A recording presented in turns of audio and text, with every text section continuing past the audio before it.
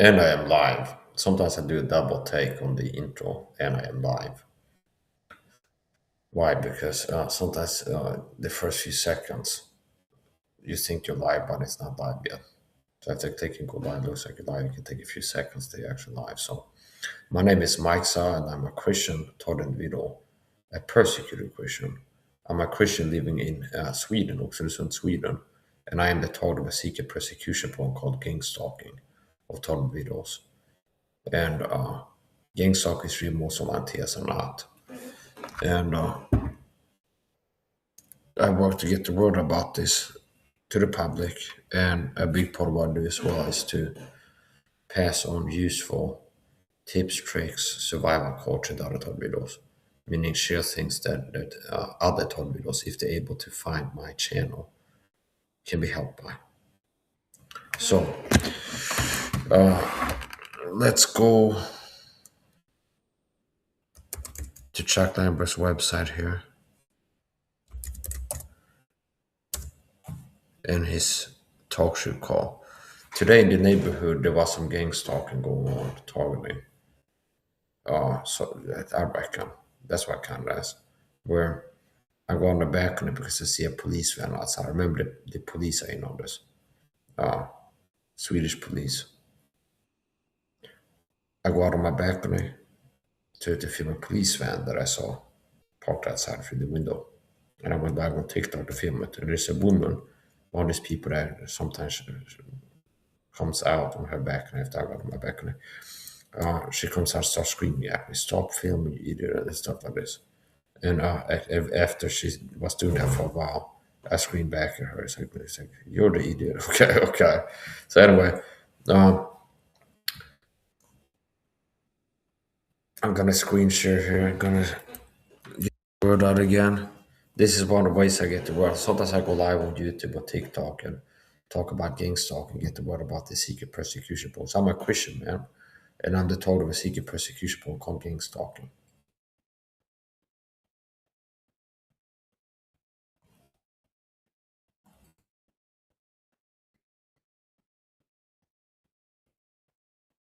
And we're gonna play Chuck Langenberg audio. This is Chuck Langenberg's website. So Chuck Langenberg, late TI Chuck Langenberg. Chuck Langenberg must have told me to do what I was doing before being murdered by the program. That's what I believe happened. He was working to get the word about gang stalking, was a told me to.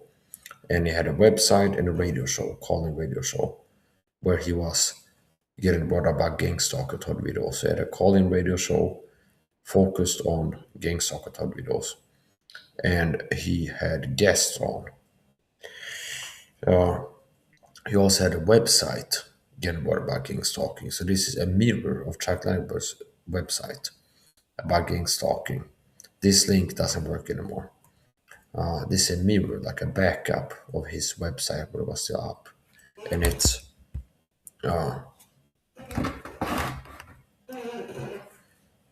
his website on gang stalking.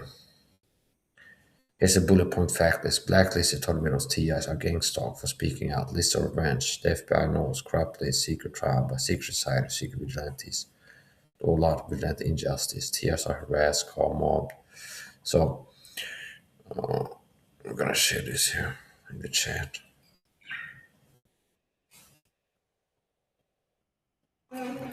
Late TI Chuck Langenberg website on gang stalking.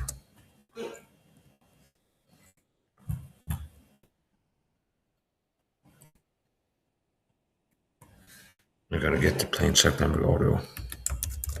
Chuck Langenberg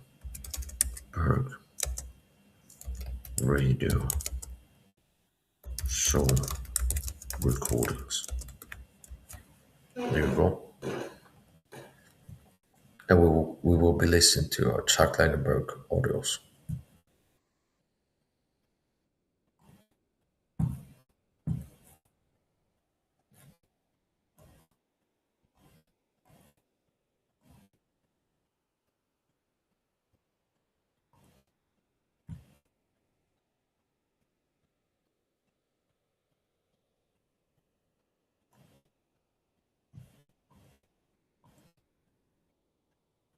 Starting at.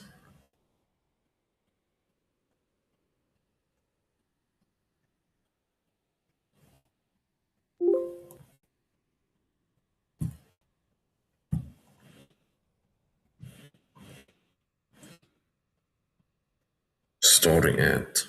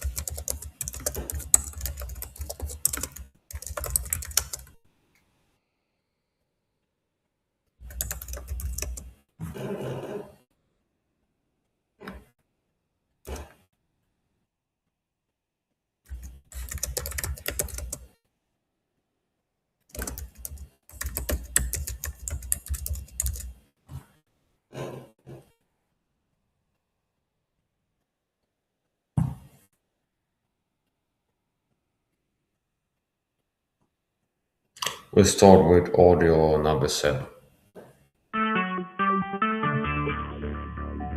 Talk shoes. Recorded live.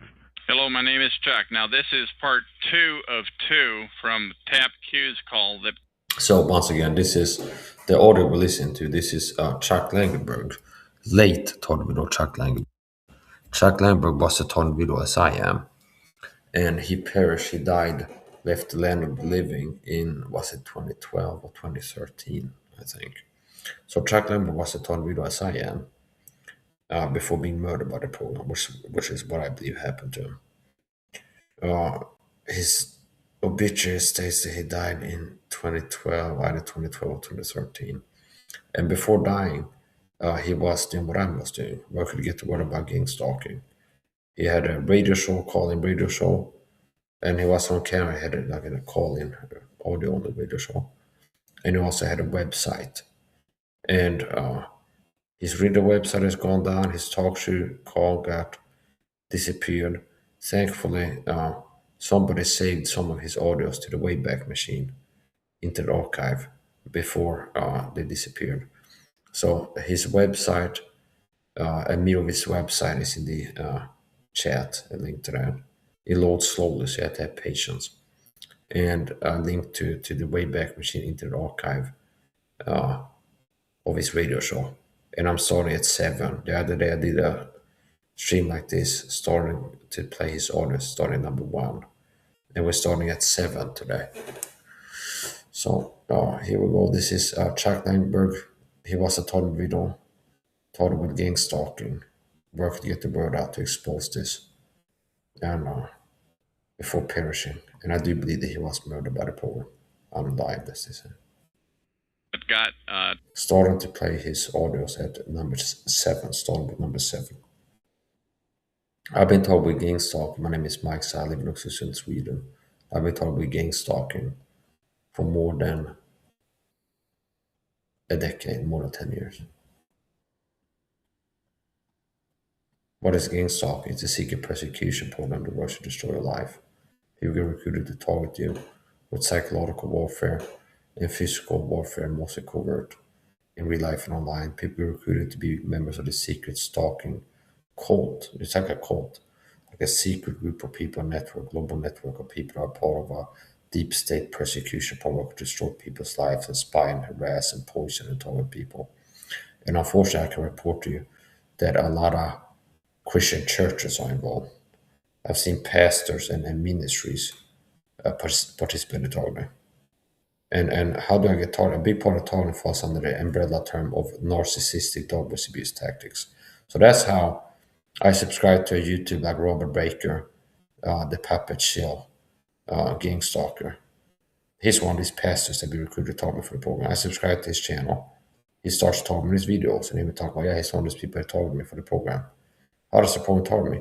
They recruit people to be flying monkeys to talk about what's called narcissistic dog whistling abuse.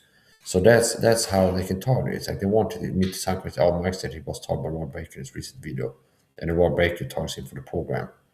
I watched him. I didn't say, hey, I'm Rob Baker, Mike size demon or something like this. No, it's called narcissistic dog whistling abuse. So this is covers a big part of psychological warfare, how you can get targeted as a target video. By strangers in public that work for the program, they get sent to appear around you, or by people online. So this is a common targeting tactic.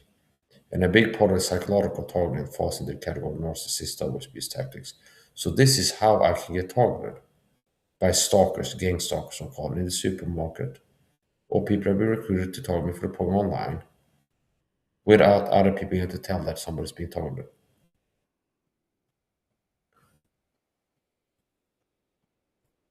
And Robert Baker, I give you a shorthand list of ministries. So it's like, how does it work? Well, if I go outside, there's people that get sent to the supermarket, and I get told to put on a t-shirt that says Nephilim on it. Because this program has recruited people, sent them to my chat to say, Mike, you're a Nephilim demon, now to be a human or something like this. And then it's like there's something that becomes like I get outraged. It's like this is dehumanizing. This is the program. Oh, here's a new scene. The points to saying that I'm not be a human. Okay, I'm so surprised that like a program working to abuse people will like a witch hunt will be like the person's a witch that's justifying what we're doing to them. Okay, anyways, the point. And then there's so many things like gas has to be part of the target. It's like you're gay if you're straight, you're gay, or if you're a Christian, actually you're a demon possessed demon or something like this. So there's so many psychological warfare tactics. Gaslight is a big part of targeting. And gaslight is basically saying something that's not true about you to get to the doubt your perception, memory, and just to mess with you psychologically. How can I get targeted? Well, for example, I go to the supermarket. Let's say the program has been recruiting people. It's like a new theme. Send people to my check on Mike, you're not a real human, you're a Nephilim, you're a serpent seed, you're a demon in human form or something like this. And it's like they start doing that using like cyber stalkers to come say I'm a Nephilim serpent seed or something ridiculous. And it's like, okay, this is cyber stalker, go and say that about me. Like a smear campaign.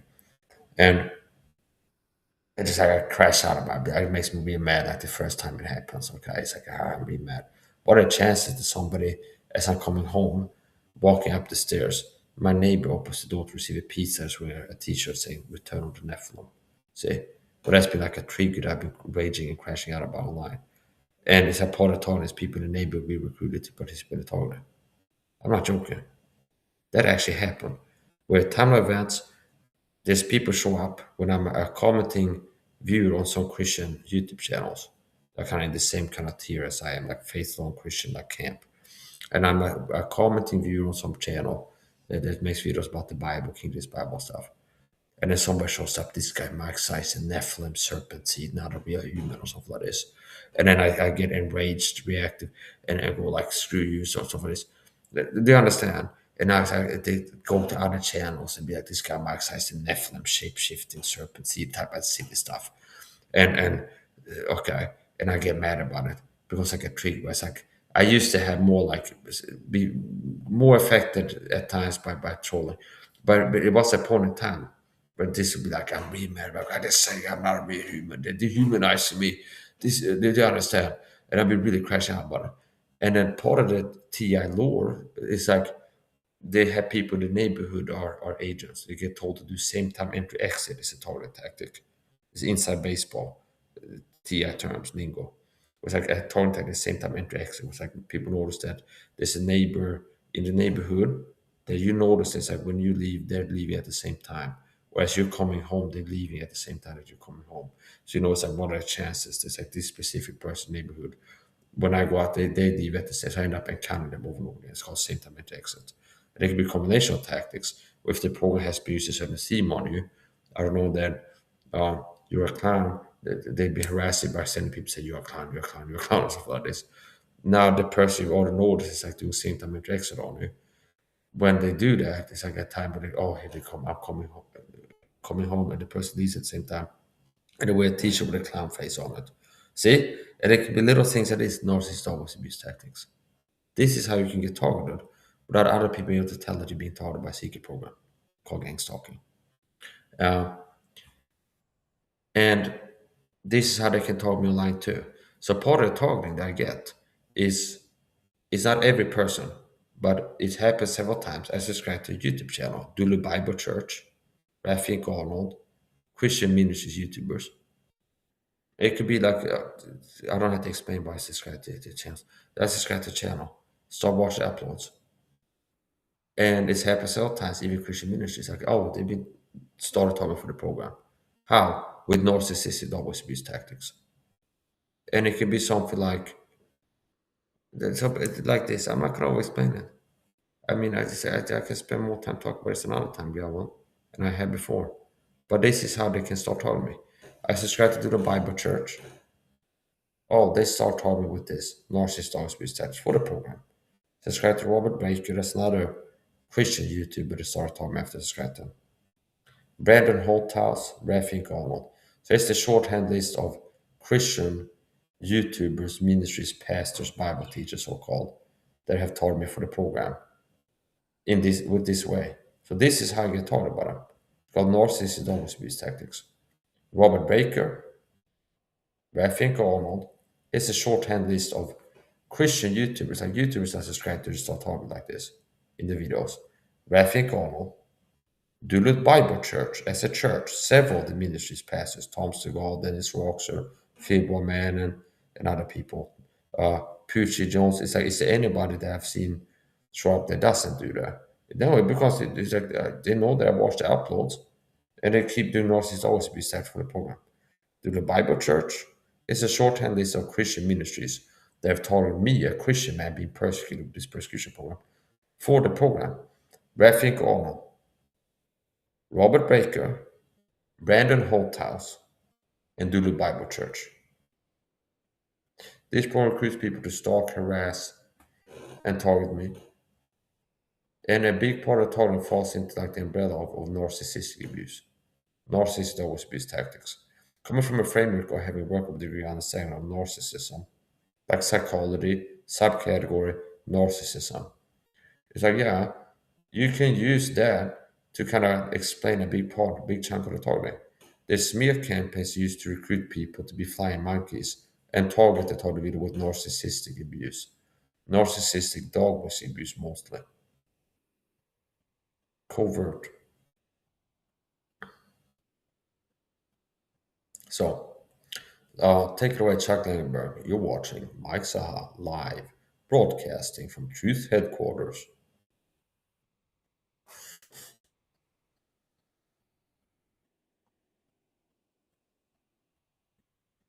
Terminated. I don't know why. A few minutes ago, I'm responding on this.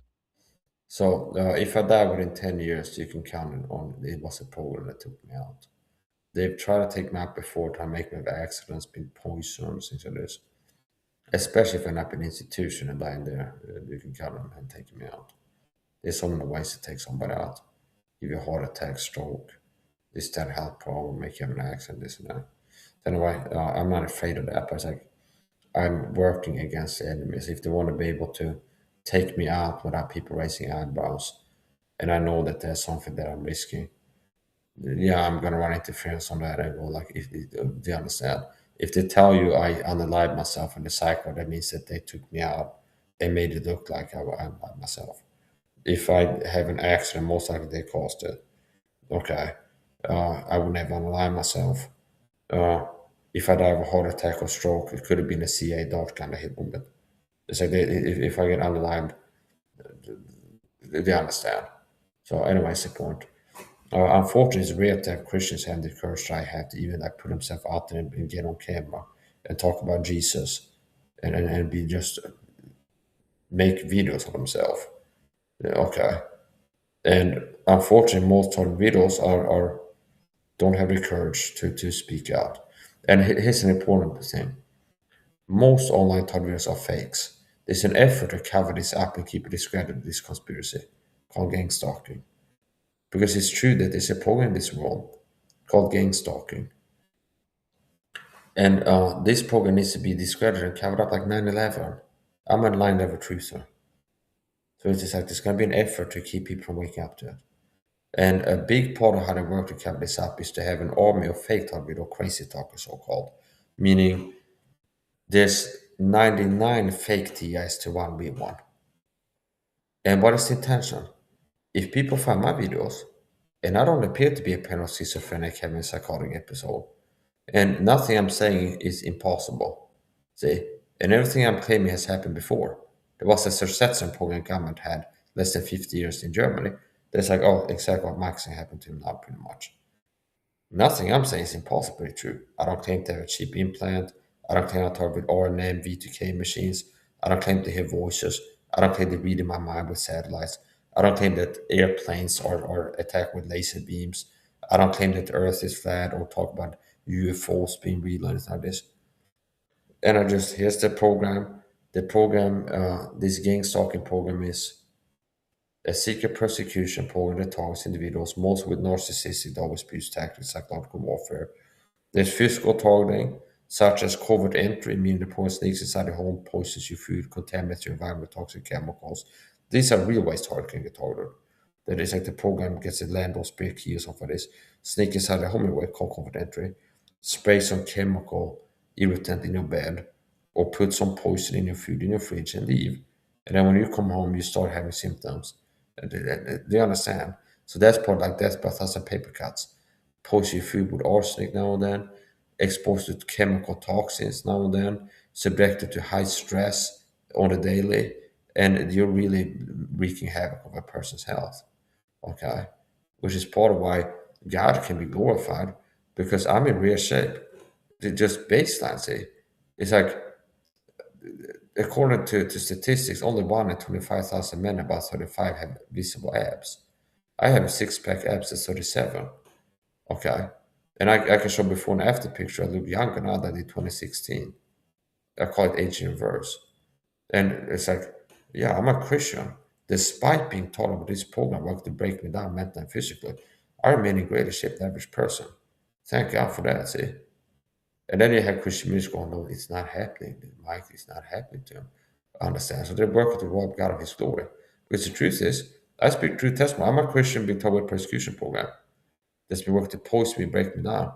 And I'm still in better shape than the average person. Stronger, fitter, healthy, and energetic than the average person who's not taught with this. It's a mighty God that I serve, see? But it's like, notice how they work to rob God of glory.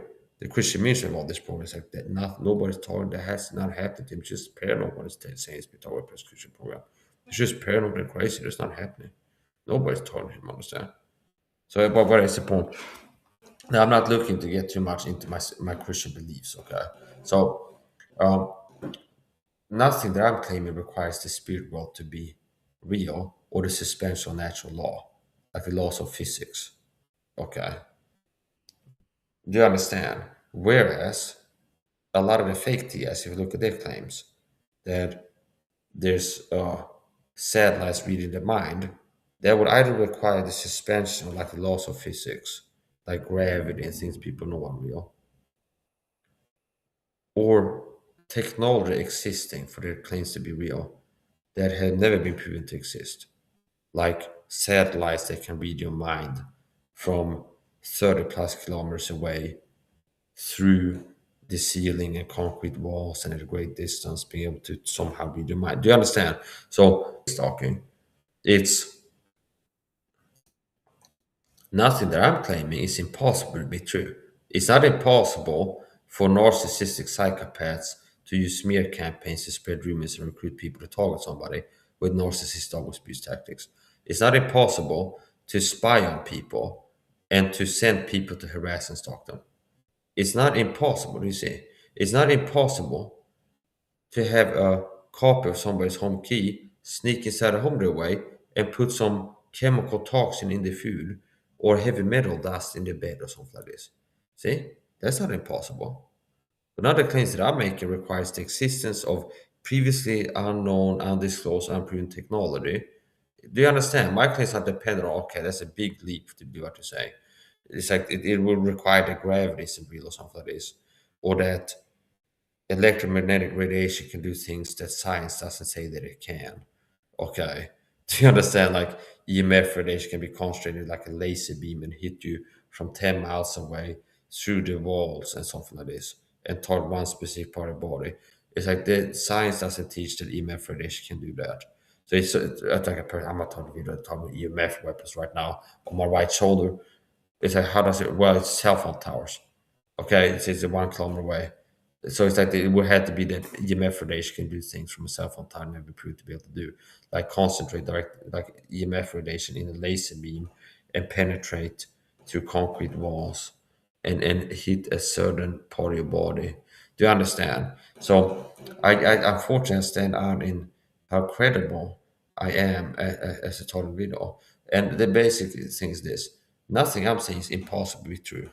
That's required the spirit will be real. There's nothing when I say, well, I'm told by spirits documents of what they say. Well, then it's like I had to believe in the spirit world for what you're saying to be real. Say, do you understand? And nothing that I'm claiming requires technology existing that nobody has proven exists, and doesn't require like the suspension of the laws of physics, like gravity has to. Do you understand? If somebody's like, yeah, they claim that they're taught by people levitating the house, but well, somehow some people can make gravity not affect their body to go to somebody's house and stalk them by hovering over the bed or something. Do you understand? So I don't claim to have voices. I don't claim to have chip implants. I don't claim that they're reading my mind. Okay. I don't claim that I'm remote controlled other people with fancy technology. I don't claim the earth is flat or that space reptilians are stalking me. I don't claim that satellites are reading my mind or talking me with laser beams. I don't claim that airplanes flying over my city are attacking me with laser beams. Okay? Do you understand? So, I'm not taught the video Gangstalk is real. Most online tests are not. And a major discreditation tactic, just as the program, if you accept the base reality that it's a program similar to Sursatson that recruits people to be secret agents to stalk, harass, target videos, why would it be hard for you to then accept that the same program could recruit several people to have the job behind anonymity to be a fake tia online about post I'm a tia too. Max Sam makes a video or post on Reddit, I'm a Gangstalk video. 3 enormous accounts of I'm a tia too in Sweden. They put a chip in my brain and they radiated me with ELF weapons. So that what is the intention? To discredit the topic. Do you understand? Crazy talk is a major discreditation tactic, counterintelligence. So intelligence it's like there's counterintelligence and intelligence. So there's intel, there's human, and there's other types of intelligence. So intelligence, we're not talking IQ right now. So this intelligence was like gathering intel.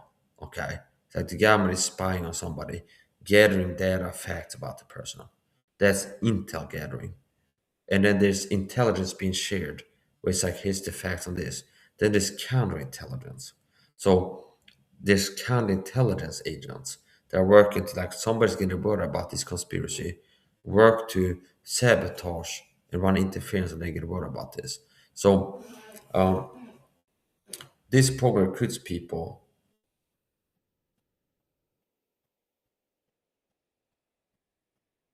to target videos. And the same program recruits people to stalk and harass targets online, also recruit people to be fake TIs, posting on forums, and most of them are anonymous. Like obviously, it's easy to like pay some lonely incel to have like 100 YouTube channels and like 100 accounts here and there and go post I'm a TI too.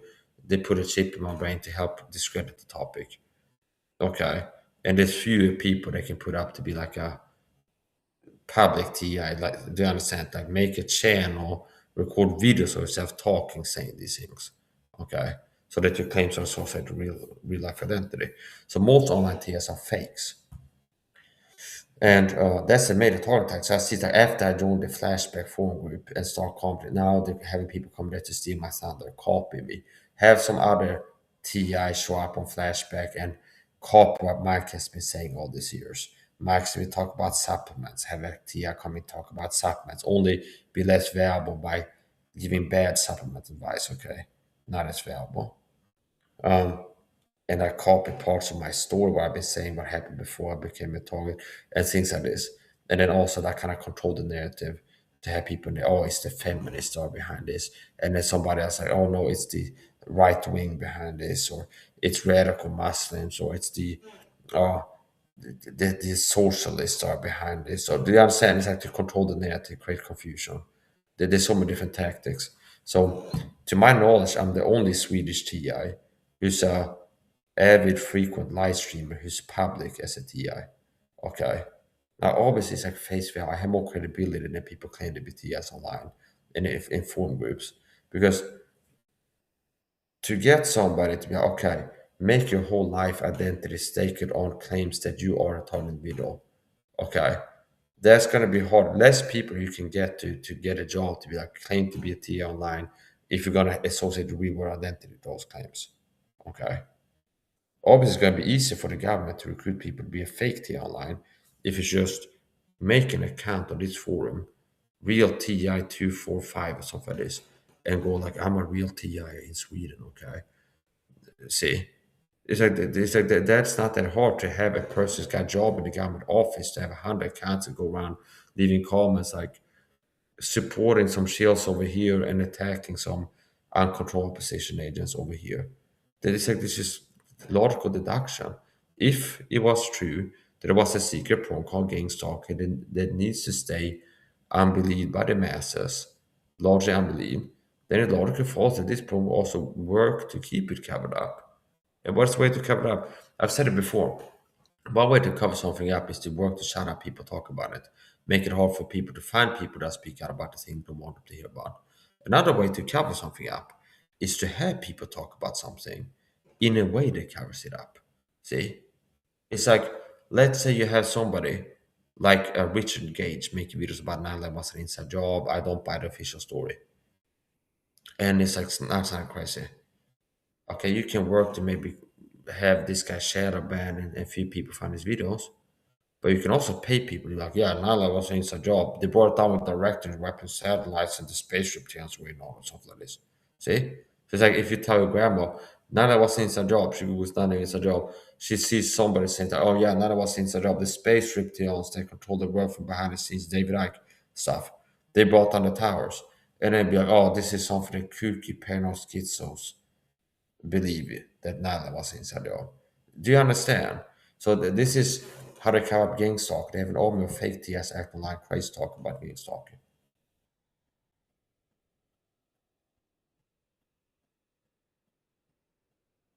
And I'm risking my life for this. Life and limb, literally. I have permanent damage to my right leg from being attacked by the problem with a weapon, a cord weapon. Quite possibly a CIA dart gun or something similar. I mean, they're all dart guns, cover technology. And I have a permanent non-pressure feel in my right calf after one of the preps walked past me and hit me in the leg or something years back. They try to make me have accidents. I've been sprayed with chemicals by the program, food poisoned. So it's not just stalking harassment. So my name is Mike. I'm a Christian tornado, and I talk with a secret persecution program called Gangstalking. I've been taught for more than a decade. And there's a smear campaign in the city, which means it's dangerous when I get out here speaking. Get it? We're about gang stalking in of itself. The government doesn't like that. And especially like locally, that there's several people in the city that have been recruited by a smear campaign into being a secret agent. And me speaking the truth about this program, what it's really about, and who I really am, and people seeing that's a threat to the smear campaign, I understand. So, we gotta play check neighborhood orders. One of the things I can hit you with, if you're a TR watching this, you need to be aware that the point does covert entry on you. Some TS I figured out already. I remember most online TS are fakes and the crazy talk gives away the fakes most of the time. Most online target videos, so-called, are fake target videos working for the program. And you have a few that are like legit paid on schizos that, okay, are not paid to talk crazy about Gangstalking. But it's like most online things are fakes. Most online fakes are paid fakes, work for the program. Most paid fakes are crazy talkers. See, they engage in one form of crazy talk or another, be it technological crazy talk, like Scott Snitzer Catching Horton, or Duncan, whatever Duncan, okay, Brian 2, Duncan, this and that, or spiritual crazy talk, like Seth Dan or the set. So most online TS are fakes working for the program help to cover up with the crazy talk. Most online fake crazy talkers, well, most online fakes engage in one form of crazy talk or another, technological, and identify two categories. And any type of crazy talk falls into one of these. Like technological, well, most of it, like two primary major categories. So most online TIs are fakes. Most fake TIs crazy talk. And the crazy talk will fall into one or two categories mostly. Either technological crazy talk or spiritual, or combination of both. So Scott Snitton, when he was acting like he was mostly a tech crazy talker, claiming that the reading mind with sad lights and beaming feelings into you. Your feelings are not your own thoughts, it's the program putting it in you with technology. Uh, and then you have spiritual crazy talks like Seth Daniels, like, yeah, gang stalking, how they spawn in your home. Uh, they send witches to astral project and remote view in your home, and this is a spiritual phenomenon where the people are demon possessed is why they're stalking you, and it's not boots on the ground. Understand? So, yeah, be aware of that. Most online tests are fakes. Gang stalkers, what is gang stalking? It's a secret persecution program that works to destroy a person's life. It's a war. They target with psychological warfare and physical warfare, food poisoning, psychological warfare, chem sprays, things like this. So if you're a TI watcher, I like to work in a little bit like if a real TI is watching this. A lot of what I do is just talk about my life. I start video and get the word out to the public, the masses. Uh, but I like to also make videos for other TIs. So and share some helpful advice. So if you're toward the video, one of the most important things is you need to set up a covert entry now system, is what I call it, because there's a tactic the program uses on it called covert entry, which means that when you leave, they sneak inside the home. You got a landlord's spare key, somebody in the neighborhood, somebody in the same apartment complex got a key, and they get sent to sneak inside the home and poison your food, do bad things in the home. Okay, right away. That's called covert entry. That's part of everything I was targeting. If you've been taught a few years, they already done it to you. Know it or not, okay? And you need to stop that from happening unless you want to be poisoned by the program, because that's one of the reasons they might do that on you.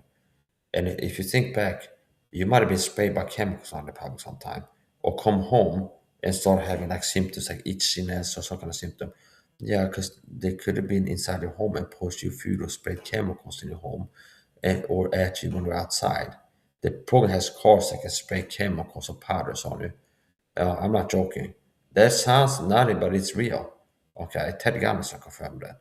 Former head of the Los Angeles FBI, that they have cars that they have covert devices that can spray chemicals on you as driving past you. Either one in a car or on foot. Another way they can target the covert entry is sneak inside the home, open your fridge, put poison in your food, or contaminate the environment with toxic chemicals. There's something called contact poisons, which means they can put on the surface, you touch it, they absorb it transdermally, which means through the skin absorption, transdermal absorption. So there's poisons that people you put on a surface, like your computer mouse or a door handle. If you touch it, you soak it up and it can affect you. So there's a variety of ways that if they do covert entry, they can hurt. They can spread a powder in your bed, chemical powder, put bacteria in there. They can put bacteria in your food, or heavy metal dust in your food environment, spray chemicals in your home. There's so many ways they can do. But physical targeting is part of targeting, if you know it or not. And I've analyzed the crazy talk of the program. It's like it's designed mostly the crazy talk, meaning fake TIs talking crazy about the targeting. TIs are stalked by satellites, reading the mind or something like this, chip implants, this type of stuff. A big and like ELF weapons are used to radiate you. A big part of this crazy talk is just to motivation is to discredit and cover up the top of gangs of the public. But it's also to deceive real TIs. And I've analyzed this like to get TIs to falsely attribute the very real symptoms from very real target body program to these fancy boogeyman directed weapons. So TI John Q. Public John Doe, he's been targeted 1 year, didn't find Mike Tsai yet to get like the memo, the briefing. As a person been talking for 10 plus years with this. And unlike a lot of things, not just the years, realize the truth and figure out what the program really is and what they're doing and ways to defend. So let's say this is a TEI, it's been targeted for a year. They didn't realize yet that the program has COVID-20 on them. Therefore, they didn't take measures to stop that from happening, prevent COVID-20 from happening. I mean, the program stick inside the home that way. The program goes inside their home when they leave. Spray a chemical irritant, an odorless chemical in the bed. The target comes home, and put some poison in the person had like a coconut milk can in the fridge or a pitcher of water in the fridge, and they put some liquid toxin in there or heavy metal, so some kind of poison in there. Target comes home, have a sip of water, goes to bed to rest, and they start feeling like an itch and some pain in the stomach and nauseous. They pre-expose the target by having a fake diagonal target tonus of this ELF weapon chart. These frequencies give you pain in the stomach. ELF weapons, magnetic radiation weapons, can make you have red body, eyes, itchy skin. They cover every symptom. So the T has been primed to falsely attribute the real symptoms from food poisoning, chem sprays, down to stuff to it's got to be these satellites I've been hearing about in the TI community that are radiating right now, and I'm feeling my skin is itching and I got a pain in my stomach. Yeah, I've heard them in the TI community like, yeah, EMF weapon can give you pain in your stomach. So if you get poisoned by the program, which how they really attack you, oh, it's got to be the EMF weapons radiating my stomach right now. See? Do you understand? So one of the main, an important thing to know if you're talking video is that the program wants to record entry on you. They won't target you physically. One of the ways former Los Angeles FBI, Ted Gunnison, former Los Angeles FBI agent, government whistleblower, confirmed that Gangstalking target is real in his sworn affidavit. And he himself became target video. And he cubed me into this. The program has cars decked out with cold devices where they can drive past you and spray a chemical on you. Okay, it's not gonna be like a super soaker jet where everybody can see somebody got sprayed from the car and it's like what the guy says they're talking about a program that poisons them. And do you understand? Or it can be like an aerosol, kind of like a mist or a powder or like a gas. Okay, the program has cars that can drive past you and spray chemicals on you. Perps have handled devices where they can walk past your spray with something.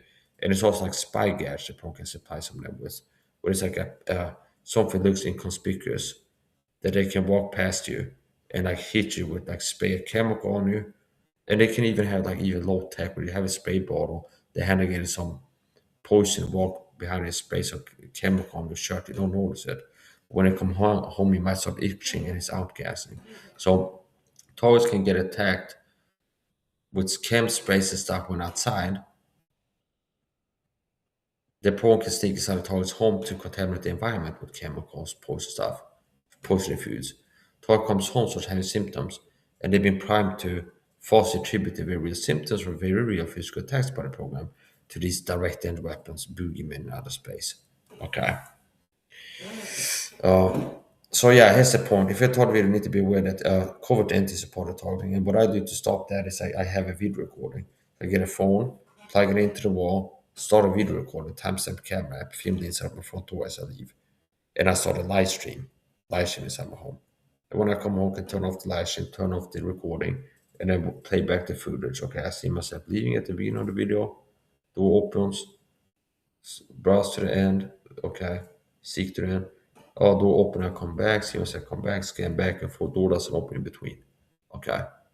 So that's how I figured it out. I got a content analysis and live stream in conjunction with a video recording. So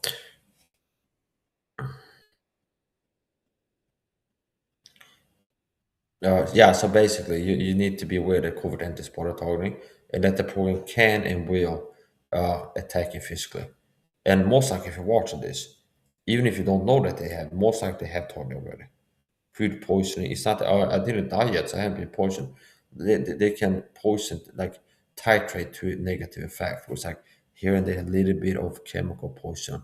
Spray with a chemical now and then. Okay, a pro-oxidant, oxidation stress-inducing chemical irritant. Post your food a little bit with a little bit of arsenic or heavy metal here and there, mercury. Sometimes and then slowly but surely build up to you're sick. Okay, with the stress and a little bit of poison here and there. So I got allergic to perfume. I got allergic to chemicals after many years of talking, being sprayed and poisoned. So if you're targeted, be aware that the program can and will target you physically. And if you're watching this and you've been a target for a year, knowing that you're a target widow, most likely have already targeted you if you haven't noticed it. Sprayed chemicals on that covert entry on a poison food, things like this. So you need to take measures to ensure that it's as hard as possible for the program to achieve covert entry into your private premises, meaning your home. And I can teach you how to. So basically, if you got an Android smartphone, download timestamp cam app from Google Play Store, install it, and then you plug it in. You start a timestamp cam app video recorder, plug it into your wall outlet, and film the inside of your front door. Then you can have a live stream. You want to run that system. So I have a live stream and a video recorder when I'm in my home, and I could add other layers if I wanted to, but that's the basic. Yeah, live stream and a video recorder when I leave my home to stop the program from able to sneak inside my home. So covert entry, part of the program, you should take measures to protect yourself against that. Be aware that food poisoning is part of targeting. They'll poison you. Don't order home delivery pizza and stuff because it makes it easy for them to poison you. Don't eat at restaurants. At worst, in a public restaurant, but it's a buffet, everybody eats from the same trays. And even then, that actually happened at a restaurant, a group of perps eating a buffet, walk in, stand next to my table, and I feel myself got sprayed. So that this is literally how I've been taught. Intermediate chemical warfare. Where I'm seeing either at a restaurant, there's a group of persons walking in, they hold something on their head. Then it's like I feel something hit my face and I start itching. I understand right after. Do you understand? And it's possible to have if you like fly up and punch it, oh, they just assaulted someone for no good reason. I understand. It could be something like a little spray perfume bottle. So, oh, we just had a perfume bottle. Do you understand? So do you understand? So it's like just have something to spray correctly. They could be that simple, low tech, just like a miniature spray bottle of perfume, be like kind of handle like spray me with it. Okay, and then if I go like fly up and like go, you piece of shit, and it's be like it won't be some spy gadget to be like, oh, busted. Small. They did have like some fancy spy gadget on them, and they said they sprayed it with something. Okay. There could be some, well, we just had a perfume bottle or something. Here's the point. So that's happened where I've had the program send people into my home to spray, not in my home. I had people when I'm out in public, I've been talking about home too. Um, Caregiver staff have acted in ways to put like this look to me like someone that have recruited the program. Anyway, that's the point. I've been sprayed with chemicals by the program outside. I've been food poisoned. I've been shot in the leg with something. Quite possibly CA dart gun. I'm not joking. Let's go to YouTube. So notice that this is not crazy talk. So if I claim that I believe I got hit with some kind of dart gun by this program, they've admitted since 1975 church committee hearings. See, heart attack gun declassified 1975. So basically, I believe that they could have figured out a way to make one of these look like a pencil, electronic car key, or something else. I mean, inconspicuous item. So it's a point. Uh, I've been attacked. They hit me in the leg with something. I was in the corner, so one of these perps. I still have a numb pressure sensation in my right leg. And so that's permanent damage being attacked with a cold weapon by the program. And I believe that it could have been an assassination attempt that failed. I left permanent damage on my right leg. Um, I've been poisoned, sprayed with chemicals to try to make me have accidents before.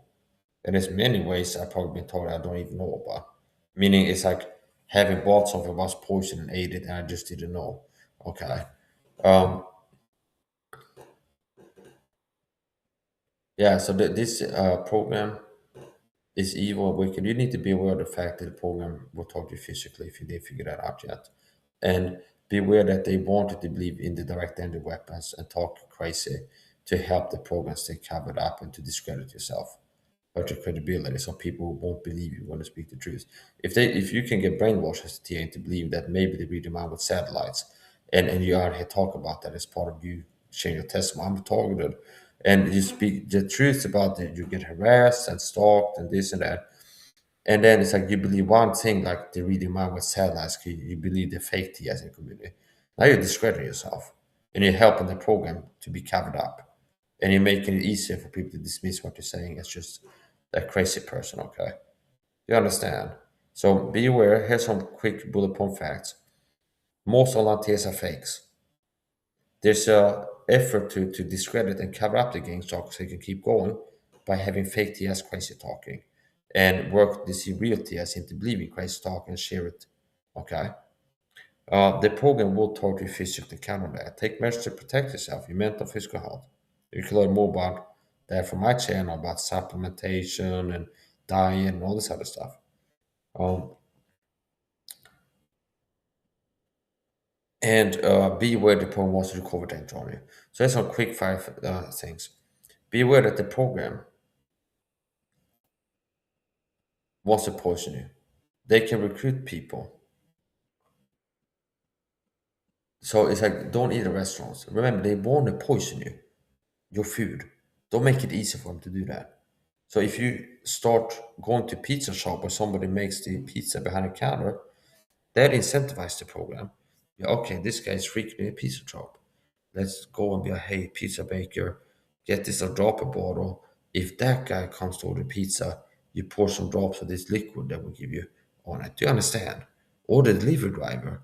The incentivized protocol, okay, the delivery driver that works at this pizza shop with the target orders home delivery pizza sometimes. Give him that and be okay. If you get an order from this guy, you stop to like take a leak or something, and you go and check them and put it on there. Do you understand? And so it's like, don't wait until you go to pizza. So, oh, the pizza baker started doing direct conversation, harassment. I know they're prep now to stop eating there. It's like you have to have rules, as I've had to protect yourself. It's like don't eat at restaurants. Worst case scenario, you eat at a breakfast. It's like a continental breakfast in a hotel. It's like so everybody eats from the same trays, and they're unlikely to poison that. They're unlikely to poison everybody just to poison you. Now, still, if you have a plate of food, they can still have perps walk past your table and spread a powder over your food or spray chemicals on it. So now, worst case scenario is you eat at a buffet or something like this. It's the point. As a general rule of thumb, I recommend you don't eat at restaurants. You don't order home delivery food. Worst case scenario, what I do is I order like canned goods online with home delivery. Okay, it's like canned goods, which is not 100% either, but at least it's like harder for them to intercept and tamper with it. Mail, I've had mail intercepted and tampered with before. Order vitamin C powder online, comes in a box from bulk powders. Uh, and I open it, somebody's poked a hole in the bag of vitamin C powder, which is one of the things that I've been doing, relying on to stay healthy, is taking vitamin C as Tom Lilo. You can search Tom Levy vitamin C and look at some of his videos, what he says about vitamin C.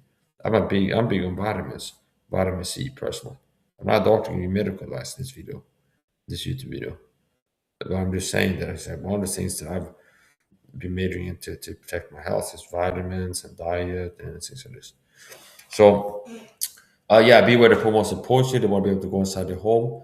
You need to protect yourself from the pro sneak inside your home. Beware they want to poison you. They can even go as far as putting poison items in the supermarket when you're shopping. And then they have the perps, and that can I explain how that works. How could you do that? There's other people shopping. They study you. So that's not a part of my coaching. Be unpredictable with your purchases. Don't make it easy for people to guess what you're going to buy. If you always buy the same thing, so if you're like, okay, we know the target staple item to buy rice for food, this brand in this place, that makes it easy for them to guess that that's what you're going to buy. So if I always buy Focus brand instant coffee, that brand, and every other time or so that I go to the grocery store, I buy Focus coffee, instant coffee. Now it's like, okay, you want to poison it. We know that the Focus coffee is going to buy that. So get a Focus coffee, open, reseal it, put poison in, put it on the shelf before Mike enters the store. And then we have perps nearby or supermarket people, that like stock on the shelves, ready to take it off the shelves, stuff like this. Or store perps are like ready to take the poison pack of coffee off the shelf if you didn't pick it up, so nobody else gets it. I've also thought about this. Like another way they could do it to like keep randoms from being poisoned is if somebody walks out with the poison coffee that was for you. At the counter, the register could be like, "Oh, I'm not allowed to sell this to you. It's like expired or there's something wrong with this label. We'll replace it for you." Or like in the parking lot, someone comes up with like a badge and be like, "Hey, we're confiscating that bag of groceries or something like this for reason of natural security or something like this." Okay. Or even they can have somebody walk up and be like, "Do you have coffee in that bag?" "Yeah, I give you $50 for the coffee right now," or something like this. Do you understand? So I again play this out like how could they keep random civilians from getting poisoned food that they put for you on the shelves? This, that, and the other way. So okay. So yeah, um, yeah, that's gonna be the end of the me talk. So summarizing before playing Jack Langenberg audios. Covert antenna system, live stream video recording, timestamp camera app on the phone. That's what I do. Keep the phone out of my home when I leave. Um, be aware that I take supplements to protect my body from the inside, and I wear clothes to make it hard for them to hit the dark kind of can't spray on me from the outside. Um, be aware they want to poison you. Don't eat at restaurants. Um, Another way that they can poison stuff in the supermarket, if you get good at picking stuff that's not poison, they can have a perp having like a powder in the hand and walk and like spread over your cart. See, and there's certain things that are harder to poison than others. So buying canned goods, that's harder to open and reseal for the program. Not, I didn't say impossible, but it's harder for them to open and reseal canned sausages or like the canned goods than something else. Like potato chip bag, possibly like they could open it and then reseal it with like a hair tong or something like this. So it's like they, anyways, the point. Be unpredictable with your purchases. Don't always buy the same thing. Don't write a shopping list what you're gonna buy, because now the phone could be able to somehow figure out this what you wrote down. Okay, if you write something down, if I've been writing a list here, there might be a camera somewhere. They can see what I'm writing. I'm gonna buy. Now they know what you're gonna buy. Make it easy to poison you. Don't be predictable with the purchases. It's like if you buy instant coffee, you need to buy coffee. Switch up the brand. Sometimes buy beans of this type. Sometimes you can buy instant coffee of this type. Sometimes espresso. They understand. Don't be like always buy this. Makes it easy for them to guess what you're gonna buy and put something posted that you're gonna buy. So be unpredictable in your purchases. Pay attention. Look for something off with the packaging, visual inspection, because it could be like they put something that makes it look a little bit different. So a store perp can be told by the hand, okay, go get the one that has a scratch on the label, because that's the one that was posted put there for you. Do you understand? So it's like visual inspect to see if we pick something that it's nothing that's like off on it. Okay. Um, be unpredictable with the purchases. Uh, Covert entry analysis need to have that, keep the phone at home. Don't eat in restaurants. And then a major, I'd say one of the most important things, about as important as covert entry, is supplementation diet knowledge that I can pass on to you about vitamin supplementation, what vitamins I recommend, how much, and so on and so forth. So uh, I'm gonna I'm gonna play Chuck Labor audios here. This call to his text questions before the last one. Anyway, my name is Chuck. Nickname is Van of Vancouver, Washington, USA. Welcome to TalkShoe call number 120297. This call is being recorded, and anything said will go into the public domain. Thus, everyone is entitled and encouraged to copy and republish any or all of this MP3 recording file. You do not need permission. No notification or attribution is necessary. To find more of these public domain recordings, go to the top right corner of any TalkShoe.com screen and search for Vancouver or show number 120297, or click the top left purple button to see if the show is presently underway. The time out here on the west coast of the U.S. is 5 minutes to 11 p.m. on Tuesday, June 26, 2012. This is recording number 3008. Now, I had Tab Q came into the chat room and asked me some questions. I'm going to respond to those questions. I've still got them on my screen here. He said, I'm just browsing the above shows. I thought I'd call him to see what you're talking about. He says he's from South Carolina. He says he's not sure he's following me. And are you saying that prisoners are released or having tabs kept on them by authorities? And I said, that would be this is my recollection of what I said. I said that would be my understanding that, yes, they are kept tabs on after they get out of the joint, and that would make sense. He said, did you annoy somebody, and is their goal, in my case, is it their goal in life to destroy you? And I said, yes, I think so. I had come up with a list at one point of like 8 people. I thought, who could have brought this wrath on me? And I came up with a list of 8 people that I may have annoyed. I sorted them the most likely on the top, the least likely on the bottom. But when I look back on it now, I do think it does essentially precede even my father. Because it's present, I think, in cousins' family also. Are people simply being watched? I said, I think so. In some cases, they are being watched, or they're worried about the prospect of them being killed. And I said, at one point, I do have to say, I did worry about that. But early, kind of about the middle of my tenure of being harassed, I did talk to somebody, and she said, have you ever thought of that?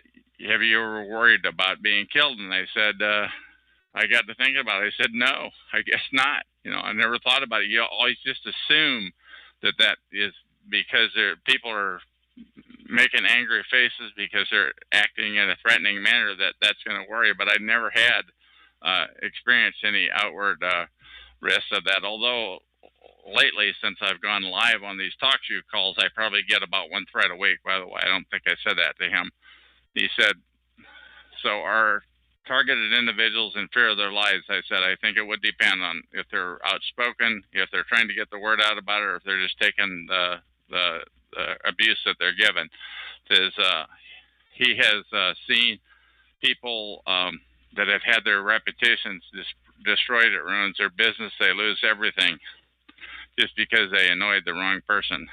How were you harassed? I said, I was harassed in the store, like many times in a row. Every time I went to this particular store on Exit 12, Fred Meyer store in Oregon, on Exit 12 on Interstate 205.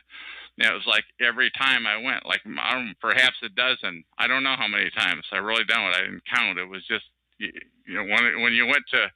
when I went to take the parking spot, somebody would swipe it away at just the last second, and even swipe away the next parking spot at the last second because they knew what kind of a spot I wanted. When I went to walk in the door, somebody would always walk out in front of a pillar at just the last second, and I would say okay, and they would never acknowledge me.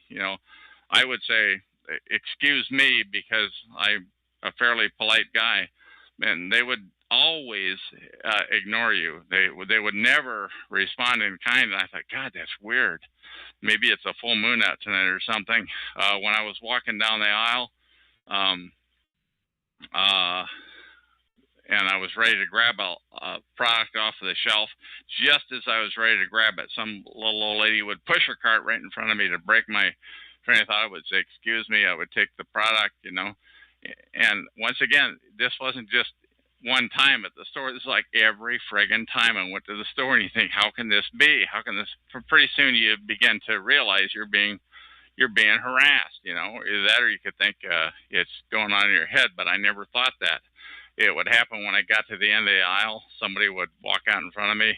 When I went down the next aisle to grab a product off the shelf, same thing. Somebody would always cut off my forward motion. It was just amazing.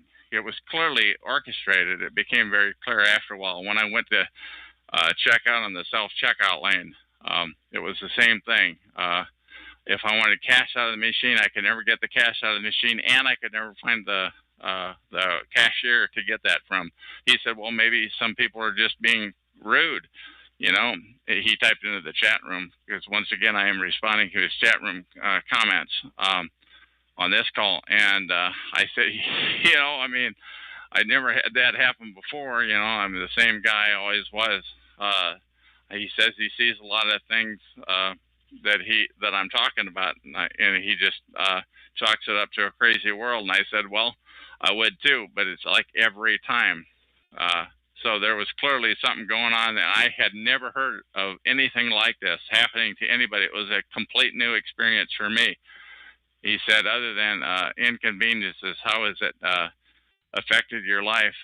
And I said, potentially with customers, with gaining new customers, potentially driving the car. I had, and I've talked about it on another recording here, somebody like for no reason, like 3 or 4 times, maybe more, I don't know, going south on I-5 before I got the exit 12 in Oregon on I-205.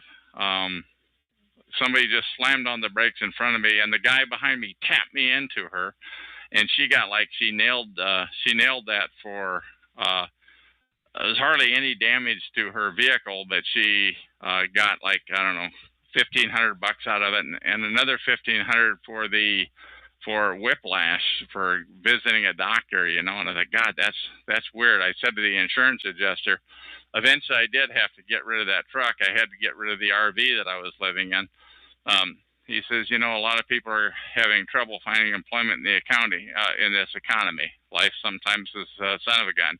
And I said, well, I never had any problem before, but I don't have any more to say about that other than I hadn't had it happen before. He learned in life not to focus on the negative things. Just keep your head above ground. And I said, you know, I could do that if I wanted to, but in my objective here is to get the word out about organized stalking, and that is what I want to do. You know, I've read, forget the name of the book, but you know, and basically what I wanted to do is to get the word out about organized stalking, about gang stalking. And if you Google those terms, organized stalking and gang stalking, that is more important to me than worrying about myself. You know, he said you should count your blessings. Well, I believe our ears responded to that. He said if it's real and it's not killing you, it'll make you stronger. Don't let it cripple you or be paranoid. I said, well, you know, once again, I want to get the word out. That's my objective in having this show. He said he's not a He said, if you are not a religious man, ask God for your guidance and maybe he'll listen. Once again, it's not about me. At this point, I want to get the word out. This is a protocol that I was not aware of. In April 2006, it began, and I didn't find out what was going on until May of 2010. And once I found out that there was this issue called organized stalking, and you can find that on the Portland Mercury blog if you search for that. And I found essentially a 2 or 3 paragraph write up by a person named Gangstalking, a person from up in the French district in Canada, and he wrote this write up, and I've since seen it. I have since seen it. Those very words published on many blogs across the internet, and I realized that's what's happening. It fit me to a T. I was being organized stalked, and once again, I googled the term gang stalking, and I found it. But one thing that I really found that was really pretty, that made me raise my eyebrows further, was when you read about organized stalking, gang stalking on the Google blog, or rather on the Google that Google linked you to. So much of it was crazy talk that never, you know, none of this stuff ever happened to me. Anything that ever happened to me was completely earthly, and that could be completely explained. And so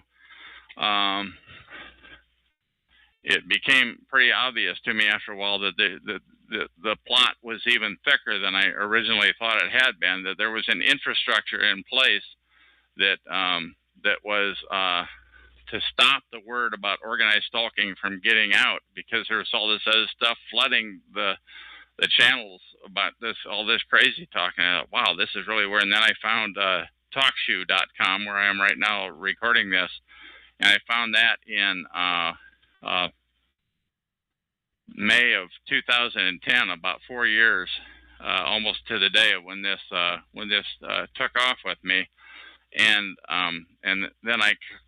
then at talkshoe.com, I found there's all these other shows, many of which were centered around freedomschs.com, and most of them were crazy talk. And clearly they were driving the TIs, the targeted individuals of gang stalking, away, and they were talking about these other wacky stuff that are unearthly, that are not what I would call earthly, and I'm not going to get into what those are because they're just crazy talk. And so once again, the organization that was supposed to be leading us out of this horrendous issue that we're in was working against us. It appeared to me they didn't want to talk about organized stalking, which I believe is the only thing that's real here. They wanted to talk about all this crazy talk. So just take it for what it's worth.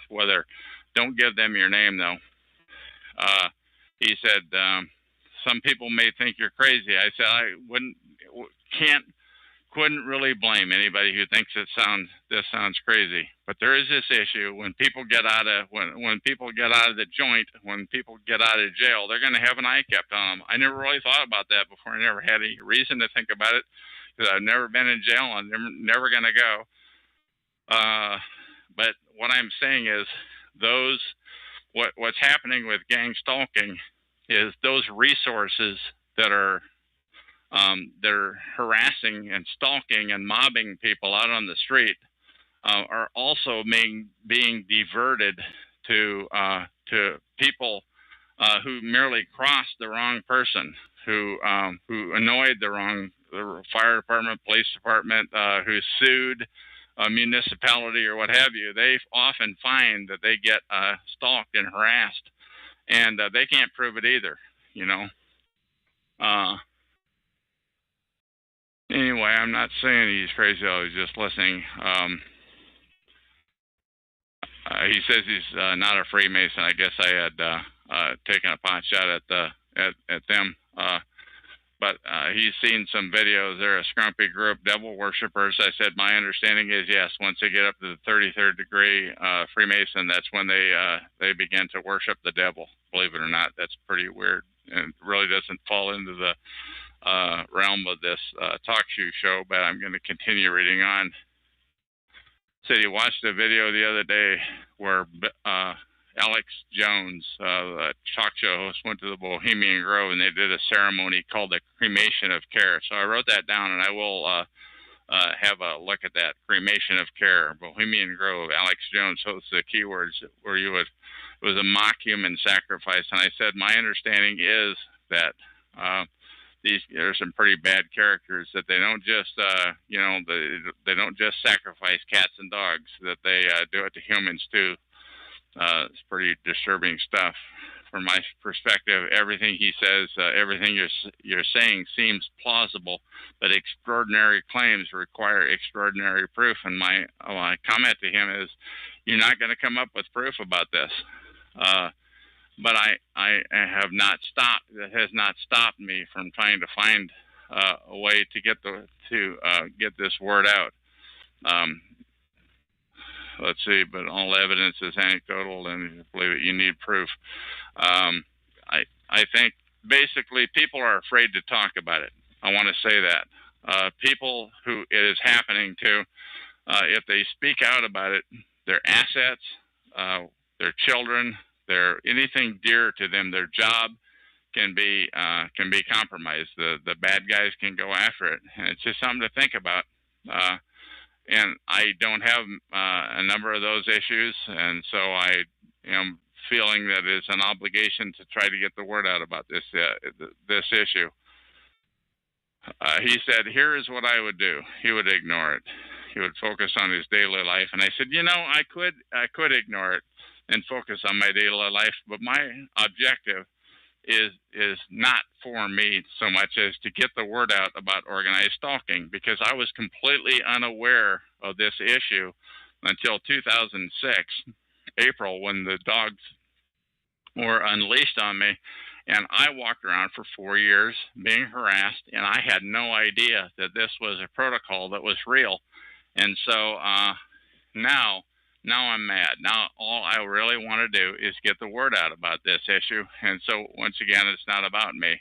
He said maybe keep a camera with you and keep it running at all times. I said, I did that for a short while. Had my camera, and I'm kind of half glad I did, because I have on film the incidences of the harassment, but it's still not proof. And besides that, when you go around taking pictures of everybody, you look like the one who is doing the harassing, rather than the other person. So while it might be true that it would make sense to have a camera with you at all time, it doesn't make you look particularly stable. At that point, I realized that we had a live wire on the line here. I talked to him and I said, can I have your permission to use your comments in a recording? If so, please state so. And he said, yes, I can. I said, this would be a public domain recording. There would be no compensation, and the recording will live forever. And he said, okay, no problem.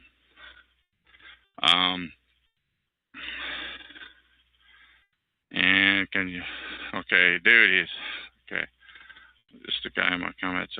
At that point, he called in, and that is on recording number 2007. Once again, this is recording number 2008, and I'm going to call this recording to an end. And thank you for listening.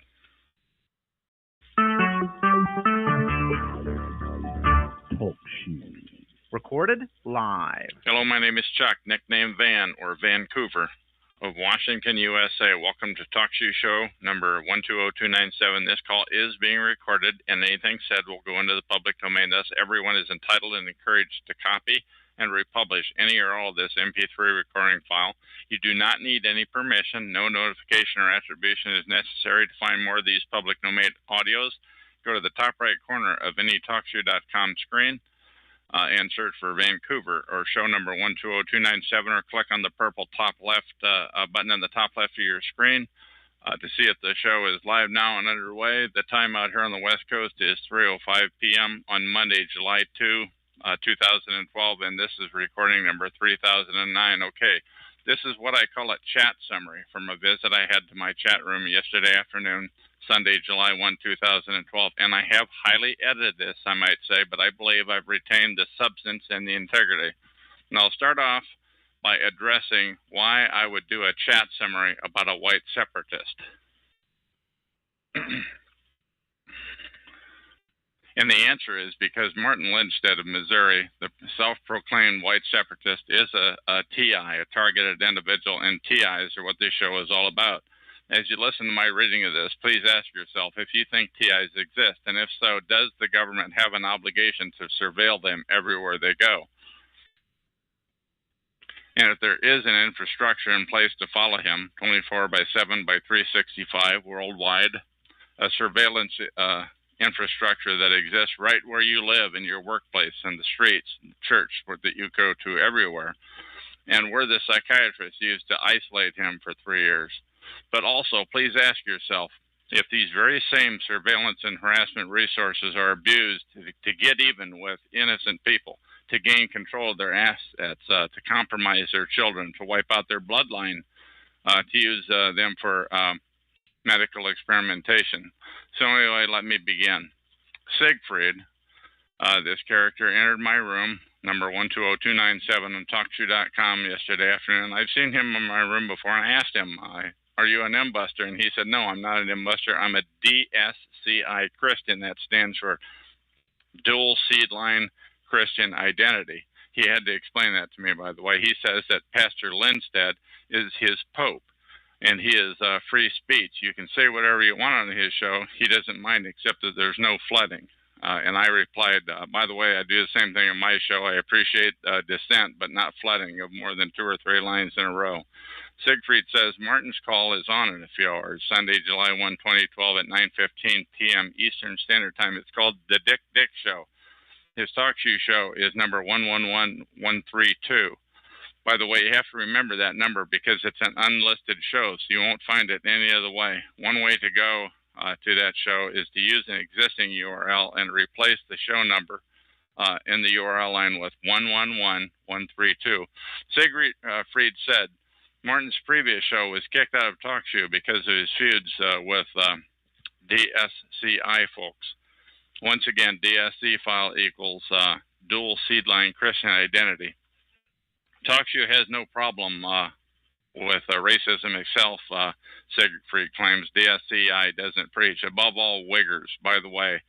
That stands for two words combined, white plus the N-word. And the N-word does not come from my lips, I'll tell you that much.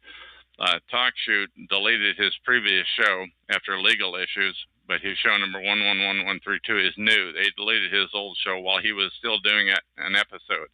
1 minute, he said, he was on. The next minute, his show was all gone. And I replied, I've seen that happen when TalkShoe shut down multiple targeted individual shows at the start of January 2011. Right in the middle of the show, it would no longer appear on the Live Now page. Thus, it would not get new traffic for that show or any previous calls.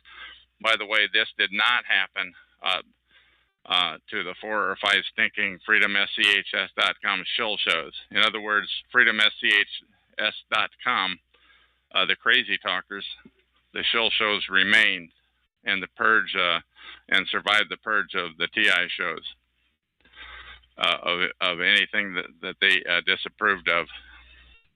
At which point they couldn't control FSCHS is looked at as controlled opposition. They exist to deflect the interest away from targeted individuals, a topic which they fled with laughable, crazy-sounding talk to send people laughing and walking away about the TI issue. But anyway, for some reason, TalkShoe.com reactivated all of the targeted individual shows a month later in early February of 2011. Now, I do want to take a second here to say that I don't blame them. I don't blame TalkShoe, as they would have only been complying with the demands of the higher-ups. But Siegfried continues, Martin is a targeted individual, a TI. He spent 3 years in a nut house on false charges. Siegfried says, but in the end, they let Martin out with no charges. Read the short article. Now, I want to say that web address is too long, so I'm not going to read it. But you can search the Anti-Defamation League's website. It's at www.adl.org and search for Martin Lindstedt, spelled L-A-N-D-S-T. Let me redo that. L-A-N-D-S-T-E-D-T. There's a one-page write-up along with his picture. Siegfried goes on to say, you can find information on his website called whitenationalist.org. He has spent 3 years in the nut house for nothing, all doped up and all. Siegfried continues, but Martin is strong. He knows no fear. His grandchildren are still gone, though, and he speaks a bit unclear because they knocked out his 4 front teeth. He did say that in court. Siegfried goes on to say, Martin told a local prosecuting attorney that he prayed every day that God and Muslims would use biological warfare on the U.S. That insulted the judge. So instead of jail, they doped him up and put him in the nut house for 3 years, and they released him without charge. Siegfried goes on to say, above all, the problem is Wiggers, not Jews or blacks, spelled W-H-I-G-G-E-R or W-I-G-G-E-R, which stands for white plus that N-word that I don't say. Now, I'm going to interject something here. You might ask yourself, since I am not a racist, why am I giving airtime to this subject? And my answer to that is because Siegfried came into my chat room, number 120297 here at TalkShoe.com, and stated that Pastor Lindstedt is a targeted individual, a TI. And that issue, the issue of TIs, is what this show is all about. But in any event, if anybody has surveillance coming, it would be Pastor Lindstedt because of the threatening statement he made. However, many TIs are being harassed because they spoke out about a politician, the police, the city official, or the wrong important person. And the TI's family is being slowly eradicated, sometimes generations later, or harassed because the crooks in power want their assets on the cheap for pennies on the dollar. In these cases, the harassment resources are being misused and abused for illicit and reasons that I've stated above. Siegfried asked me, did I spend jail time in jail or in the nut house? And I answered, no, never. I do not plan to do anything to ever merit those issues in the future either. However, I have often heard, and I've come to learn firsthand, that the perps regularly provoke targeted individuals, during which time the TI is filmed to gain evidence or to film any possible lashback, and the film evidence would be used to incarcerate that person in jail or a mental institution. So obviously I don't recommend that. Siegfried asks the rhetorical question, so if Pastor Lindstedt isn't a TI, then who is? He goes on to say, call Martin Show when he's on. He might let you on and talk to him. And my reply is, after listening to his show yesterday afternoon, Sunday, July 1, 2012, I can assure you that I will not be calling his show. But he does sound like a TI to me, and if anybody would merit close scrutinization, it would be him. So you, the listener of this show, you can ask yourself, is targeting a reality on every street corner, workplace, church in the world, under every bridge, the dams, the important buildings? And I, Chuck, am here to tell you yes, and it is huge.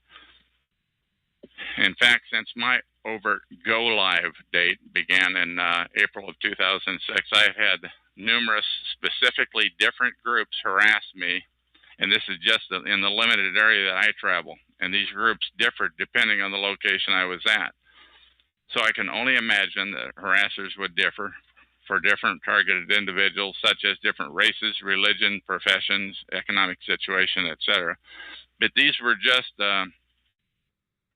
in the limited geographical area that I travel to. So this harassment and surveillance thing is huge. It is absolutely massive. And you, the general public, can't see it because the surveillance is subtle. It's meant only for the target to see it, but invisible for anyone else that may be nearby. But once again, please ask yourself, are the harassment resources being dishonorably abused on the innocent targets for ill ends? And that's the rub.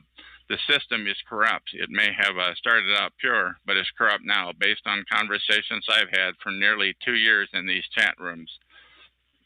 So if somebody says this sounds wacko, I say, number one, they may be perping, they may be in on it. Number two, it does in fact sound off the wall.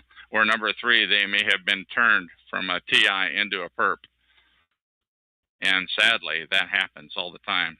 But Siegfried goes on to say, referring to Martin, he writes a lot, mostly on his forum at whitenationalist.org, or go to that URL and click on forum. I asked Siegfried about a guy named News Guy on TalkShoe show number 99598. Siegfried replied, News Guy is Jewish and a conservative, and Martin is a DSCI, so they are not friends. But Martin calls into News Guy's show almost every night, like News Guy's show yesterday, or 2 days ago, on Saturday, June 30, 2012 at 10 p.m. Eastern Time. Once again, News Guy's show is 99598. Siegfried asked me for the second time, if you are a TI, why haven't you been to jail? Do you work? I work on the web, I responded. And as I indicated earlier, I have not been to jail nor the funny farm, although the perps have continually tried to provoke me into doing something rash that would have sent me there had I lashed back to get even. If you are a TI and you are listening to this, do not do anything to get even. Remember, where there's one perp, there are more, and one of them is filming you. You can book that. Siegfried changes the subject. Blending in, like the movie They Live. You can watch it for free. I said, somebody told me about that one time in my chat room, and I watched a trailer that I got from YouTube.com. When the guy had sunglasses on, he saw one thing, but with the sunglasses off, he saw something different. To view the video, search YouTube.com for They Live. But I suppose what you're saying is the target can be actively harassed and anybody who's nearby will not notice it. Siegfried responds, yes, that's it. But it's a good movie. The 90-minute movie is a free URL, and I'm not going to read it because it's so long. But I'll paste it into the chat room here on TalkShoe.com, show number 120297, episode number. This is episode number 3009 of July 2, 2012. Or you can go to TalkShoe.com and search for They Live and find the 90-minute movie, or that 2-3 minute trailer that I told you about. I am also going to paste a link to my old TalkTo.com show, number 87161, recording number 1082 of Shannon, who took the government on in Texas and he became targeted. Siegfried changes the subject. Most white supremacists are TIs, but since they know no fear, they really don't care. Fear is a fundament of obedience. If you fear, you are chained. Your mind, fear freezes the mind. Fear stops you from evolving. It makes a prisoner out of your mind. I found that profound, although I did mumble the reading of it. So it was at this point that I decided I wanted to do a reading of this chat log, and I started. And I stated, Siegfried, please copy and paste the following statement. I, Siegfried, created these statements herein, and I relegate them to the public domain. He replied, all I can say is public domain. But that was good enough for me. So I consider this entire chat summary to be in the public domain for all eternity. Siegfried went on to say, Churchill called it an ugly truth. The fear is the fundament of obedience. If you have power, you are the law. So with no power, you're screwed. It's like the movie 1984, but 1,000 times over. Technology has made harassment easy for them, but the mind is endless. I said, I requested, can you please provide a bit more of a description, a one-line description of DSCI, which means dual seed-line Christian identity?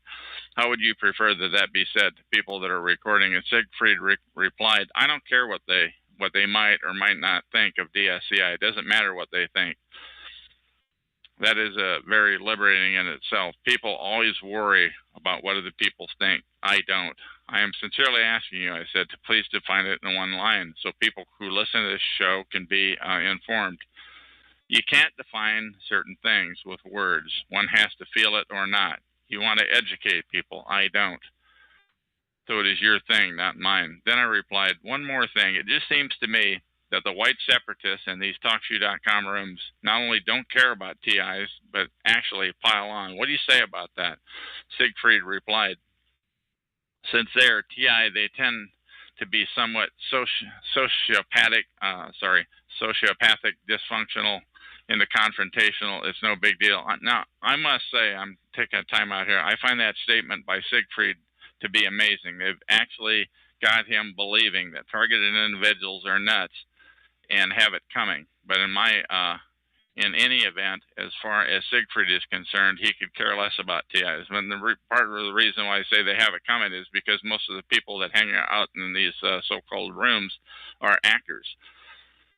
But in my opinion, I'm saying this, in my opinion, 1/10 of 1% of TIs have wised up to the protocol of harassment that is happening to them, as they're in different stages of escalation, sometimes harassed for a lifetime. I ask, can you really paint the other 99.9% with the brush you just described? He replied, what they think is their perception, not mine. And what they think doesn't bother me. It's their truth, it is. But for me, it's mine. Perception is reality for each individual. I said, my opinion is they have no idea and no truth. They have been harassed, and it is a secret protocol intended to sound crazy. And there is a worldwide infrastructure behind the harassment to inflict it. And this does sound crazy until you think about it. But it is the harassment protocol that is crazy and sociopathic. It's not the TIs. Siegfried, by and large, ignored that statement. He said 20% are leaders, 80% are followers, and they don't care anyway. Many TIs, I'm saying, are paid back. They're eradicated for what their parents or forefathers said or did. There is no 2080. My assertion is that the vast majority of TIs are in the dark about this protocol, and there is a queue 100 miles long of TIs in waiting and not knowing it. And targets are at various stages of escalation. Because as I have indicated on other shows, my harassment did slowly increase over the years to the point where there was a go live in 2006. They are being screwed with by perps who ask no questions and dispense the harassment to whoever they are instructed to inflict it upon. Some of the targets on the harassment list are payback targets, being softened to obtain their assets for pennies on the dollar. But you seem to feel there is integrity to the list. I do not. Siegfried had to go, though, and he did not respond to that. He replies, anyway, Lenstead is about to start. I have to go. Cheers.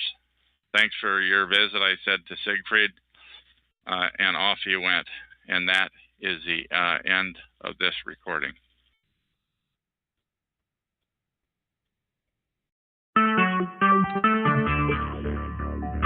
Talk shoes. Recorded live.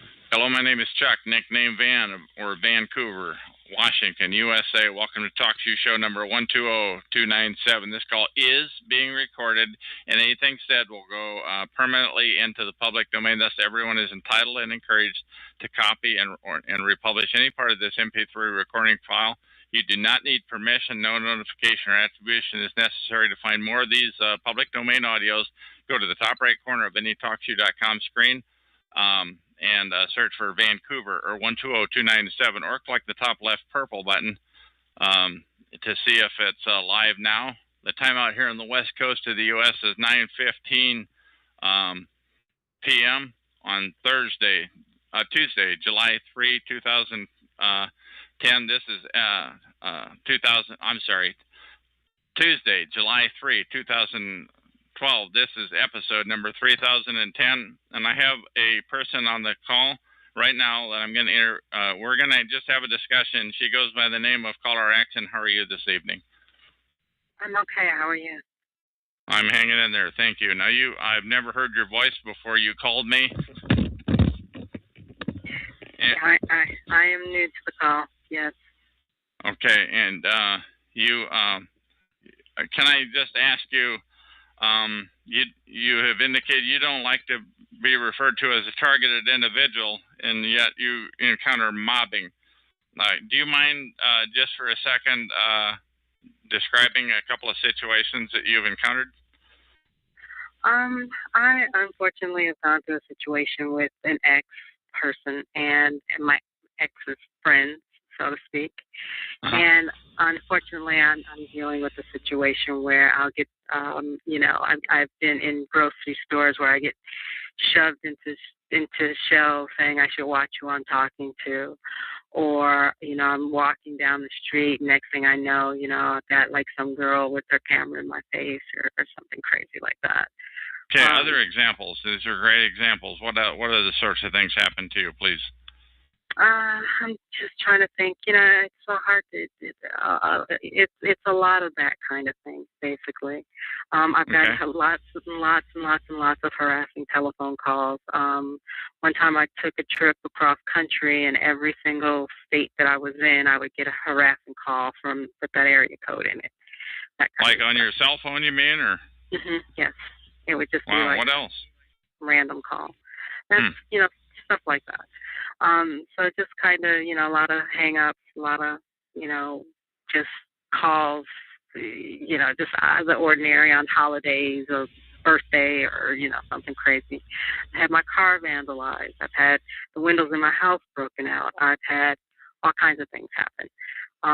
And all of these are as a result of the stalking that I'm dealing with. And as a result of the stalking, I'm not only dealing with my ex, but I'm dealing with my entire ex's network.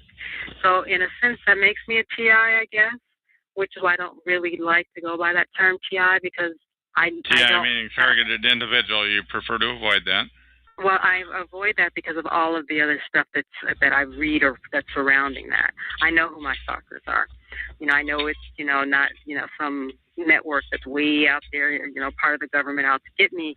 I know that this is my ex and her friends, and they're using social media in a very negative way. And it's not just happening to me. It sounds like it's happening to a lot of people. But unfortunately, I believe that some people think that technology is not as advanced as it is, and so they are assuming that what's happening to them is more clandestine than what it actually is. It's just an evil use of technology. So it happens online too, then, huh? Yes, it would happen online to just about anybody. So, and so what sort of go ahead? What sort of damage in the cars, if I may ask, please?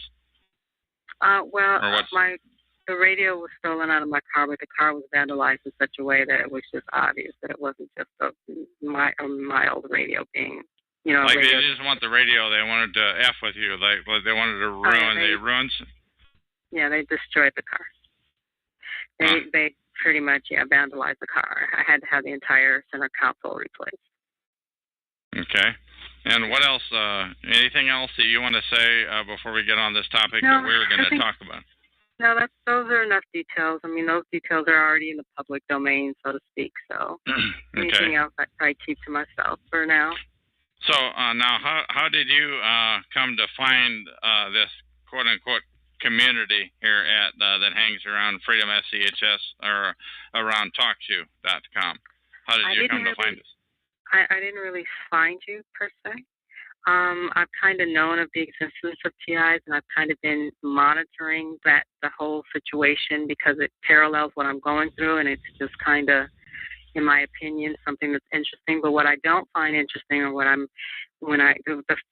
my question to you was, why aren't you all networking together to deal with this situation the way that the people who are mobbing you are doing? And that's what I don't understand. And that, to me, is the difference between, identifying with the TI culture versus, not. Because why would someone want to actually, associate with the whole TI culture if there's, if you guys aren't doing anything except for, talking about your experiences, and that's pretty much it. If you're not going to work together, then what is the point? You will always be targeted. Always be targeted if you don't work together to actually. Okay, and my answer to you earlier, before we went on this recording, is the reason why we don't work together is because the dirtbags at freedomschs.com, essentially, who are orchestrating this quote-unquote community around here that hangs around at TalkShoe, they have the ability to, they have, like I would call them, a cult of people. And they're not real people. I mean, they're real people, but I mean, they're not real TIs.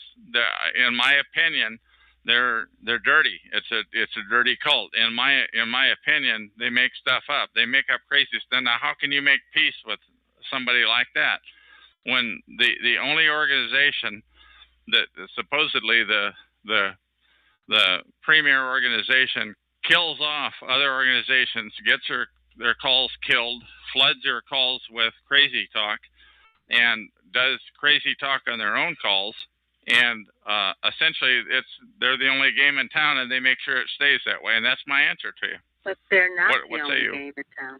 I say that they're not the only game in town. You're our game in town, and here I am. And here you are. Here are the other people who are here listening to you, so they're not the only game in town, so it's not all their fault. And it's not, they're not the end-all and be-all to the quote-unquote TI community. And even if you don't want to deal with an organization per se, why aren't people banding together individually? And I understand that there's a fear because you don't know if you're dealing with a perp or this or that or whatever the case may be. But, I mean, there are like some really fundamental strategic things that, people who are in the TI circumstance can help one another with.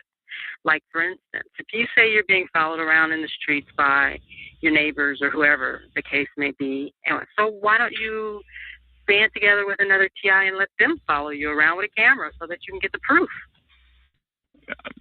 That just sounds too logical. What I'm telling you is the number one thing on the top, I'm going to answer it too.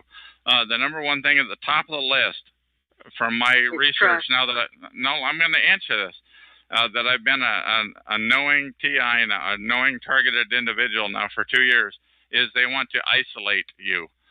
Is that anybody you try to hook up with, you are immediately isolated from, and they're extremely proficient at doing that. I'm just telling you. And the other thing is that people who you do team up with, they will plant people in your life that are perps. Have you encountered that type of thing? I don't know, to be honest with you, because it's very hard to get to know another person who, quote unquote, calls them a TI, calls themselves a TI, because they're so fearful of your intentions, or they're fearful that you're a perp, that there's like no litmus test or any, certificate that you can give somebody to let them know that, no, you're not a perp. Or, I think the closest thing that I've come to is, do they do things that help TIs? Do they do things that help to get the true TI word out without wacky talk, with that really help you? And my basic experience with the many perps around here that hang around here on these shows at TalkShoe in the targeted individual quote unquote community are they do not help. They talk crazy, and B, they do not help you. They will say nothing. They will do nothing. I don't know that they can help. One way you can help spot a real TI is, are they really trying to help? That's my answer to it. It's a long answer. I'm sorry. I know it's a great answer, actually, because it's kind of a catch-22 situation then. Because what we're trying to do right now, what you and I are doing right now, is having a dialogue about trust. And how do you actually trust a different individual when you're in this circumstance? And I think it's a valuable dialogue. I hope people out there are listening who are in this, because at some point, if you're going to want to move past this experience, you're going to have to trust somebody. You're going to have to do it. And if you don't, if we don't figure out ways to figure out who's trustworthy and who's not trustworthy, then you will always find yourself in this circumstance. And not to mention the isolation part of it. A lot of the isolation, or a part of the isolation, all they have to do is get the ball rolling. You'll do the rest on your own in terms of isolating yourself from people, because you can't trust anyone. You don't know who to trust. So as a community, the question is, how do you move past that feeling? Because those little seeds grow, and it's unfortunate to see many people. Totally, you got more questions, but if anybody has the answers to these questions, I wish you'd please come on my show anytime and talk to me. It's an open show. I don't have a schedule. I'm on here all the time during the daytime. Please come in and talk about how to do that. What I can tell you is that the majority, my experience has been as a TI, or a targeted individual, is that the majority of the people who you run into, the plants are planted, and somehow they're infected. They're I don't know if infected is they're told the stories about you. I don't know how they do it. I want to know how they do it. By the way, I really do want to know how the super perps get to your potential friends. You know, I've seen it happen like at the drop of a hat. You know, you're having a good conversation. But it could be a self-fulfilling prophecy as well. I'm telling you, I'll give you an example. The other day, just a couple of days ago, I was somewhere, and I was sitting at a table with two guys having a great conversation with two guys that I never have talked to before. One of them got up and left, and when he came back, he whispered into the ear of the other guy who like bent over right in front of me and talked to a third gentleman on the other side of the table, and just carried on an endless conversation, whispering in his ear. It was a whispering campaign. So the guy who left came back. He whispered into the guy's ear. He bent over and essentially ignored me and carried on a long 30, 40 seconds conversation, which is totally rude to do that. What I'm telling you is, this was at a church that I go to. Mm-hmm. These two guys were ushers, right? And I'm telling you, and I'm really letting the cat out of the bag here. That's as identifying as I'm going to get. But these guys appeared to be, they didn't know that I was a TI. They came and sat down next to me. This third gentleman came and sat on the other side of me. And that's an example. These guys, they changed at the drop of a hat. Now, that could be all my imagination, that person number one came back, talked to person number two. He whispered in his ear, who turns and bends down right in front of me and talks to person number three, and carries on. And 34, I don't know how long the conversation was. I eventually just got up and left. It was so long. That's harassment. I don't know, but you can't prove it. Well, see, that's the thing, too, because I had a situation, just to name, or you could have been projecting, just to throw that in there, but I had a situation where I met a gentleman who was a quote-unquote TI person, right? Mm-hmm. Mm-hmm. Now, I know I'm not a perp. I can probably sit here all day long and tell you I'm not a perp, and you'll never believe me, but I'm not. And so when I met this guy, you know, he seemed like he was decent. But to be honest with you, as our conversation went on, we had lunch. As our conversation went on, he started getting a little weird. And not weird in a, you know, violent way. At any time did he get up and leave, or did he get a text message, or did he talk on the phone call? No, none of that happened. But I could just tell that I was not dealing with somebody who was well. Okay. And when I say well, I mean I'm not trying to make a judgment on him, because I know that this experience is very stressful, and it can be very it can just really mess with you. But this gentleman, it was the conversation that he was having. It was just a little bit off, so to speak. And any rational person, when you encounter that kind of thing, you're gonna back away. But when I did at that point, instead of I'm backing away because now I'm protecting myself from this person who I'm now realizing is not. And what was it that he did? He then basically turned around and said, "Okay, you're a perp. And I went to the bathroom. So when I came back, he thought that somebody had infiltrated me, and nothing of the sort had happened. But he left our meeting convinced, because I told him, you know, I'm a very upfront person. You know, I don't think this is a good idea. You know, so this wasn't a chance meeting. This was a meeting that you had planned with this individual. Exactly. Yes, exactly. Okay. And that's that's something I want to say too to anybody who may be listening. Anytime you make plans, something is potentially going to interrupt those plans. You know, the thing that was good about the conversation I had with these two gentlemen was it was completely unplanned. But as soon as they got interrupted, as soon as one of them had to leave and come back, it all changes.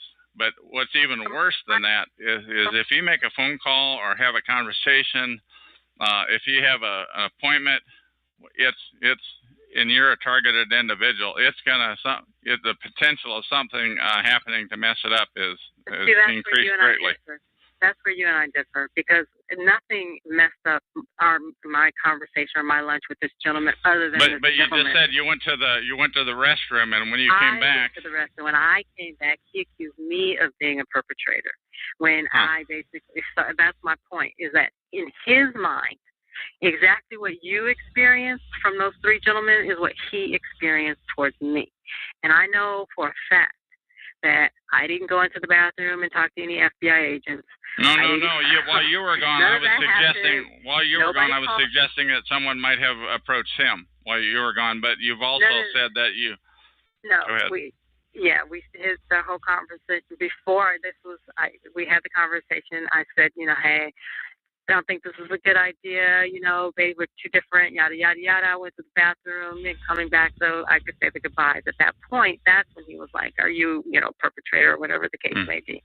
And this was another TI, supposedly. Exactly. Because remember, at this point, it's like unless you're willing to actually connect and start organizing, because I'm in the organizing phase of my experience. That's what I'm doing. I'm not sitting around waiting for anybody to come and rescue me. I'm going to rescue me. And to me, that's the difference between whether or not you're going to stay at TI or not. No one's going to hand me any deals about doing this to somebody else. I would never do that. But my point is, with this gentleman, in his mind, he will always go away thinking that I was some sort of perpetrator. I was out to get him. Somebody told him something about me, and none of those things happened. That was all in his mind. Okay, and I got that now. He didn't get control over his mind. And but you had some other topics, and I'm trying to go. I'm trying to keep this conversation going. But you had some other ones written down. What other subjects do you want to bring up, please? No, that was pretty much it. Just, you know, the organizing, learning how to organize and help one another, and being sure that, you know, you don't allow yourself to become paranoid and delusional or allow people to accuse you of that. I'm just telling you, I've been a knowing TI for 2 years, and my experience is that I never had any friends before 6 years. I never had any problem making friends 6 years ago before this all kicked off. But 2 years ago, and I went through it for 4 years completely in the dark, when I finally found out on the internet what TI meant, my targeting went up, that your ability to make connections and friendships has essentially totally ceased. My personal opinion is that The ones that are not friends are either going to be scared or driven away somehow. I don't know how they do that. I don't know how the perps get to people like at the drop of a hat. Like, how did they get to the gentleman that left the table and came back? How did that happen? That was a but my totally. Point is, it might not have been anybody. It might not have been the situation that you thought it was. And so my advice to any TI or anybody who's going through this is check yourself first. Check and make sure you're not twitching at the table or doing anything crazy or yeah, whatever. I'm telling you, my experience is that just about everybody that you come into contact with is going to get gamed. You can do all the checking you want, so you can formulate your opinion that I must have been twitching at the table or something like that. What I'm telling you is, I already told you, Persecuted. What do you have any other subjects? No, I mean, I'm not trying to argue with you or try and. No, I don't want to argue. I just want to know. You had 3 or 4 different subjects written on your paper. Do you want to bring up any? I didn't have a paper. I'm sorry. I was just wondering about the TIs and organizing and trying to move beyond the experience and that kind of thing. What I'm telling you is if you come to talkshoe.com and you find these TI shows and you find what I consider to be a scumbag operation of Freedom SCHS, they're by and large perps. They are, and don't give your name out. Anybody who's listening to this recording, don't give your name out for a couple of weeks or a month. Give it some time before you give your name out, because you can't ungive your name out. They're probably going to know who you are anyway. Just give it some time to listen in on some calls. When they start talking about things they're wild and woolly and wacky, that might not be the kind of person that you want to team up with or get together with. Right. Okay, do you have anything else to say before I terminate this call, since those other topics that we talked about are not... Well, what were the other topics that you were... I don't know. Do you have... Because I'm getting ready to terminate this call. Do you have anything else that you want to say before I shut her down here? No. Just good luck to everybody. Be safe and, take care of themselves. Okay, thank you. That is the end of this recording. Talk shoes. Recorded live. Hello, my name is Chuck, nickname Vancouver, of Vancouver, Washington, USA. Welcome to Talk Shoe, call number 120297. This call is being recorded, and anything said by either one of us will go into the public domain. Thus, everyone is entitled and encouraged to copy or republish any or all of this MP3 recording file. You do not need permission. No notification or attribution is necessary. To find more of these public domain audios, go to the top right corner of any TalkShoe.com screen and search for Vancouver or 120297, or click on the purple top left live now button to see if the show is presently underway. The time out here on the west coast of the U.S. is roughly 10:20 p.m. on Saturday, July 7, 2012, and I have on the phone with me Newsman of Talk Shoe Show. Sorry, I should have had this ready. Number 99598. He's got his show on Talk Shoe. It just ended a few minutes ago. He's on every Saturday night at 10 p.m. Eastern Time. Newsman, what do you have to say? The ball's in your court, man.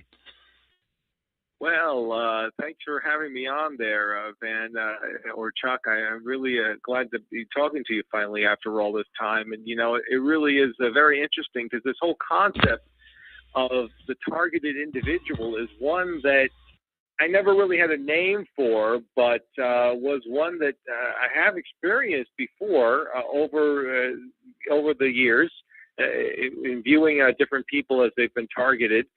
But I wanted to ask you specifically, Chuck, first off, when was it that all of this did start for you? Well, when I noticed it, actually, was in April of 2000, right about tax day here in the USA, April 15 of 2006. And I knew I was being screwed with. It was totally amazing. And I didn't catch on.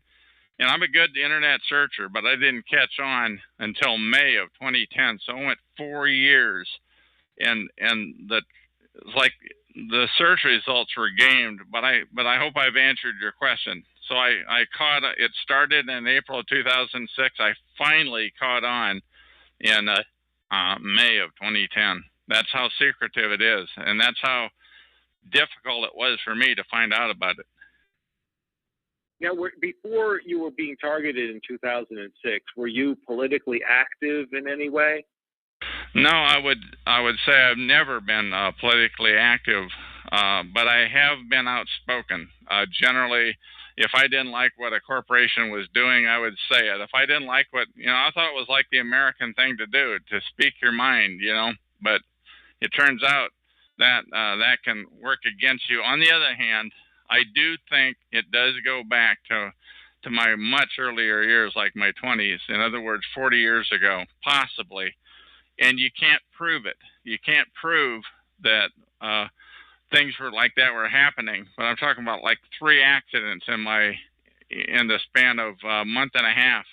That everybody's going to say that it wasn't their fault, but these accidents were setups. What I'm telling you is, and the individual was a family member that was carrying my insurance, and I think he was a TI. And so it's kind of like they got 2 for the price of 1. Now, when you were being vocal about corporations, what was the extent of that? Well, getting on the internet, and I'm not going to mention the corporations at this time. I want to answer your question, but I do want to tell you, like, I came up with a list of about 6 or 8 incidences of times when I've been outspoken, and I kind of arranged them in descending order. The extent of it was, though, that I was like on the internet, and I was ranked. I mean, I was really hot. I was angry, and I was letting the cat out of the bag. Okay. Using the internet. And you were using the internet. You were like, were you posting on message boards? Were you sending emails to these corporations? I started out. I posted on the internet on a web page, which is still there. The last time I checked, and I never said anything that wasn't 100% true. I really never. But they don't care about truth. What they care about is shutting you up if you're speaking out about them. So I used. Go ahead. These corporations, they were pretty big to be. It was essentially one big corporation, one very big corporation, who I was very outspoken about, and they were totally gaming the system, and they were totally doing it in plain sight. I mean, anybody who had their head where the sun shines could see what was going on, but they were so clandestine about it that they were really good at kind of like hiding it. I mean, they just made use of every capability in their powers. Now, when you were being vocal about this, how vocal were you? I mean, was there more than this? I mean, there had to have been something that pushed them over the edge. You know what I mean? Yeah, I got.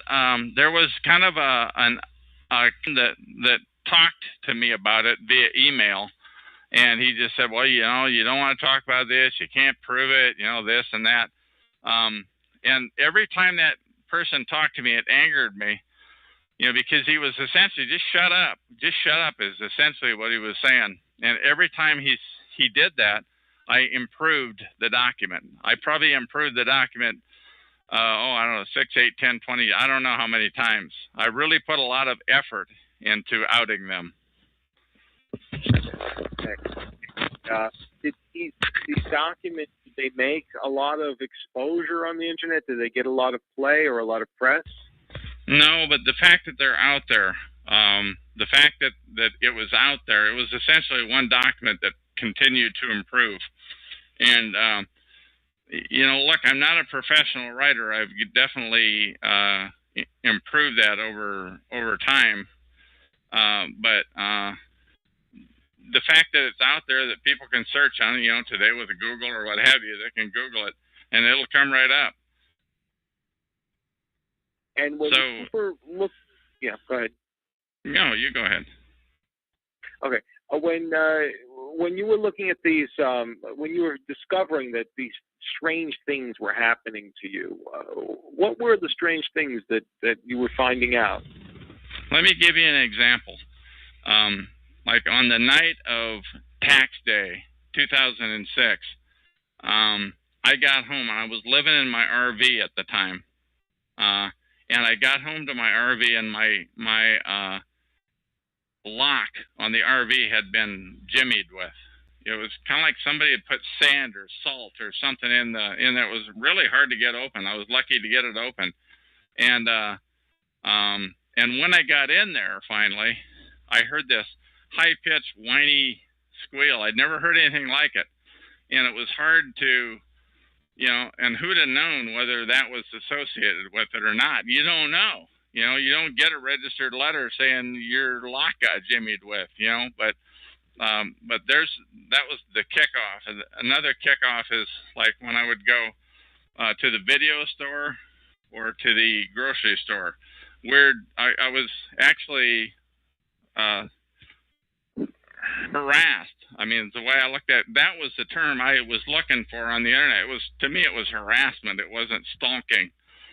Stalking is something that weird guys do to their ex-girlfriends, That wasn't, I was not being stalked, but it turns out that that's what it's under if you look at it on the internet. Right. Am I answering your questions? Okay, go ahead. Oh yeah, definitely. You're answering the questions. Your lock was jimmied and you were being stalked. And at the video store and the grocery store. At the video store and the grocery store. Right. And what were these things? What kind of things were happening to you at the video store and the grocery store? Let me give you the grocery store because that is the most damning. And that was a place where I went so often, like 2 or 3 times a week. I'm guessing. I never kept track, but it was like every time I tried to take a spot in the parking lot, somebody would swipe it away at just the last second, and I wanted a certain kind of a spot. And what I find out later is that they surveil you. They know what you're looking for. I wanted the kind of a spot where I could pull through, or I could pull in one way and out the other, so I could actually leave going head out.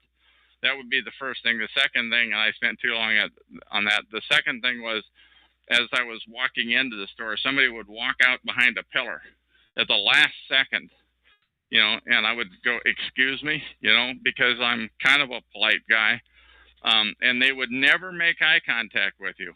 The other thing is when I got in the store, there were a couple of 3 products that I always bought, and there would be somebody like reading a label on a can or something, and they would push their cart right in front of me at the last second. And just as I got to the end of that aisle, somebody would walk out right in front of me just as I get to the end of the aisle, and I go down the next aisle that they knew I was going to go to because I was going to buy that product every time I went to the store, and that sort of thing. And if this would have happened just one time, no big deal. But this happened like every time I went to the store. Like, I don't know, 8, 10, 12, 14, 20. I don't know how many times I didn't keep track of it. And pretty soon you get to realize you're being stalked, you're being harassed. So I started to look it up on the internet. Go ahead. Yeah. No, go ahead. You were looking it up on the internet. Yeah, I couldn't find it. I honest to God, I mean, I really wanted to find out if this is happening. And to me, my thought was that it was happening to a lot of other people too, but I could not find it on the internet anywhere. And it literally took me 4 years to find it. I finally found it on I forget the exact URL. I should have had that ready. It's at the portlandmercury.com. And if you Google the term on the portlandmercury.com, it's on their blog, though, where somebody had left a feedback, and I'll paste that into the chat room here at talkshoe.com on my show number 120297. I'll paste that URL where I finally found it on post number 6. And I said, that's it. That's it. And the guy who wrote it said what is happening to him, and he was referring to the previous 5 posts, is what he is encountering what many of us online are calling gangstalking.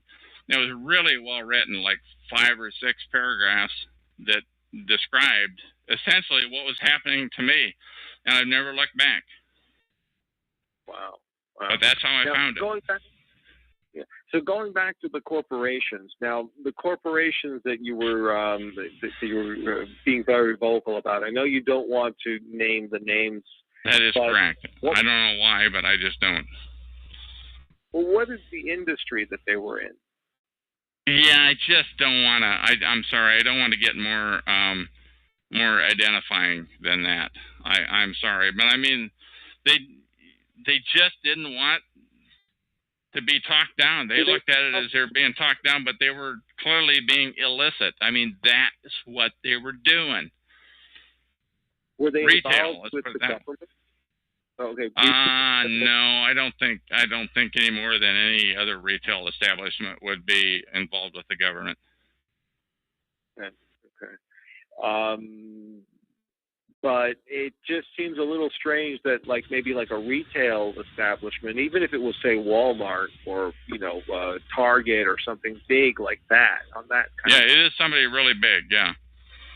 Okay, but if it was something along those lines, it just seems a little strange that they would want to. I know. I could make it not strange, and I'm sorry, I'm just not ready to name them yet. I don't know why. I'm just not ready to name them yet. Because I can't name them without outing myself, and I'm not ready to out myself just yet. I've gone live with my first name Chuck, but I have not. I used to go by the name Van or Vancouver where I live, and I did that for like a year and 10 months, and then finally I decided when I go live with this new show that we're on now, that's got 10 recordings so far, that I'm going to go live with my real name, my real first name anyway. It's a step in the direction of full exposure. Now, how long have you been living? You've been in Vancouver for how long? Probably six years that I've been stalked. Probably about 7 years. I came down from the Seattle area where I lived before that time. Okay. So, have you ever engaged in any of the recreational drugs? No, nothing. No, nothing. Nothing. I have never done any drugs. Never will. Never broken any laws. I'm a straight legal kind of a guy. I'm just outspoken. No, I've never. The answer to that is no, absolutely not. Yeah, that is interesting. That is very interesting. But you speak out. Let me tell you, if you speak out about a corporation, expect to be. You better do it on the sly, and you should, and you might get caught anyway, because these guys have immense resources, and it's just little old you to anybody who's listening in. Right. But I was honked. Is the targeting continuing? Actually, what is interesting, I was thinking about it. I restarted that's kind of a little bit of a longer answer. My last show here on TalkShoe was 87-161, and I had that on for a year and a few months, and I was literally harassed just damn near continually. It continued to happen to where they shut the call down. TalkShoe.com shut the call down, probably because who knows why. You don't need a reason why, but because of potentially profanity. But they shut down a lot of TI shows, a lot of targeted individual shows. The shows that they shut down, by the way, were not affiliated with the scumbags at Freedom SCHS. So if you're under their umbrella, which is an illicit umbrella, by the way, because they're targeters. they're out netting new targets. And if you show up, you get driven off. They tried to drive me off. One of the individuals at freedomschs.com tried to drive me off early on when I went live with my call at the end of August of 2010. I think I answered your question and then a whole lot more. Let me throw the ball back at you. Did I answer it, though? Yeah, it does seem to be very complicated, to say the least, with what's going on here. And, it just seems that, well, okay, because I don't know if you really have answered the question if the targeting is continuing. Has the targeting continued? Yes, it has continued. I'm glad you got me back on the line you wanted to go on. When I restarted this call at the beginning of June of 2012 here, just a month ago, that essentially, now that I think about it, the targeting has stopped. They're kind of like they're looking for Plan B. But before that time, it was essentially the people in the stores, the harassment where they want you to know you're being harassed, you're being surveilled, and they want you to know you're being surveilled and harassed, but not be able to prove it. And they don't make eye contact with you. And anybody who's being harassed and stalked should keep that in mind. So it has stopped. And when do you think that it did stop? In 2010? No. It went, in fact, if anything, when I discovered, well, keep this in mind, when you discover the term gang stalking, when you finally discovered the term gang stalking in May of 2010, it actually increased. And then when I found TalkShoe 3 months later, it increased again. And then when I started my show a couple of weeks later, it increased again. And then when I decided to really go great guns at the scumbags at Freedom SCHS, it increased to the point where you cannot prove anything that I just said, but it increased to the point where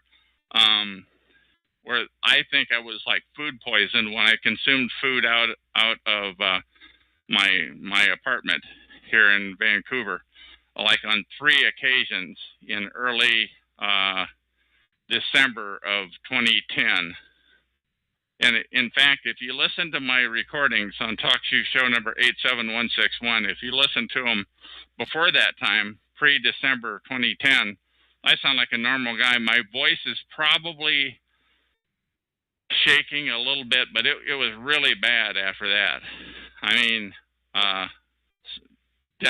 that's all I can tell you. What else do you want to know? And you get, tough as you want to get.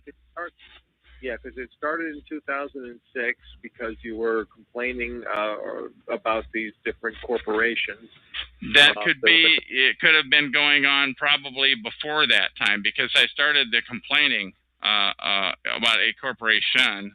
It might have been other incidents that were involved. And I think it might be like I know this is crazy, but like a point system. Like, well, you get 2 points if you mess with your doctor, and you get 4 points if you mess with something else, So if you want to be outspoken, it's like they're making buck on you. It's like they've got this pool of, I don't know, but I'm just telling you what it feels like. They've got this pool of people that they can screw with. They've got so many dollars to harass people, and to decide who's going to be the chosen ones. There's a point system, and my bubble came to the top of the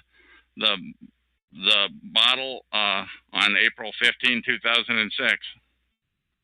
Okay, so it may have started before 2006, but looking back on it, you really kind of became aware of it in 2010, and you're looking back on it, and you think that it started in 2006, maybe even before. Yeah, I want to say, before in 2006, I hadn't had a parking, or rather a citation, a driving citation, just like a decade. It was just unheard of. I'm a careful driver, But for God's sakes, I went like a whole decade, and all of a sudden, like in early 2006, this is before my targeting went live, I started getting pulled over all the friggin' time.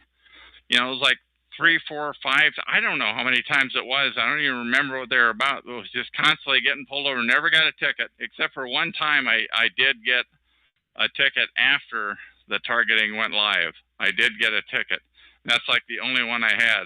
But and also another thing is that in like 2005, they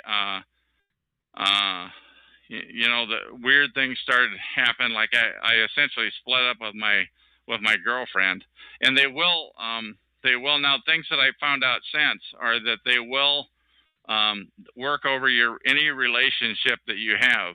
That's one of the things that they do.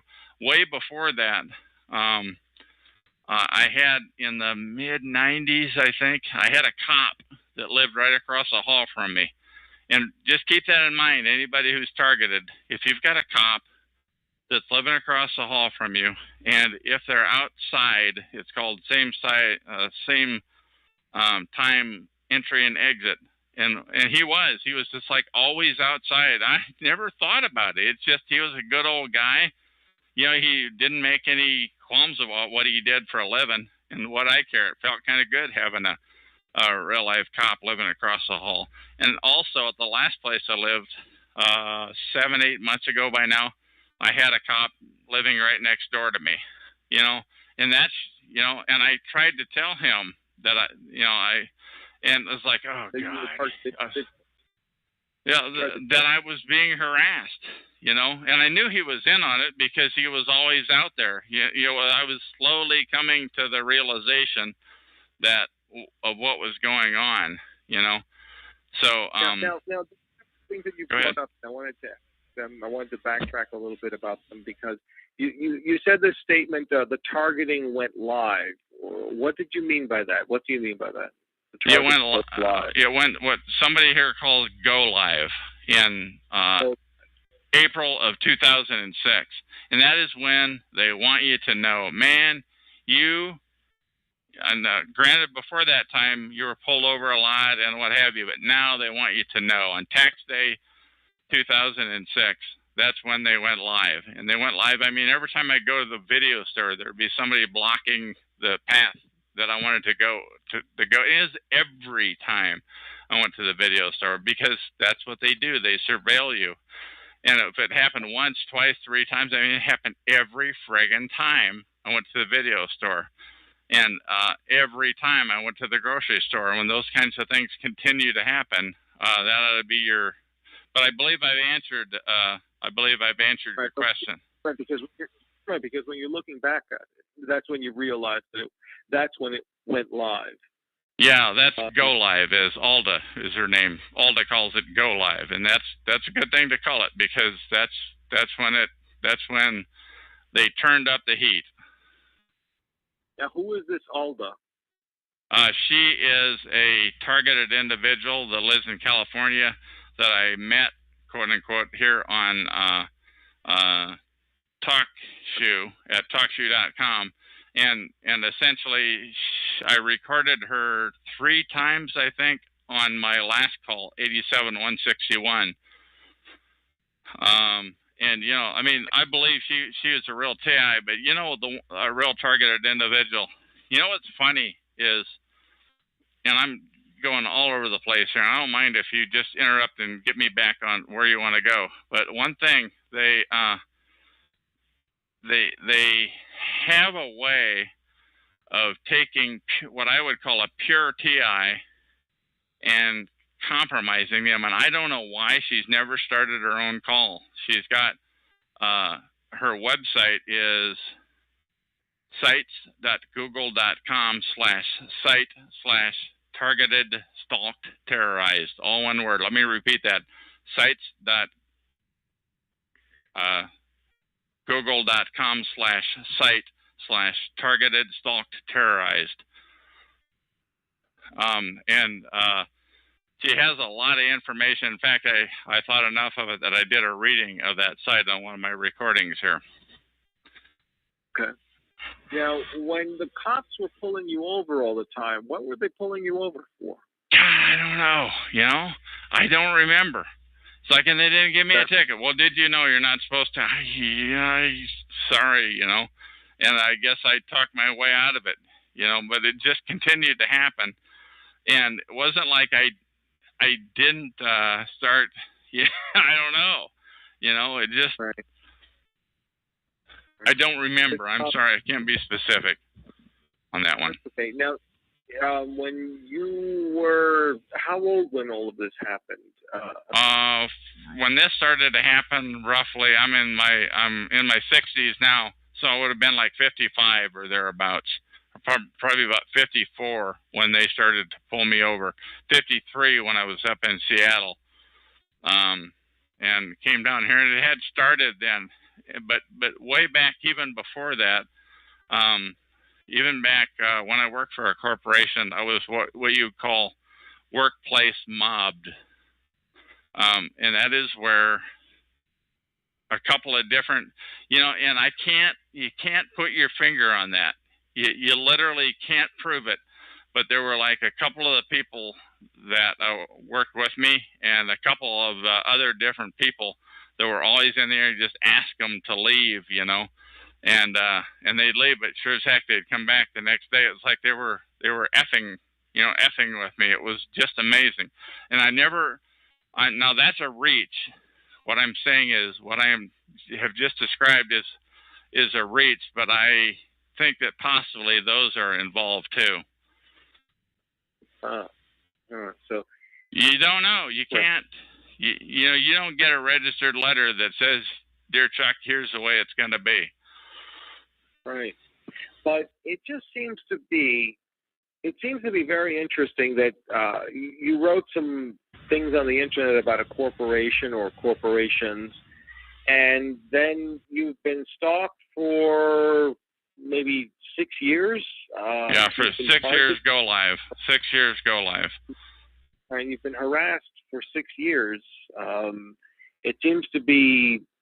It seems to be a little strange, a little unusual to say the least, that you would be. Well, let me address that, because I think once you become stalked and harassed, I think it's for good. I think people that participate in that sort of thing need to know that that the target is in it for the long haul, and they don't know, the people that are doing the stalking and the harassing, they don't know whether the person that's involved is of noble intent, who's spoken out,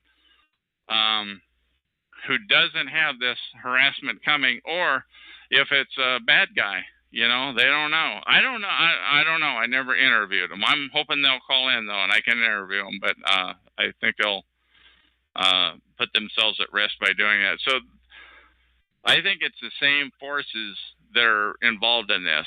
The same forces are involved, whether they're payback victim or payback targets being paid back, and I mean being paid back, or somebody who they have a legitimate concern about. I think it's the same band.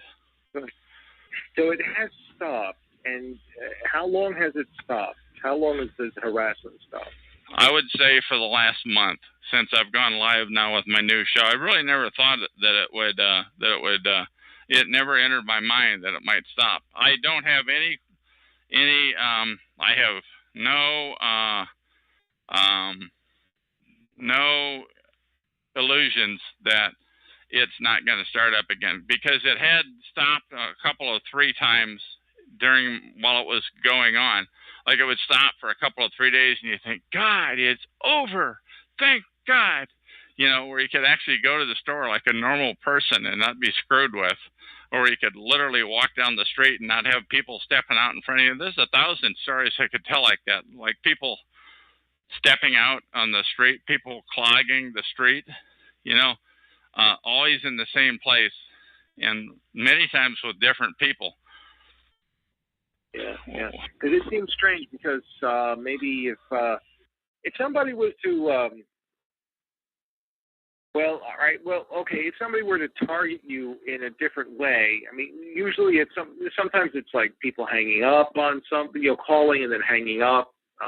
Those types of situations. Yeah, I went through some of that when I was up in Seattle. I went through a lot of that.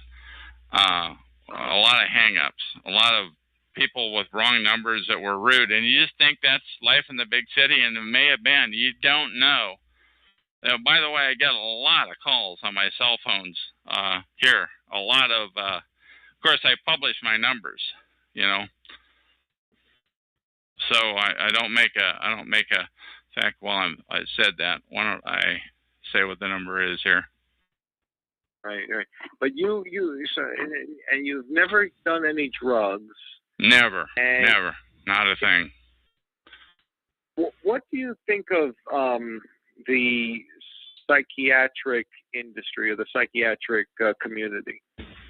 Well, that's one thing that I think perhaps they steered clear of me because I've made a note to you that I hung around with a space cult of Scientology for about 5 weeks. It was a number of decades ago, and I just literally, you have to be rude to them. To get rid of them, you have to be rude. You have to get in their face, and you have to literally threaten them. You have to threaten to sue them, and if you threaten to sue them, they will go away. They will disappear. And I thought, God, that's great. They've disappeared. But what do I think of them? I don't have any respect for them. I probably thought more of them before this started to happen. But I don't, because they're in on this. If you tell them about it, they know about this protocol. They know about this targeting, and they're actually. Go ahead. The psychiatric community is aware of this. Oh, absolutely. The psychs, the cops.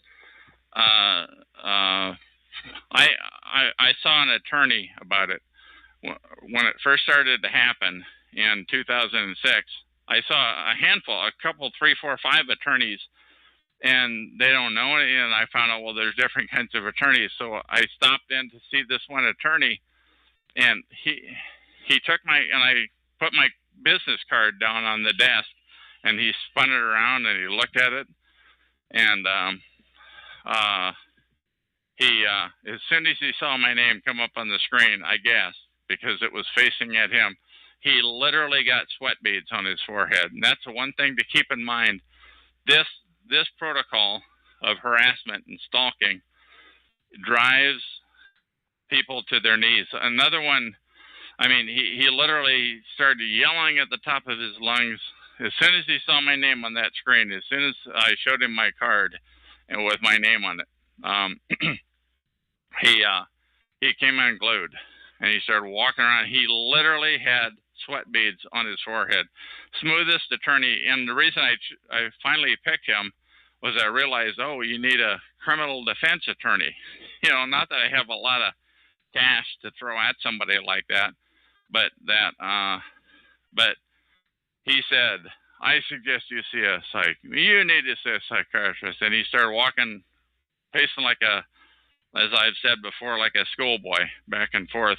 Another when I talked to somebody, I talked to a healthcare worker that just on a routine visit for myself, and yeah. Hello. Sorry about that. I have to turn this phone down. But go ahead. No, go ahead. Somebody just tried to messing with me. They're trying to interrupt this call. What do you say? You were saying that somebody was calling you or something like that. Yeah, somebody just called me on the cell phone number that I publish, and I just muted the phone so that if they call again, it'll be muted, so that we can put the priority on this. So just letting you know what happened there.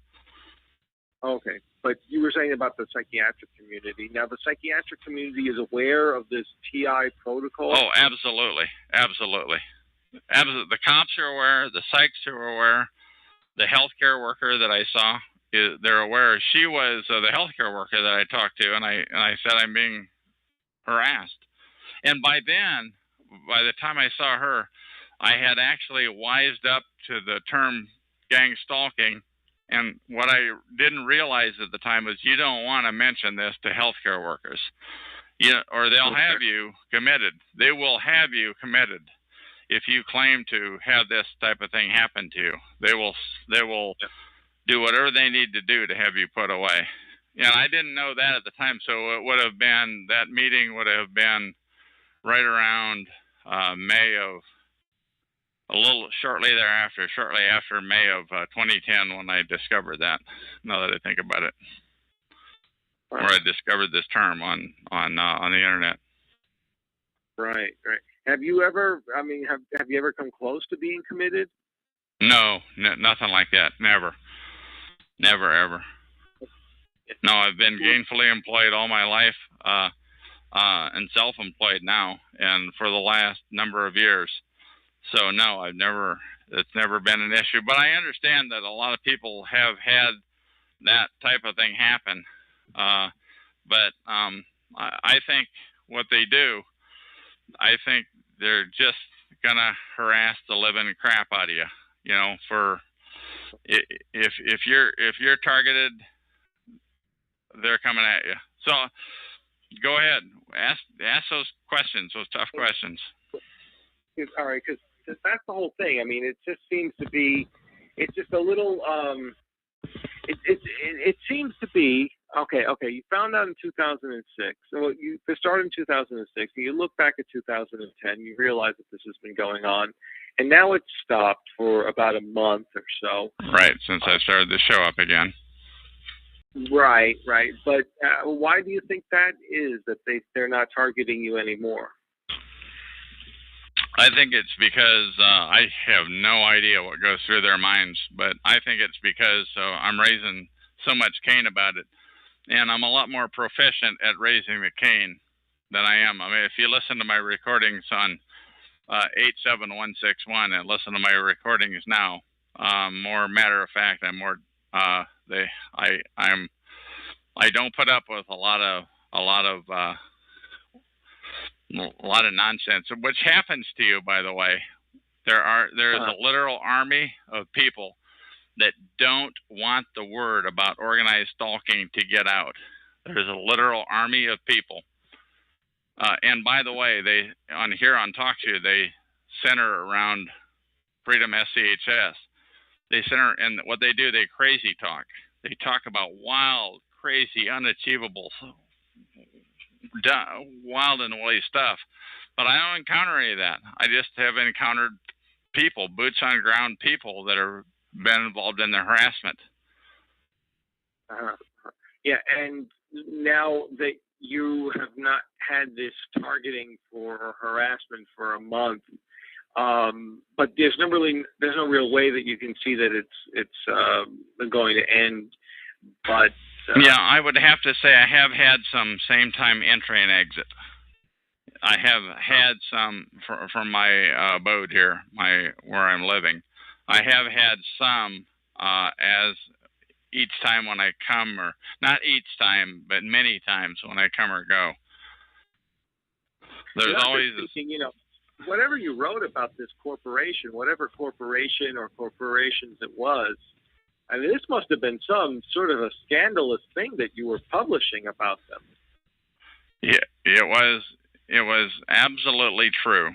It is absolutely true, and it's in plain sight. And anybody that has their head where the sun don't shine, I mean, anybody that is looking for it can see it. And I'm so sorry that I'm not gonna say who it is right now. Right. But what kind? Yeah, but it was in retail. We understand that much. But I mean, what kind of things were you alleging about this retail corporation? They're shysters. They put up signs that are intentionally fraudulent. They put up signs that can be taken two ways. They're so well worded, and that you assume it to be this, but in fact, it's that. I don't know how to say it any more clear than I just said it. That there's ways to write a sign that sound pure. Go ahead. like a bait and switch. They bring you in for something, they advertise one deal, and then they bring you in, and then they say, well, that deal is over, but here's something else. Or they put it up early and take it down late. I haven't read that write-up in a long time, but it was like 6 or 8 different things that they do that are all different. They're all scandalous in each one, and that's one of them, was to put it up late or take it down early. Put it up before it starts and leave it up after it finishes, and that way, when it gets up to the checkout register, it rings up at such a price, and they're not looking. The customer, and they're going so fast. They're going so fast that the customer is not really paying attention. And you don't really notice it until you get out of the store. But when you get out of the store, it's too late. Oh, well, that's okay. It was only $1 or $2 per item that I bought, so never mind. And the next time, it's the same thing. Wow. Yeah, but it just seems. Yeah, okay. It just seems that okay, that's just something that look, a lot of people have complained about over the years.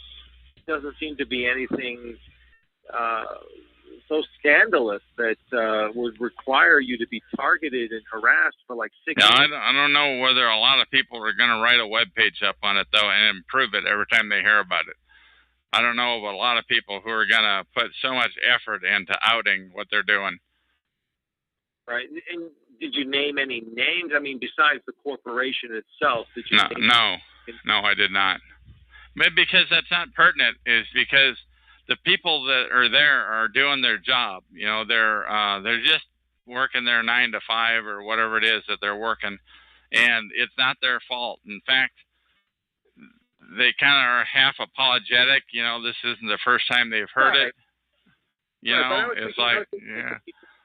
Right, I'm thinking about the people within the corporation who may have created this scandal and created this scheme. Well, I'm saying it's like up at the head office. Right. Well, I'm thinking that maybe you may have named names on that level.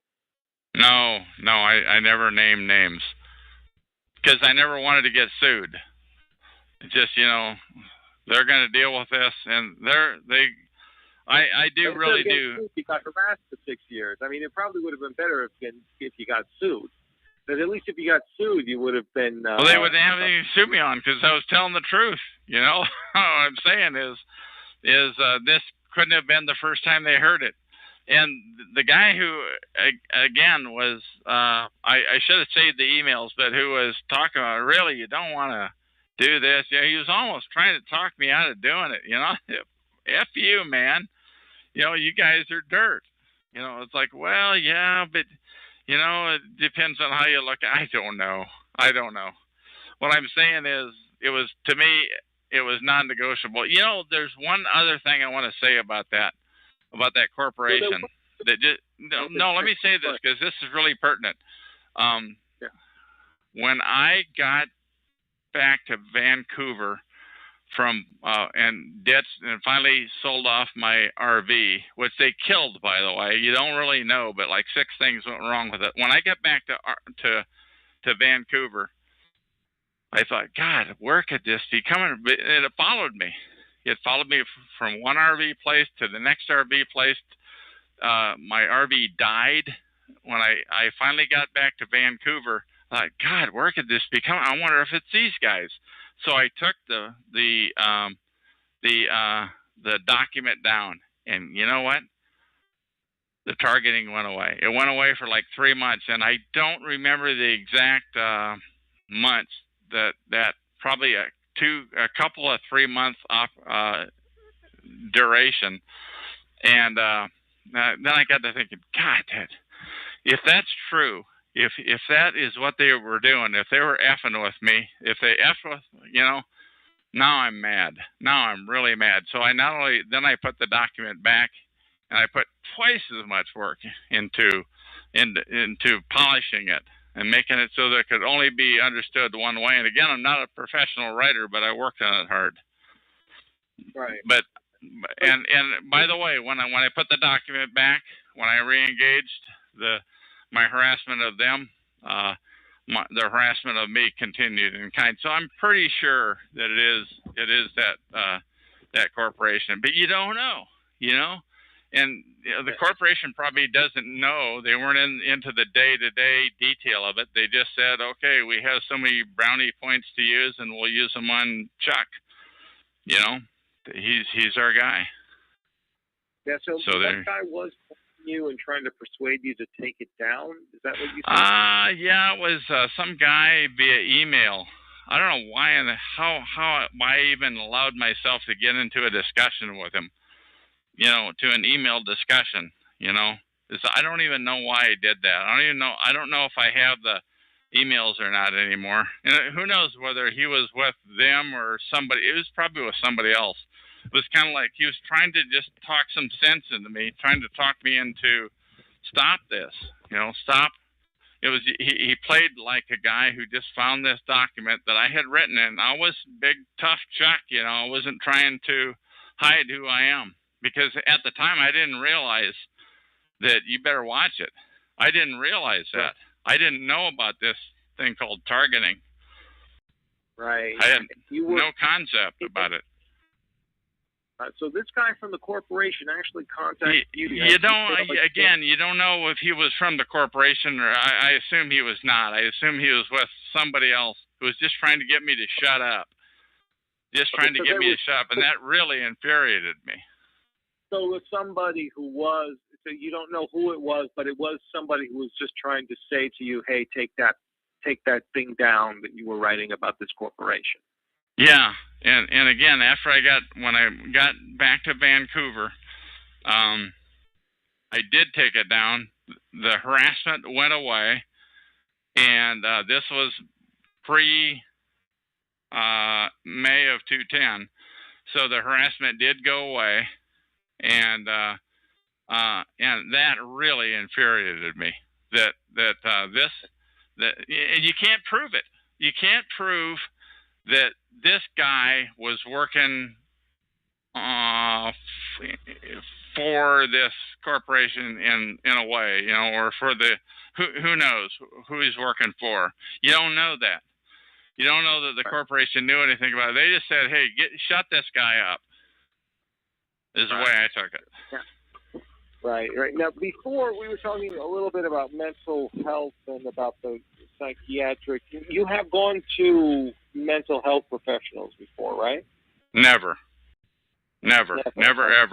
The only health professional that I saw was somebody about another issue that I had or whatever you want to say, but it was not anything to do with mental health at all.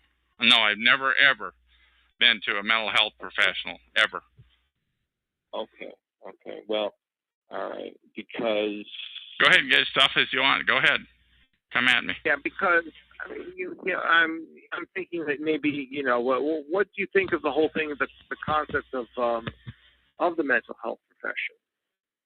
I don't know. To tell you the truth, I thought more of them before this thing started than I do now. And the thing that I hear about now is that they're in on this organized stalking, that they know about this organized stalking, that they participate in it, and they intentionally don't wise up people. So what do I think about them? I think less of them now that I'm wiser. Post May 2010, since I've researched more into them, I think less of them than anything. So. All right. It just seems, okay. Go ahead. Get tough. I don't care. Well, I'm asking you to. I want you to. There's people out there that are listening. They want you to get in my face right now. Get in my face, please. I'm asking you to. Yeah, because, the thing is like, if you've never gone to a mental health professional and you are somewhat scared of them or you believe that they're in on the whole thing, normally people, if they have a situation like this, they would seek some sort of outside help on this, and you're unable to because of the situation that you're in. Yeah, I guess so. I don't have an issue with it. I've never seen them. I'm gonna do my best never to have to see them. What I can tell you though is, if anybody who Googles the term gang stalking or organized stalking, that is going to be one thing that they're going to find. That if you speak to a mental health professional, their objective is to get you thrown into the funny farm. That's what I've heard. So I would have no reason to talk to them. What was interesting though is when I did mention, they would probably diagnose you with some form of paranoid schizophrenia. Yeah, I've heard that a lot. Because I'm not a mental health professional at all in any way whatsoever. So I'm not, this is completely a layman's perspective that I'm giving. But if you did speak to someone who did have some knowledge about this and had degrees in this, and you saw them as a professional, they might diagnose you with that. Yeah, they probably will. That's my understanding, is that they probably will. And they will damn well know, by the way. They will know that they're full of crap.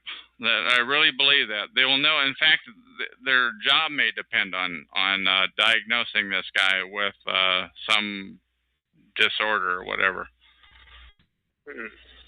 I don't have a lot of faith in their integrity. Let's put it that way. So, and I'm not even talking about the Scientology crap from a long time ago, because you were only in Scientology for like 5 weeks. I mean, that was a long 5 weeks. I'm telling you. But what I'm telling you is they continually run down the mental health institute. They continually, and I think that is probably part of the reason why, if they've got some makeup of me on the screen, why they're laying low on me, because they know I'm tough-minded and they're not going to get out of me I don't know what they want, but they're not going to get it. Once again, if you Google those terms, this is not just this targeting. If you Google these terms, this is it happens to a lot of people who are outspoken. That's one thing that they have in common, is that they're outspoken people who are not afraid to speak their mind. And I had no idea that you could be stalked and harassed and mobbed. I had no idea. And the people that are doing the stalking, harassing, and mobbing, they don't know why. They're sick on somebody and they just unleash, and they're good at it. Another thing I should point out is that early on, back when it first started, I went out and got a camera, and I took pictures of them. And they hate it, by the way. When you shove a camera in their face, they absolutely hate to have their picture taken. And so I've got a number of pictures. So I have no doubt that I was being harassed or mobbed. Although, if I were to try to use that film in a court of law, people would say, it just looks like, and they would say, quote unquote, life in the big city to me, except it's every time you go to the store or get the end of the aisle or walk down that certain street or walk out your door of your apartment, and there's the last place, and there's people in one of 4 or 5 units that were always coming and going, or like in this place, when I come and go, there's always the same couple of people. Yeah, but that could be coincidence. There's a lot of that stuff would be circumstantial evidence. Like if you were to that same court of law, they would. You're not gonna. We're talking about professionals they're professional head screwers here. That's what they do. They're professional head screwers. And by the way, I want to interview them. They can call me Chuck on TalkShoe.com, show number 120297, and I'm on all the time. Yeah. Here in July of 2012. Go ahead. Now the whole thing is like, you know, if you were to, I see the thing is like, okay, all right, if you were to go to you can't go to a mental health professional because you don't trust them, and oh hell no, you can't trust them. If you talk to a mental health quote unquote pro about this issue, you talk to them about this issue, they're going to have you commit. You are going to be committed if you talk to them about it. There's no way you're going to get out of there without getting taken in. Right. But maybe you could speak to somebody who might be able to, maybe, because it seems to me, like if you were stalked, if this started 6 years ago, and you were somebody who just wrote something about a corporation, and you weren't naming specific names, you were just naming practices that the corporation was doing.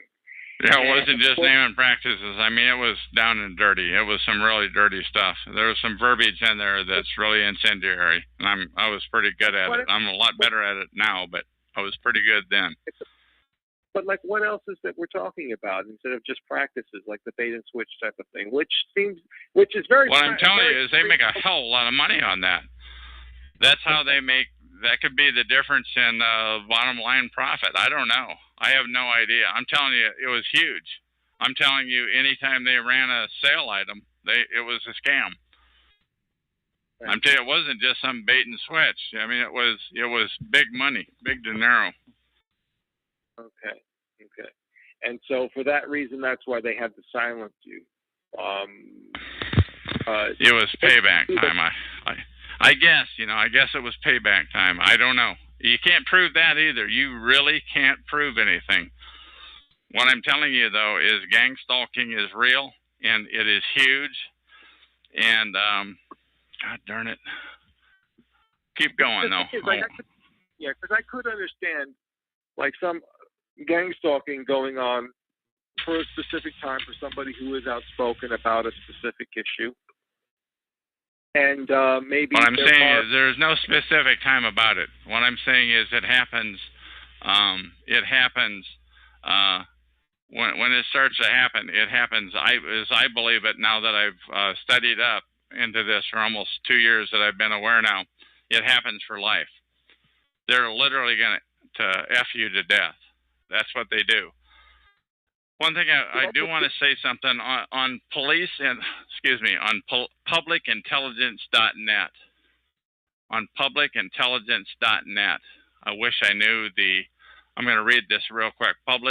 publicintelligence.net/FBI-suspicious-activities-reporting-flyers. Let me say it again real quick. publicintelligence.net. FBI suspicious activity reporting flyers, and put a dash in between each one of those words, and you will find there's like 20 to 25 different types of situations. Pardon me? 25. Yeah, let's not get into it right now, but there's 25 different flyers that are out there, and I can only assume that there's a ton more that people are stalked and harassed and mobbed. What I'm telling you is just look that up and make up your own mind. It's not just me. This is something that I just found out about in the last 4 or so days ago. Interesting. Because, that will be something to check out and maybe talk to you a little bit more about later. But, I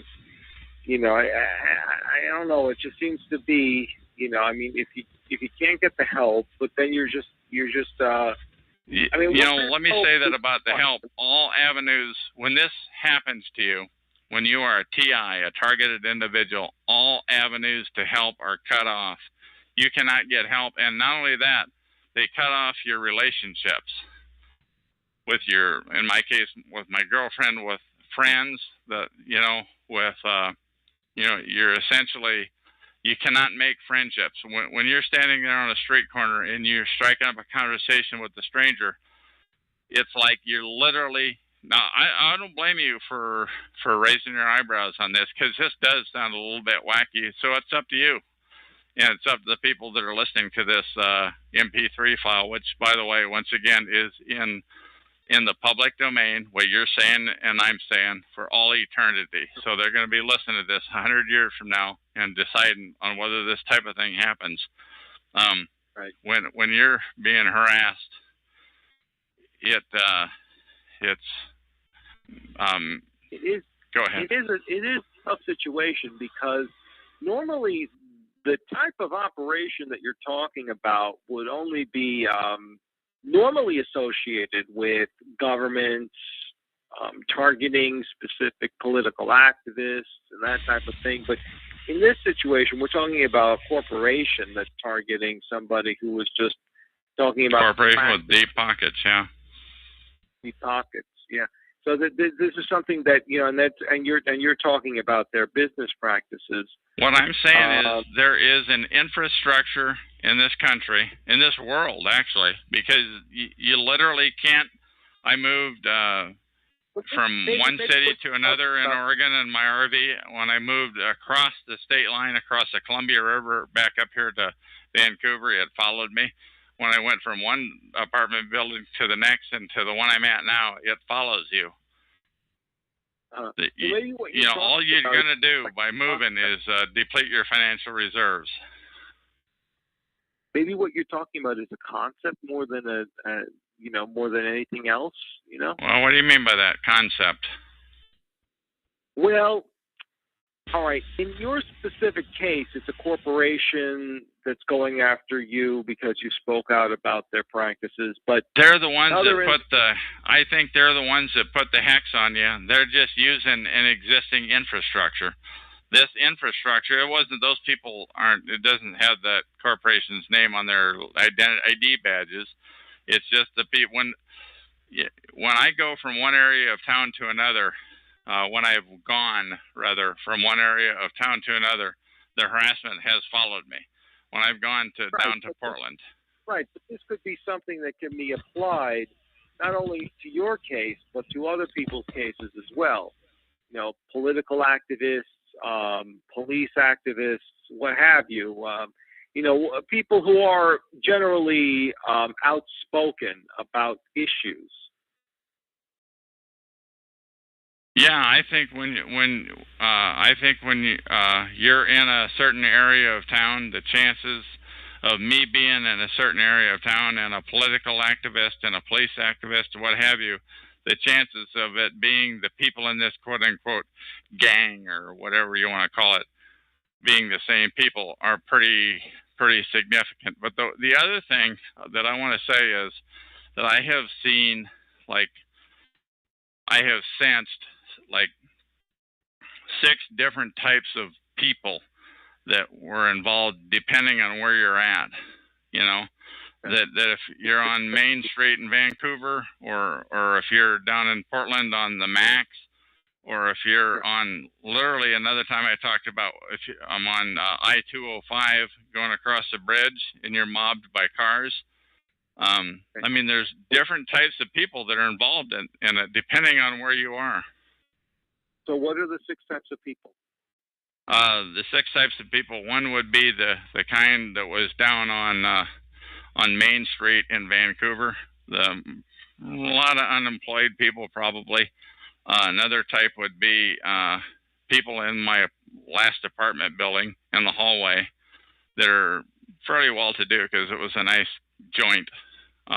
Another type would be people that looked like they were working stiffs. I mean, they had plaid shirts on at a bus stop where I was at. They didn't look, they looked employed. They didn't look homeless, I'll tell you that. Another one was when I moved my RV from where it first kicked off, the go live, if you will, when I moved it, and my landlord flipped on a dime, got really angry with me all of a sudden. God, what is this all about? I haven't said anything. And he just It was a landlord from hell. So I moved out.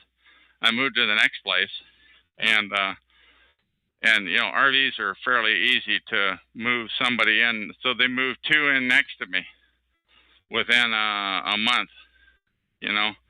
Same time entry and exit. Same thing again. So this seems to be this seems to be a situation. So there were like 4 that you've already named. What the other 2?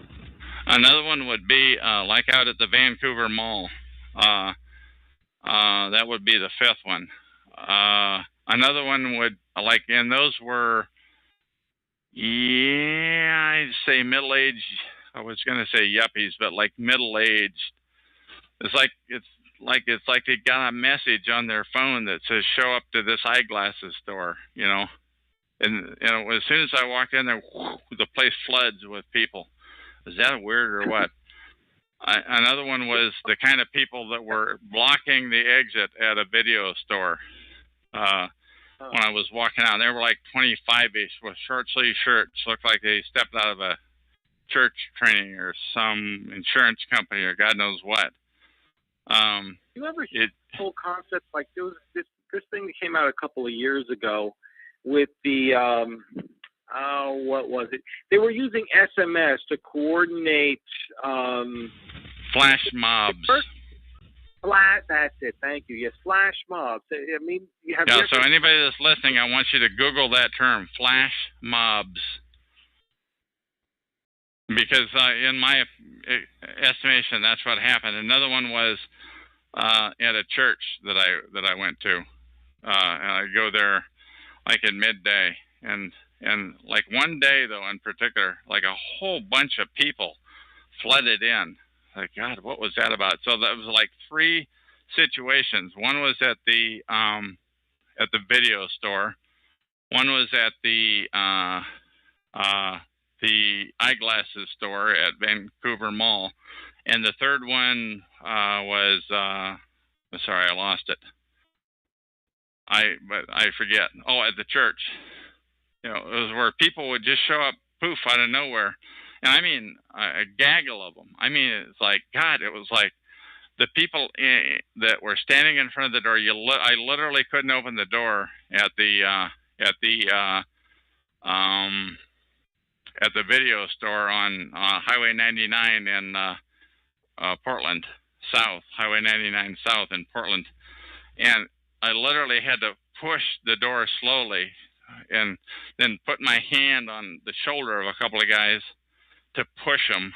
There was like half guys, half girls, and whew, they all split in different directions, and they disappeared. I thought, God, that is weird. That is effing weird. And I got back to my vehicle, and I sat there and I rubbed my eyes, and I thought, God, did I just see that? And there's nobody there to be seen. They were just all gone. That was the weirdest one of all, and that was really early on in my stalking and harassment. So there's just people, and I'm not saying that they knew what they were doing. Those people that were participating, they didn't. Well, they knew that they were head screwing, and they were like enjoying it, and they were keeping a straight face.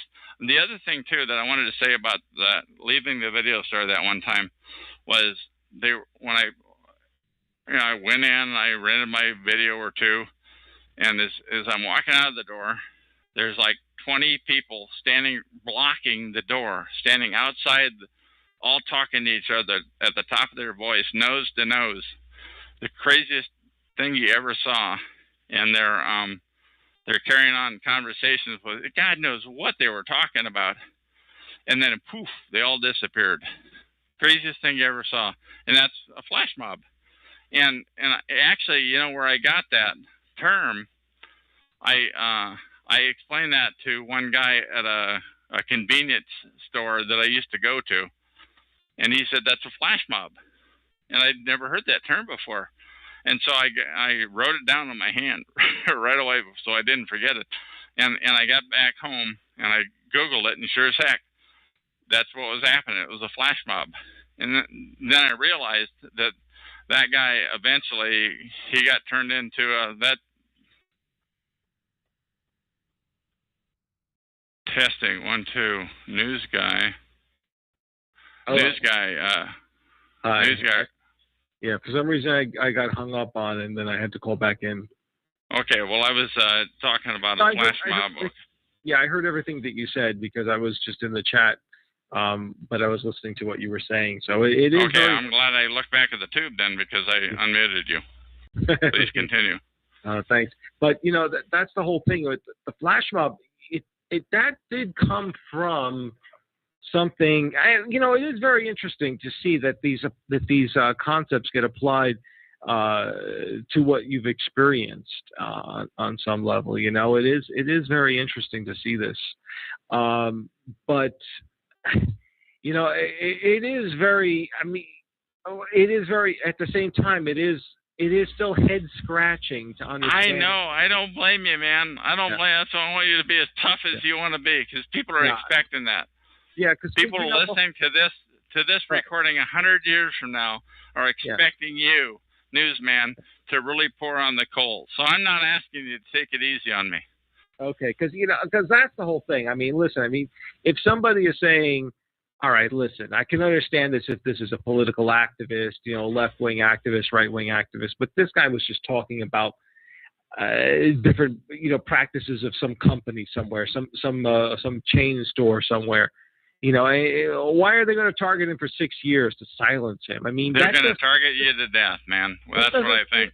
I think when you get put on this list, you're on it for eternity. You're going to die this way. But that really doesn't seem to be something that they would target you for 6 years and drive you into some sort of place where you are isolated from everybody, and because they could just as easily at this point, for example, there have been people who have had their information posted on the internet, pictures of themselves posted on the internet, and they've been able to take down websites very successfully just through copyright control arguments. And so what they could do, I mean, so there are different mechanisms for these corporations to just silence you without having to drive you into some sort of, some sort of place where you're isolated. I don't know what it would be. I was not going to shut up. They pissed me off so much. I'm still not going to shut up. Right. I have had, it took me 4 years of my life of being targeted and harassed and stalked and mobbed. It took me 4 years to finally catch on to the term gang stalking. Google that term, organized stalking. It took me so long, and I'm not just going to shut up about it. Most people would. And by the way, I think a lot of people do shut up about it. And a lot of people have showed up here on TalkShoe.com on these shows, and they show up on like the skank calls on Freedom SCHS, and they talk about it, and they get mobbed. They get driven away with crazy talk. These people over there, they start talking unachievable nonsense, crazy talk, and they're driven away. And I decided no crazy talk on my call. I'm not letting them talk about that off-the-wall nonsense. If it doesn't happen to me, it doesn't get talked about. So you think that these guys, like the Freedom FCH, which is also another talk show, and they're not really an organization, are they? They claim to be. I think they're paid perps. I think they're a bunch of paid scumbags. That's a scumbag operation. They're on like every night with hidden calls. I'm going to read some numbers here. Call number 66339 is Derek's Saturday night call. Filthy Joe's nightly call Sunday through Thursday is 89899, and his is hidden. You got Jay Wojciechowski as a call, and Nigel. And I really do consider all those people to be perps, because they talk about the wackiest, farthest out stuff. And none of that crazy stuff ever happened to me, and they get so annoyed with me for not being willing to accept their story, and I just don't believe it. I think they're liars. I don't think they're crazy, by the way. I think they're making it up. I mean, just to briefly get into it, I mean, because really we're focusing on you, but I'm curious, what kind of crazy stuff are they talking about over there? Yeah, I'm just not gonna. I'm not gonna get into it. And the reason I don't, I know. You can talk yourself blue. I'm not gonna get into the examples. Okay. And the reason I'm not is because that just makes my call another crazy talk call. So I learned early on not to talk about just to let people know, if you're listening to a call and they're talking about some wild and woolly, wacky stuff, everything that I have said is earthly. It's far-fetched, I'll grant you that, but it's earthly. It's achievable. The stuff they talk about over on those crazy talk calls is way off the deep end, and they do it nonstop. And if anybody wants to show up and talk about normal stuff like I'm talking about, they get flooded. They get flooded away with the wacky talk. That's their job, as near as I can tell.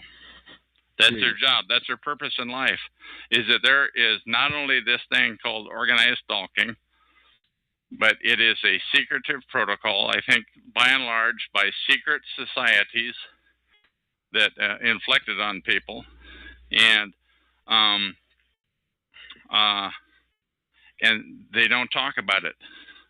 There's no talk about it. The same people that essentially killed Martin Luther King Jr., one of the greatest Americans who ever lived, the same people that killed him are the same branch of people that are doing this. They don't talk about it. You don't hear the details about it. But because that gets into some really weird conspiracy theories, you know. I mean, if you're talking about things like that, I mean, you kind of like, you open up a whole new Pandora's box of things about secret societies and Illuminati and all that. I didn't say the I word, but what I'm telling you is, I thought, where in the hell are they getting these people? How can they do that? How can they come up with all of these effing people nonstop? Every time I go down this street, there's people that clog my pathway. It's like, and they're always different, and they never talk to you. Right. How do they do that? And I think a lot of it is churches. Believe it or not, I really do. I think they tell lies to the churches, to the people that are involved. You know, to get them to participate. Well, this guy is a pedophile and he has it coming, so you should join us and harass this guy because he's a bad character. And after all, you wouldn't want your kids. And let me tell you a story. I want to tell you a story about this one guy, and I don't know his name, but it was down at Esther Short Park. And I ran into him one day, and he lived in one of the buildings there, and I lived in another one. And he talked about he was talking one day. It was like he was whipping a line on me. He showed me the perp hand. Now, this guy had stalked me on a number of occasions, you know, so I knew he was a perp, but I was carrying on the conversation. And he was talking about the fire extinguisher at the end of one of the hallways was missing. And we do want to stop the fire extinguishers from disappearing, don't we? You know, and we do want to, you know, it was kind of like he was building up the ammunition. He was laying the line on me. It's like he forgot who I was. But he was kind of like, it was like he was trying to recruit me to become a stalker. You know? Yeah, it was like the craziest. It was like, I don't know why he was doing it. It's like he slipped, his mind slipped when he did that one time. There was another guy, and he's in this room right now, and I'm not going to say his name, but one time he was in his room. He's a perp. He's with freedomschs.com. And one day he was telling stories about me. And every story, like 5, maybe it was 4, maybe it was 6 stories. He'd just go from one to the next, to the next, to the next. And every story had an element of truth to it. And he'd mix it with lies and omissions. He'd add lies and he'd leave things out to paint me in the worst light. And I thought, God. And I was logged into his room as a guest. And I'm listening to him tell these stories, and it was like he screwed up. He showed me the perp hand. He totally screwed up and he took things that I was actually proud of, my proud achievements, and he would he would make them sound bad just by exaggerating and by leaving things out. That's how perps get. That's how they recruit other people to join their cause. It was an amazing thing. So there's like two people that I seen, two perps, clearly perps, no doubt about it, that showed me their hand. Why they did it, I don't know. Yeah, it's up to you whether you. That is interesting. That is very interesting. I'm thinking that there's a lot of stuff that you've brought forward, and it is very, very fascinating to say the least. And we'll have to definitely think about this, what you're talking about. And, so it really is. Even though this is applied to you, this can be applied to other people and to other situations. Oh, absolutely, absolutely. What I want people to know that are listening to this is that it's not just about me. I can't be bought now. There's no way. I want to get this story out about organized stalking, that it does take place in this world, and that targets, unfortunately, and I hate to say this, but they are turned into stalkers. Targets become stalkers, and when they do, they're not coming back. That's been my experience, and I'm in a unique position here because I've been hanging around TalkShoe.com on these shows every night for a year and 10 months now, give or take. And most of the time running my own show, and a lot of times listening into the other targeted individual calls. So I come at it from a different perspective, and I've had the opportunity of hearing these two scumbags spew their stuff. The one it was like he was trying to recruit me, and this other guy who was slandering me, not realizing I was sitting there listening to him. I don't know whether he wrote that script himself or whether somebody else wrote it. It's like somebody took a class. It's like somebody can listen to an achievement of somebody and say, well, how can we turn that negative? Let's turn that negative. Let's paint him in the worst possible way. That's a totally amazing thing. Right. That's very, very interesting. Well, Van, Chuck, I really appreciate this. I mean, I think that this has been very good, and it's been very enlightening, and it really gives a lot of insight into what you've been going on, and what you've experiencing, and we'll just have to maybe do some more follow-ups on this as well. Okay, and once again, my name is Chuck. This is TalkShoe show number 120297. That's TalkShoe.com. It's, what is it, July 7 or something like that, 2012. And call me anytime to get to let this happen. Is there anything that you want to say about this news, man? Any other questions that you want to ask?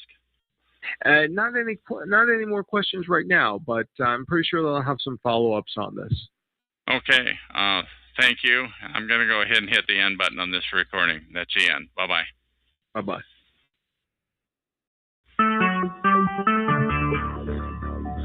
Talk Shoe.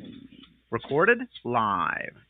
Hello, my name is Chuck, nickname Van of Vancouver, Washington, USA. Welcome to TalkShoe.com, show number 120297. This call is being recorded, and anything said will go into the public domain. Thus, everyone is entitled and encouraged to copy and republish any or all of this MP3 recording file. You do not need permission. No notification or attribution is necessary. To find more of these public domain audios, go to the top right corner of any TalkShoe.com screen and search for search for Vancouver or show number 120297, or click the purple top left Live Now button to see if the show is presently underway. The time out here on the West Coast is about 7:03 p.m. Pacific Daylight Time. Today is Wednesday, July 18, 2012. This is episode number 3014. Okay, now here's the deal. I'm going to do a chat room reading. This is not going to be very polished, but that's what you've learned to live with here. Here's what happened. First of all, my objective is one-fold, to get the word out about organized stalking. And part of what happens on these TalkShoe calls, TalkShoe.com calls, is we get a lot of perps that come and go in the room, and in fact, they dominate the room. Anyway, one of those people who I call a perp does not consider himself to be. When I asked him, Ant, are you a perp? And the ant farm wants you dead replies, no, I'm a TI, a schmuck who is a TI. It just comes natural. TEI in Idaho asked him, but why be like them? I used to be an internet troll as a teen, Ant says. Ant, where did you learn how to do what you just did? You logged in as just because, but it was your voice. He replies, I figured it out on my own, Chuck. I will not tell the secret, or else Nimbusters will use it. TI in Idaho says, why don't you come out into the light? I reply, and I said, I bet you were a smart one too, Ant. I never said you weren't smart. You're just a dirtbag. Look, someone closed my neck. He goes, they know the secret. And now you see 2 ants on the screen. 2 ant farm want you dead on the screen, which is totally unusual. I do not know how to do it, by the way.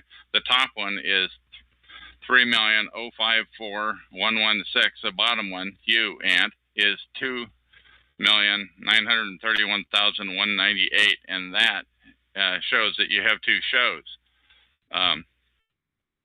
So you were an internet trolled. How did you do that?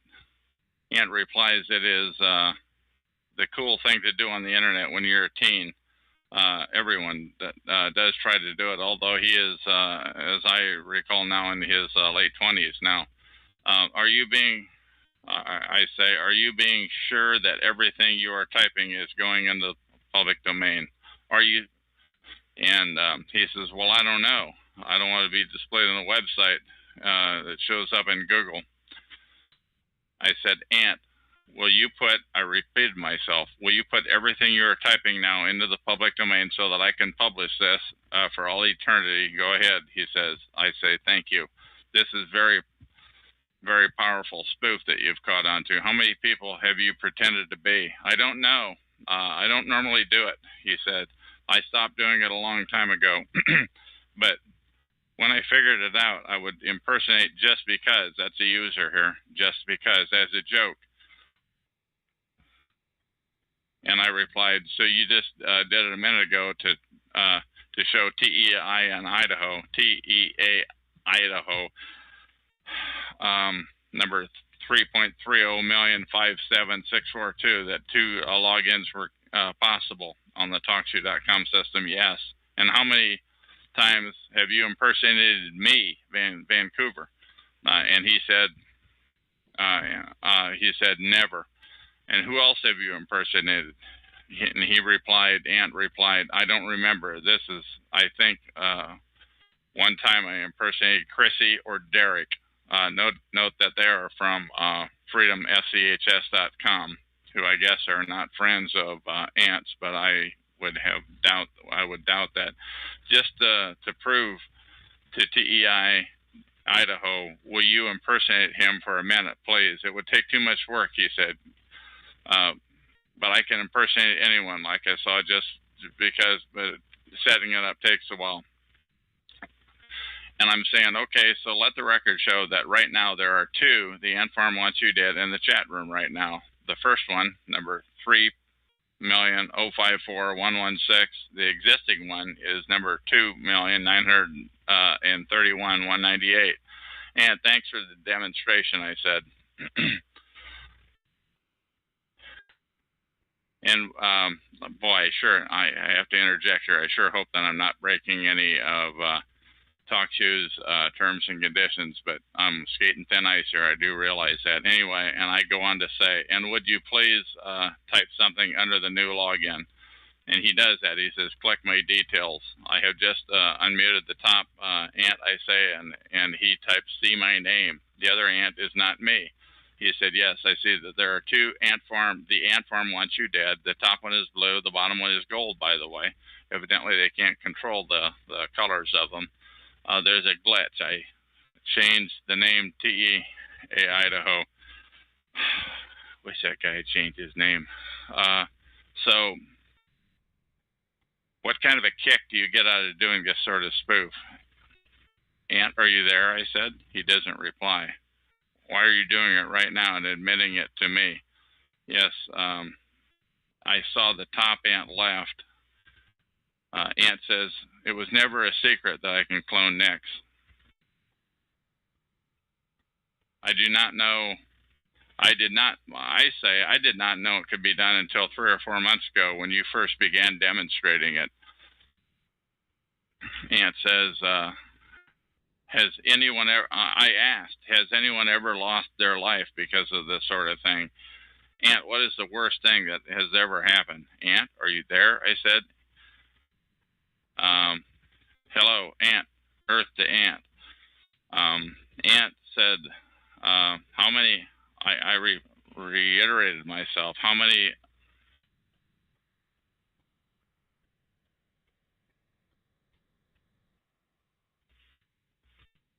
other talk shows do you have the ability to do this?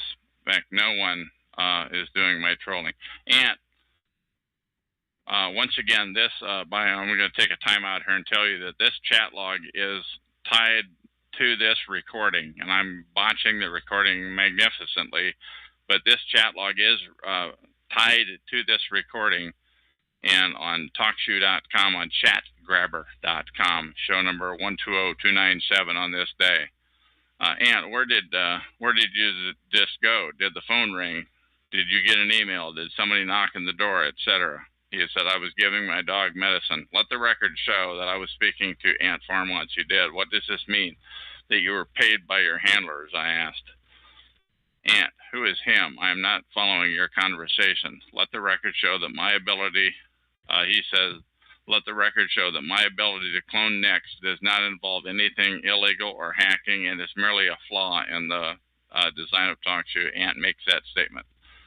And I typed in, let the record show that guest number 6 through 11 just showed up in the room, as so often happens once something interesting starts to happen around here. But once again, what do you mean when you said they handed him cash for a job well done, please? I say to Boise, the TI in Idaho, you are jumping right into the thick of it here. I hope you appreciate the magnitude of what you are witnessing. And I say, Ant, do you consider yourself a perp? And he says, no. I said, what kind of a kick do you get out of pulling such a prank? If I become compromised, he replies, I'd kill myself just for fun. To your question. I said, what do you mean by if I become compromised? He said, he replied, if they tried to control what I say, the perps, I would kill myself. Wow. I'm just reading what's in the log, folks. Ant, where did you learn to duplicate other logins on the TalkShoe.com system? He says, I figured it out intuitively. How many other people know how to do it? And he says, I don't know, but at least one.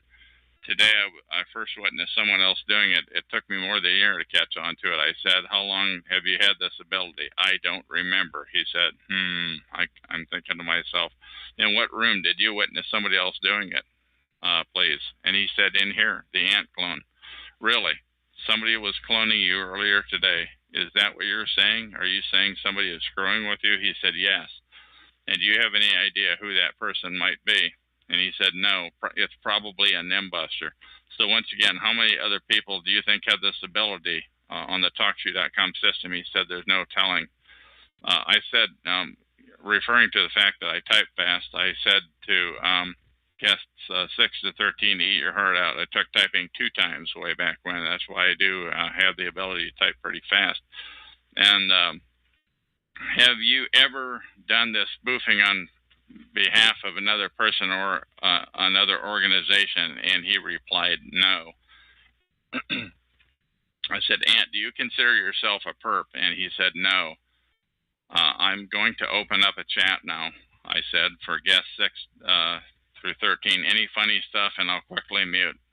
I'll be right back, said Ant. I'm getting a Coke. For the record, I'm chat room interviewing, and I said this to the new people that showed up. Ant Farm wants you dead, number 2,931,198. Here comes the URL, and the URL is in there, and it'll be on the chat log.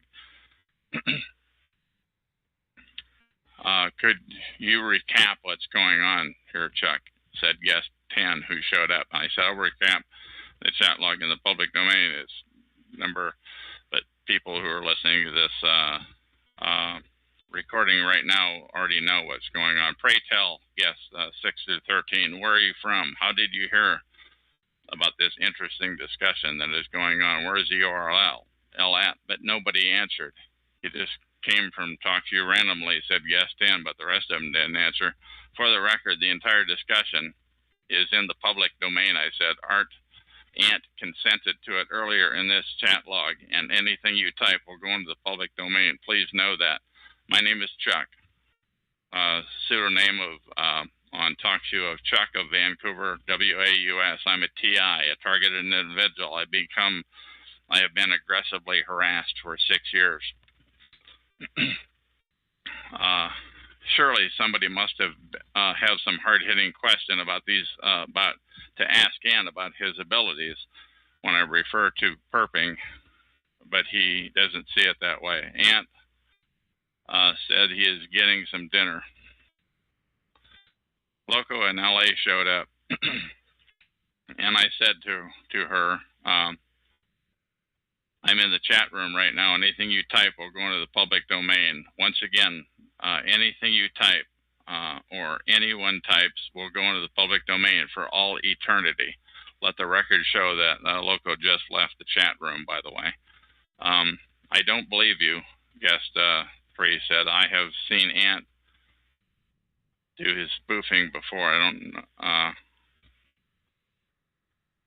no, I'm just reading, folks. I'm going to stop allowing guests in the chat room. Let the record show that 19 and 20 just showed up. I was guest 3. I'm not Ant. Who are you then? I said. The ant farm wants you dead to the one, the ant farm that's blue now, not gold.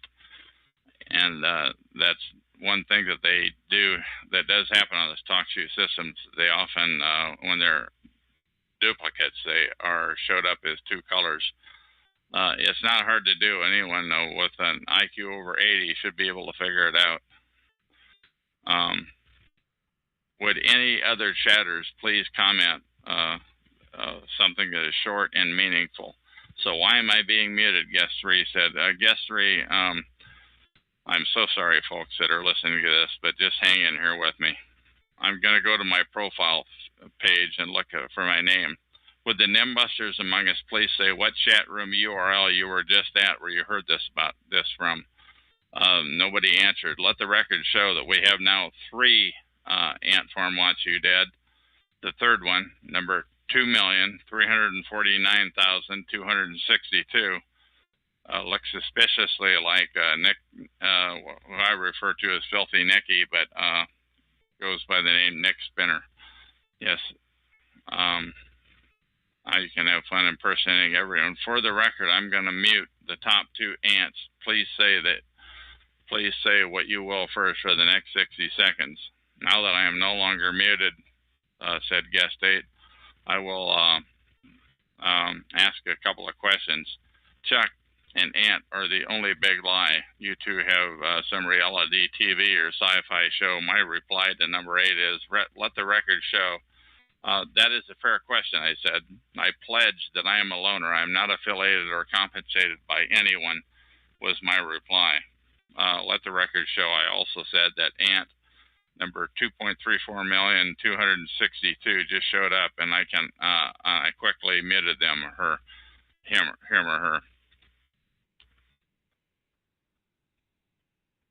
Tap Q showed up, who I did an interview with. I think it was number 3006 or 3007. May the record show that I said that Tap Q just showed up in my room. He actually interviewed me on number 3007 and 3008. He said he watched an interesting video on the cult of Scientology, that they're sure to have the targeting system down to a T. And I said, I'd like to hear about that sometime, but right now something else is going on. Please do bring back that in the future. I will do that, he said, and he left. Once again, I assume that there are nimbusters present. I said, would one of you please say what URL you were just at and where you heard about this to come here? Guest 7, I just said, I just like Ant's voice. I said to guest 7, I just like Ant's voice changer too, but my confidence is very high that I'm communicating with the real one at the moment, and that was based on the user ID. Let the record show my confidence high that the third Ant is Nikki. So at least a few people must know how to do this spoof on TalkShoe. The Ant Farm wants you dead. Do you have anything else to say before I terminate this chat log? And I asked him again and again, and he did not respond. And that is the end of this recording.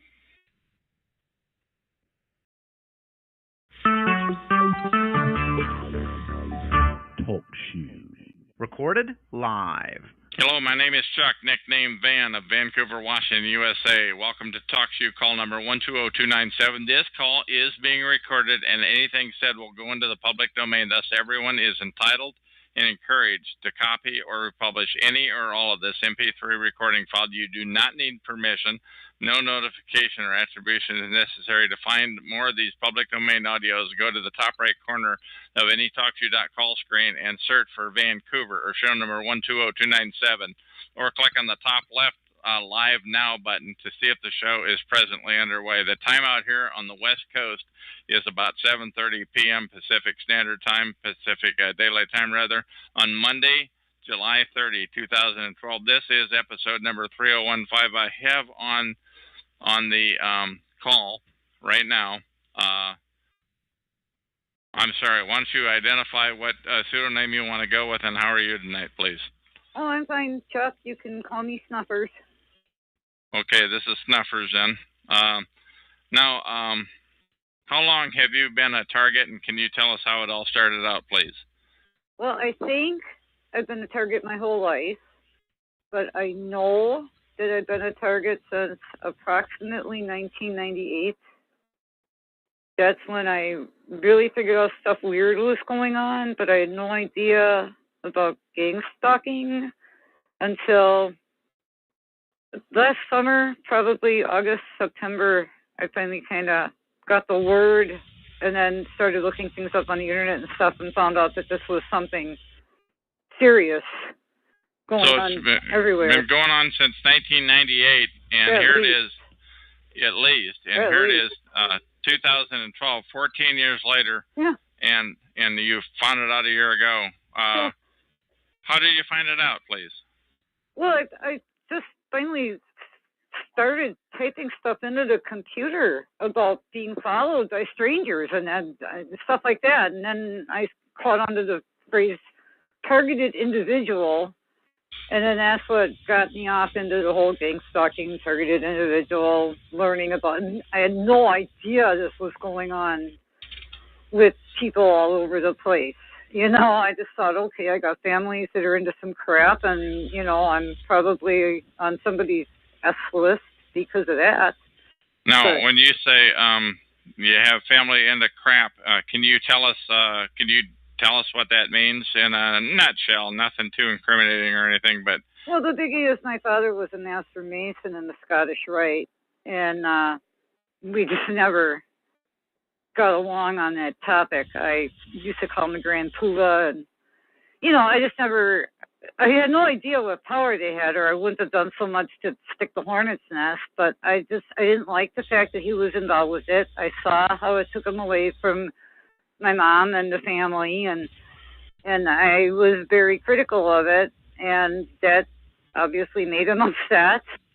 But you have siblings that are targeted too, so it couldn't, you know, don't you? How many are targeted out of how many siblings? I think all of us. I really do, but I think my sister and I got the brunt of it. I think my brother got off a lot later in the whole thing, but I don't know. I can't get them to really all talk to me about any of this. You know, I try to talk to them, and they just don't even want to discuss it. They'd rather just say I'm being nutty and that I should forget about things and move on and find a hobby and, you know, all this stuff. And it's like, come on, we have some weird family history here. You know, like I mentioned in the chat earlier, all of a sudden, as soon as my sister's 10 years older than my brother and I.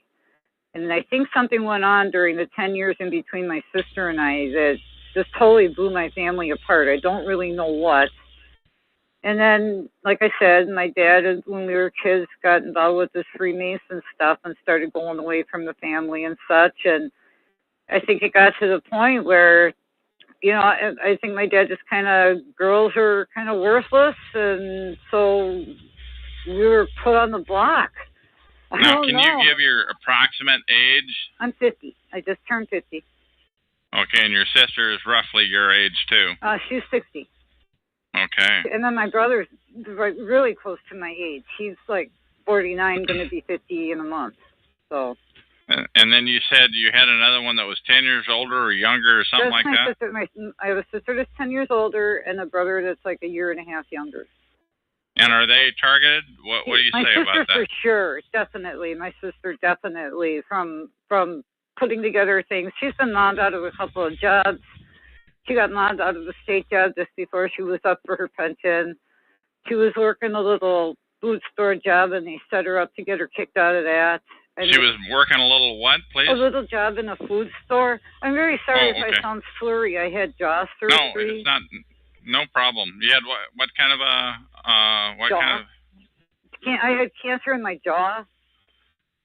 So if I sound a little funny, I wasn't even supposed to be able to talk by the time it was over, but I beat those odds too. So you're doing pretty well. I wouldn't have even noticed it.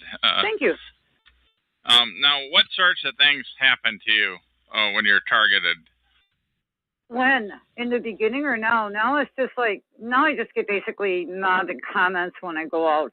I mean, it's definitely died down a lot since I've gotten back here. But I've died down a lot since I've gotten back here. It was way crazier in Las Vegas, and it was way crazier up north when I lived in an apartment up north. Yeah, so what sorts of things happened in Las Vegas? And did you live in the city thereof or out in the sticks? Or? No, I lived in the city. And what sorts of things happened in Las Vegas? And was that more than a year ago after you figured this all out, or what? That's what helped me figure this all out. I didn't know what was going on. In Vegas, I still had no idea that there was such a thing as gang stalking.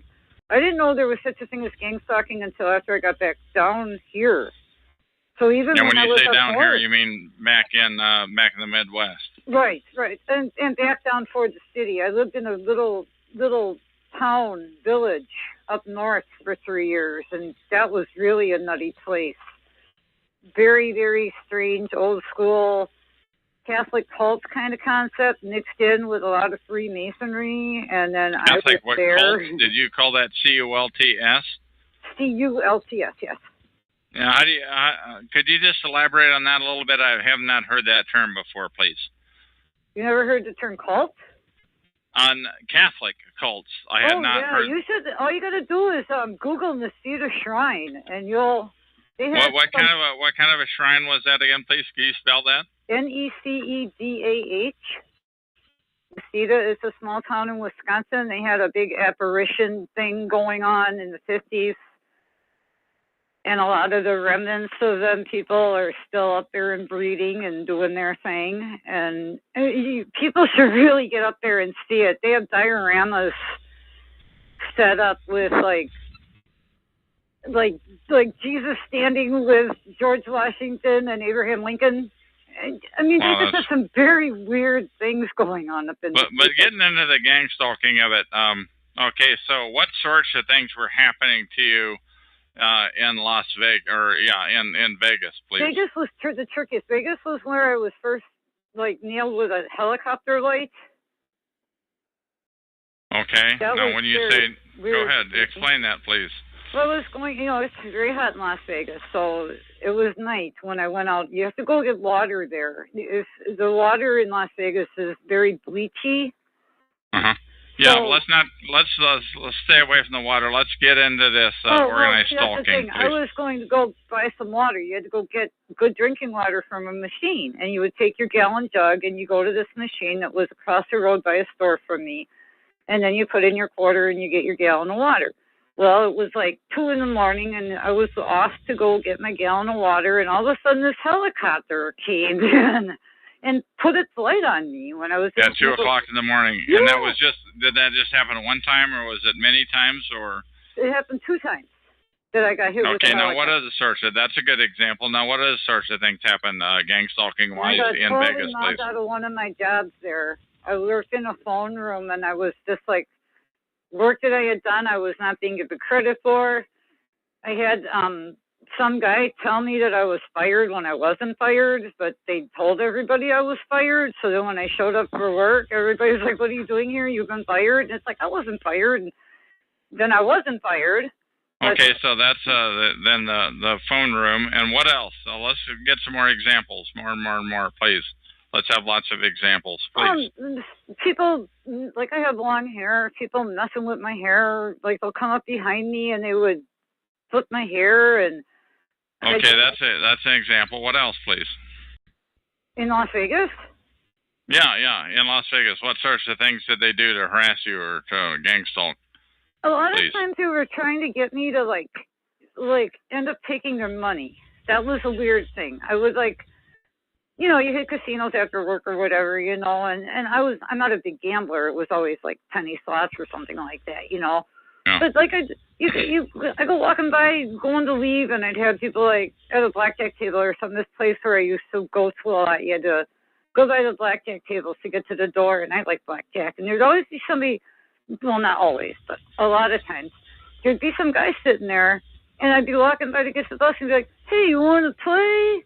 And they'd hold money up. Like, they were going to give me money to play. And you just know that's a setup. So, of course, my answer was no. Okay, and what else? Other examples of things that happened in Vegas of the stalking and harassment, please. In Vegas, and this is going to sound nutty, and this is where I lost you the last time, and I hope I don't lose you again. What? Yeah, go ahead. There was a smoke detector in my apartment. And it got to the point where I noticed that at certain times, at certain words, certain places, it got to the point where I could almost talk to this smoke detector. Because, you know, they had that little light, this little light that normally just stays on unless there's trouble with the battery. Why would you be talking to a smoke detector, please? Just to make sure that I wasn't crazy.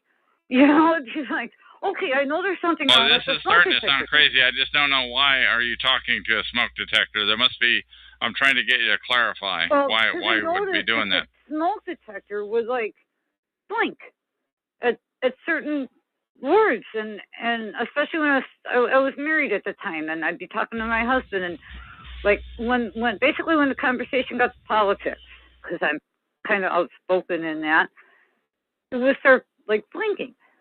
You know, and like, but it wasn't like the battery was dead, because at first I thought, okay, this thing is blinking, the battery must be dead. And then my husband's like, no, it's a hardwired smoke detector. It's part of the whole building. It's not an individual one with its own battery. Yeah, we're spending a lot of time on this smoke detector. Well, that sounds weird, but that was a lot of it. Was just, hey, something's weird with the smoke detector. Hey, I can get to the point where I'm having freaking conversations with a smoke detector. What the heck is going on? And that's when I figured out that this thing's got to be wired and people are behind it. So somebody's effing with you, you mean? Somebody was on the other end of some switch. Right. Okay, that I get. All right, what other examples, please, of things that happened in Las Vegas, if I may, please? Well, that's where I got the cancer. I ended up getting cancer out in Las Vegas. Yeah. Okay, well, what are the things that are stalking related? Well, for part of this cancer, I had to go into Los Angeles to see a doctor at UCLA. And because I was sick, I couldn't drive it. So we were going to take a Greyhound. Okay, so then we get to Greyhound station, and 4 buses between Las Vegas and LA are canceled. No reason. There wasn't any, you know, sometimes mudslides or fires or something like that will stop traffic between. But that doesn't necessarily sound stalking related. I'm trying to get no, the stalking is weird. It's the one time that I needed to get on those buses to hit a doctor's appointment. Okay, so what other examples? All right, so we got the buses. What other examples? I was so sick, then I just got out of Vegas. Okay, and then when we. But what else happened? I want to, while we're on, hang on, I need to cough. Okay. While we're in the town of Vegas, so what are the things that were stalking related, please? Followed around, people coming up to me at the bus stop saying comments about, like I said, basically I'm into politics, so they say things, kind of like trying to get me to argue with them. Little junk like that. And this happened how many times, please? Oh, almost constantly. Almost really? Constantly. This has been going on for so long that. All right, so you showed up at a bus stop, just waiting for a bus, and somebody. Were they different every time, or the same person? Why? No, they were different. They're definitely different. There was only one person that was like a constant in this, and I didn't know it at the time. Until I ended up back up in Wisconsin, up north, and the same guy that was bugging me in Vegas ended up being up north in this little podunk town, that I really, I mean, what the hell is the same guy that was in Las Vegas bugging me doing in this town in this state of Wisconsin? I mean, what are the odds, Wow. Okay, no, that's a weird one.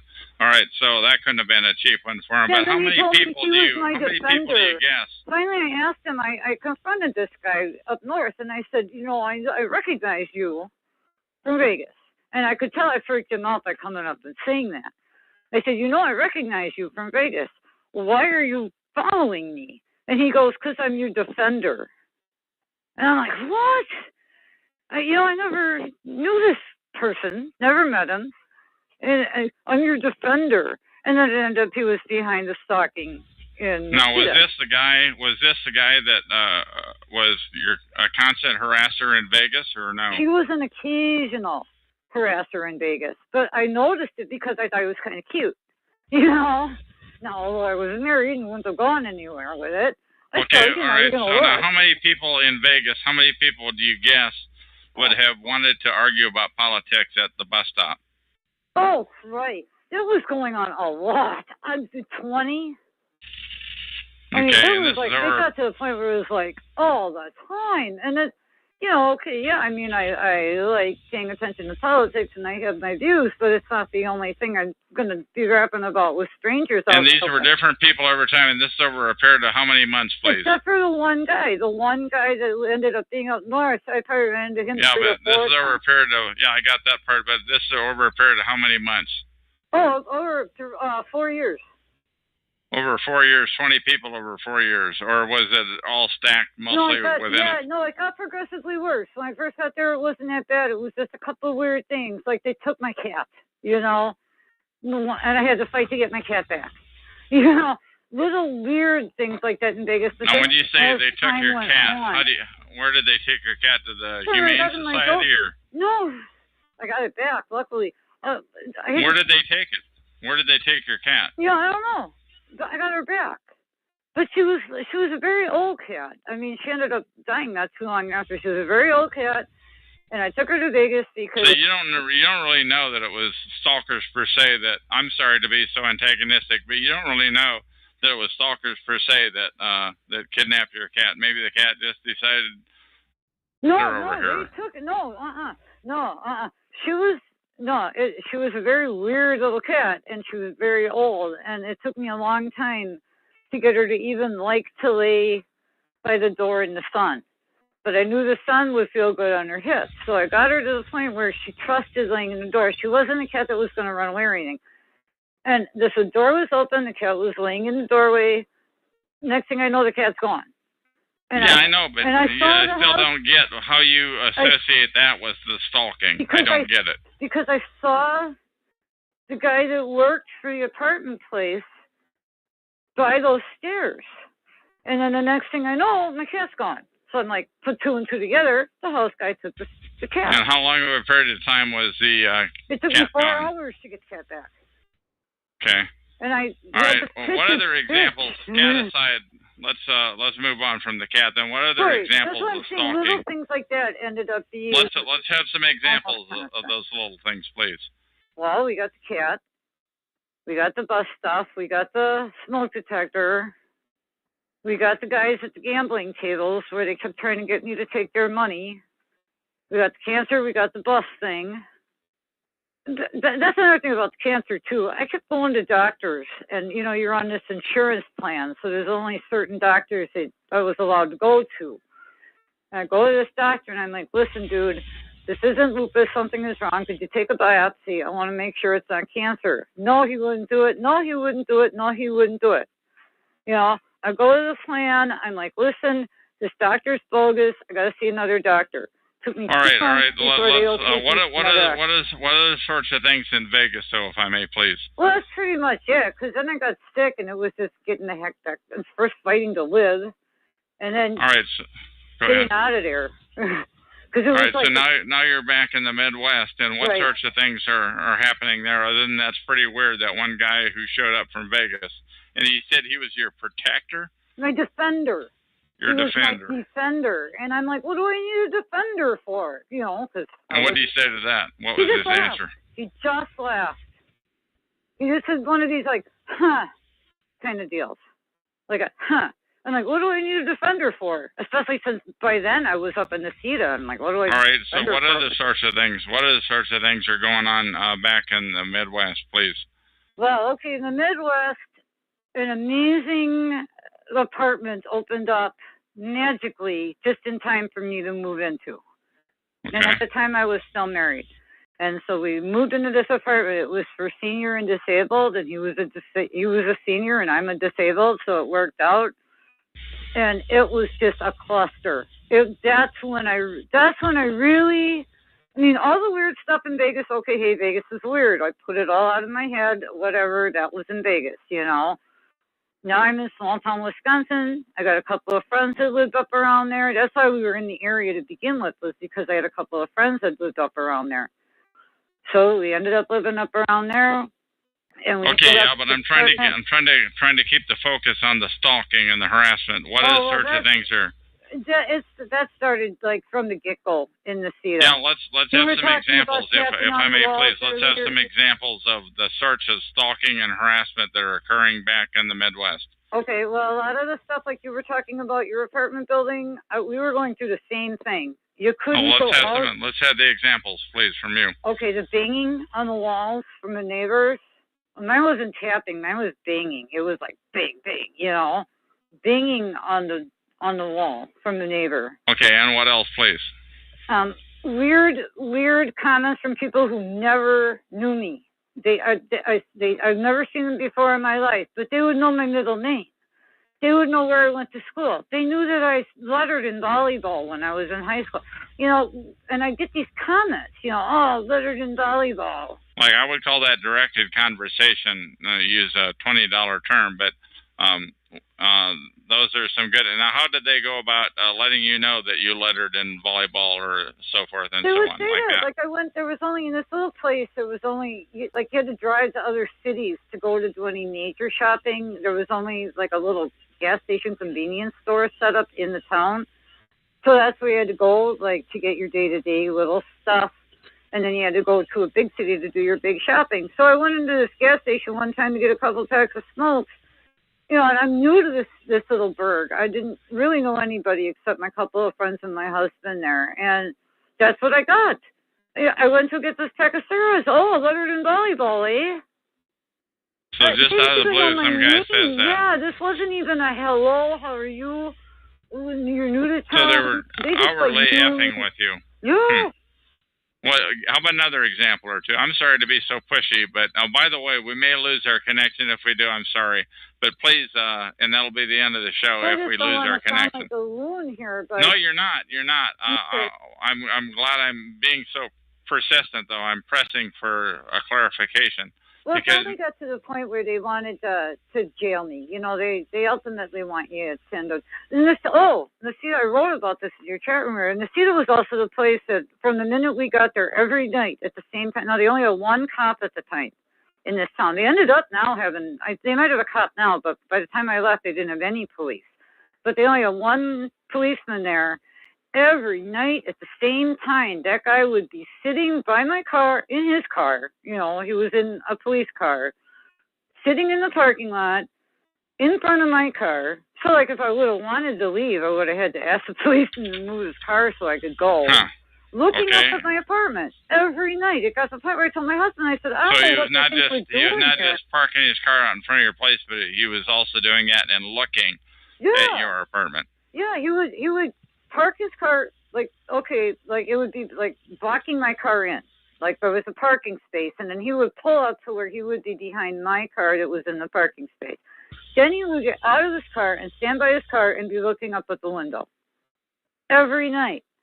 And it got to the point where I was like, what the hell? I mean, it's not like we're doing anything. We talked quite a bit, and I took some notes as we were talking earlier, but you said your sister was mobbed out of her last 2 jobs. Why don't you cover that briefly, please? Yeah, well, she worked for the state, and I don't know the whole story about it because she will not talk to me about a lot of this stuff. She doesn't want to. I don't know whether she doesn't believe it or she just doesn't want to deal with it, but she just won't talk to me about it. I also think that she's part of, I think she kind of turncoated in on me now, but that's beside the point. She worked for the state of Wisconsin for... You mean she's become a perp, Yeah, I think so. Okay, but please continue on with her situation. Well, like, she worked for the state for almost 10 years, just to the point where she was going to be vested for her pension. And then, bam, she ends up getting into trouble with a couple of coworkers. This is all I know. I don't know the details, or I give them to you. All I know is she ends up magically, all of a sudden, getting into trouble with coworkers, and she's out of her job. And just magically, but you said she lost her last 2 jobs. What about the other job, please? The last one, she worked at a food store. Okay, see, we live here because my mom is elderly, so she was taking care of my mom, and then I moved back to kind of help her out because it's too much for one person. Yeah, So she was working part-time because she was taking care of my mom. My dad was still alive at the time, and she would work like 4 hours or 3 or 4 days a week just for some tin money, you know, nothing major. Sure. So what about her job perping? Well, all of a sudden, she had this guy, one of these stock guys, the guys that put the bags, you know, food in bags and stuff, like stalkers, not a stalker, but he could have stock, S-T-O-C-K. He was a stalker. Right, he was a stalker. And he started, like, knitting on her, you know? He started, like, haggling her or something. I don't know the whole details, but I know that it was getting very much stressful for her. And I tried warning her then that, hey, there's people that do this for a reason, and don't let them get to you, and yada, yada, yada, you know, trying to give her the pep talk. And what was her reply to that? Well, she kind of went along with it then. She was like, yeah, I can't let them get to me. I need some money, you know, I got to have this job, gets me out of the house a little bit, yada, yada. I don't know the whole story, but what ended up going on, and her story and their story are all different, so who's to know? But what ended up is apparently she touched this stock guy, and he used that saying that she assaulted him, and so she ended up getting fired for assaulting a fellow employee. Wow, okay. But she didn't assault him. I mean, she didn't, like, go and beat anybody up or No, of course not. Now, you had made the comment earlier when we talked. Do you think teens are doing this stalking on vacation? Why don't you tell us why you feel that way, please? Well, the last couple of times up here, they have these double coupon days, you know. So you go shopping on double coupon days to get double coupons. So they know when people are going to be shopping. At least they know when I'm going to be shopping, you know. And I was 2 times ago, it was this kid. It was like a gang of kids. So it was like 3 or 4 of them. And he walked by, and I heard the one guy said, "That's her, she's on drugs," as I was looking at cat food. I'm like, okay. How in the hell would this guy know if you're on drugs or not? Did you know this guy? No, never saw him. I don't have anything to do with kids in this town. I mean, I raised mine, and I don't have any friends with kids or anything. I don't have anything to do with the kids in this town, you know? Yeah. And, yeah. So, 4 kids come up. One of them says something derogatory about you. She's on drugs. Okay, what else about and kids? The next thing I know, one or two of them, there was 2 boys and 2 girls, and I guess the boys were trying to show off or whatever, they were picking on me or whatever. This one would be like okay, like I go down the aisle, he'd stay at the front of the aisle, and then like stand there and look at me, and then if I looked at him or looked his way, he couldn't duck in, like duck away, you know, like just wanting me to see him, and then ducking away. And that lasted the whole rest of that store trip. So that was that store Now, trip. this like is just one time at the store? Was this a number of times at the store? Time, this last time I went to the store, it was 2 teenage girls. And no matter where I went, they would be there giggling. Just giggling, not saying anything, you know, to me or about me that I could hear. Okay, now this is 2 incidents in a store. Any other incidents in the store, please? Totally. One time I made the mistake of saying out loud that I was going to go and get some smoke. Man, I got up there, and normally we're like you were talking with somebody on the phone saying that, or my what? sister. See, my mom's got this EDT thing. She's got a what? Oh, EDT. Electronic. So I always treat Well, what does EDT stand for, please? EDT. It's one of those senior things where they push a button and they're connected to people that will call 911 or something for. Oh, okay. So your mom's got that. All right. Right. So now and there's this box on a table, on the kitchen table, that's constantly, you know, they're connected. So I always assume that this place is wired. So I very much try not to ever. The place that your mom lives at. Right, and I do too. Yeah. Okay. There's 3 of us at the homestead. And all right. So I always figure this place is wired, so I try not to ever state my intent. Plus the fact, like I said, I don't necessarily trust my sister anymore, you know? Sure. So I try not to let people know what I'm doing or where I'm going. Well, all right, now, go ahead. Of saying I'm going to go get cigarettes. Man, the next thing I know, I go to go get cigarettes. Not only are there 4 cop cars in the parking lot, just kind of watching me, you know, but I go in the store and there's already like 3 or 4 customers max. There was like 20 people in there. All of them buying like 1 can. Nobody getting gas. So I would call that like a flash mob, perhaps. Yeah. Give me, how about some other examples like that? What else? Boy, the mailbox, when I first moved down here, the mailbox was plowed out. Somebody took out the mailbox. Was what? Plowed out? Yeah, they plowed it down. They like knocked down the mailbox. Oh, okay. We had to get a metal rod and stick it in cement so it wouldn't happen again, you know. And how many times did you have to do that to the mailbox? Did it happen again after that or no? No, we did it right. All right, what else happened then? Stalking related or harassment, please. The very last thing is just like last week or so, out on the front porch where they got to come up the driveway to get to. It's not like we're right on the street. I have some herbs growing in plants, in pots, you know. Uh-huh. All of them, they weren't killed, but they were all like uprooted. They were like, it's like they grabbed the plant and just pulled them up out of the dirt and then left them be there. So, and these were your plants that you had put your time and effort into planting, and somebody ruined them. Yeah, well, they tried. I mean, I got them in the dirt. I keep my eye open on stuff around here because of all so that. What other sorts of harassment have you been involved with or that's been used against you? Well, I had, I could go into the fact that my son has apparently mated with one of them. So mated? You mean, in other words, he became boyfriend, girlfriend? He has my grandchild, and I don't. And this girl went off on me physically. And the charges were, it was a very weird, long story. I went there to help them out because, okay, they now have 2 kids. And after the first one came, when the second one was coming, they didn't have anywhere to go. So I'm like, yeah, okay, I was down here, but I'm not. So, but you said your son had mated or became her boyfriend. How do you know that she was a perp? And why don't you tell us about that, please? Well, because she started off, she's been very much lying from the get-go. Little things. Like when I went to go live with them, they wanted to know if I was going to bring my cat. And I said, no, there shouldn't be really cats around with her being very pregnant. You know, it's not good for pregnant women, cat waste. Yeah. And with a crawling baby, you know, you don't want them by litter boxes. I said, no, my cat's going to stay here by Grandma's house, and, I'll come visit him. He's not going to come live with you guys. Well, then she gave me this big long story about how she's got a cat that she really, really loves and really, really wants to have live there. But the perping, I'm trying to get you to talk about the perping. Well, that's a key thing. It's like, because then when I ended up, perping? Well, okay, here's what happened with that. I was living with them, helping them out. The new baby was 10 days old. It was a Friday night. They were having a couple of people over. I knew one of my son's friends. They had some beers. I asked for a beer. He gave it to me, and apparently that set her off. Because the minute those people left, she started physically assaulting me.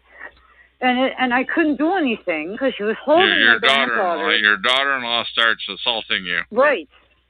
With the baby in her arms. So I couldn't fight back, or I would have hit the child. Right, of course. And my son had to leave work. He came to help me out. The cops were totally in on it with her. And how do you know the cops were in on it with her?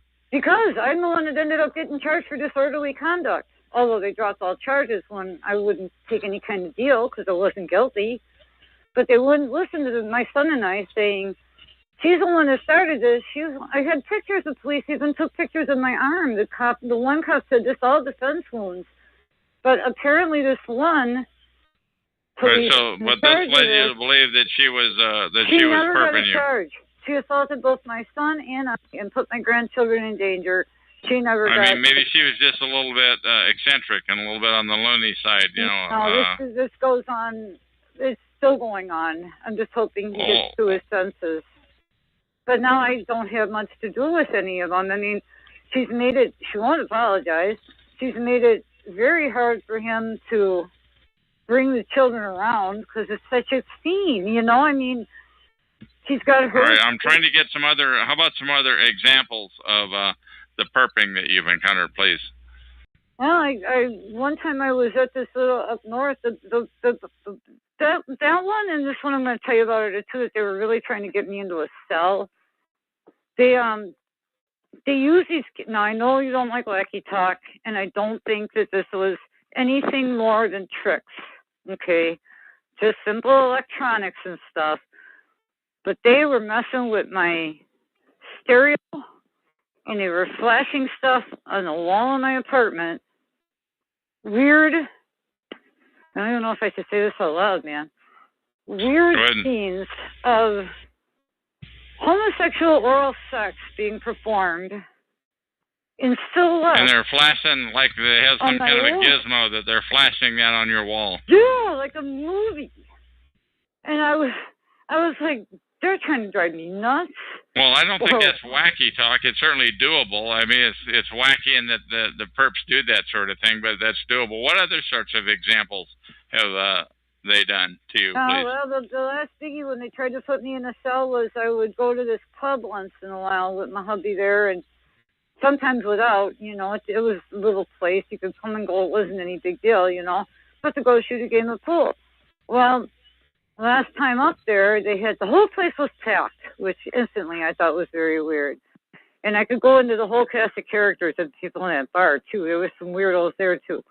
But the whole place was packed, which was very strange. And this girl came up, and apparently she was claiming that I had insulted her months prior. I'm like, oh, okay. Very mad at me. She came up, like, screaming at me, So some girl that you never met, or did you know her? Had you seen her in this place before? Or? Yeah, no, I had seen her. I knew her. I mean, we weren't friends or anything, but, and we didn't talk. We weren't friendly, but we weren't unfriendly, Well, apparently we had shot pool some time back, and I said she sucked. And that's what she was saying to me. I'm like, well, if I said it, I'm sorry. If you took offense, I'm sorry, but you know what? When I screw up, I say I sucked. Let's get into the perping. She said, okay, I accept your apology. All right, cool. Okay, I go to the bathroom, to the bar. I come back out. She's standing there. She clocks me straight upside my face. With everybody there, like they were all on red alert. Like I knew if I hit her back, I was going to get jumped or arrested. It was like the whole place was packed on purpose. This was all a setup. she cracks me upside my head. I was like, what? You know, I did go make a stance like I was going to pop her back, but then the lady behind the bar, like, stopped that one quick, you know? All right, so what other examples of perping that I would call it? Boy, that's all I can come up with. I mean, if you want to count in a few strange phone calls, I've gotten a few weird calls where they play music, and like a song, and it's not the same song, so it's not like there's any meaning to it, you know? Are you getting any directed conversation at this new location you're at in the Midwest?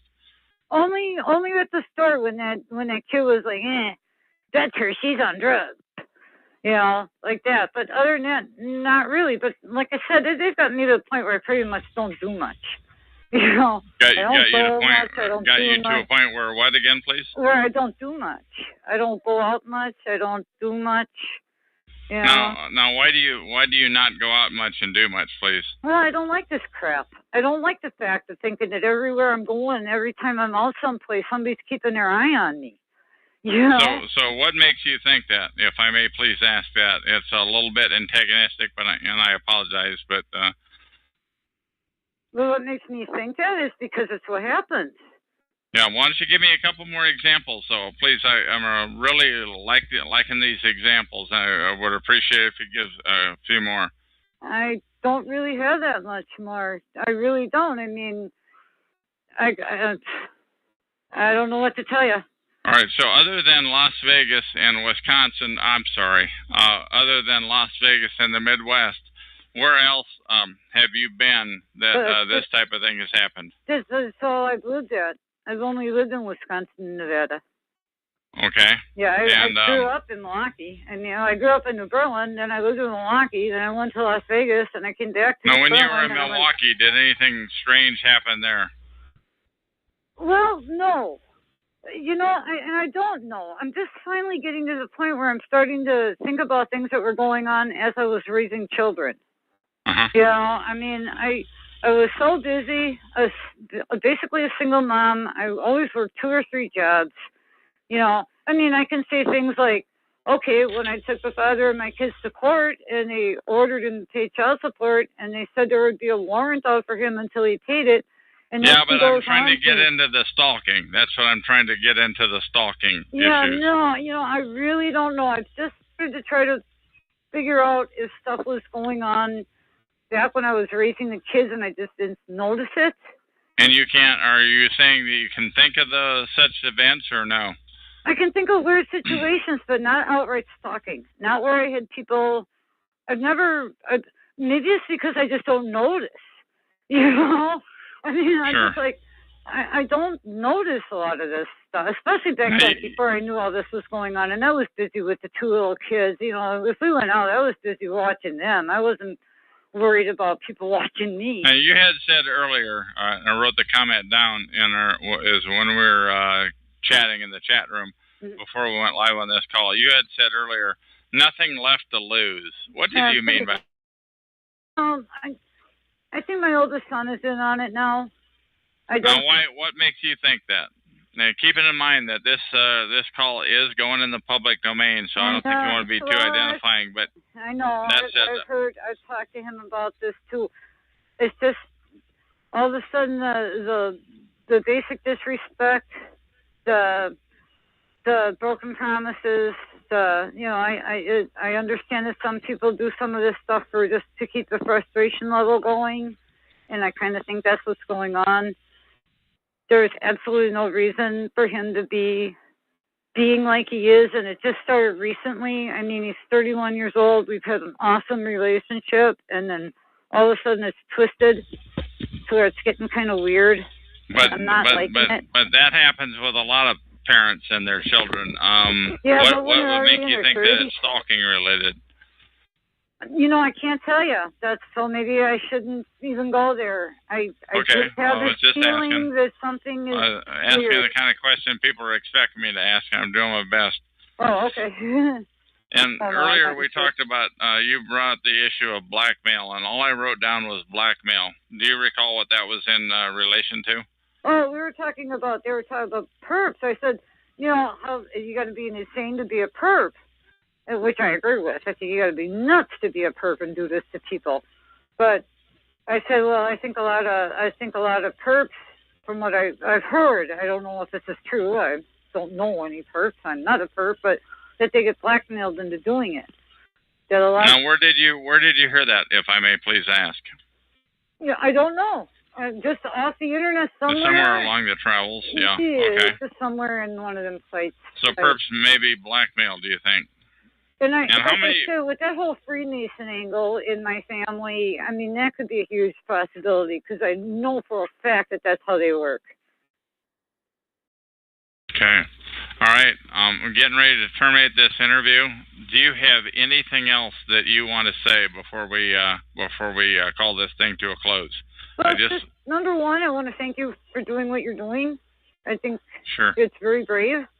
And for another thing, I know it sounds nutty, but I appreciate you not treating me like a nut. Well, I haven't heard anything that I have not heard it. I want to be on the record for saying this. And to anybody that's listening, my name is Chuck. This is TalkShoe.com, show number 120297. It's July 30, 2012. And I have not heard anything that you have said on this interview that sounds far-fetched, because this is a far-fetched issue. But I have not heard anything that sounds nutty, per se. I appreciate that, because it sounds nutty to me. Yeah, well, I mean, it is.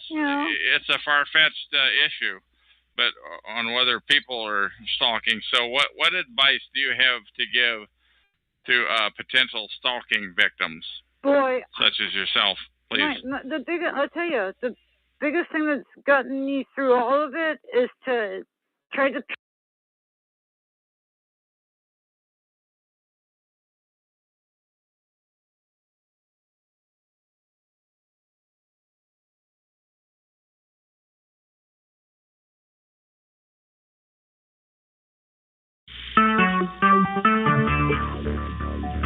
Talk Shoe.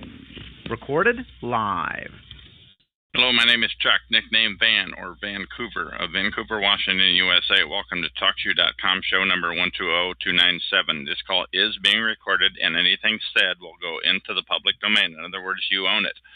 Everyone is entitled and encouraged to copy and republish any or all of this MP3 recording file. You do not need permission. No notification or attribution is necessary. To find more of these public domain audios, go to the top right corner of any TalkShoe.com screen and search for Vancouver, or show number 120297, or click the purple top left Live Now button to see if the show is currently underway. The timeout here on the West Coast is 10 after 11 a.m. on Wednesday, August 1st, 2012. This is recording number 3016. And what I'm going to do is I'm going to read a feedback that I entered into Farah's show, number 93584, over a year and a half ago. I wrote every word of text that I'm about to read, and I last updated it on February 13, 2011. And within the text, it clearly states that the text is put into the public domain, and here goes the reading. I wrote to her, "Good luck in keeping your story on mark."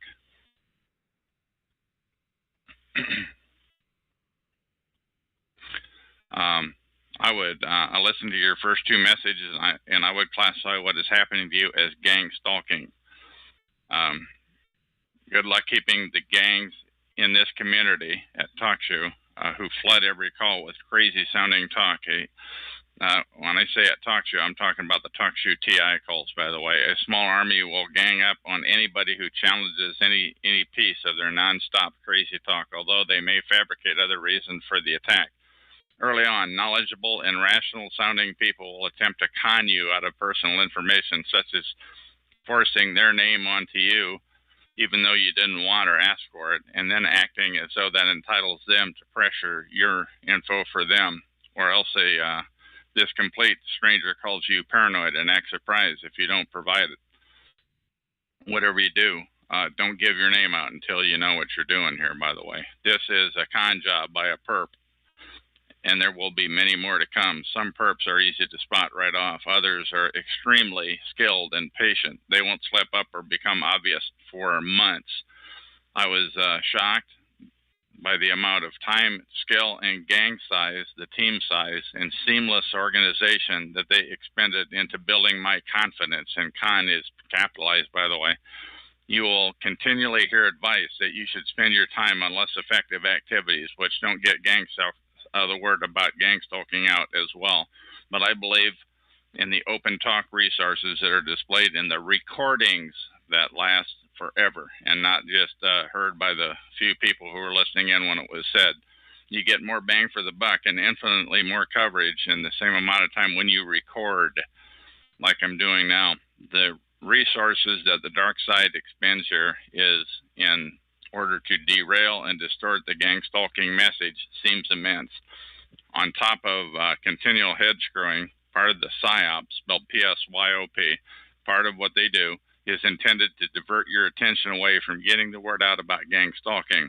Some perps will befriend you and become your new best pal, partly to extract information which will later be used against you. The perp gang's job is also to keep you repeating yourself in order to wear you down. You can use this opportunity to improve your game, but be sure to record the subject matter before you get tired of it, so that TIs can, targeted individuals, TIs can benefit from the wisdom of your recordings for years to come. Some people estimate that 40 to 90% of the TIs perps are TIs perps, and TIs who have become perps, who hang around this so-called community, are in on it. Many arrived here as legitimate sounding TI, but they now snitch. In other words, they sold out, and they're now perping for the dark side, and there's no turning back.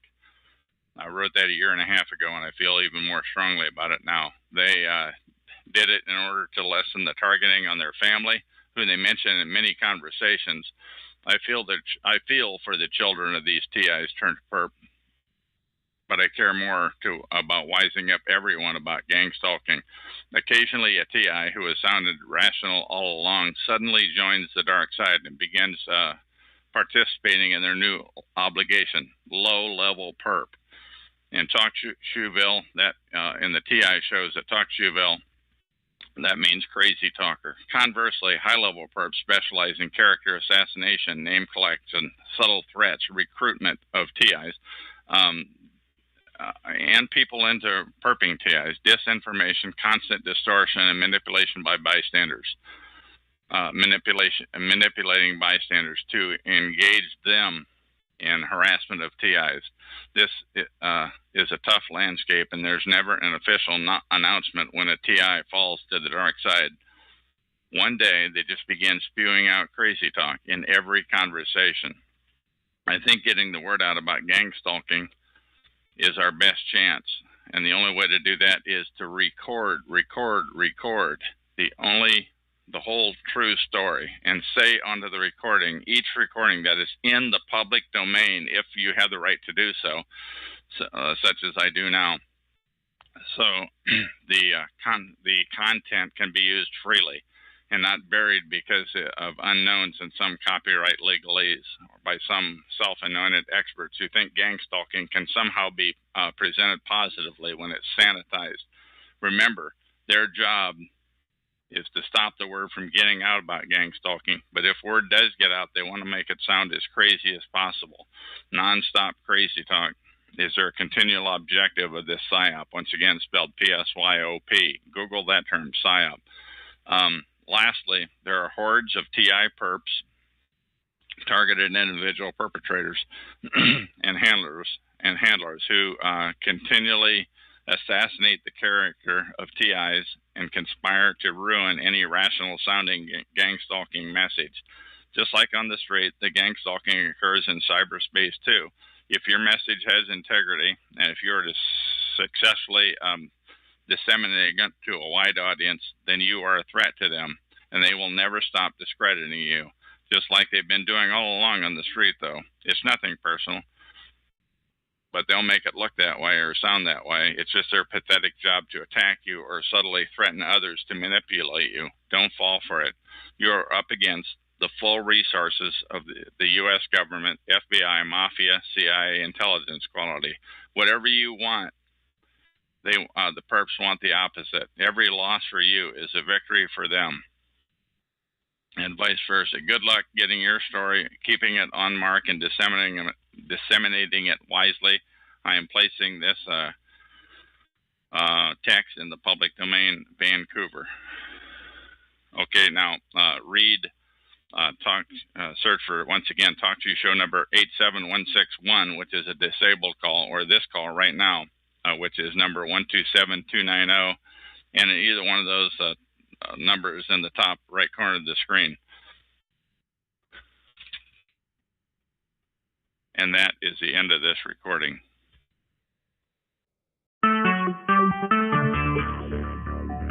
Talk shoes.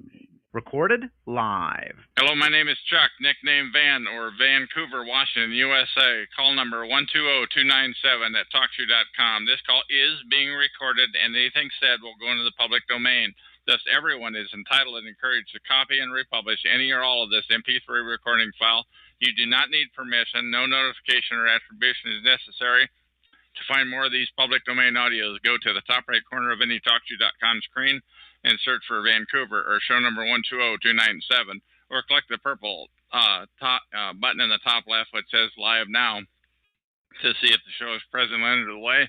The time at the present is 11:35 p.m. on Thursday, August 2, 2012, out here on the West Coast. This is interview number 3017, and I'm talking to King Perp, spelled Kingpurp, and that is just that's just a coincidence. It's got the word perp in there. And how are you? And can you give us a brief rundown of why your name is what it is? All right. Yep, my name is King Perp because I'm from the North Star State, Minnesota. And there's a football team, the Vikings, and we're the Kings, and we're purple. So Purple Pride, King Perp. Okay, so it's just a coincidence. All right. Now, we had talked about bots, and that was the one that really got me going. I've been taking notes while we were talking, but why don't you tell us about these bots, and tell now you're 19 years old, and tell us about your what's been happening to you perping wise. Okay. You've been potentially harassed. Okay, well, it started out about a year and a half ago. I got in a car accident, and I ended up moving out of my parents' house and into my own house.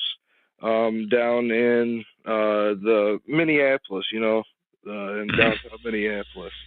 And so I was living around there and stuff, and I was kind of researching, about the freedom, sovereign movement, that kind of thing.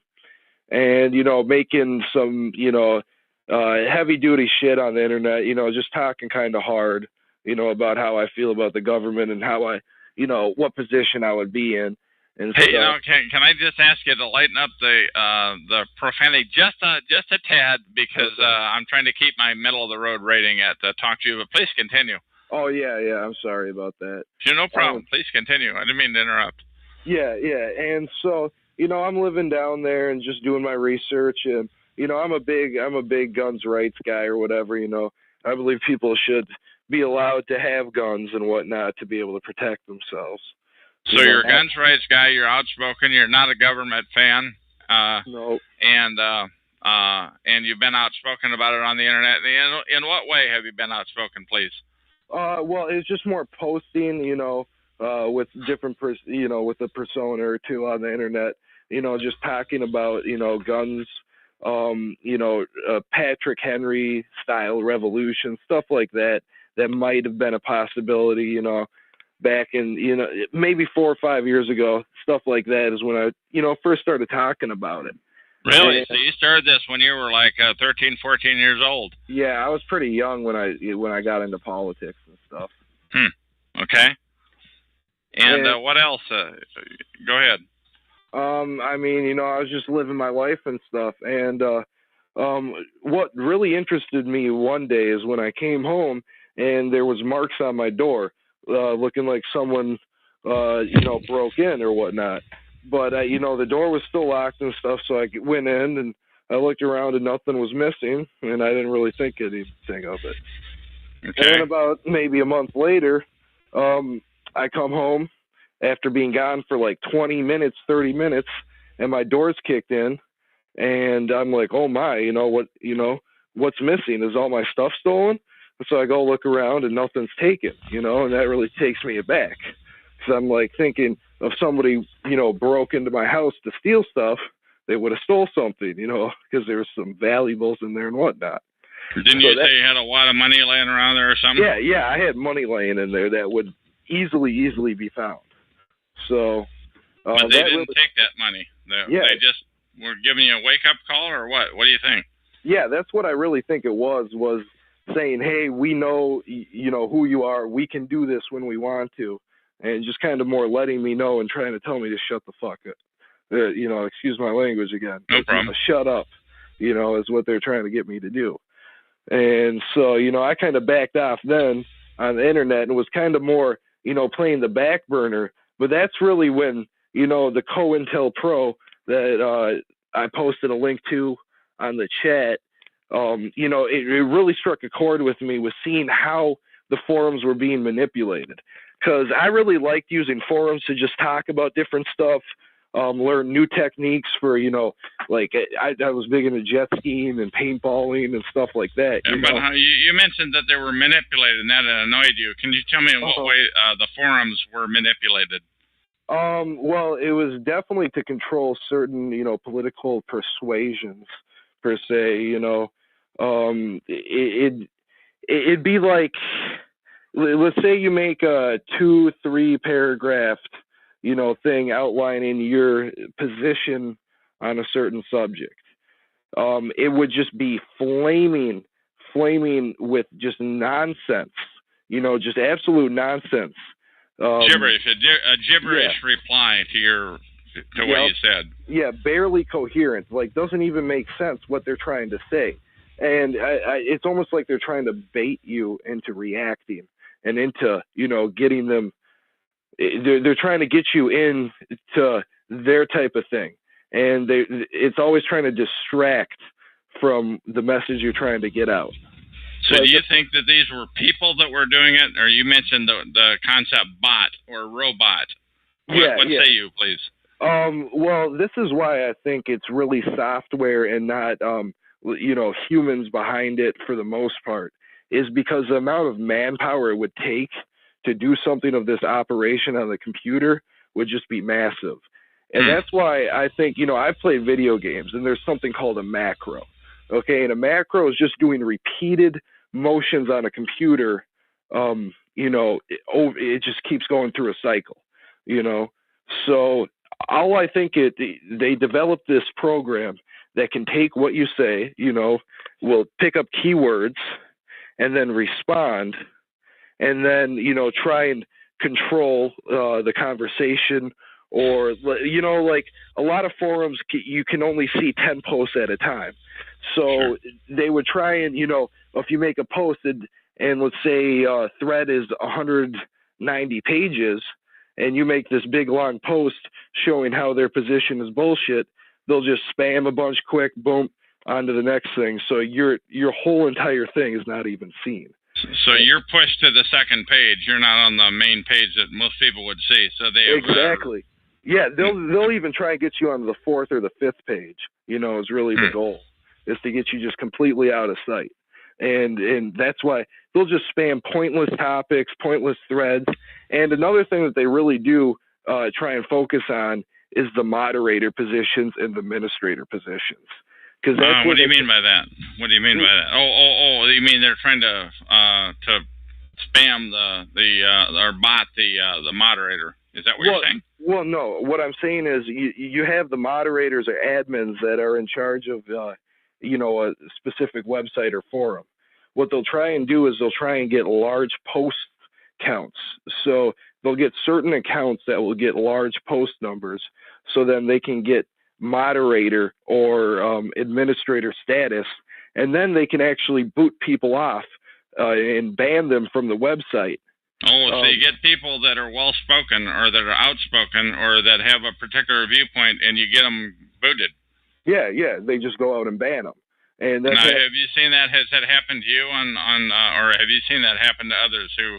Yeah, that's happened. Those have happened to friends of mine who are outspoken, you know, on the internet, who are really focused on, you know, blowing through a lot of the bullshit. You know, they just wanted to get through it, and show what's going on, and those people would get banned, and it'd just be for really, really pointless stuff. Like they'd say it'd be for, attacking a user or something with, or like threatening them or something like that, and it's not. And it's just like they're banned off, and that's that.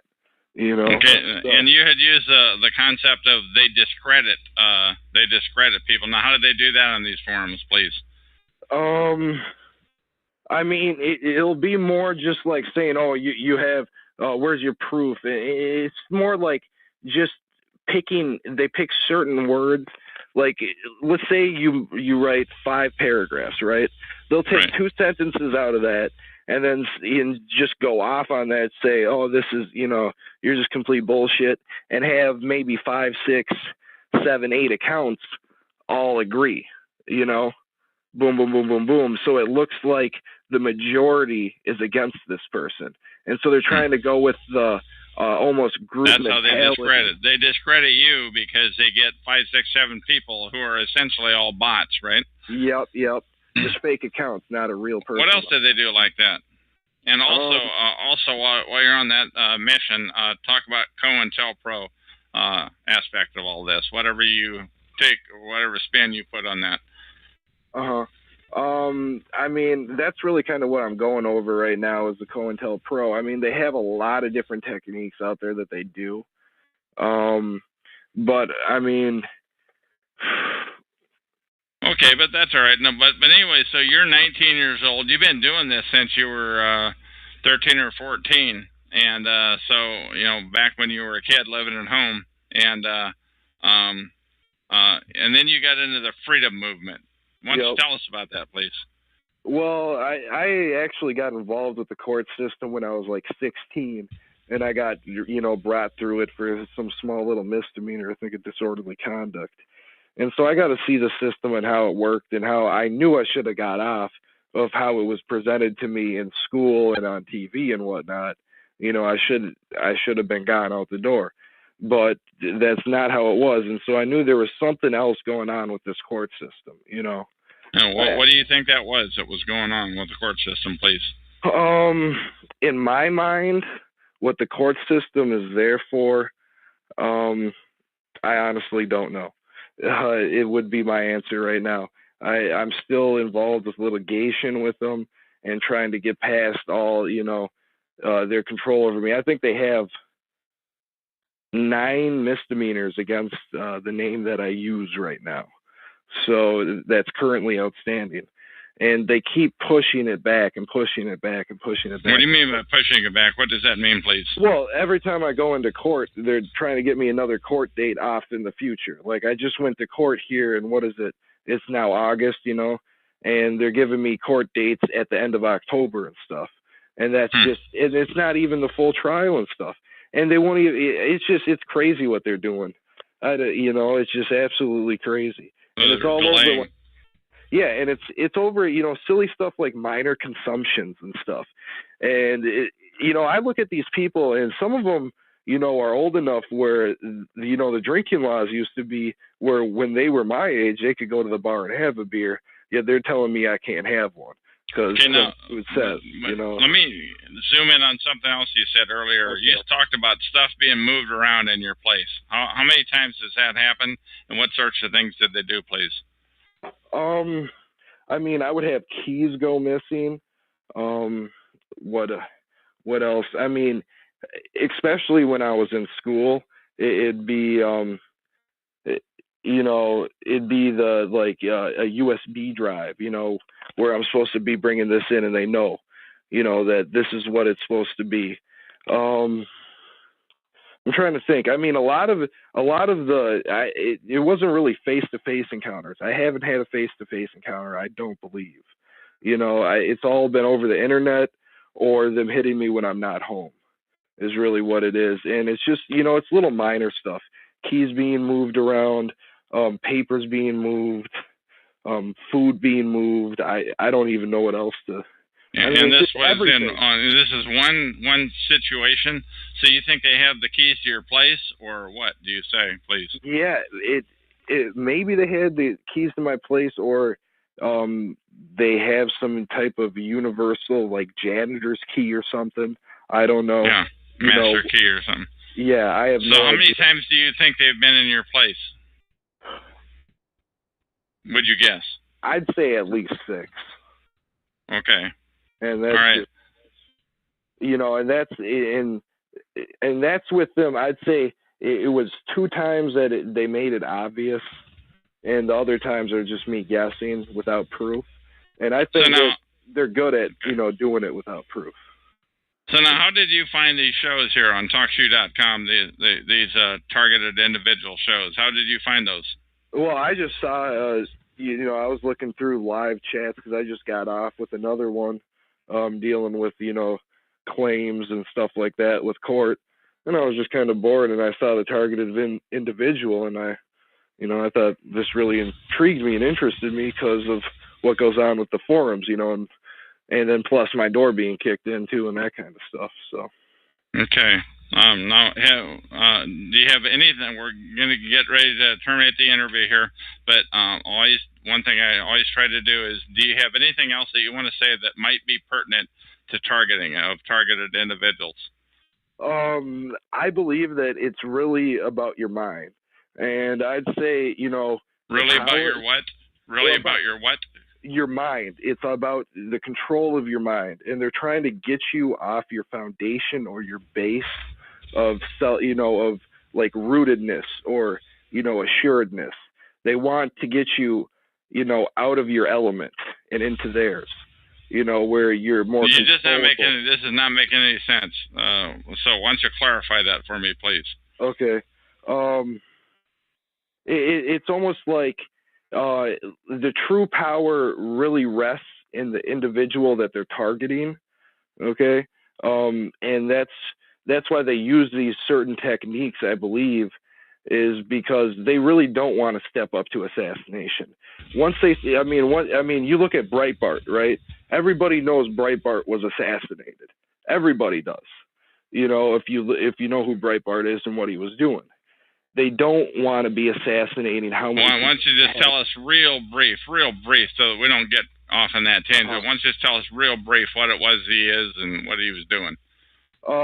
He was just he was working on a new documentary, kind of outlining how the government works and a lot of stuff. You can just go Google him, Andrew Breitbart, look up his whole story. BRIGHT, I think it's BREIT, Bart, BART. So, okay, all right. So that's enough on him. What else do you want to say then? Anything else before we end off this interview, please? Regarding the issue of targeting and targeted individuals. This is really what I want to drive across. Okay, is when I almost feel like I'm having a hard time coming out and saying it, but the power really lies in the individual that they're targeting, and they don't want you to know the amount of power that you have inside. There's a lot of controls in the system as it is, and I believe that. Why don't you clarify that? They don't want us to know what power we have. Why don't you clarify on that? Because I don't quite get it. Please expound. We're born with an imagination, which is immense. This just like when you're a little child, you can dream these beautiful, beautiful things, and they try and take that out of you through the schooling system and whatnot. And it's about, I think, connecting with that inner imagination. Yeah, I don't know, man. I'm about ready to terminate the interview. I have no clue where we're going with this. Oh, okay. What the hell does that have to do? I'm just asking you for whatever you think. It almost sounds like you've turned into a perp. Honest to God, right now. Yeah, it almost sounds like that because I have no clue what you're talking about. Oh, I'm talking, it's like when you go into court, you don't get a lawyer and just give all your power away. Do you see what I'm saying? Yeah. Like, it's not about letting them have the power and let them control your lives through what they're doing to you. You control your life. They're going to do what they're going to do.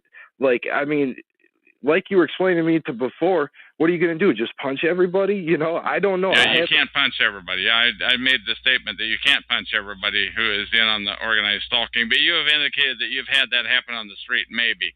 Yeah, I think in the grocery stores, maybe, you know, but I don't really go out much more. I really don't go out much, you know, and if I'm going to go out, it's to a friend's house. It's not, you know, really public places. So I don't know. I'm more the internet guy, you know. That's more my domain, you could say. So. Okay, so like King Perp, what else do you have to say before we hit the terminate button on this interview? I just say, you know, good luck to everybody, and hopefully we can solve this issue and bring out these people who are committing these acts out into the open. And, you know, that's what I would like the whole thing to be, a big light shine on it and actually blow up, you know, and blow up in their faces. So okay. If it's really what's happening. All right, and that's the end of this interview.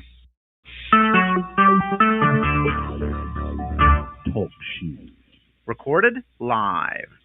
Hello, my name is Chuck, nickname Van of Vancouver, Washington, USA. Welcome to TalkShoe call number 120-297. This call is being recorded, and anything said will go into the public domain. Thus, everyone is entitled and encouraged to make a copy and republish any or all of this MP3 recording file. You do not need permission. No notification or attribution is necessary. To find more of these public domain audios, go to the top right corner of any TalkShoe.com screen and search for Vancouver or show number 120-297, or click the purple top left Live Now button to see if the show is presently underway. The time out here on the West Coast is about 5 minutes after 1 a.m. On Sunday, August 5, 2012. This is episode number 3018, and Guest 19 asked me, here's the deal, and the gist of this recording. Guest 19 asked me a simple question. Chuck, what have you learned about cyber stalking since you've come to TalkShoe? And I said, with some help of some other guests in the room, by the way, you can't believe everything you see online. The perps have the keys to the castle, and that is a big advantage. I've learned that 75 to 90% of the supposed TIs here are TIs turned into TI perps, and they will never own up to it, and they will act head-effingly hurt if you say it. I've learned that all normal avenues of help are plugged with scumbags, such as Freedom SCHS, who are great actors and getting better quarterly. It's almost as though they have quarterly performance evaluations to make sure that they do improve. They improve their subterfuge. This is a great question. What have you learned? And that should be asked of other pure TIs, because perps are forbidden to be honest about anything that will help real TIs. Perps will never admit that some TIs are turned into perps, like many of them did. Real TIs who have not sold out want to disseminate progress regularly. Any real TI who wants to get the word out would not have secrets, as it would only deprive other real TIs who are non-perps of the same. To put it another way, now we're not talking about where the keys to the house are and things like that. We're talking about the big picture stuff like they're in this paragraph that I'm reading right here. To put it another way, by keeping big picture secrets from perps, you also keep those secrets from other non-perp TIs. You know, so you should, I say, just sing out loudly and often. Any TI, another thing I learned is any TI who has dependents or assets or something to lose, or if they're starving, will possibly sell out other TIs at the first chance of eliminating their own targeting. Perps are killers. Yes, that's right. That's what I said. Maybe call them slow killers if you want, but they're killers nonetheless. They're killers of TIs. I've learned that perps have no soul. I do not know how else to put it. Even in church, sadists will screw with TIs, even and head screw TIs while pretending to be covertly unaware. Perps just mess with TIs all the time, and that is the end of this recording. Talk show. Recorded live. Hello, my name is Chuck, nickname Van of Vancouver, Washington, USA. Welcome to TalkShoe.com show number 120-297. This call is being recorded. and anything said will go into the public domain. Thus, everyone is entitled and encouraged to copy and republish any or all of this MP3 recording file. You do not need permission. No notification or attribution is necessary. To find more of these public domain audios, go to the top right corner of any TalkShoe.com screen and search for Vancouver or show number 120297, or click on the purple top left Live Now button to see if this show is presently underway. The time out here on the west coast of the U.S. is about 1:10 a.m. in the morning of Monday, August 6th, 2012. This is episode number 3019. Okay, now this is the text that I entered into TalkShoe call number 89899, episode number 759, dated Sunday, August 5, 2012. That's just yesterday. That call is put on by illegitimate false front organization known as freedomschs.com, which stands for Freedom from Covert Harassment and Surveillance. I visited their TalkShoe call, which I often do. But when the moderator, Joe, acted surprised that only 30 people were in his chat room, I couldn't help it. I felt compelled to speak out. What follows is the text that I entered into that call, in which I clearly designated 2 or 3 times the text that I entered as texts that are in the public domain. I was logged in as a guest. Now I realize that Joe was probably baiting me, but I typed it into the chat room a number of times. Hey, Joe, I said, you stinking piece of filth. The reason there are only 30 people here is because this is a hidden call at TalkShoe.com. Then I explained the concept of hidden to those people who were in the chat room at that time, but who may not have been aware of what hidden meant. I continued typing into the chat room. On most TalkShoe.call screens, click the Live Now button on the top left corner of the screen, and you will not see the show that you are in listed because Stinking Joe has the hidden flag set on the call. Joe of FCHS, Joe and FSCHS do not want to get the word out about gang stalking. This is a filthy operation, I said. I continued on. Dirty FSCHS, freedomschs.com, has this call hidden because they do not want to get the word out about gang stalking. They are killers, just like Ant, who is another shell who was in the room at the time. Ant uses voice changers, so I would never record him, but I did a chat room reading, much like this one a few days ago on my call number 120297, episode number 3014. But anyway, continuing on with this call, I said, click the Live Now button on the top left of the screen, and you will not see this call listed because the stinking freedomschs.com has the hidden flag set on the call. And by the way, I'm pretty sure that Freedom SCHS scumbags have many, many other hidden calls that are all TI related and all hidden, but you don't know what they are. Now, I've been hanging around the targeted individual, the TI rooms at TalkShoe.com nearly every night for 2 years as of this month. And believe me, Joe knows the crap that he's pulling. So don't let his accent fool you. He knows he doesn't do anything by mistake. Then I said, Joe Dixon, the moderator of this call, 89899, has just admitted, and by the way, he had that name, was his login name, has just admitted that he's put the hidden flag set on this call so that it would not appear on the Live Now button when it was clicked. However, FSCHS was not being taped, so there's no proof that he said that. But he claimed it was for the ears of the poor children that might be listening in during these late hours. I'm not buying it. They're burying the concept of targeted individual on purpose. Now, I hope you understand the significance of what I just said. Joe of freedomschs.com clearly admitted that they intentionally have hidden calls, such as the one that he was on, which means they do not try to get the word out about gang stalking, and of course it's for the poor children. I spoke to another person in the room who I will only refer to as A. I said, what are you doing wasting your time in a hidden call like this one with filth that do not want to be get the word out about gang stalking? By the way, Google that term,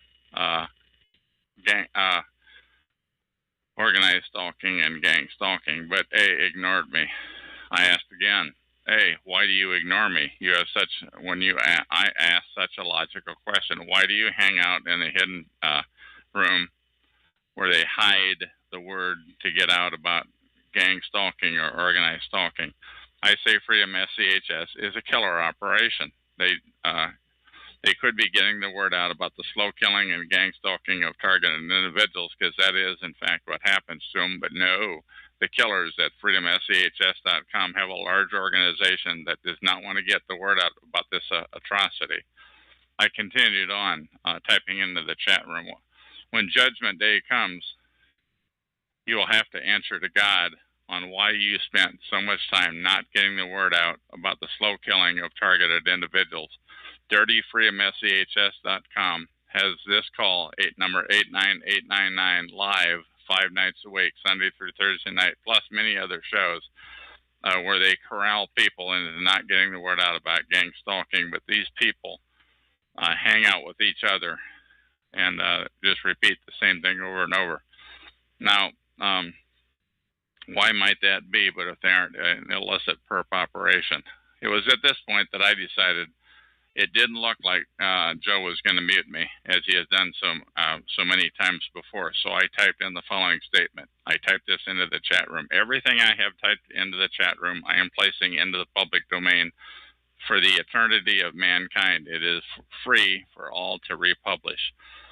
When targeted individuals are gang stalked, they are intentionally killed by the perps, deprived of employment, kept isolated loners, especially isolated from each other. Guest 7 said, stop flooding the chat, Van. You never stop, do you? You do not practice what you preach. Now, I have to admit that there is some truth to what Guest 7 said, that on my talk show, number 120297, the one that I'm doing this recording on right now, I do ask flooders in the chat room not to flood, or I mute them. On the other hand, if somebody comes into the chat room and they show some pure intent and they're not spamming a bunch of crud, I would probably mute everybody else, assuming they're a fast typer. And the reason I would mute everybody else, because when the typing starts getting good, the flooders just flood. It's just amazing. It's like an amazing protocol. Anyway, in this case, this was a rare opportunity to speak to Joe's audience where Joe was not going to mute me, and I was going to make the most of it. So I continued. This is on TalkShoe call number 89899, which is a chat room operated by freedomschs.com, a false front operation. They are slow killers of TIs, targeted individuals. Earlier in the audio portion of the call, the user Joe Dixon played a tape about gang stalking of targeted individuals, but he did not record it. The reason Joe didn't tape the call was because freedomschs.com does not want to get the word out about the gang stalking of TIs. Once again, Freedom SCHS is what some people call a false front. They exist to divert the attention of others to get the word out. I continued into the chat room. Now I realize that many of the participants in these hidden calls, they do not know the calls are hidden to the public at large, even though they're in them. And I just kind of think everybody would know, but it's not so. Some people are just in it for months at a time and don't realize the call's hidden because they just click on an email they got. In other words, nobody else can see or hear the information because the dirtbags at freedomschs.com don't wise up participants to the chat room about it. Many of the participants of these calls do not know they're hidden from the view of public. These people just talk to each other over and over again. The participants of the Freedom SCHS administered calls just spin their wheels. They do not get the word out about gang stalking. Now, to be honest, I think the vast majority of the participants in FSCHS's rooms are secret society filth and TIs who have been turned into perps. Now, think about that. I think the large majority of the participants in the FSCHS rooms that are visible are secret society scumbags and TIs who have been turned into perps. And I go into that on a number of other recordings, why a TI would become a perp to like protect their family or their assets or what have you. Of course, nobody is ever going to admit to being impure, so you can't prove what I just said, but I'm certainly there for many calls about gang stalking. It was at this point that I clearly identified myself. Most of the chat room participants knew who I was anyway, but I put it on the record and I said, incidentally, this is Chuck of Vancouver, Washington, USA. And once again, everything I have typed into the chat room of this call, 89899, is in the public domain, everything that I have personally typed. I'm going to read, I told them I continued to type, I'm going to read into the public domain text what I just wrote in my talk show, in my call number 120297, episode number 3019, which is this recording.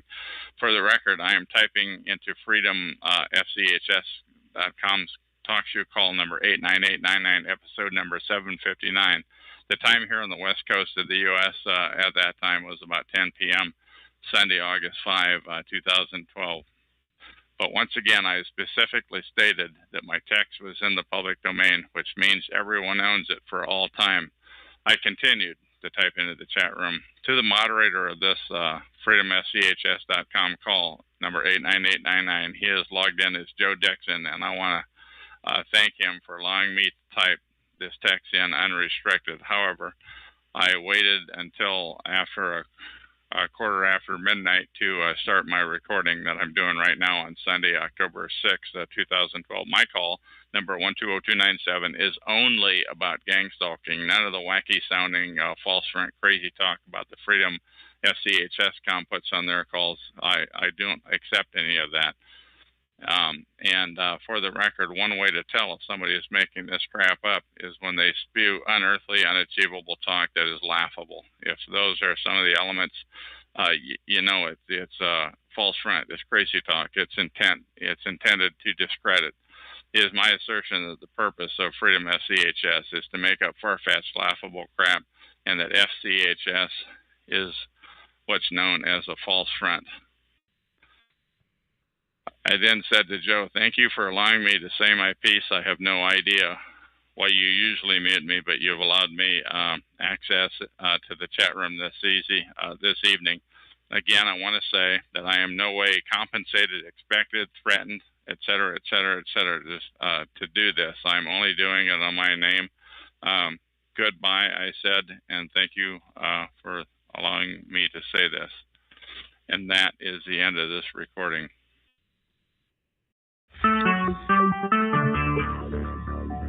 Talk show. Recorded live.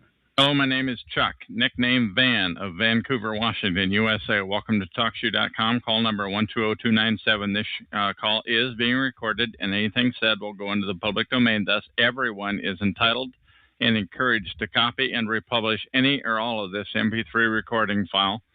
No permission, no notification or attribution is necessary. To find more of these public domain audios, go to the top right corner of any TalkShoe.com screen and search for Vancouver or show number 120297, or click the purple top left Live Now button to see if the show is presently underway. The time out here on the west coast of the U.S. is 9:35 p.m. on Thursday, August 9, 2012. This is episode number 3020. Okay, I'm going to tell you 3 stories of my own personal experience with attorneys, healthcare workers, and cops, a cop. All these professions should be considered trusted authority figures, and they are probably, but not if you're a TI, a targeted individual. I'll start off with my attorney story. There's 6 of them here. The first attorney was recommended by a church. The clergy admitted that he had been harassed, and I tried to get in touch with her, but she would not return my phone calls. I'm not even sure if she got the messages. By the way, this is scripted, and I'm reading it and I wrote it.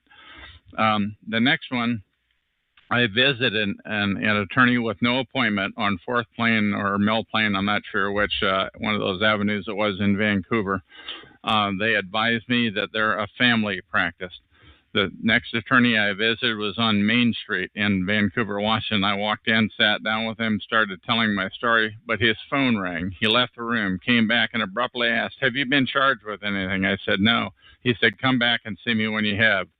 Now, am I dreaming, or did Perp follow me into that place and lay the negative narrative on him? Incidentally, this would be a perfect setup to film that type of an incident, although I would want to tread softly if you're dealing with attorneys, where the filmer happened to be sitting in the lobby a few minutes before my arrival.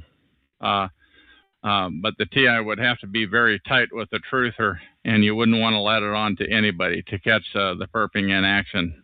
Another incident, by the way, I went down to Portland, walked into a skyscraper, looked on the reader board. I saw an attorney on the elevator. I forget if it was like the 10th or the 14th floor or something like that. Somebody followed me on to the elevator immediately and pressed the next floor higher than I was going to. Once again, this would have been a perfect setup to catch a perp if they were as they were doing their job.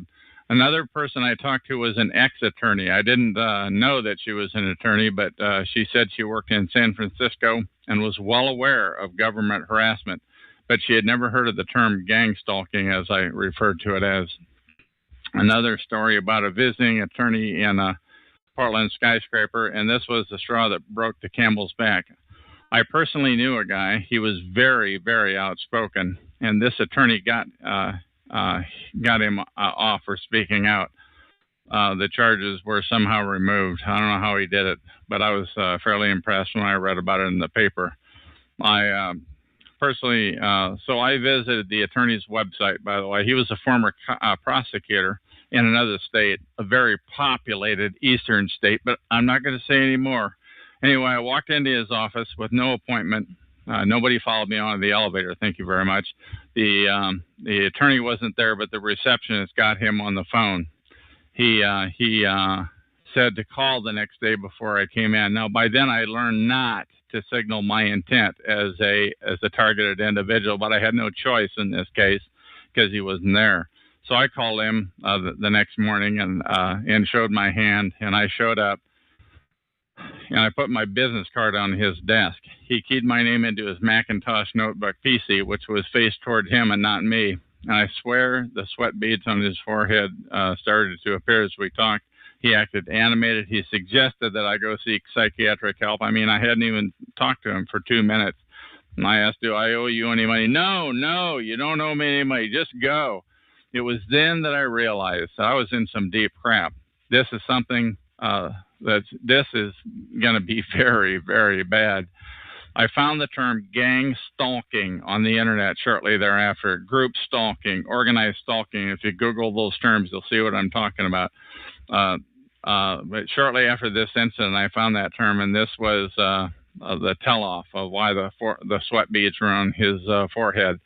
This is a terrible injustice that is being on the streets, that is occurring on the streets where you live.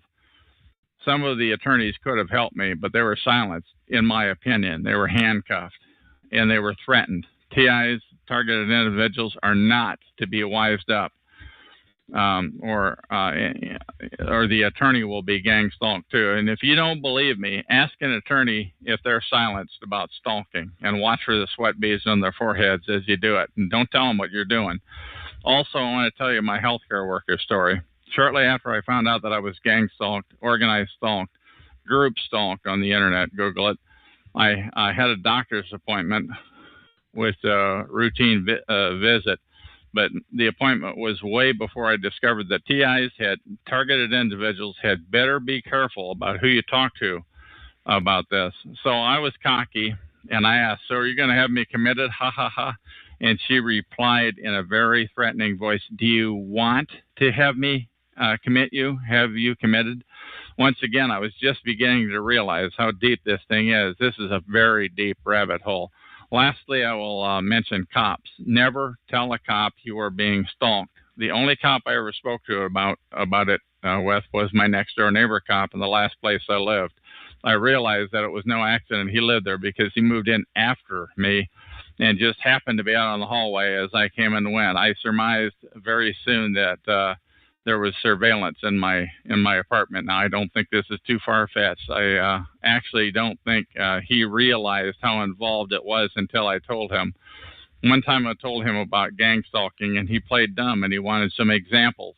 And I gave them to him of my harassment and stalking. And he said, well, that just sounds like life in the big city. But, that was the same exact quote that the sweaty Portland attorney used on me. That sounds just like life in the big city. Anyway, the cop said offhandedly that he knew somebody he'd like to sick gang stalking on. I realized he was just talking. I hope he was just talking. But I continued to force myself on him every time he just happened to meet me in the hallway as I came home and left. And I was approached with the latest story. I always, when he would happen to be there in the hallway, it got to the point where he would just slam his door. You know, he was just doing the job. He wanted, to let me know that he was watching me. Because they want you to know that they're watching you. The long story short, the authority figures they know about gang stalking and organized stalking.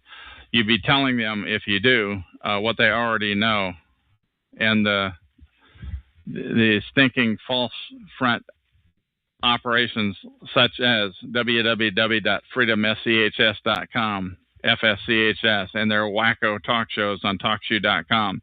It's their job to mix a generous amount of wild-ass stories in with every one of their BS episodes.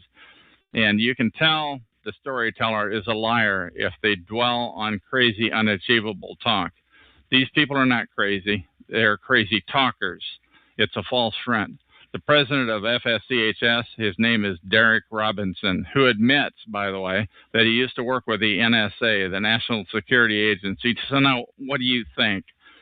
This is your call now. Is this the fox watching the chicken house or what? The people that are supposed to be leading us poor TIs out of this terrible dilemma are the stinking NSA.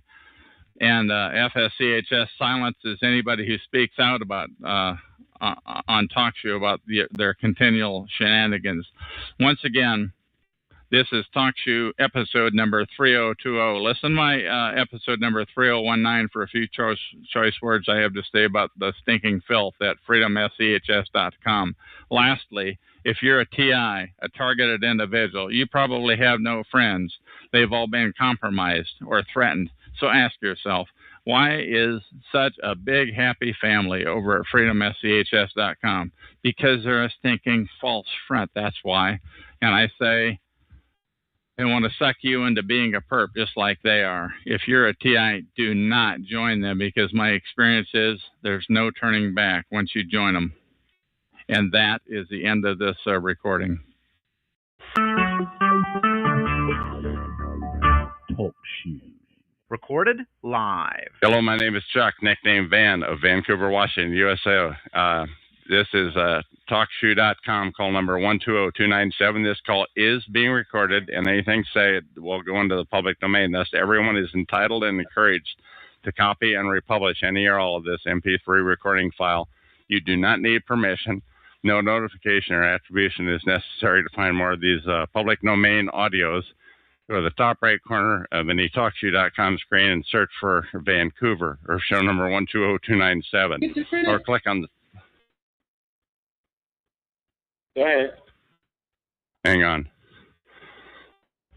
Or click on the purple top left Live Now button to see if the show is presently underway. The time out here on the west coast of the U.S. is 5:25 p.m.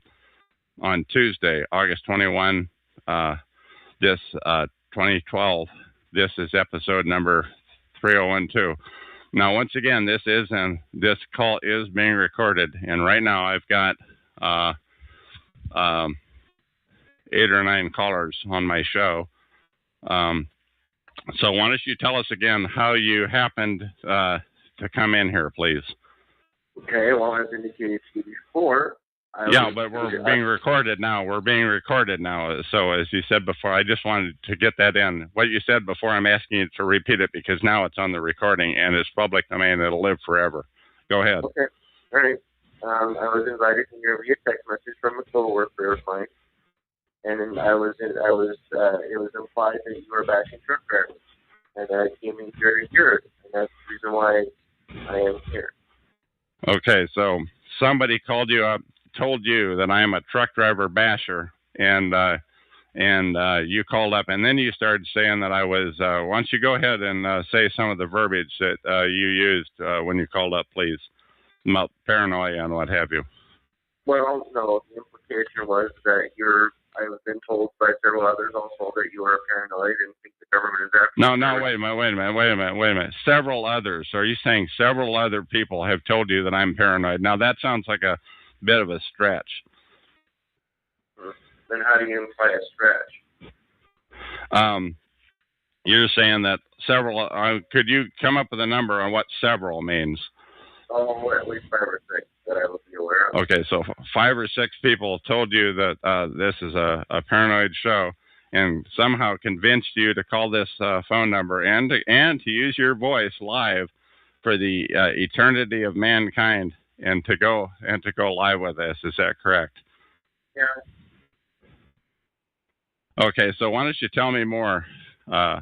They said I was bashing truck drivers, which is a bit ridiculous because I don't even hardly know much about the profession.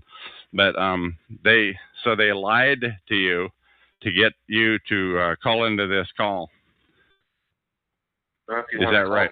If you want to call it a lie, sure.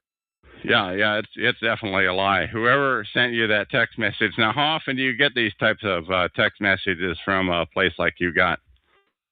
I play with that. Well, I get text messages every day from the leaders that I deal with on a daily basis to go into a conference room, like I told you before, and we talk about different things within the trucking industry. And we don't have solutions to help each other. We have 300 years of combined experience to be able to help us troubleshoot and solve problems with the trucking industry. Okay, now does it very often involve the harassment of people, or is it just, as you say, it's 98% truck issues? Correct. Okay, so have you ever done this type of a thing before? Have you ever called in and started calling people paranoid or things like that? Have you ever done anything like that before? No. Okay, so I mean, do you participate in stalking of people out on the street? No. If I were ever accused of stalking someone and they asked me to leave them alone, I would. Right. Okay, I got that, but I'm asking not about leaving them alone, but I'm asking, do you participate in your daily travels as you're out and about? Do you participate in stalking of people, of harassing, of bumping into them, mobbing, things like that? Do you participate in anything like that? No, and I would consider that an extreme waste of my time and talent. Yeah, I would too. So I just wanted to know. So this will be a fairly short call, but right now we've got about, in this room, which is totally unusual, we've got like 10 or a dozen callers. I've got them all muted, by the way. And for some reason, you were the one that I chose because you're in my state of Washington, USA.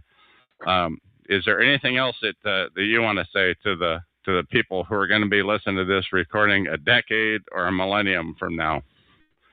Well, just treat and respect truck drivers with a lot of dignity and respect because we do things that you can't imagine. Say that again, please. A little more clear. You were breaking up there. Please respect and give truck drivers the respect they deserve because of the hard work we do. Only thing I have to say. I agree with that for sure. Okay. Washington, anything else that you want to say before I terminate this call? I'm good. Okay. So that was somebody from my state of Washington. He's still on the line. That was somebody from my state of Washington. I'm Chuck. This is Talk Shoe Show number 120297 out here on the west coast of the U.S. And that is basically an example of what I would call organized stalking. And that is an example of how they duped that guy. They lied to him and told him that I bashed truckers, which is complete nonsense. I never bash truckers. I wouldn't do it. But they lied to him and got his participation in the stalking of myself, a targeted individual. Did I size that up about right there, Mr. Washington? Are you still there?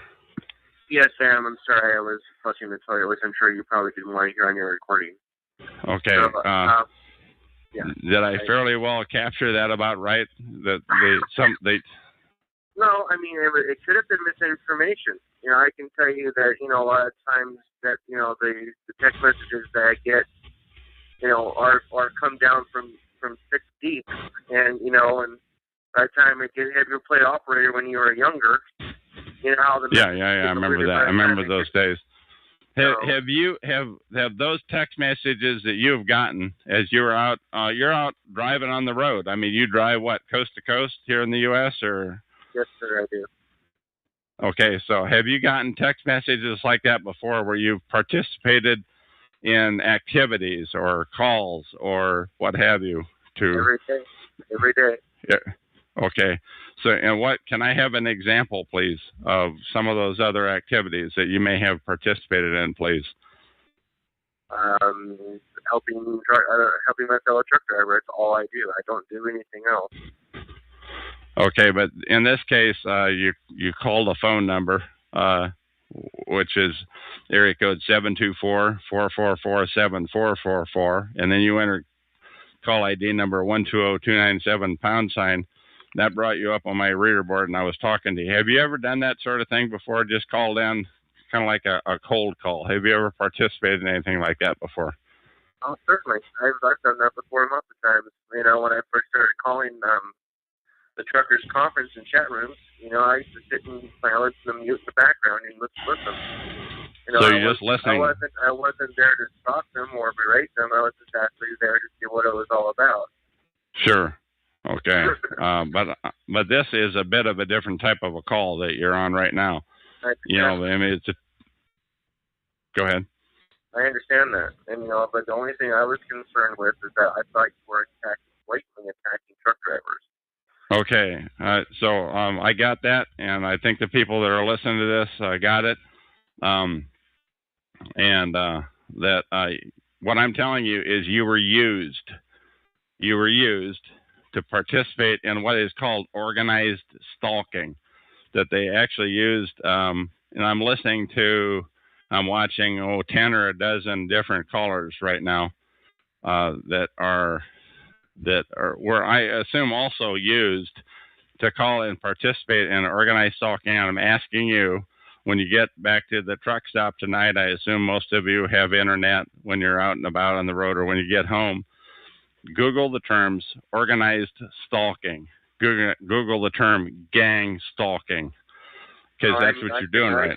I can imagine what you're referring to, because I imagine that any type of organized crime type of thing like you're referring to, they would have to have more than one person be able to arrange and to be able to publish something that would be able to have more than one person show up in order to stalk somebody. Because if you look at the definition of the word stalk, that means that you are intentionally following somebody, and we don't do that. Well, it's a different type of a stalk. It's a different type of a gang, if you will. I mean, this was highly unusual that so many of you showed up on the call. But once again, I don't want to make this call too long. I am going to go ahead and terminate the call, but not without giving you one last chance. Anything that you want to say, please? Well, unfortunately, one of my counterparts is telling me in a text message that this is a public room. So I do understand why, if you want it to be private, why you don't mark it as such. Say that again, please. Yes, this is a public room. I do, and the reason it's public is I am trying to get the word out about organized gang stalking or organized stalking. This is okay. So what you're telling me is that while you're talking to me on the phone, that you're receiving text messages on your a different cell phone or the same cell phone, or what's your setup there, please? Oh, I have a smartphone. It is capable of doing everything that you're referring to, including when I'm speaking on the phone, I can receive text messages and files and everything. So, I mean, it's not uncommon that when I'm doing a project for my fellow truck drivers, I can do all at once. I don't have to get off the phone and get off the computer and do all that crap. I can do it live from the comfort of my driver's chair. Okay, now just one last thing I want to ask. you do realize that you were used. Do you realize that you were used and duped and lied to? You know what? I get used every day for freight practical jokes. You know what? I'm not talking. That's legitimate. I mean, if they're paying you X dollars to move X cargo from A to B, then that's not the kind of used. I'm talking about you were lied to. You were duped. How does that make you feel? I mean, to call this. I don't agree, but that's okay. If you want to feel that way, you go right ahead. All right. And once again, I do want to thank my fellow Washingtonian for calling in and for going live on this conference call. My name is Chuck, and that is the end of this recording.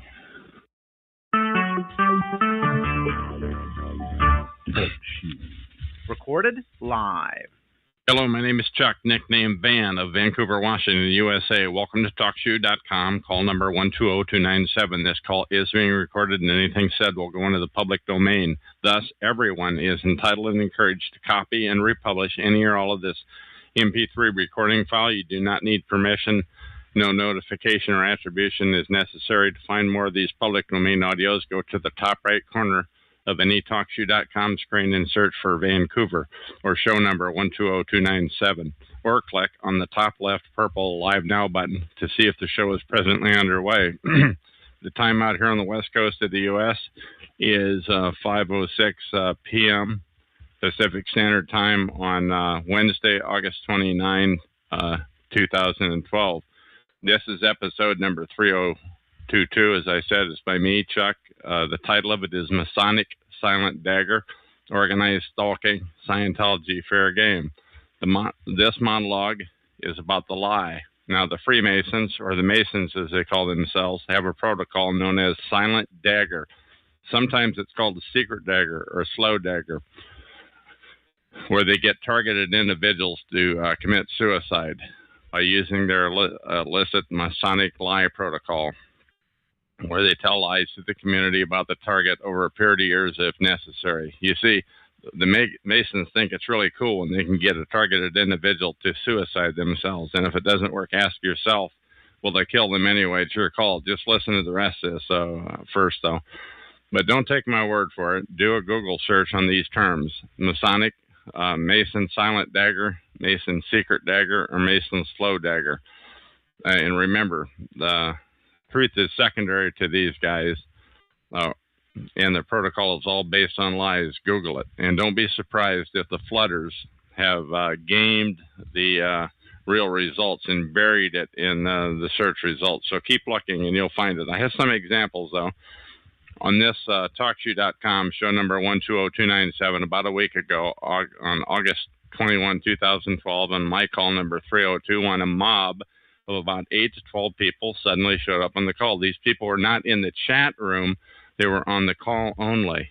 Previous to that day, I'd had many chatters in the chat room, but only 1 to 2 callers at a time, rather than the 8 to 12 who showed up on that day. These callers were listening to their telephones, not on their personal computers, I believe. And based on the location stamps, which is all I can see, they were all across the USA. I'm pretty sure that these 8 to 12 people were mostly truck drivers who had been lied to and coached. So I unmuted one guy at random, and his first words out of his mouth were, "I heard there was some paranoid person on here talking about truckers." So I muted him, and the second guy I talked to, paranoid, I suspect, was the first thing out of his lips. It may be by the way, don't forget the word paranoid. When you hear somebody say that word, it may be a stinking Mason covering up the silent dagger. And if somebody else is trying to get you to call someone else paranoid, consider that they may be using you. Anyway, I unmuted the third guy. And all I knew about him was he was from my home state of Washington, USA. Sure enough, the first words to come out of his mouth were paranoid. Now, I don't think it's a stretch to say that these callers were put up to the call mob, that these people were being used. And if I talk with them, they were coached to say the word paranoid in the first sentence. And as I said, I did unmute 3 of them one at a time. But anyway, I engaged in a conversation with the third caller. You can hear that call on this talk show call number 120297 on my call number 3021. That's 120297 number 3021 on at talkshoe.com. The call is just previous to this one, which is number 3022. On that call, I clearly stated 2 or 3 times that it was in the public domain, and this call and my associated chat text too are in the public domain for the eternity of all mankind. But anyway, back to the third truck driver from Washington State, USA. He said he arrived here because he had heard on another call somebody say that this call was slandering truck drivers. Now, I assure you that was not true. And we spoke back and forth during the 13-minute call, number 3021. And was talking about perps tell people customized lies to infuriate people, which justifies their mobbing. Or if they're a retailer, it justifies poor service, rude behavior on the street, sometimes entry and exit of neighbors as you are leaving or coming or going from your home, and countless other mobbing issues. And by the way, if a perp makes a statement to a TI or rude behavior, and by the way, if perp makes statements to a TI or rude behavior right next to you, you may not even notice it. You, the average John or Mary Doe, may not even recognize it. It's that subtle. Even ministers may not recognize the behavior in their own church. I kid you not. I've had it happen in church, and I don't think anybody else knew it. Besides the harassment of the TIs, it's intended to be subtle. Therefore, just because perping may occur in a church, that does not mean that the local church hierarchy is in on it, because churches sometimes have high turnover at the top, but not at the usher or the perp level. This stinking protocol of organized stalking, gang stalking, has been perfected for many decades, perhaps centuries, but now in the year 2012, we've had the internet around since 1995 or so, and street perps have text messaging capability on their cell phone.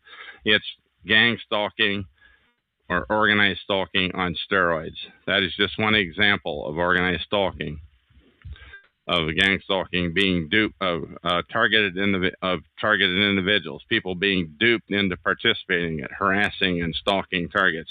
Incidentally, I, Chuck, do hereby attest that my previous story and the one I'm about to tell you now is true and accurate. And I'm not exaggerating. I wrote every word I'm reading, and I hereby place it into the public domain. Use it as you see fit for all eternity. No attribution is necessary. But now I have a second story to tell you. This story is about a guy on TalkShoe. He calls himself Ant Farm. He has used many pseudonyms on TalkShoe, such as Anomic and others. His latest pseudonym, though, is Ant Farm, though. He is a stinking perp, meaning he's a perpetrator, a slow killer of targeted individuals, of TIs. Ant uses a voice changer when he speaks, which disguises his voice. So there may, in fact, be many people using that technology for all I know. But regarding organized stalking, he focuses on unearthly, crazy-sounding talk. It's unbelievable, unachievable. It's nonsense. That's why I know he's a perp, and the many people that he talks to. His crazy talk is intended to discredit the TI issue. Incidentally, there are many TI calls on TalkShoe. Most are centered around freedomschs.com. They regularly take truth and mix it with unearthly sounding, wacky sounding nonsense. This is what's called a false front. Google that term. To keep people laughing and not believing the situation of targeted individuals. They are professional perps, a paid brigade. Anyway, one day, I was logged in as a guest, not myself, into Ant's chat room at TalkShoe.com on his show, and he was telling 4 to 5 derogatory stories about me. In each story, he had mixed some truth, some lies, some exaggerations, and he omitted some pertinent facts. Each story that Ant told had a shred of authenticity to it, but each story was clearly intended to demonize me. My ears were burning. Ant was making me out to be an unthinkably bad guy. on a couple of the stories, by the way, I was very proud of what he had distorted before he distorted it. And by the way, that doesn't matter to the perp filth such as Ant and the huge army like him. Perps have no soul. They are constantly telling lies about targeted individuals. Telling lies is their illicit job. I knew the real story, but on that day, Ant let me see into the soul of the perp machine using the Masonic silent, secret, slow dagger protocol. It seemed as though Ant was reading from a script, though, possibly one that a devious person had written. My ears were burning, but that's how the stinking perps demonize targeted individuals to other people. Super perps get otherwise good people to believe the lies about the TIs. They always lie in order to paint the target in a bad light, and somehow the stinking perps get neutral people to participate in perping of targeted individuals. Read my lips. I want to see a film on how they do that, like on YouTube, for example. Do the perps hypnotize their audience? How do they get people to blindly believe their lies? And believe they do. Sometimes these dupes look so mad that they have blood vessels bursting out of their forehead. How do the perps get them to believe the lies? I have to know that. I also think the perps tell customized lies to the person hearing them, like the first example, where the super perp was telling the audience of truck drivers he had lied to that I bashed truck drivers. Nothing could be further from the truth, but it didn't stop him from telling the lie. And he did such an effective job of telling that lie that he got 8 to 12 truck drivers flooding my room, ready to inflict revenge. All of that said, not every Mason would be in on it. The crime of silent, secret, slow dagger example, it would be disclosing. They wouldn't want to disclose that to talkative people, and they must have their share. They wouldn't want to wise them up on a crime so atrocious. After all, the Masons want everybody to think they're legitimate despite such outrages as what I am describing herein. But neither would low-level Masons be in a position to deny organized stalking either. So if a Mason is denying the practice online, denying that organized stalking exists, they are in a high-level Mason, an accomplished liar. But by the way, anytime the subject of stalking comes up in a chat room on the internet, or the subject comes up on an internet phone call or in a chat room, a mob will deny it. They are dispatched from where? I don't know. I have to know that too. However, on my own talk sheet, number 120297 that you're listening to right now, I immediately mute any such nonsense. I suspect, but I cannot prove, that this mob is what's called, much of this mob are called sock puppets, meaning that one person has many logins on standby to flood away any info that comes up which is true, but which negatively impacts their illicit cause. Sock puppets are paid liars. They're flooders.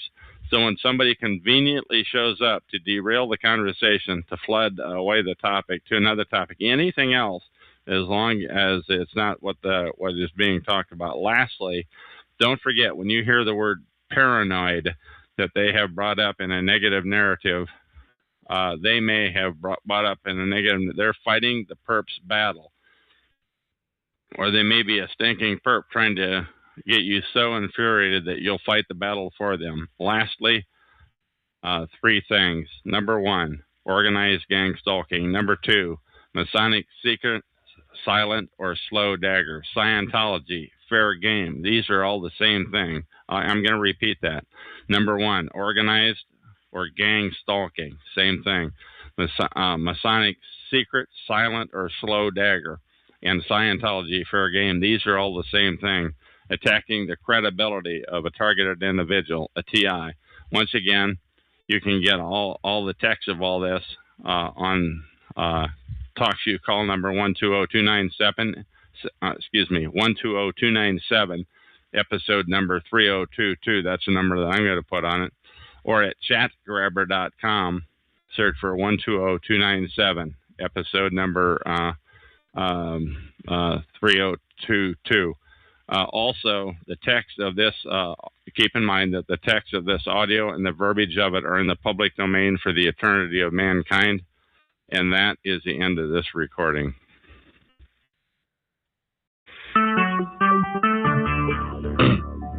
Talk shoes. Recorded live. Hello, my name is Chuck, nickname Van of Vancouver, Washington, USA. Welcome to Talk Shoe call number 120297. This call is being recorded, and anything said will go into the public domain. Thus, everyone is entitled and encouraged to copy and republish any or all of this MP3 recording file. You do not need permission. No notification or attribution is necessary. To find more of these public domain audios, go to the top right corner of any TalkShoe.com screen and search for Vancouver or show number 120297, or click on the purple top left Live Now button to see if the show is presently underway. The time out here on the west coast of the U.S. is 8 p.m. Pacific time on Tuesday, September 4, 2012. This is episode number 3023, and I have on the call with me, and you know what? I didn't even get your name. What do you want to go by on this call? A pseudonym is fine. Yeah, let's just go by Sydney. Sydney, okay, S-Y-D-N-E-Y. Right. Is that right? Yeah, that's right. Okay, now you said you have been stalked for 20 years. Can you tell me how you, when you came to the realization that you were stalked, and why, and what sorts of things happened back then? Well, when it first started, I just would see somebody watching me, and when I would look at them, they'd look away real quickly. You know, like okay. They would pretend not to be watching me. Give me another example, please. People would say things that directly to me that were about me that they should have no information about. Things that happened while I was at home. Such as, like what sorts of things that happened at home, please? Well, we're talking about 20 years ago, so, you know, I'm not so sure I can remember, but it was just so clear that I had not mentioned anything outside of my home. Okay, other than people seeing you turning away quickly, things that happen in your home, I would call that directed conversation. What else type of thing happened, please? Oh, 20 years ago. My house. People broke into my house. There were clear signs of people breaking into my house. Okay. Other examples? Go ahead. What was run over, you say? The more recent things that really made me understand there was a big problem.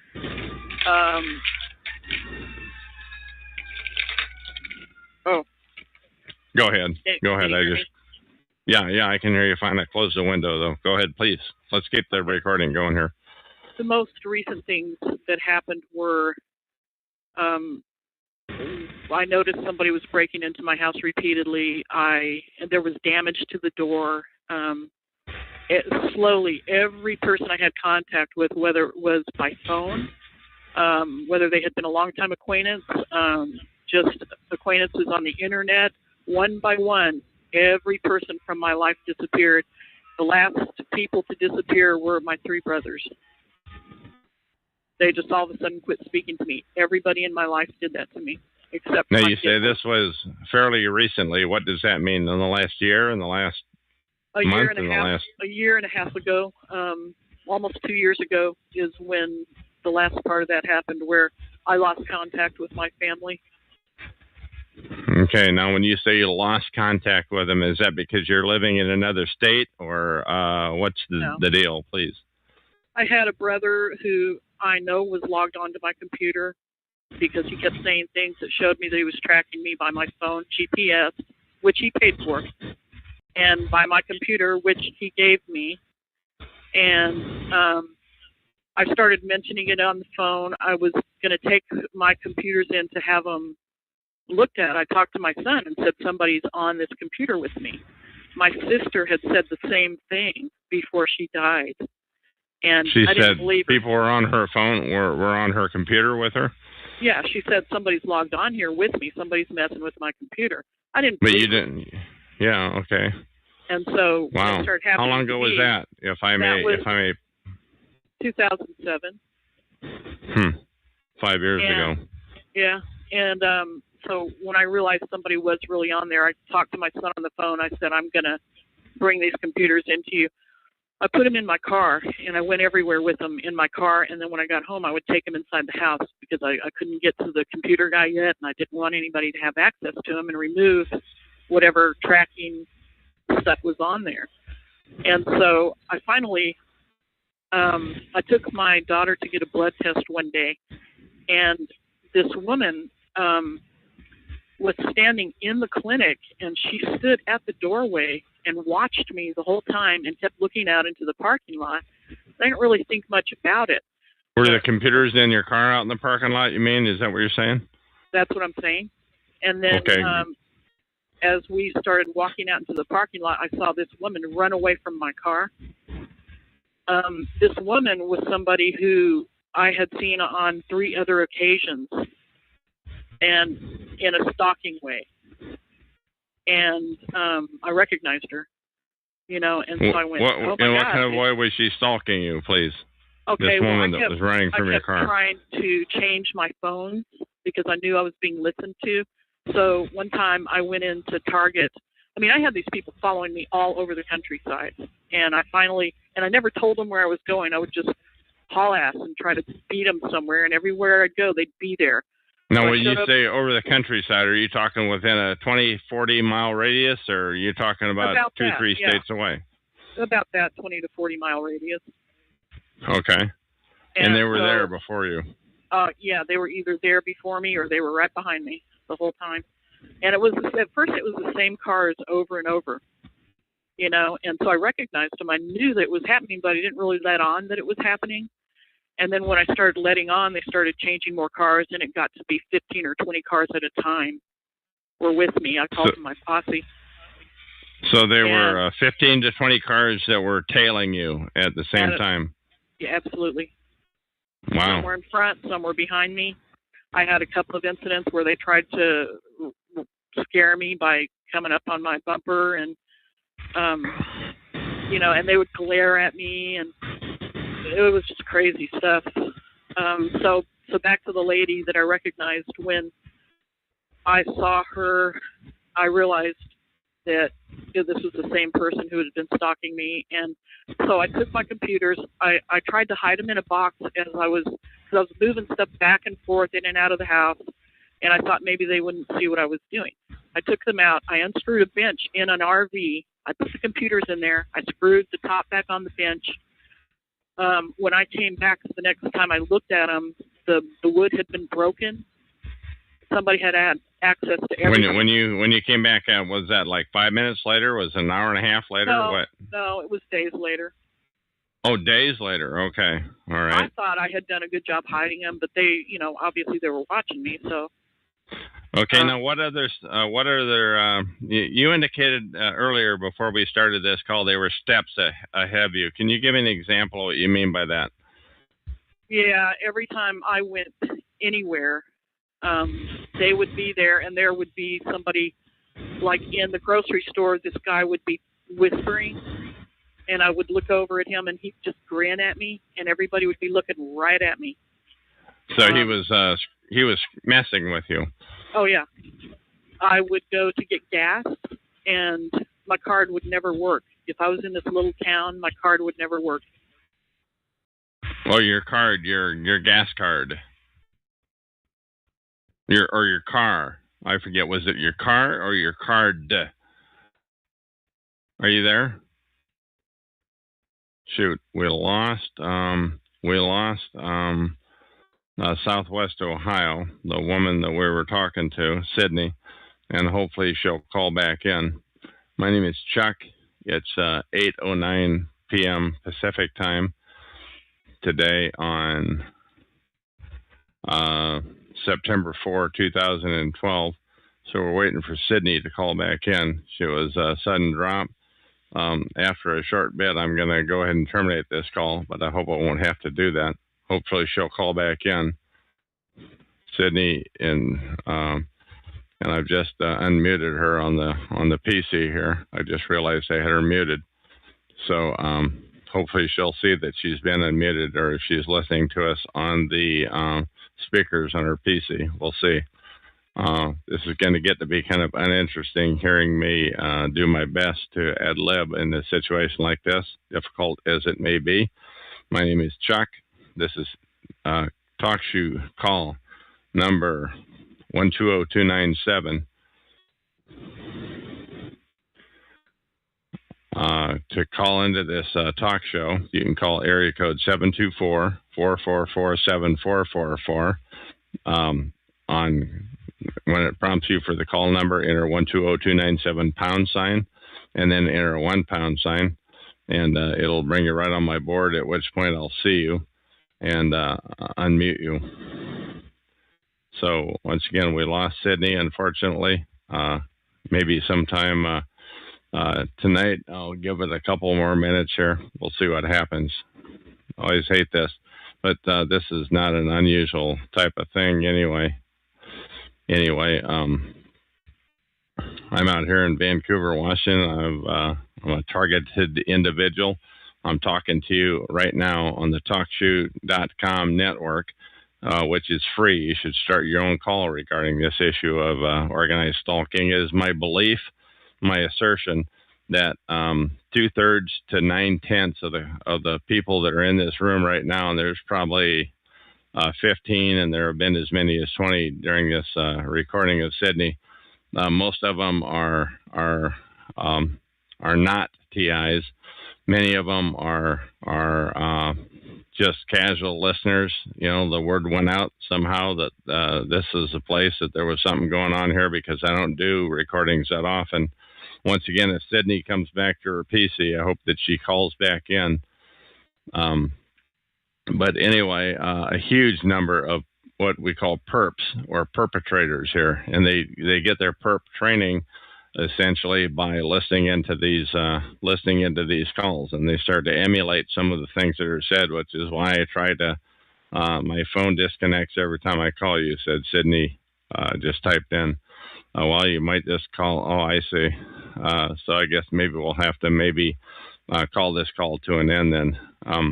Anyway, Sydney just typed in, my phone disconnects every time I call you. Once again, I don't want to make this an overly long interview.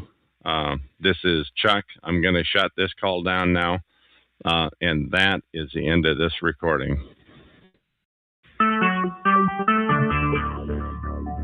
Talk Shoe. Recorded live. Hello, my name is Chuck, nickname Van, of Vancouver, Washington, USA. Welcome to Talk Shoe call number 120297. This call is being recorded, and anything said will go into the public domain. Thus, everyone is entitled and encouraged to copy and republish any or all of this MP3 file, and you do not need to permission, no notification, or attribution is necessary.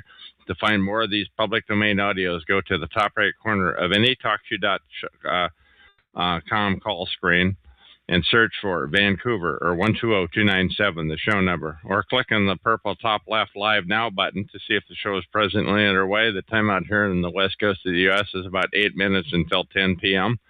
And today is Tuesday, September 4, 2012. I have on the phone with me from the last call where she ran out of minutes on her prepaid cell call phone, Sydney, and how are you? I'm great. How are you doing? Hanging in there, thank you. Now we've been I've been doing a lot of talking in the chat room, and there are I don't know how many people are there, but 10 or 15 people in here. What have you learned that is what rocks your boat that you've heard? You know, I'm concerned that nobody's really networking enough. And I don't know how you accomplish that when you're afraid. I don't know how you get to that. But it seems like if things are really going to change, that's one of the things that needs to happen is people need to be able to stick together. And I don't know how you do that other than what is happening with this. Now, I hate to be defeatist, but I do want to respond to that you've heard me say that 2/3 to 9/10 of the people that are in this chat room right now, I believe, are perps. What do you think about that? What percent would you give it? What do you have to say about that? Well, I think you're probably right, because I feel that everywhere I go, the odds are the same. That happens. Which is that I'm around are maybe 50% of them are perps. Okay, but so there are a lot of perps, and so you're not delusional. You're not making this up. You just think there perps are effing with you where you go, and that's now I haven't had it in a while, but there were times when it was the case with me. Anyway, tell me about the isolation that you've encountered. That's one thing we talked about earlier, and I'm asking you to repeat that, but this time on the recording. Well, I haven't actually been able to talk to anybody for a couple of years because there are only 3 people that are close to me, and of those 3 people, I live with one, and the other 2 are so tired of hearing about it that whenever I bring it up, they want to get off the phone. And my family's deserted me. All my friends deserted me. Everybody completely deserted me. So I've been in isolation. We stayed home for 8 months in our house in order to keep people from going in there and messing with our things. We kept one of us in the house at all times. And well, at least you have somebody else. At least you have somebody else to be in the house with that you can share that responsibility. I envy you for that. Yeah, and that's the thing that has saved. Really, is being able to be close to one person. Okay.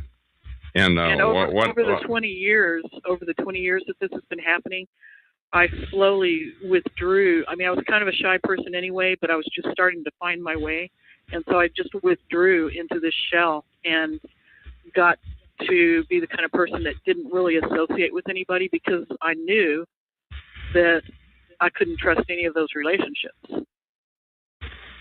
So it stole my life from me, basically. Okay, but what happened? What event was it that happened? You mentioned 2 years ago where you found out that there was this protocol. What happened, please? I started noticing that somebody was breaking into my car about 5 years ago, and I thought it was the original group from 20 years ago. And I still don't know for sure if it was the same group at that time, but I know now they're related, but I don't know if they were related 5 years ago. And I just noticed that somebody had been breaking in my car. I believe what they were doing was putting recording devices in my car. And, the carpet had been pulled out of its metal trim, so somebody was in there because I hadn't touched it. And nobody else gets in my car but me and one other person, and she's not capable of doing that. But you said something about 2 years ago. You had mentioned 2 years ago that at what point did you become aware of the term organized stalking or gang stalking, please? I didn't even find out about that until I had left the situation. I became aware because people started treating me differently in all of the stores in this small town. And things were happening on my computer that I didn't do. Like what types of things happen on your computer that you didn't do, please? Things would disappear, and then people would talk to me about things I had been looking up on the computer that I didn't mention to anybody. Oh, you were Googling, you mean, or what? Yeah, I was Googling things, and then people would mention them. And people would make comments like they had been part of my conversation on my phone, which was absurd because, I know who I talk to. I don't talk to that many people, and I never have. So I knew what I said to which people. I know that one of my brothers was tracking me. He's the one who paid for the phone. He's the one who bought the computer. I noticed my house had been broken into because the door jamb was split. Somebody had split it trying to get in. I talked to a cop about it, and he would not file a report for me. He said not to file a report, to collect evidence first. But at one point, you made the comment. At what point, I'm trying to drive in on it, did you realize recognize the term gang stalking, organized stalking? At what point did you come up to a term, and how did you come across that? Last May, when I got set up again with the computer, I started Googling stalking, and I was Googling bullying and ostracizing, and I found the terms organized stalking, gang stalking. So it was May 2011. That's when you really wised up. Am I putting words in your mouth by saying that you wised up about it? No, that's exactly what happened. I thought they just hated me and wanted me to leave town. I didn't realize it was some sort of program, some sort of agenda-based thing besides just trying to kick me out of town. Now, did your targeting increase after that happened, or did it about stay the same? Did it decrease? What do you have to say? Which time are you talking about? At what time? May of 2011, when you finally wised up to it. No, what's happened since then is doctors have blacklisted us. I've seen people here and there. Things have gotten to be less, like they're not as careful about it, but there are fewer of them. But they're still there. There's no question that they're still there, and they still want you to know that they're there. So they're there, and they want you to know they're there. These people that are screwing with you. Is that what you're saying, please? Absolutely. Okay, now how do you know? Go ahead. Go ahead. It wouldn't be effective if you didn't know about it. But you didn't know about it 18 years ago, or 15 or 12 years ago, and it was. How is it different now than it was then, please? I think it evolved into something else. I mentioned it to an associate of mine who said, yes, I believe you. And as we talked about it, she said, it's just something that got out of control. And when was this? When was this that you mentioned to that associate? 20 years ago. And that told me that she knew about it and that she knew what was happening. And our relationship pretty much ended right then.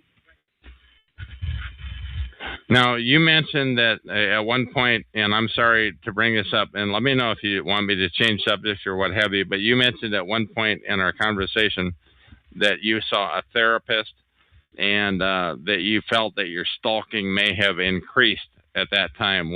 Could you elaborate on that, please? Yeah, I was just trying to find somebody to talk to. I was depressed and I was in a bad marriage, and I was irritable with my kids, and I didn't want to be that way. And so I called a hotline, and this woman said, I didn't have any money. I told her I didn't have any money. She said, well, I can find somebody for you. Have you ever heard of this organization?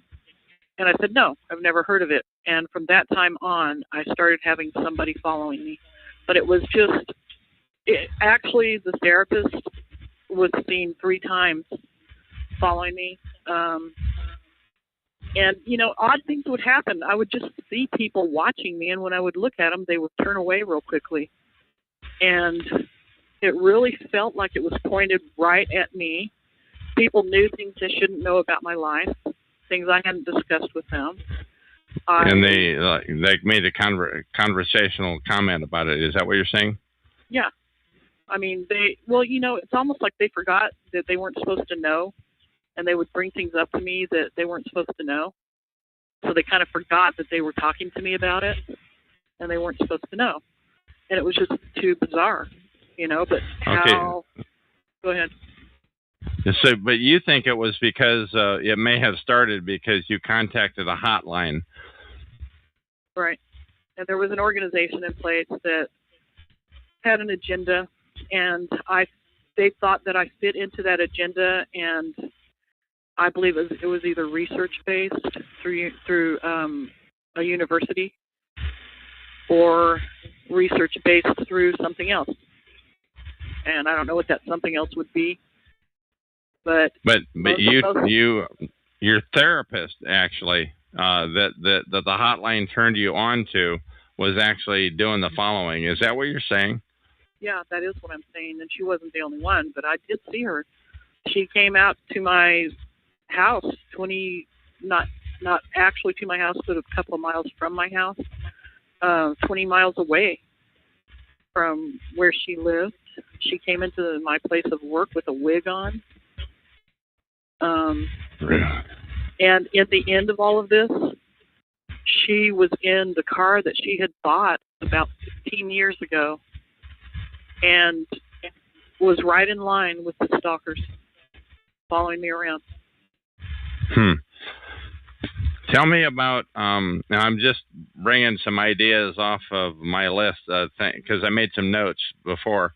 Tell me about, you found some porn on your PC and they framed you for it. What do you have to say about that, please? Oh, that wasn't me, but that was somebody else that said that. Oh, okay. Said they found it. All right. So a couple of years ago is when you finally put your finger on it about organized stalking.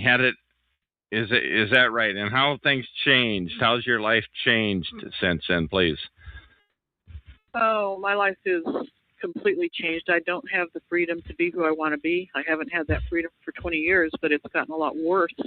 You know, I used to have hope about being able to pursue my dreams and not be blacklisted everywhere I go.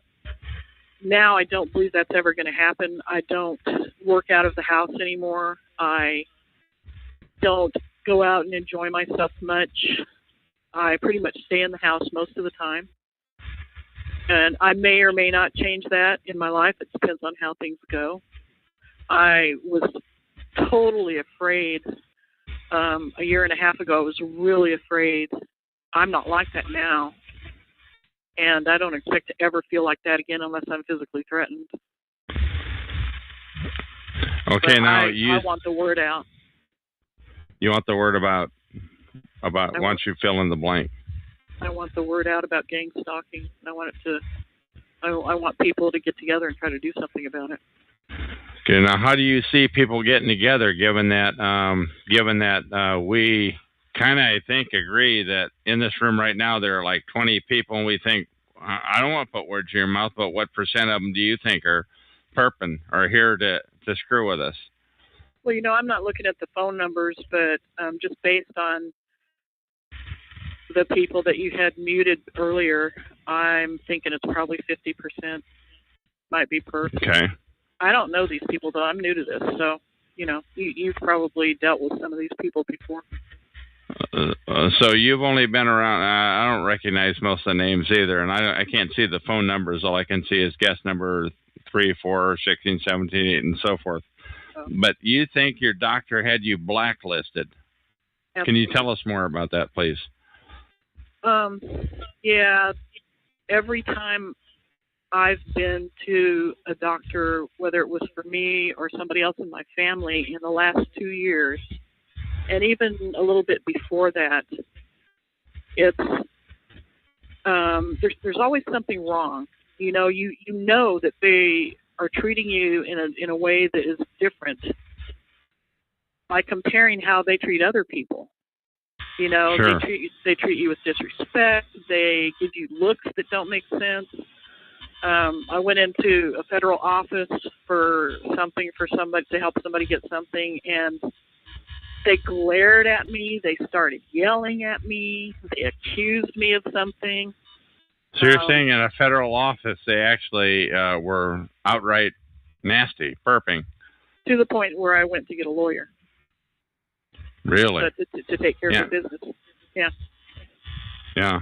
Tell me about that lawyer, if you would, please. And how many lawyers have you talked to regarding this issue? Well, I only have talked to that one. I tried to talk to another one, and he immediately started treating me like I was a beast of some kind, and would not listen to my story. Basically sat there and told me he didn't believe anything I was saying. And that lasted about 20 minutes, and then he asked me to leave. And I was very calm, very passionate. I gave him the facts. I said, this is what's happened, and he was prepared for me. I could tell that. When you say he was prepared for you, how, in what way, please? I believe that he had been contacted and told something. I don't know what he was told. Nobody's ever told me what it is. One of my brothers did say over the phone before he quit me, he said, it sounds like something you guys did it sounds like it's because of something you guys did a long time ago. My neighbor. Okay. Now that. Go ahead. Please, you go ahead. You were going to talk about your neighbor. Before I moved, there was one neighbor who, when I was walking my dog out next to the fence, she bent over and pretended to be picking weeds.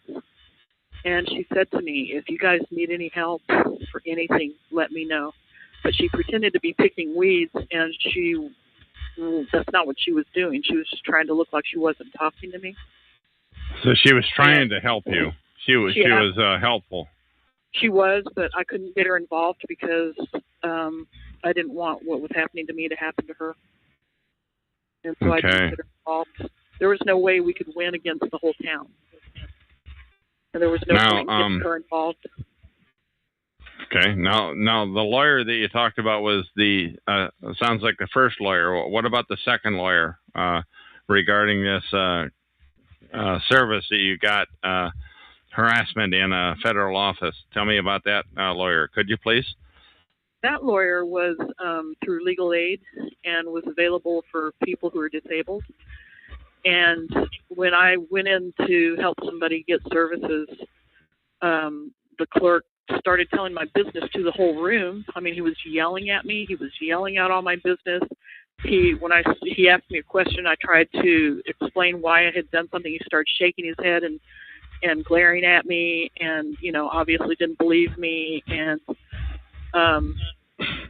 I just said, I think I'm just going to handle this by getting an attorney. I didn't get mad or anything. I just said, I'm going to handle this with an attorney. And I left. And the other time I had been in there, the person who was helping me said, this isn't yours. Like I was trying to get benefits for myself. And it absolutely was not for myself. It was for somebody I loved. And I don't even know why he said that, except that I believe I'm blacklisted everywhere I go. Okay, can you give me an example? Yeah, can you give me an example? I realize there's never any proof when you're a TI, a targeted individual, but can you give me an example of another place where you've been to where you felt blacklisted, please? Well, I used to go try to get gas in this little town, and every time I would go to get gas, it started slowly. First, it just happened once in a while, but then it got to where every time in this town I stopped to get gas, my card wouldn't work. So the clerk was not letting it go through. And they would make me go into the store and pay. And so I started getting gas outside of town, like a few miles away. And that worked. Every time I did it outside of town, it worked. When I would go into the grocery store, I would have people push their baskets right up against mine and sort of push me forward. I had two people. One of them was a local female cop. I had two people just glare at me and stare me down with hatred and rage in their eyes. And it just seemed to me that it just came out of nowhere. Did you ever get the impression that they were told a story about you, or that they believed, or what do you think? Oh, I know they were told a story about me, because when part of the time when I went into the grocery store, this happened twice. This guy who I sort of recognize, I'm not quite sure who he is, but I know I've seen him somewhere in my life. He would stand there and talk to a group of people, where they have the self-checkout registers. He would stand there and he'd be talking to everybody, and they'd all turn and look at me. I'm down the road, down the aisle, checking out myself, and everybody all of a sudden turns to stare at me. And as I walk by him, he laughs at me. And everybody's just looking at me like I'm a monster. And I have no idea what it was about. Okay, other examples of that, other than the store, or other, how many times in the store does that kind of thing happen, please? Every time I went into the store for the last year I was living there. Every single time, every store. So was it the same guy? Was it a different guy? What do you think? Oh, no, it was different guys. And every time I would go to a store, there would be somebody with, the people who were following me all wore baseball caps, and they all had the lights on their cars. So every time I would go into a store, this one store in particular, I would go at 2 a.m. sometimes just to avoid everybody. I went in one time, and this guy in a baseball cap, this kid You know, he's like 15 years old. I walk in and the clerk says to this kid, she's here. And he was sleeping on one of the on a booth. You know, they had a little eating area. He jumped off the booth and puts the phone to his ear and pretends to be talking on the phone.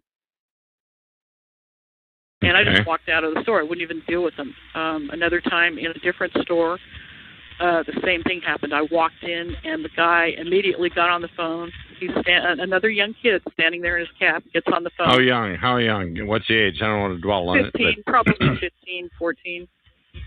Okay, please continue. When I was in my backyard, a kid 2 houses away that was about 12 was shooting at my house with a BB gun while I was out there. And I just, you know, I stood up and looked at him, and he quit doing it for a few minutes, and then he started again. Huh. I had to throw things at my house. Was one of the neighbor kids? Yeah, he was a neighbor. I don't know him. He lived, you know, like half a block away. Okay. What else were you going to say? They'd throw things. What was that again you were going to say? I would sit outside. This caused me to start smoking cigarettes again for a while. And I was sitting outside smoking a cigarette, and something hit my house. You know, it's like somebody was throwing rocks at my house. You're cutting out. You're cutting out completely.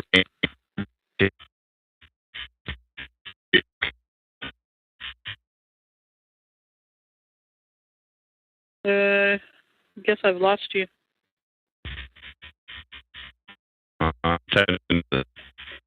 I can hear you talking, but it's not clear. Okay, she's walking around. Well, I'm sitting still. Okay, testing 1, 2. What? Okay, now, are you there? Because we're losing our connection. I can hear you now. Okay, why don't you just repeat what you said in the last minute or so, because it was pretty choppy. Could you please repeat that? What's the last thing you heard? I don't know. Why don't you just repeat what you said? Somebody was throwing things at my house. I sat outside and was smoking.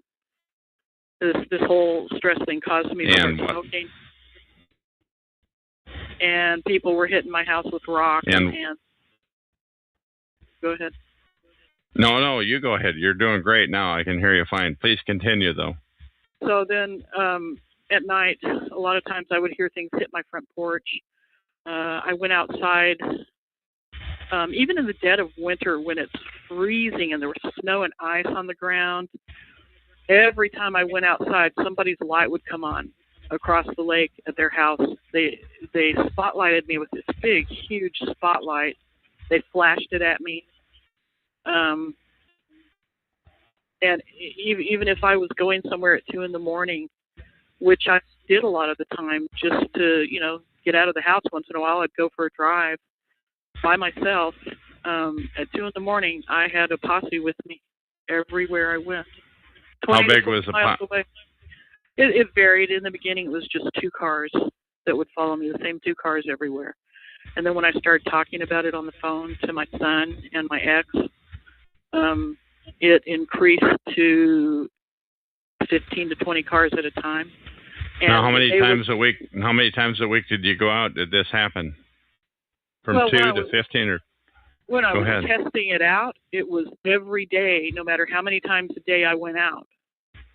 And that's how I knew that it was actually happening, is because there were 3 entrances into town, and they would be at every entrance. Somebody would be waiting every time I left the house, and then they would start following me.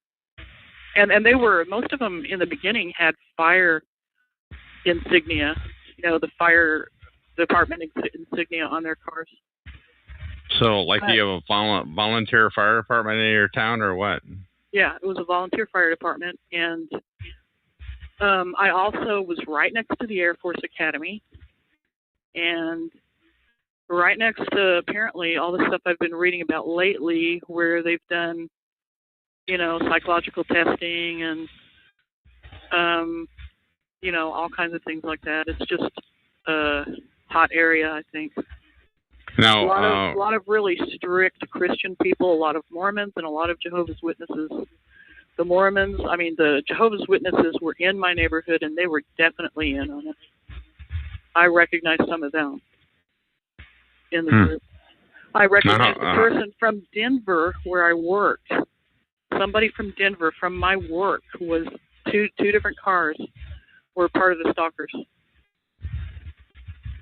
So, now how would you know that they were Jehovah's Witnesses or Mormons? Oh, because the Jehovah's Witnesses came to my house to try to recruit me. And so that would be one or two people, but I mean, if you're talking about stalking, we'd be talking about quite a number of people. I'm just asking.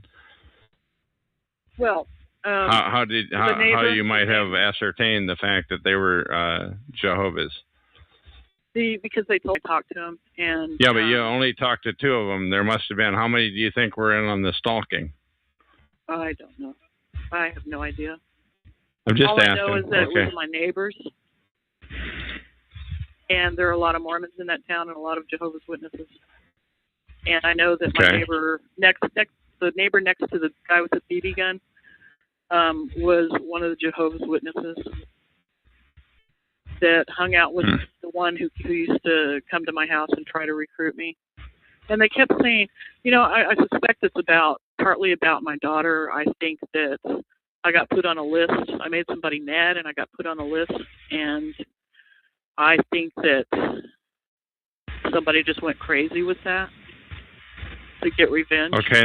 Now, why would you be put on a list because of your daughter, if I may ask? Well, because I care for her. She's disabled and I care for her.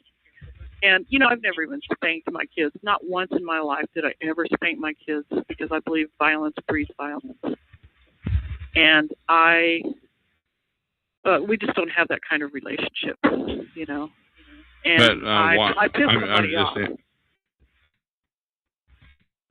Go ahead. I pissed somebody off whose husband is an EMT, and in that small area, all the EMTs and the cops and the firefighters know each other, and they're all buddies. Of course. It's a good old boy system. When you talk about a small area, can you give me an approximate population of that town that you're in? I don't really know what the population is, but it only had two or three fire department buildings. It had two big grocery stores, and about 3 convenience stores, and that was it. The rest of it was residential. So did you get harassed in all 3 of the convenience stores, or? I got harassed in every single store. Every store in town that I went into. Now, was it the employees of these stores, or was it just people that were customers? It was mostly the employees. And, it's not like I ever knew them or even talked to them in a bad way or anything like that. I just went in and did my shopping, and all of a sudden everybody was really nasty to me. And they kind of looked at me like I was a freak. Now, when you say all of a sudden, what do you mean by that? Or did they do that from the first visit, or did it happen after 12 visits, or what say they, please? I would say after I was in that town for 3 years. I would say after about the first year is when I started noticing it. Maybe they did it before and I didn't notice. But then, all of a sudden, during the last year I was there, it was all the time, everywhere I went. Yes. Okay. Now, how far away did you get from this town? Did you travel? Did it happen at different towns, at varying distances away? Not in the beginning. In the beginning, it was just there. And then it started, I would drive into the next county to see if they would follow me that far. And at first, they didn't go there. But then, after a few weeks, they started following me to that county. And then I realized it was happening as I was going into Denver, which was about 45 minutes away. And so it ended up being everywhere I went. Before I left that state, I stayed in a hotel for a few weeks, and it was happening there. It was the same people, one of the same cars, when I went to the hotel, was stalking me in a grocery store in Denver. And how were things in Denver for a new arrivee such as yourself, who just came there from 45 miles away? Go ahead. Well, I was still terrified. I was still traumatized, and so not that you ever get over being traumatized by something like this, but I was still in a really sort of a fight or flight mode. And so I stayed in the hotel the whole time, and I had to be with my daughter all the time anyway, but I mean, I stayed in the hotel, and I would step outside the door and smoke a cigarette and go back in.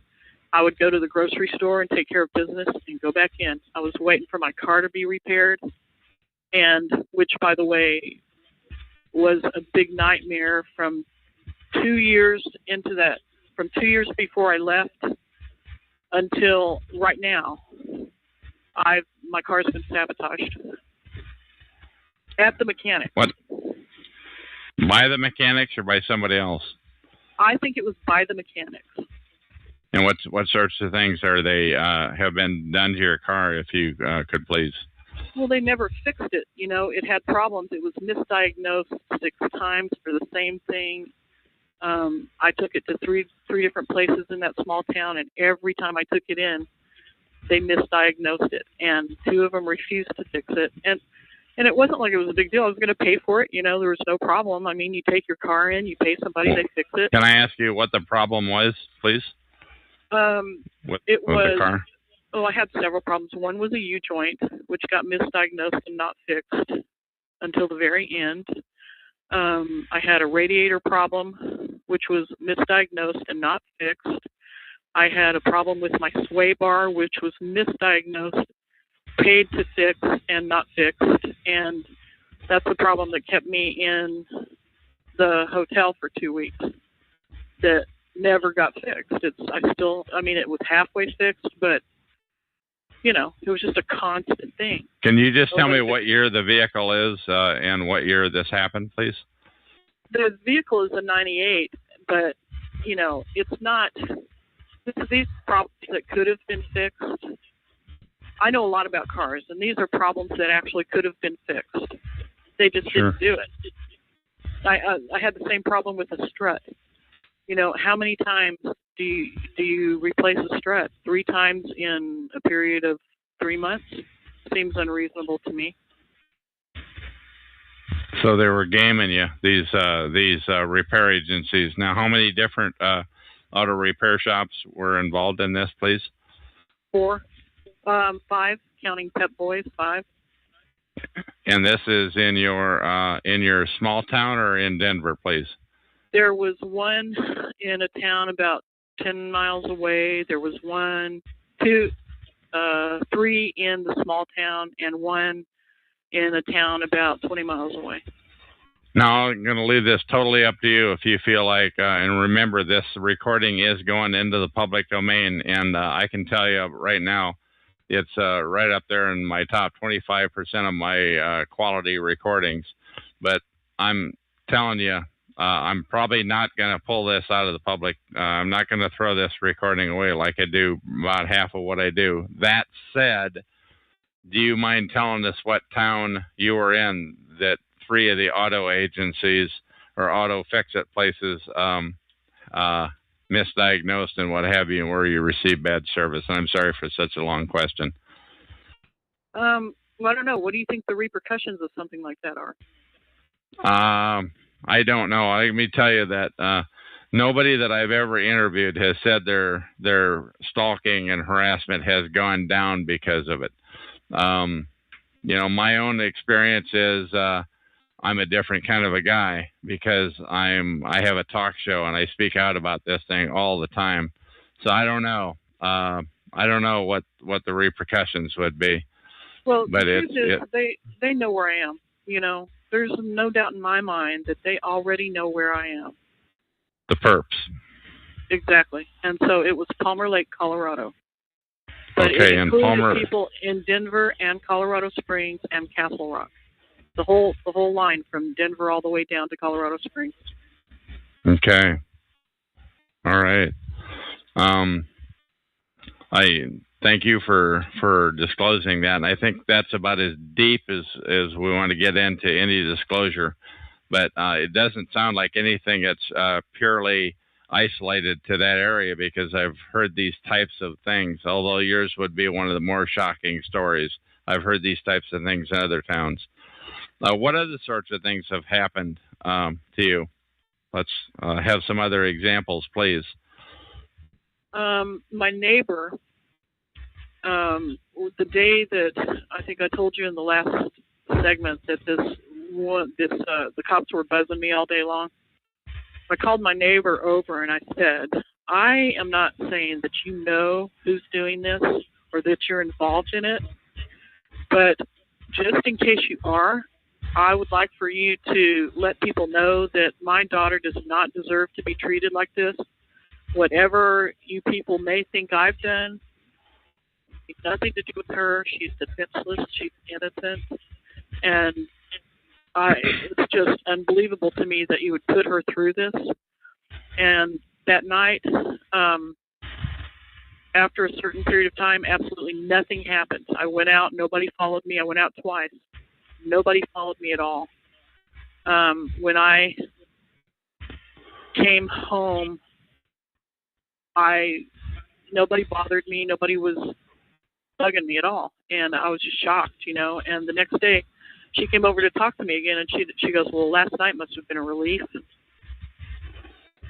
And this is it. Go ahead. That absolutely confirmed that she was involved in it. She had conversations about things. She had conversations with me, mentioning things that my brother and I had talked about on the phone. So in my mind at that time, she had talked to my brother. Now, she may have just had access to my phone calls somehow. Maybe I was wrong about how she got the information, but she got private information about me somehow. Now, when you said the cops were buzzing your house, what do you mean by that, please? They just drove by it all day long, back and forth. And I called my son to tell him, I told you about them shining the laser at me. When I called my son to tell him about that, there was a whole crowd of cops across the street in a parking lot. And I actually broke down and started crying on the phone when I was talking to him about it, which is rare for me. And you could hear this audible, oh, like, oh, now she's feeling sorry for herself, that kind of thing. The cops that were across the street in a crowd were saying this. Yeah. How many cops were there? There were at least 3 cars, and you never see that many cars. There were 3 cars, 3 black and whites, which aren't even the color for that town. They're in the town monument that's connected to it. And there was the SUV, the big white SUV was there. And it's hard to see. It was pretty dark, but there was a whole crowd of people over there. And it was so it's not scary. Like you're a big threat, like you weren't driving a Sherman tank with a bunch of heavy artillery on it. You were just you, right? Yeah. Yep. One person with a responsibility that I would not put in jeopardy to fight somebody like that. Okay, again, though, you used the term the cops were buzzing your house. Can you tell me more about what you mean by that, please? They just drove by it all day long. Every time I used to sit outside a lot because, like I said, it made me start smoking again. And I didn't do that in the house with my kid. And so I would sit outside and smoke cigarettes. And I was always watching to see what was going on. I was trying to put the pieces together and figure out who was doing this and why they were doing it. And all day long, they would just go back and forth in front of my house. And you would see them, maybe a few times a day. But this was like 20 or 30 times. And it seemed to be concentrating on me. They looked right at me as they were driving by. It was very Now, how many pointed. cops are in this town where you live? How many How many cop cars do you guess there were? Well, I only ever saw 2 at one time. I think there were only 2 on duty at one time. I'm not sure about that, but that's all I ever saw. Now, do you live on a main street? Yeah, I was on a main street. Okay, so they could have. Okay, but basically they were looking at you, making it pretty obvious to look at you. These cops, 20 or 30 times a day.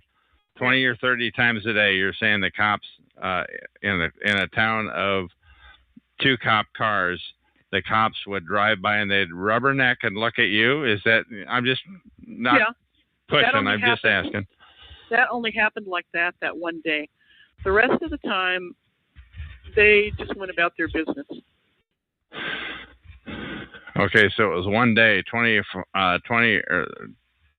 plus times where they drove by and rubbernecked and look at you. Yeah, I've had that happen right here in downtown Vancouver too. You know, where 5 different cop cars were rubbernecking, gawking at me. 2, maybe 3 times. Just 4, maybe 5 cars just gawking at me. It just gives you the creeps. So yeah, I have you can tell when it's pointed at you, you know. Yeah. What other sorts of things have happened to you, please? Oh, let's see. They broke into my car and pulled the carpet out of its metal, you know, the little metal runner thing that holds it in place. And I hadn't been in the back of that car in I don't know how long. And I know I didn't do it. It's not something a mouse could do. It's not something that could have happened anyway except for somebody pulling that carpet out of there in order to get to something underneath it. I'm assuming that that's what they were doing. I believe that happened even before I moved to this town. The first time that happened like a year before I moved to that town. And I thought it was odd, but I had already been used to people breaking into my house, my other house, and going through my things, you know. So I knew, unlocking my windows, I never left unlocked because I had somebody I was protecting. Not to mention protecting myself. I never had windows unlocked, never left them that way. And I would come home and find windows unlocked. I found another door jamb broken at that house, the previous house. So they were messing with you. They didn't have to break your door jambs. They didn't have to leave the windows unlocked. They were messing with you. They wanted you to know they've been there. Is that the way you took it? At the time, I took it that they were trying to leave access for themselves to get in. They did actually have to take the door jamb off to get into the house without a key. And at one place, but leaving the windows open, I took to mean that they were trying to leave easy access so that they could just crawl through the window. Now, how many houses are we talking about that you've lived at? And were they all houses? Were some of them apartments? Did you? No, they were all houses. They were all houses. And we're talking about 4 different houses that I'm sure people went in and out of. Okay, now, did you rent these houses? Did you buy them, please? No, they were all rented. And I had, for most of it, I was married. You know, the last house and the one before that, I lived in most of the time by myself. Well, not by myself, with my daughter. And so, you know, my ex was always there. And part of the time, my son was in these other houses, too. Okay. And I think they go after people who are by themselves and who don't have many connections. Okay. What other issues do you want to talk about? We're rounding off to closing the interview down, but I want to give you plenty of opportunity to bring up any other issues that you have to say, please. Well, you know, I think that one of the things I think is really important is that the people who do this are lacking in self-esteem. I think that they are angry. I think that, like you say, they're killers, that they've probably caused many people to die by ruining their lives, by breaking their hearts, by physical assaults, by taking everything they value from them.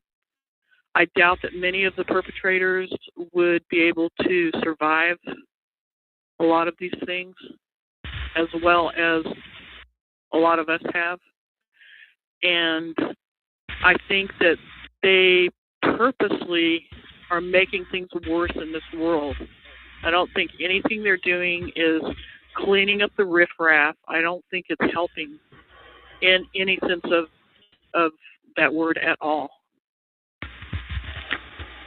Now, what about these volunteer fire department guys? Do you think, did they know? Did they know about all this, the far-reaching effects of what you just described?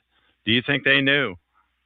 Do you I don't think how you would? A rational person could not know that I think the agenda is to push somebody to their death. I believe that that's the agenda for whatever reason, and I don't know who put them up to it, but I really do believe that that's the purpose of it. Now, how many other people? Go ahead. Because, I'm a pretty strong person. I've spent a lot of time by myself before all this stuff started happening, and that's why I think I was able to survive it better. But I think it did make me act out some, and if I hadn't been strong, I think that it could have pushed me over the edge, and I think it pushes a lot of people over the edge. But how could you not know that that's what's happening? You see it happening. You have access to somebody 24/7 through surveillance, so how could you not know that? So these, you think it's volunteer fire departments, and you think there's no way they couldn't know that this is happening? These volunteer firemen. I think it's a lot of civil servants. I think it's police. I think it's fire. I think it's Joe, normal citizen. I think it's people who think they're helping the world, who don't really have the whole story. But I don't see how any rational person could not know how painful it is to put somebody through that. It's beyond me that somebody would not understand how that works. Because we're wired, we're hardwired, according to some tests that have been done, to when we're rejected or hurt, there's a certain part of our brain that lights up, and every one of us get angry. We're hardwired to do that.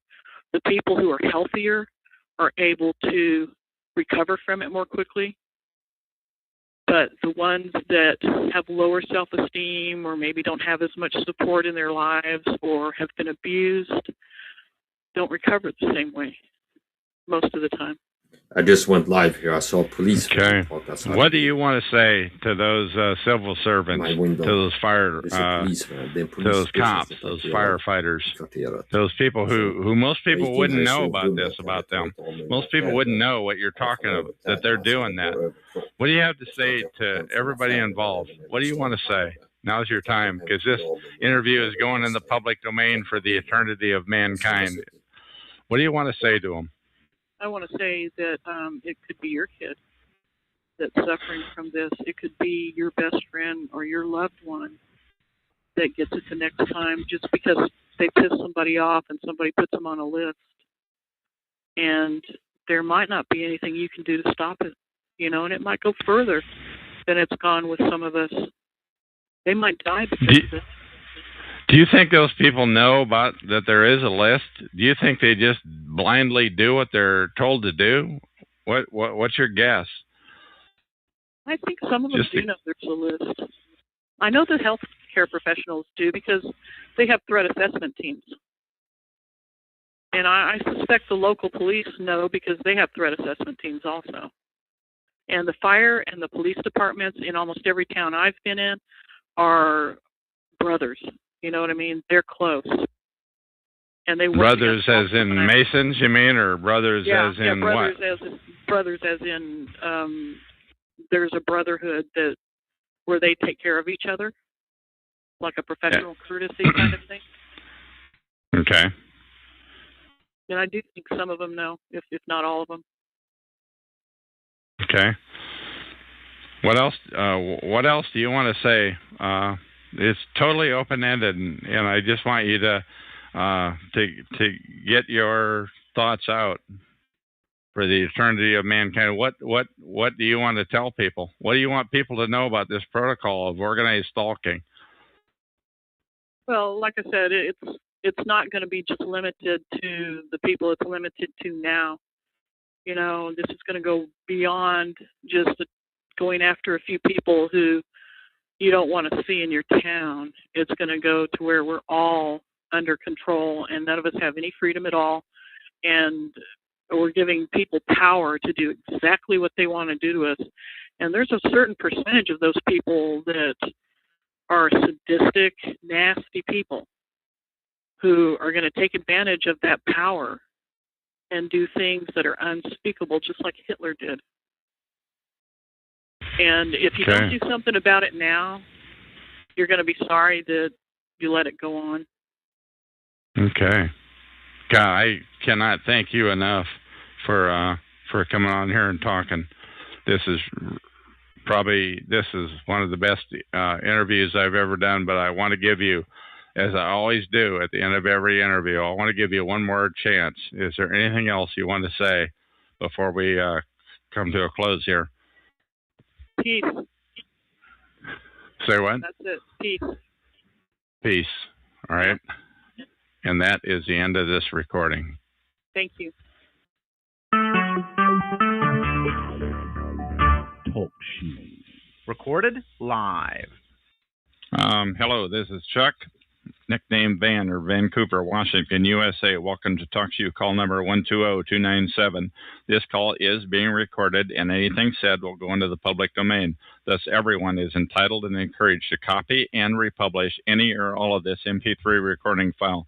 You do not need permission. No notification or attribution is necessary. To find more of these public domain audios, go to the top right corner of any TalkShoe.com screen and search for Vancouver or show number 120297, or click on the purple top left Live Now button to see if the show is currently underway. The time out here on the west coast of the U.S. is about 3:30 p.m. on Friday, September 14th, 2012. Okay, I'm going to read a script which I wrote. This is a shout out to targeted individuals, TIs, or to perpetrators, perps. Once again, this recording is for TIs or perps who want their voice heard on this talk show, call number 120297. Also, the creator of justifiablydisturbed.wordpress.com, which I recently found and read. Please note that my talk show and recordings are in the public domain. For the eternity of mankind, it is my intent to get the word out about gang stalking. So if you appear on my show, if you are participate in a recording, and if I keep that recording, it will go into the public domain for all time. That means everybody is encouraged to copy, and any recording.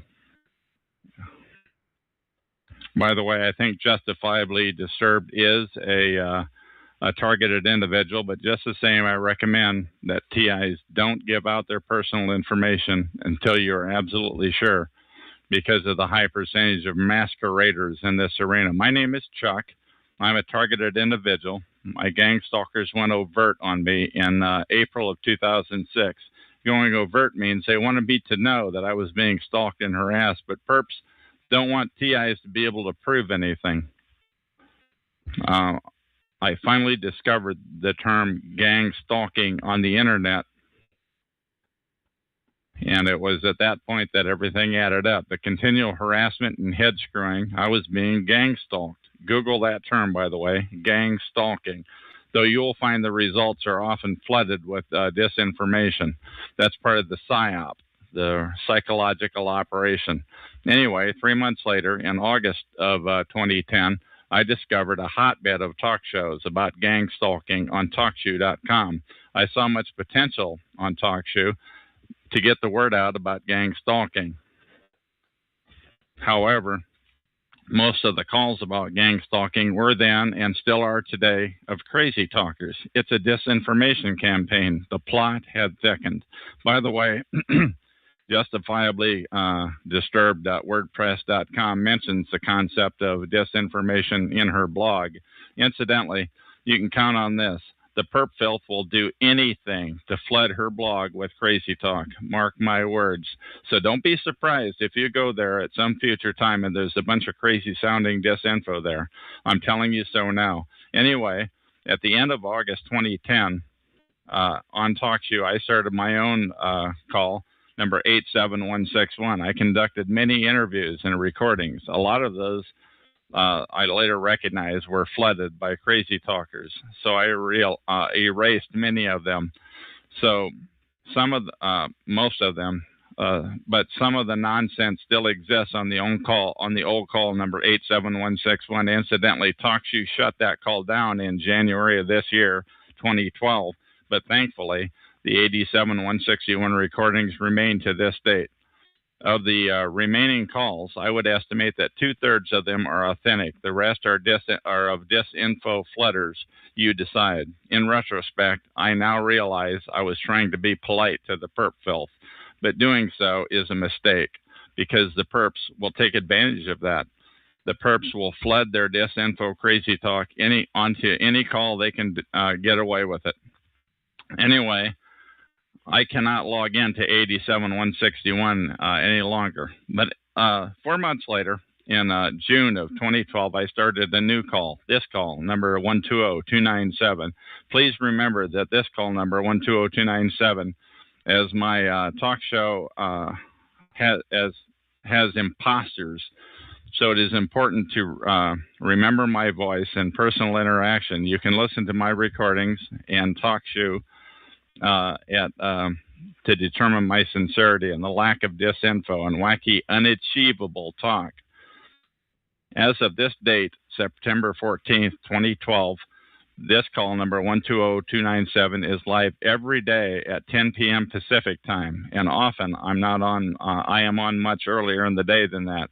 You can go to TalkShoe, and in the top right corner, search for 120297, or click on the purple Live Now button in the top left corner of the screen earlier in the day to see if that call is in progress. Please listen in and consider calling in live to do a recording. Also, TIs, targeted individuals, please do not ever state your intent to call in or do anything else for that matter, as the perps will almost certainly interfere with your intent. Please just do it.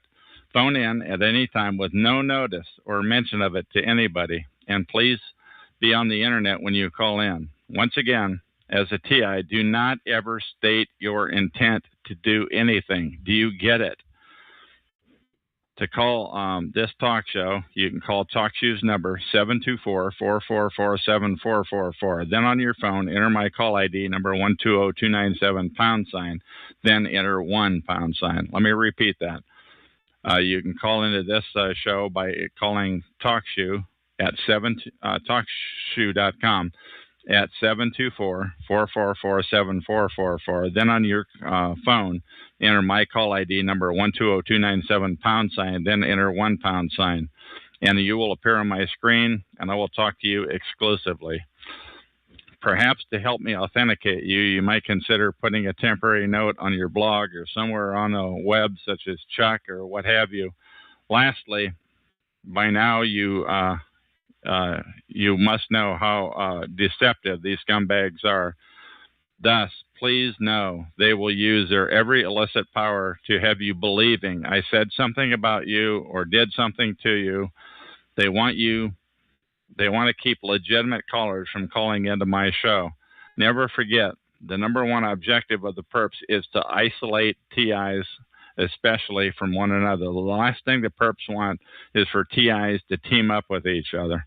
Mainly, TIs, targeted individuals, who have not yet become perp filth. Now, did you get that? Many TIs become TI perps. Do you get that? There are four types of people around here. Number one, perps. Number two, pure TIs. Number three, TIs who have become TI perps for self or family for survival. And number four, people trying to make sense of it all. Now, I'm going to repeat that. There are four kinds of people around here. Number one, there are perps. Number two, there are pure TIs. Number three, there are TIs who have become perps for self or family survival. And number four, people who are trying to make sense of it all. Many TIs become TI perps, and it happens all the time at the drop of a hat. There's no ceremony, no ceremony, and no notice. And perps will do anything to masquerade as a pure TI. Do you understand? perps will do anything to masquerade as a pure TI. All the best. I hope you call in and are recorded on a public domain call. This message that I have just read goes out to any targeted individual or any perp who wants to come clean. And that is the end of this recording.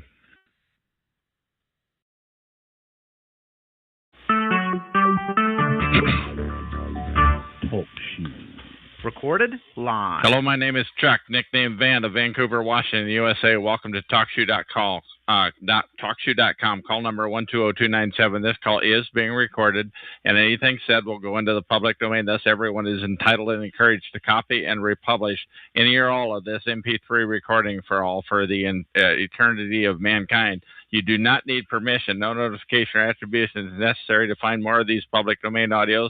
Go to the top right corner of any TalkShoe.com screen and search for Vancouver or show number 120-297 or click on the purple top left Live Now button to see if the show is presently underway. The time out here on the west coast of the U.S.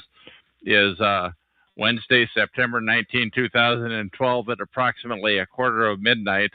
And this is recording number 3026. I have on the phone with me Sydney, who I interviewed on interviews number 3023 and 3024. And how are you tonight, Sydney? I'm doing great. How are you doing? Good, thank you. Now, what inspires you to come to this show tonight, if I may ask, of all nights? Oh, I've been checking in and out under a guest number of all the shows I can find. So I just sometimes feel like talking, sometimes I don't. And I know if I put my name on there that somebody's going to recognize it and want to talk. So, this is one of the nights I felt like talking. Okay, and I do want to indicate that was September 4 of 2012 that the interviews number 3023 and 3024 occurred. Now, while we were talking in the chat room earlier, Sydney, you and I, you had mentioned that you moved away from Palmer Lake, Colorado, and you moved somewhere else to be closer to a support system. And can you please explain what you meant by that, please? Well, I got divorced several years ago, and the only two people besides my daughter that I can really talk to are my son and my husband, my ex-husband. And he knew about the whole thing. He knows that there's still something going on. He knows about the blacklisting. And, he was there, so he knew that it was really happening. And he sort of helped support us. And so we decided to go closer to him so that we would have an ally. Okay. And moved out of the state and moved to where he is. Okay. So you're no longer, since September 4, you're no longer living in Colorado even? No, I haven't been there for a year and a half. Oh, really? Okay. Yeah. I'm sorry. I misunderstood that you were there before. But you stated earlier that the DU, the University of Denver, was involved in your stalking. And what do you have to say about that, please? Well, I caught one of my psychology teachers following me one night after class. Of course, if I were to say anything to anybody about that, nobody would believe me because that's too absurd, but it was one of the incidents, that I've been collecting information on all these years.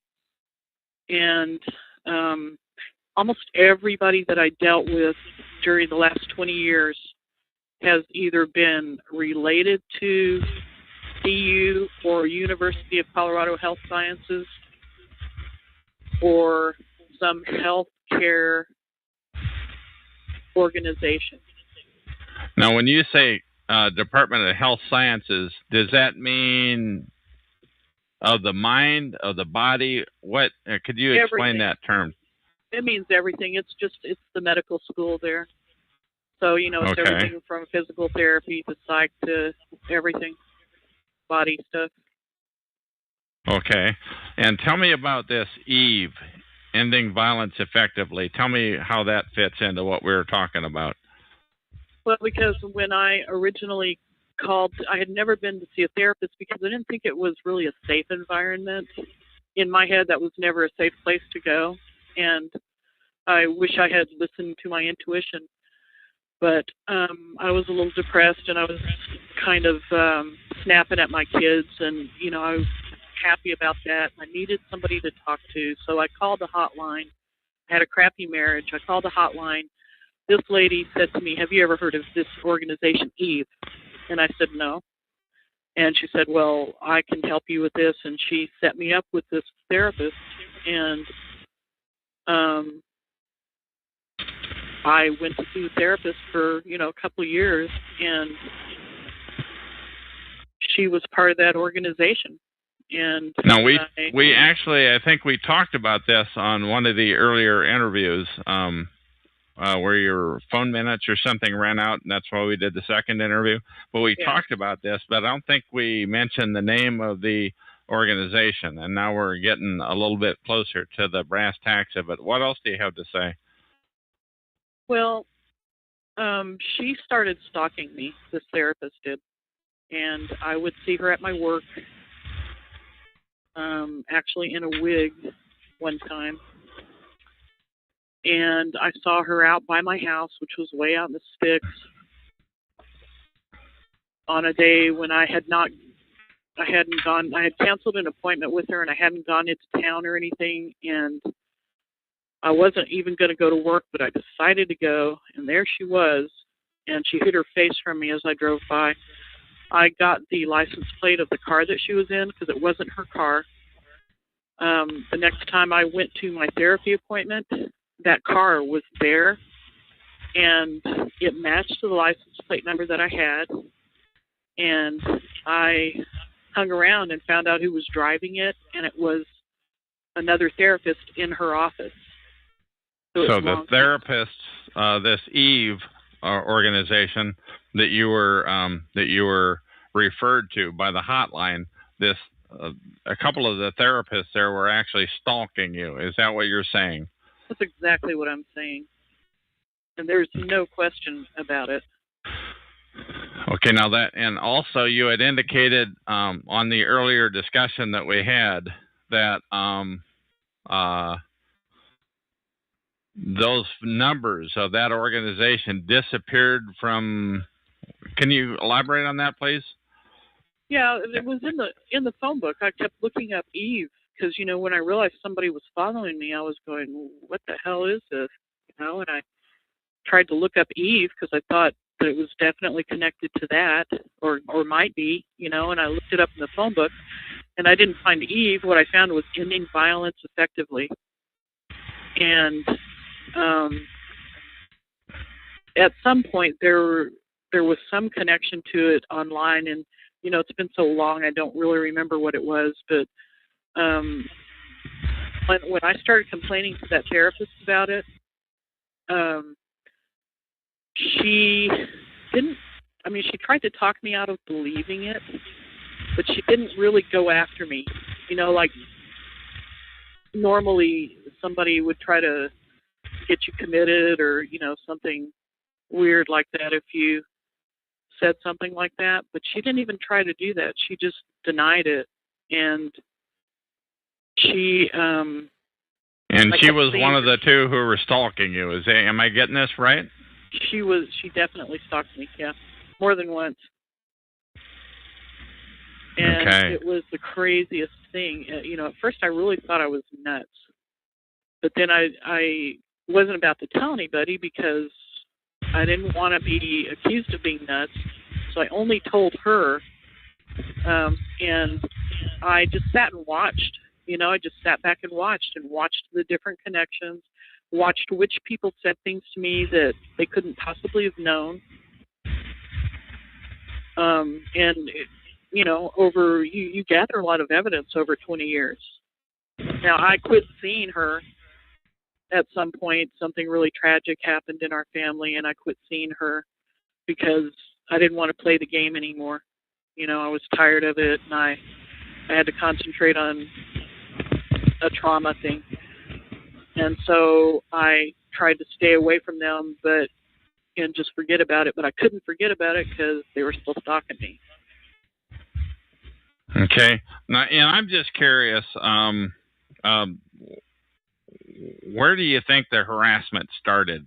What do you think? What do you think started it in the first place? I think that I made noises about reporting it to the whatever the governing psychology body is, for Denver or the state or whoever, and that would have destroyed their careers. Had I been able to prove anything, it would have been big trouble for them. What I didn't really understand at the time was that they're all friends and that there's no way anybody was going to let that happen.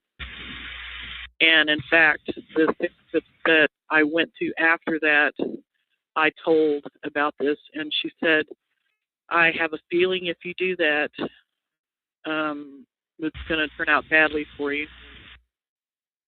So what you're saying is it wouldn't be a good idea for a psych patient, if can I call you that? I hope to turn in their psych.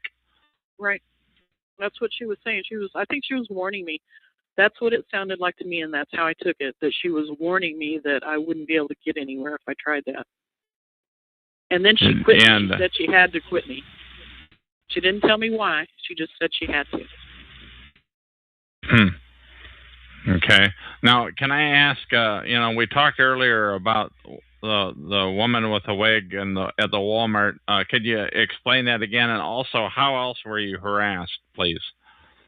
So the person at the Walmart was later on in all of this. It was around 2008, and my daughter and I were in the process of moving to Palmer Lake. And this woman, which is the one that's in your area now, was following us around the store. And I was so used to people doing that normally I just watched and observed and tried to see what kind of car they were getting into or whatever. And this woman has this habit of wearing scarves. It's like a fetish or something. I don't know. Okay, now, and if I may, how else were you harassed, if I may please ask that? How else was I harassed? People were in my business all the time. People were listening on my phone. People were breaking into my house. They were breaking into my car. Okay. Once I started around 2006 or 7, we had these favorite places we used to go eat in Colorado Springs, and all of a sudden people started turning against us. They were always really friendly to us. Everything was fine every time we went to one of these restaurants, and then all of a sudden it was like we were really bad and they wouldn't be nice to us anymore. It was just they would glare. It didn't make any sense.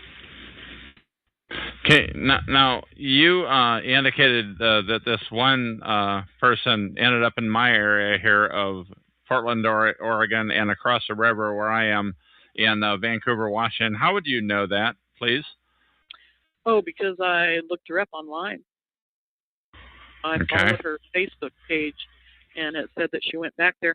Plus, she was actually in charge of my daughter at times, and was in charge of a group I belonged to. My job was at a healthcare organization, and this woman was, as an intern from DU, was part of all of this. And she was the person who stalked us at Walmart when we were moving. And when I first met her at my job, I didn't really realize who she was. Then I remembered the scarves that she wears, and I realized it was her. Okay, and I really appreciate your not mentioning any names. I think we can get away with the DU, the Denver University part, but we don't want to mention any names. I really appreciate your not doing that. I'm just curious, have your children been harassed at all in this? I don't think so. I think that my son is, I do think that he's being stalked. I don't think that he knows it. I don't think that he can fathom that the person who's doing it would do that to him, as somebody he's close to. But now, typically, go ahead. And I don't know what the agenda is, but I do believe he's being watched. Absolutely. Now, typically, when we talk on here, we talk about organized gang stalking, that there's people other than just like the hospital. This would be an unusual situation where you know where they actually came from. Have you had other groups stalking you and harassing you? Well, I think I mentioned this before, that I think it started out to be this therapy person, and then over the years, you know, I could tell it was still happening. I wasn't really sure who was doing it. I didn't actually see, well, I actually did see her car, her van, and her husband in it, in another house I lived in that was way out in the country again. And her van, because of the license plate. And as time went on, I think that when I was working at this healthcare place, I pissed somebody off there, and she actually got fired because I think she's the one that sort of pushed it into more of a regular gang stalking thing, where the whole town came after me. I said something that embarrassed her because she was being really mean, and I saw her in that town twice. I saw her talking to the cop. She was in the same organization, the same health organization. She worked as a receptionist there.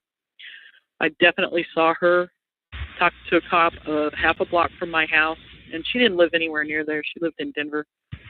And I saw her driving down the street. My ex came into town to help me fix my car, and she drove down the street as, you know, going the opposite way we were going, and she just grinned at me because she knew what I was going through. And I really think she's the one who pushed it that far. And so it turned into a big, huge gang stalking thing then. So what was like the first incident of when this happened? Of the gang stalking? Yeah, please. I went into a Safeway in Palmer Lake, and one of the store employees started following me around, and he was laughing about it. But, you know, every time we'd turn a corner from one of the aisles, there he would be. Who is the we that you were with, please? Me and my daughter. Okay, and please continue. And then the manager, we always went through the self-pay thing, and the manager started glaring at me. Every time I went in there, he was mean, and he was glaring at me. And so, you know, I told one of my brothers about it, and... Was it like he was tipped off that you were coming in, or what do you think? It was just like he hated me.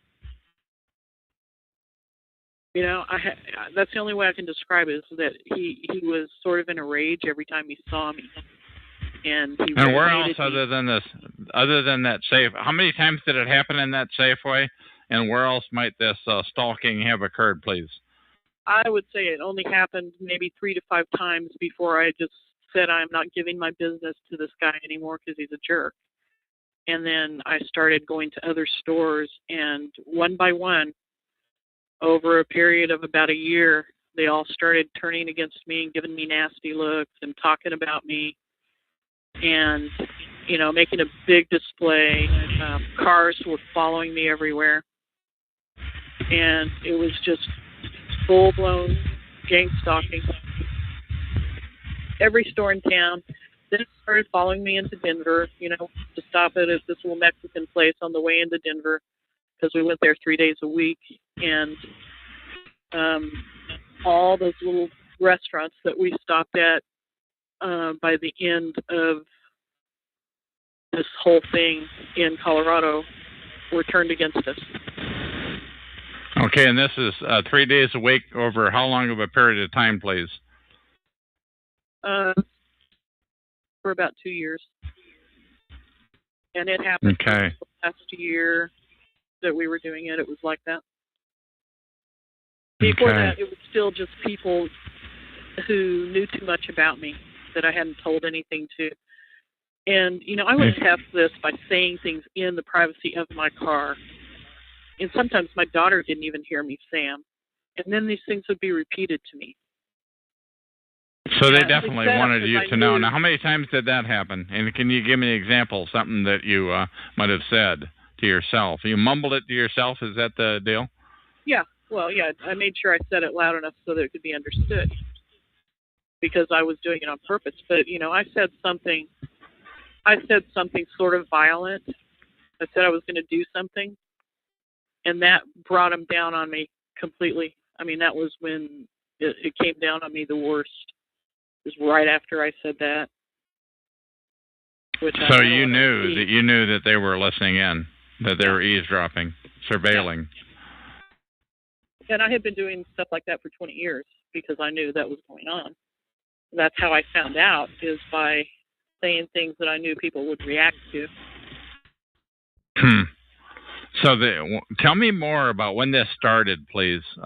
Like you mentioned 20 years ago, but I don't think we got into that the things that far back on the last interview, and I'm just trying to get that out here. Well, I said I called that hotline, and there was. And what approximate 10 years, 5 years? How long ago was that? That was in 1990. Is when it started like that. And I saw that therapist 20 years ago, 20-some. I saw that therapist for about 3 years. But the only reason I stayed there that long is because I was trying to figure out what was going on. I actually didn't need to be in there. I was in there. I had to make up stuff that I was unhappy about in order to be able to stay in therapy so that I could keep collecting evidence. And, and I guess it serves me right for, playing the game for so long. But it was the only way I was ever going to be able to stay connected to it and find out what was going on. If I had just walked away, I was intrigued too, because I didn't know if it was evil or if it was good or, because there were times when it seemed like they were trying to help me in the beginning. And the beginning was how long ago, please? 20 years, over 20 years. Over 20 years. Yeah. Okay. And how long have you lived in Palmer Lake, south of Denver? I only lived there for about 3 years, but I lived in other areas around there. Other two other rural towns that were within 15 to 30 minutes from there. And the same things happened. Things would start out okay, and then eventually things would go sour. And it's not like there was ever a really apparent reason for it. It just would happen. And I didn't socialize that much, so, I mostly just stayed with my family and my ex-husband. And so it was pretty obvious when things would happen that there was something wrong, because I just didn't hang out with that many people. And I still can't say for sure that it's the group that ended up doing the most damage in the end. Might have come from the person at work, but I know that therapist was there in the end. I saw her, and I saw another person that had been connected to it early on at the end. Now, you said you moved out of state now, and has it followed you to your new state, your new location? Definitely some things have happened that I believe are related. Right now, I've been blacklisted, and that's been going on for years and years, maybe the whole 20 years. Blacklisted in what way, please? And how would you know that, please? Because you know how people treat you when you go into a doctor's office, and I've had to have my daughter in and out of the doctor's office her whole life. well, since she was 7, and so I know that, you know, just the way they treat you. Okay. And other than the doctor's office, how else might you ascertain that you've been blacklisted, please? Well, I think I mentioned this last time going to SSI. They've been given, of course, they give everybody problems, but when I first went in there, the guy said to me when I was trying to get money from my daughter, you know, he said, "This isn't yours, you know." He was glaring at me, and he said it in a real snotty way. And he had no reason to say anything like that to me. The only time we were ever on any kind of help like that before, I refused it as soon as I could, you know. I didn't cash the checks because I didn't want to get in trouble, and we were making too much money to really need the help. And there was no basis for him to act like that. Right. That just came out of the blue. Has it helped you to move closer to your husband, or has it gone the other way? Oh, it's helped me because when there's two people watching out for it, you have to be more careful. So you don't ever see anything happen when he's visiting. When he's at our house or when we're out with him, you never see anything happen. And really? Yeah, and it hasn't been, because they already know he knows. They've heard me tell him. They were on my phone. They heard me telling him all the time about it, and they knew he believed me. So, and, you know, that's was he in on it, do you think, perhaps? Tough question, but I'm asking it. Well, it's something I've always wondered about, and I go back and forth between thinking he is and he isn't. I do think that he knows something that he's not telling me, because he came the Christmas before we came here.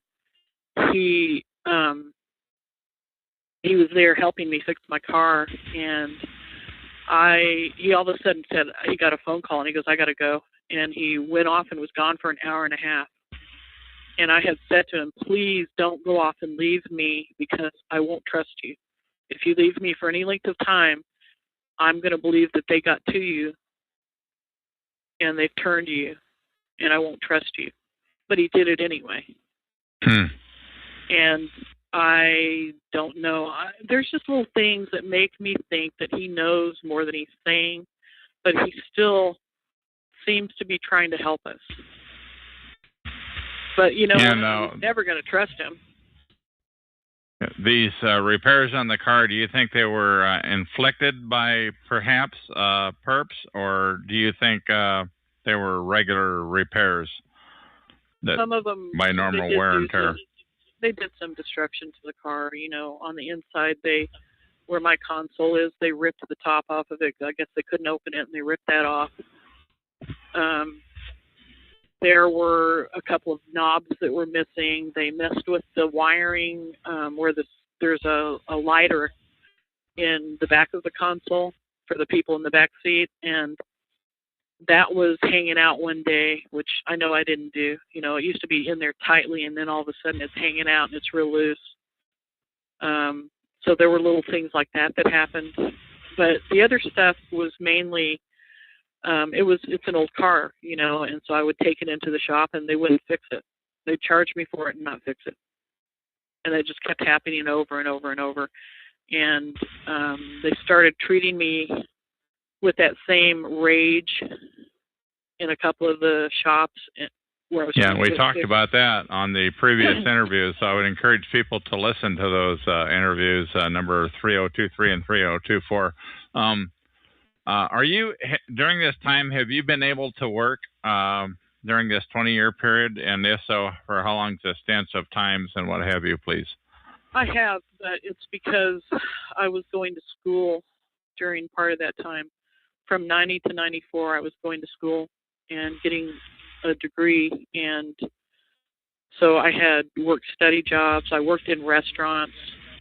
None of it for a real long period of time. You know, I would say a year at the most. And I had problems the whole time. There was always somebody trying to pull something, and most of the time I just ignored it. and I was sort of in a good position because I was in charge of the area I was working in. So, and most of the people who were around there were young students, and I was in my 30s already. Now that was 90 to 94. What about since that time, please? I've had some restaurant jobs, and I did a little bit of work with my ex, construction work, artistic construction work, and then I had that one job in the healthcare field. So I haven't worked a lot, but I didn't want to work. I wanted to stay home with my kids. Okay, speaking of which, did they know that this is going on? What do you think? I already asked you that, but I'm asking again. Oh, yeah, they know. My daughter deals with it every day because she has to watch me, doing the research on the internet and, and listening to talk show. And my son, in fact, and I just talked about this a couple of days ago, and he knows that something happened, but because of the state of mind I was in, I was sleep deprived for 20 years. And at the worst of it, it was really bad. And you do become paranoid, and you do think that things are happening that aren't.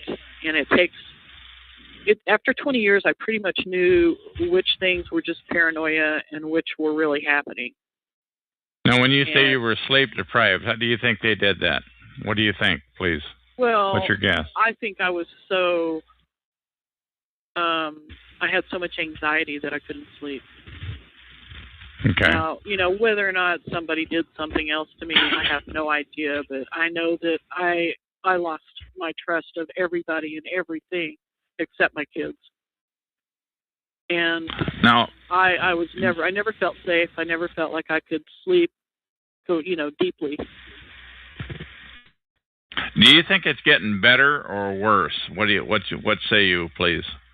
Well, for me, it's a little bit better right now. I don't expect it to stay that way necessarily. I would be surprised if it stayed that way, because every time I thought it was getting better over the years, something else would happen that would show me that it was still going on. And, I made a lot of moves, moved out into the middle of nowhere just to get away from it all. And they came out there, broke into my house, and, so it is better right now. And I have been sleeping, which is a big difference because I'm not really afraid anymore. I was terrified when it got really heavy and, the cops were shining a laser at me and, all that stuff. I was really freaked out then. But when I get sleep, I'm just cautious, but I'm not afraid.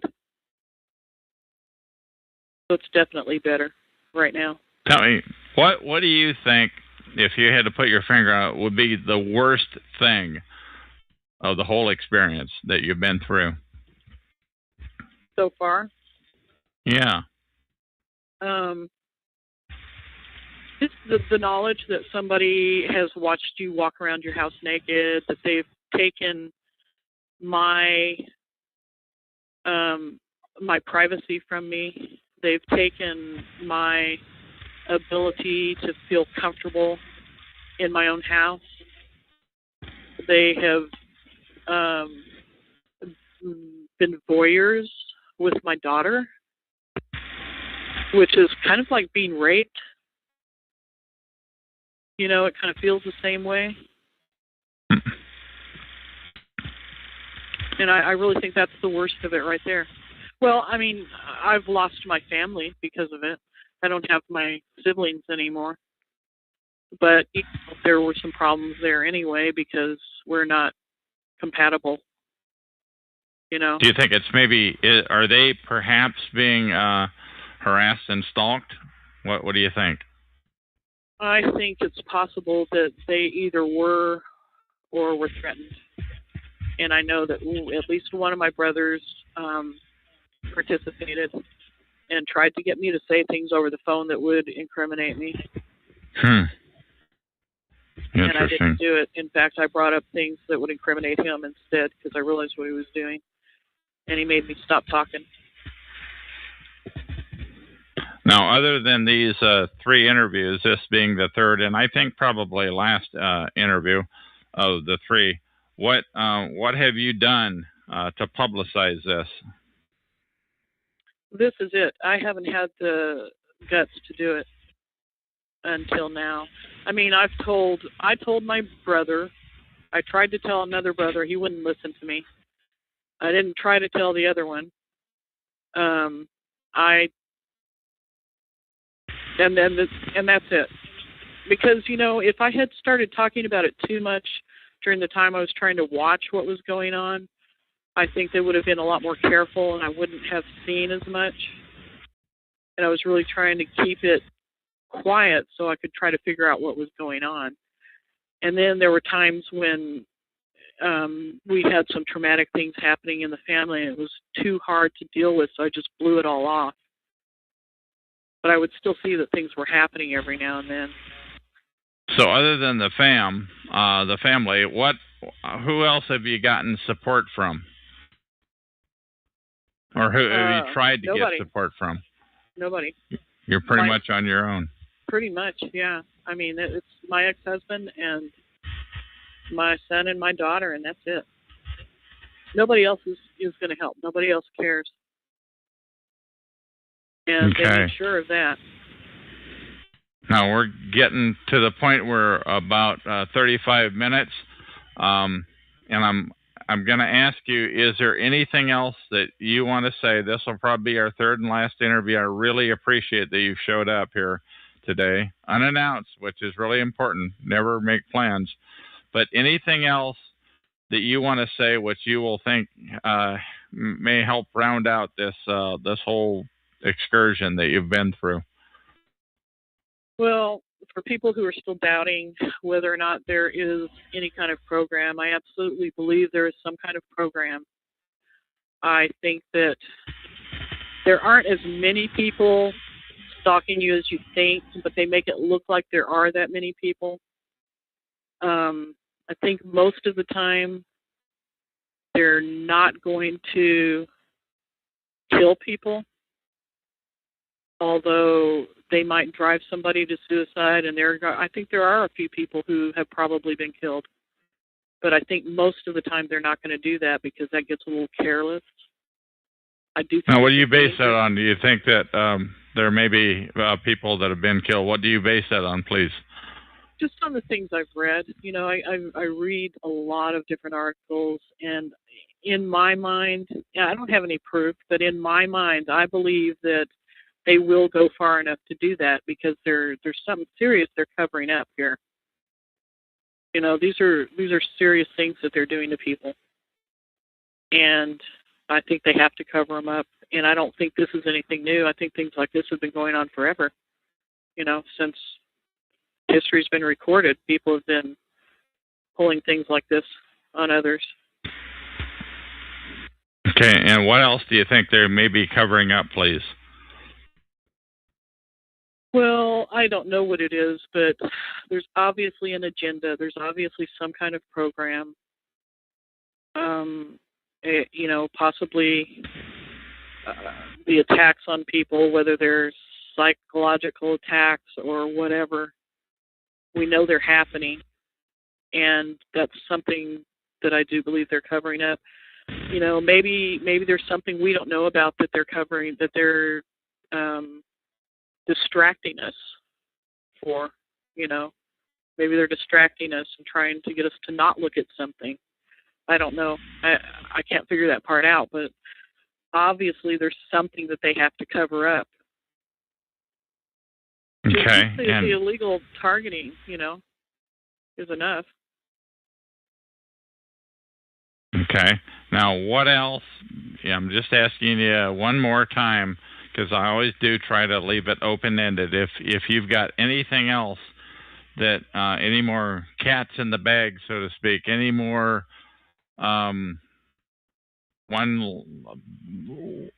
Yeah. What else do you have to say? Well, I don't think that. I think people should try to stay as calm as they can. I don't think talking about things that people don't believe out in public are most likely going to get you in trouble. I think there's a time and a place for that, but I think that people need to be really careful about where they say those things, and I think they have to have a good support system if they're going to talk about those things. And, you know, it's not that those things don't need to be talked about, because they really do, but it's where the power is right now. It may not be safe for a lot of things to be said. So I think people need to stay as calm as possible. They need to sound as sane as possible. And they need to take care of themselves as much as possible so that they can do those other things. And just try to tough it out for now. Fight it. I mean, you need to fight it in whatever way you can. But don't let them get... If you had to do it all over again with the Sykes and so forth 20 years ago, what would you do different, knowing now what you know now? I would have set them up over and over and over and gotten documentation. I would have made sure I got documentation. I was a timid person back then. I'm not timid anymore. And I guarantee if this continues to happen to me, somebody's going down, and it isn't going to be me. How do you mean that, please? Somebody's going down. I'm going to expose it however I have to. I'm going to have the documentation. I'm going to expose it. Okay. But and what is it that you're going to expose? I'm going to expose organized stalking and everything that goes along with it. Okay. One more chance. I'm asking you to dig one more time. What else would you do different? What if you had to do it over again? The evidence collecting, what would you do different? How would you progress differently, please? Well, I wouldn't let them intimidate me. The biggest thing that stopped me from getting the information I needed to get so that it was believable to other people was being intimidated, letting them scare me. And I don't feel that way now at all. Because you pretty much know they're not. You pretty much know they're not gonna kill you now. No, I don't know that. But if there's nothing I can do about that. If they want me that badly, they will do it, and I can't stop them. But they haven't so far, and I'm not going to live the rest of my life in fear. Like I have I'm not going to waste another 20 years like I did just because they're scaring me. I'm not scared of them anymore. Even if they decide they're going to do something drastic like what you just mentioned, I'm not going to get scared. Because that's what they're counting on. That's why their system works, is because they terrify you. Their system works because they terrify you. That's why it works. That's radical. I have not heard that before. Please elaborate on that. Well, if you're scared to tell somebody about it, then the word doesn't ever get out. If you're scared to live your life, they have you exactly where they want you. If you go ahead and live your life, then it's not as effective. But that's their job, is to screw with you. Yeah, that's their job, to push you over the edge, scare you and push you over the edge to whatever conclusion, that is. Whether you kill yourself or whether you get locked up or whether you act out and do something to somebody else. And I'm not saying that people who are targeted are perfect and haven't ever done anything wrong, because I've certainly done some things I'm not proud of. But I don't think I would have done them if I hadn't been terrorized and pushed over the edge several times. Okay. Yeah, I mean that's what happens. That's why people are mass murderers. That some people. That's why people who are bullied have problems, because somebody has terrorized them, and they know that that's going to happen. It's not a big secret anymore. Okay, once again, this is Chuck. This is Talk Show number 120297. This is Sydney that I'm talking to. I first interviewed her on September 4 of 2012 on interviews number 3023, which got cut off, and then we went to 3024 a few minutes later. And this is number 3026, the third and probably the last interview. And just one more chance to say whatever you want to say, whatever, and then we'll end it off here, Sydney. What say you, please? Well, I really do think that the biggest thing that's going to help is everybody getting together and publicizing it and fighting it. I think you're doing a really good thing by getting the word out, and I'm hoping that a lot of other people are willing to do the same thing. And you know what? I may suffer because of this. I don't know, but because of speaking out like you're doing. Yes, but you know, if I can't live my life, you know, I'm going to suffer anyway. So at least I can try to do something about it. Okay. Sydney, I want to thank you very much for speaking out about this. This is definitely, I have to say, these are three of the most shocking interviews that I've done. These little 3-pack that we've got here. Thank you very much for appearing with me. You're very welcome. Okay. My name is Chuck, and that is the end of this interview. So I am. Talk Show. Recorded live. Hello, my name is Chuck, nickname Van of Vancouver, Washington, USA. Welcome to Talk Show. Call number 120297. This call is being recorded, and anything said will go into the public domain. Thus, everyone is entitled and encouraged to copy and republish any or all of this MP3 recording file. You do not need permission. No notification or attribution is necessary. To find more of these public domain audios, go to the top right corner of any TalkShoe.com screen and search for Vancouver or show number 120297. Or click on the purple top left Live Now button to see if the show is presently underway. The time out here on the west coast of the U.S. is Monday, September 24, 2012 at about 11, 12 p.m. This is a recording number, I think it's 3029. We have a guy here right now named Brian, and he's logged on with TalkShoe user number 20. What do you have to say for yourself, Brian? Well, I'm doing just fine. How are you tonight? I'm doing fine, thank you. But you sound like you have a phony voice. What's going on? Well, you can keep your opinion. It really matters not to me. Okay, so how did you get TalkShoe user ID number 20? Please explain that to me. Oh, because we were one of the first to come with this site. We were. I was one of the first investors into TalkShoe.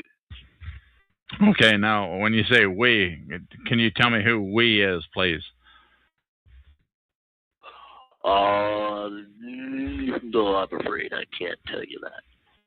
Okay, so it's like it's at a level that you Just can't. an What else? Organization that looks over TalkShoe. Okay, how many rings are there around TalkShoe? I mean, how many layers of security are there? Can you tell me that? No, sir. No. Do you know that? Yes.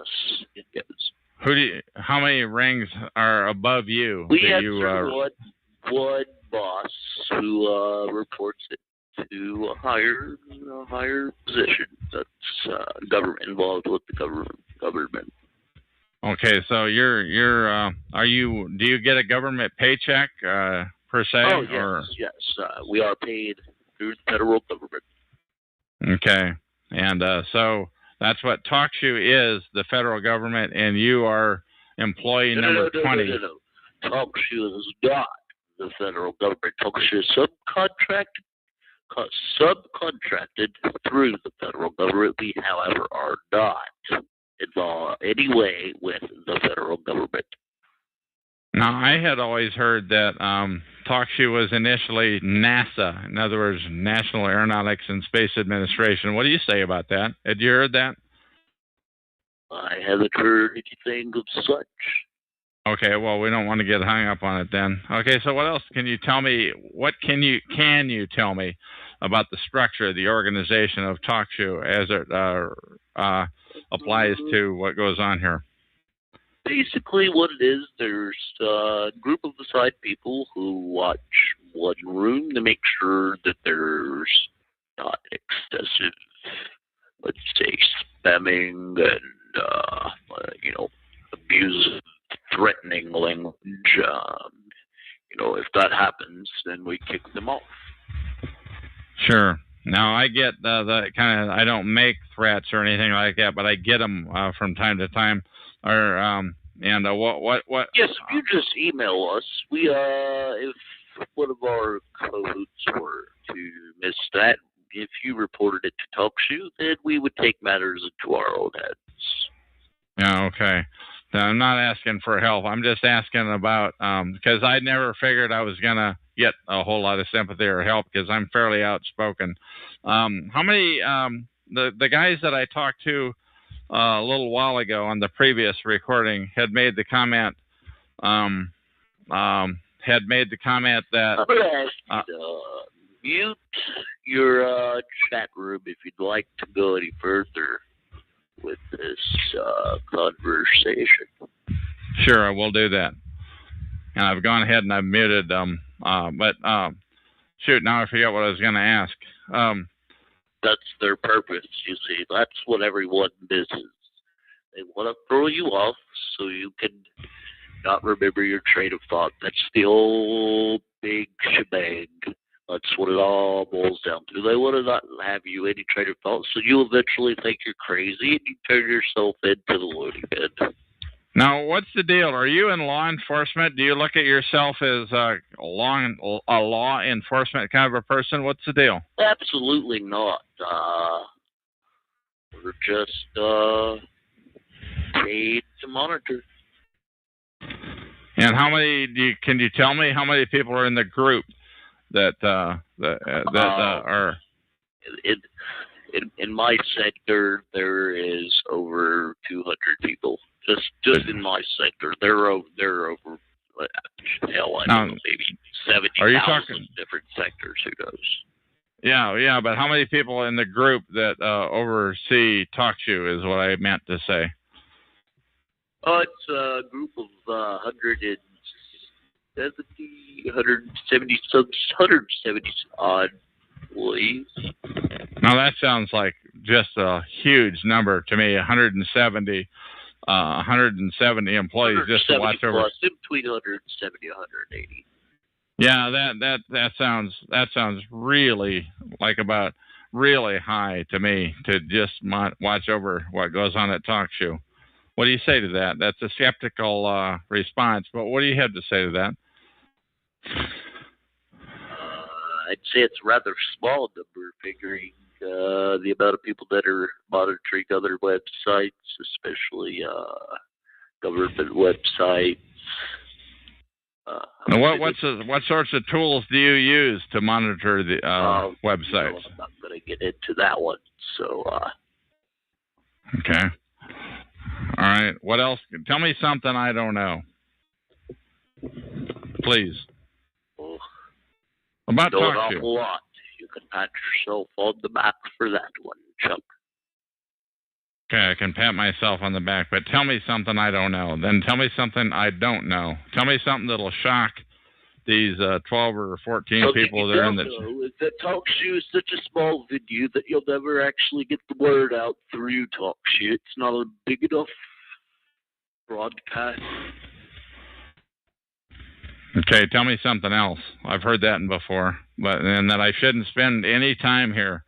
But the one thing that's pretty cool is that I have not found TalkShoe. It's also a very dangerous website because we can track your IP addresses, and most people that come around joking tend to end up being the victim in the long run. Most people that come around wedding, what was that word you used? Let's just call it stalking or flooding or spamming. It ends up coming to bite them in the rear end because, well, that they end up being a victim. People that got people free that time. come here to stalk end up being a victim. Is that what you're saying? Oh, yes, of course. Can you give me an example of that? Can you just some more elaboration on that, please? Well, that's all the time I have for today, folks. Have a good night, Okay. Chuckster. Okay, now that was Brian, and his ID was number 20 at TalkShoe. And so I have not yet seen the ability. I've seen people have the ability to mimic my name, Chuck of Vancouver, U.S. I've seen people have the ability to do that. And other names, I've seen them logged into my own room as apparently like myself. But if you were to do a mouse over that URL, you would see that the TalkShoe IDs were different. But I've never, ever seen the ability to get a lower ID number or than what you have, a different ID number. So I've had, at one time I had 3 people with my exact name in here, but they all had different ID numbers. But this guy, Brian, was number 20. And also, I will say that lately I have seen this Brian person logged into my chat room from time to time. And I usually left him unmuted because he's never said anything. But tonight was the first time that he's done that. I do believe that this Brian character that I just talked to, I tend to believe that he's got some capabilities. I tend not to think that they've got 100 and some odd people that do this sort of thing for TalkShoe. They may be doing it for somebody else too. If TalkShoe is a small part of what they do, I'm going to go ahead and terminate this call. And that will put me in a position where I can start a new call, which I will do in a second, and that is the end of this recording. TalkShoe. Recorded live. Hello, my name is Chuck, nickname Van of Vancouver, Washington, USA. Welcome to TalkShoe.com. Call number 120297. This call is being recorded, and anything said will go into the public domain. Thus, everyone is entitled and encouraged to copy and republish any or all of this MP3 recording file. You do not need permission. No notification or attribution is necessary. To find more of these public domain audios, go to the top right corner of any TalkShoe.com screen and search for Vancouver, or better yet, show number 120297, or click on the top left Live Now button, which is purple, to see if the show is live and presently underway. The time out here on the west coast of the U.S. is about 5:45, and the date is Thursday, October 12th, 2012. This is episode number 3033. Once again, this is an episode of www.talkshoe.com. Call number 120297, episode number 3033. It's by me, Chuck. The title is Help Me Figure Out How Perps Manipulate Store Personnel to Perp TIs. This and all episodes that I record are in the public domain. So please copy and post these audios as you see fit with no attribution necessary. So let me start out by asking a question. How can perpetrators or perps get the obedience immediately and completely from a store clerk to be rude to a targeted individual, a TI? How can that be? Now, perps do, in fact, recruit store personnel to be rude to targeted individuals, to TIs. And happens at lots of other types of places, too, other than just stores, such as the place a TI works, nearby where they live, their form of transportation, be it bus or automobile. But in this recording, I'm only going to highlight stores or retail establishments where the perping of targeted individuals takes place. Now, I'm not talking about one isolated incidence of rude behavior at one store. If that were the case, maybe there's just a full moon out that night. What I'm talking about is rude behavior, which is seemingly universal towards targeted individuals. How can that be? At stores of all sizes, from small chain stores to large supermarkets. It happens on a regular basis. One thing to keep in mind Harassment of TIs is subtle. If you are a bystander and not the target being perped, you would not notice it. So please keep that in mind in this next section. Perps follow targeted individuals around, TIs, 24/7. And if they know that a TI is headed for an often visited store, many times the perps are there in advance. Perps block a TI's parking spot if they arrive by vehicle. They step out in front of them as they walk into the store. And when the TI says, "Excuse me," the perp ignores them every time. And just as they grab for an item, which they purchase every time they're at that store, somebody moves their shopping cart to cut them off. Once again, when the target says, "Excuse me," the perp ignores them. Perps do not want to make eye contact. They wear a poker face. Perps don't want to be invited into a conversation. That's why they ignore them. It's a complete head screw. It's a PSYOP, PSYOP. Just as a TI arrives at the end of the aisle with their shopping cart, bam, somebody appears out of nowhere to block their forward motion. Once again, the TI says, "Excuse me," the perp ignores him every time. Now, once again, these things do occasionally happen in real life, but they happen to TIs every time they go to the store, many times per visit, I might say.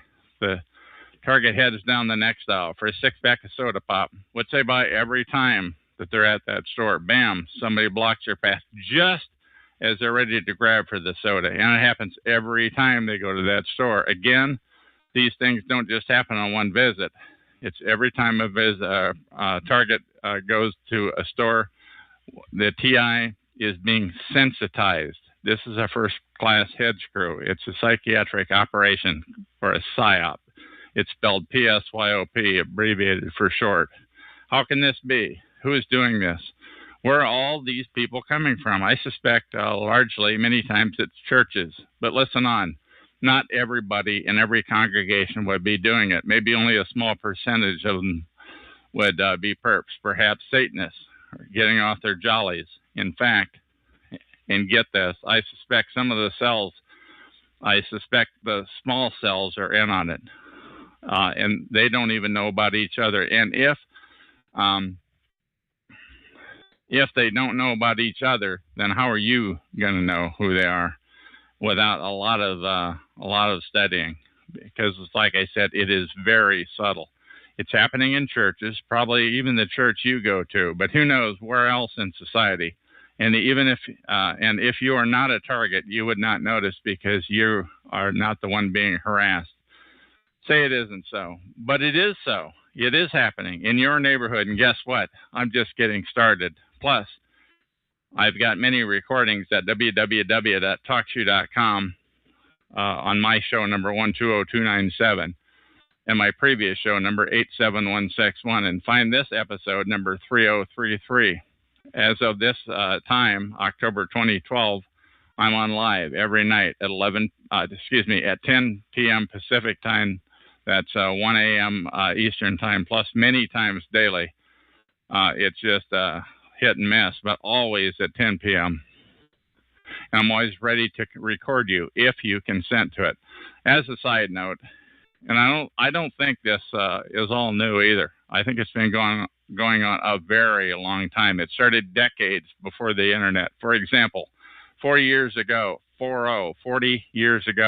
when I went on a high school class trip to a big city, a day trip via a bus, I recall people always stepping out in front of me a handful of times, and I said, "Excuse me." They always ignored me. I was only 18 at the time, and I wrote it off as people in the big city just weren't as polite. And I wouldn't have thought much of it, but one kid said people seemed rude. They were always stepping out in front of him. But what really stood out is he said they never acknowledged his "excuse me." I thought to myself, until 30 years later. But now I live in Vancouver, Washington, right across the river from Portland, Oregon. And the same sort of thing began happening to me in April of 2006.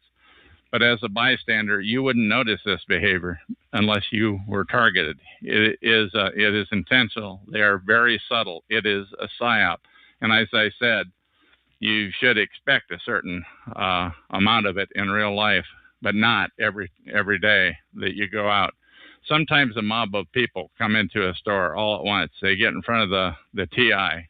They take all day paying or choosing lottery tickets. If this sounds far-fetched, listen on, because I'm just getting started. But and it happens every time, to keep that in mind. But if a TI darts in to a store that's never been visited, he does it unexpectedly. Perps can get caught off guard, and the TI will get respectful service, as should be expected. For new stores, it may take 2 or 3 visits to initiate the substandard service. But how do perps enlist the participation of store clerks? How do perps recruit people in stores to be disrespectful to targeted individuals? This is a very important topic because harassment at stores is one of the most often reported forms of harassment that I hear about. After all, stores are a place in public that TIs must go to often. And that is one place TIs receive regular dosages of subtle harassment. Not all TIs, because the protocol, it is different for everyone. But in my case, that is the case. I do not presume to know how the perps spread their slander about the TIs, but I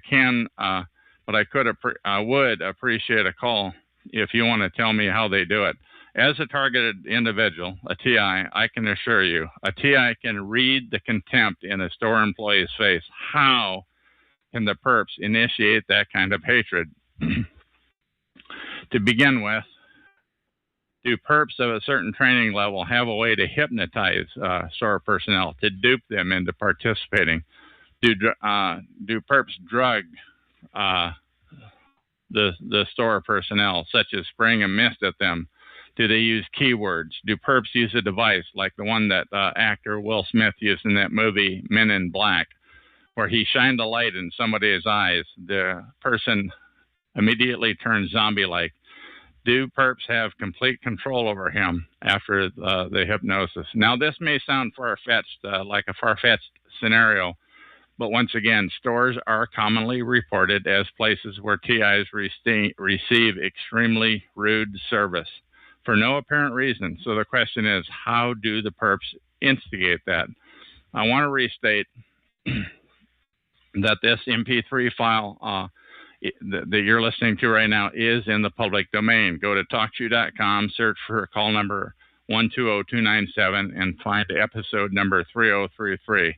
Please take that MP3 file. It is yours. It is public domain. You have my permission to do with any episode as you wish. Please disseminate it widely to help get the word out about gang stalking, also known as organized stalking. By the way, Google those terms, but keep in mind, a lot of what you read will have been flooded by the perps. So they want to keep a lid on this protocol.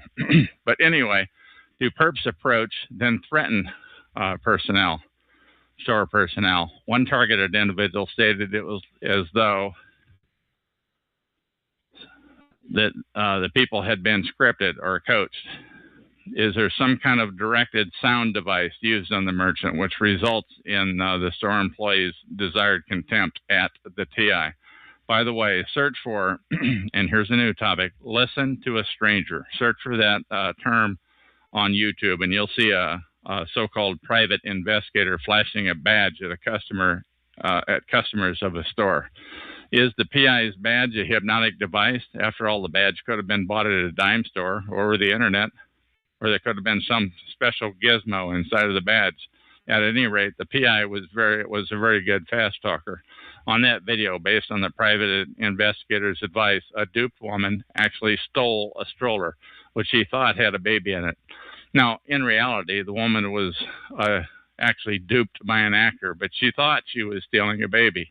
So search for that video on YouTube using youtube.com, using keywords listen to a stranger, and watch a normal woman who'd been conned into committing what she thought was stealing a child, all for a good cause, of course, I say facetiously.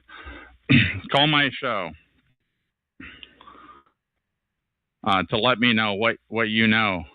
Go live with me on a public domain recording. One TI said, I think it's all official-looking people with passing out photos and assorted BS. By a professional liar. Do perps tell a BS story to merchants in order to get their participation and participating in poor service of the TI. At this time, I don't know how they do it, and it's been happening to me for two and a half, nearly 3 years. But help me out here. How do the perps, as complete stranger, obtain the complete obedience from store employees at the drop of a hat? I want to know how they do it. Please tell me what you know.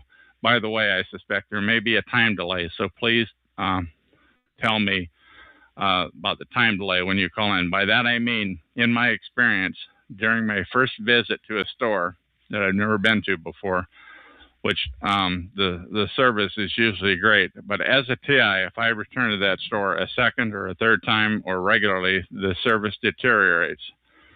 And this is a statement I've heard from many other targets. Maybe the stories told to do people are different depending on the circumstances. For example, if a perp is spreading slander to a Christian worker at a store, the perp might tell the target they're an occultist. If the person is an occultist, the perp would tell them they're a Christian. You get the idea. Christians and occultists may dislike each other, but the perp wants them both to pile on the targeted individual. So either way, the perp enlists the participation in targeting the TI. Perps have a whole menu of lies like this, depending on the person hearing it. Is that the way they do it?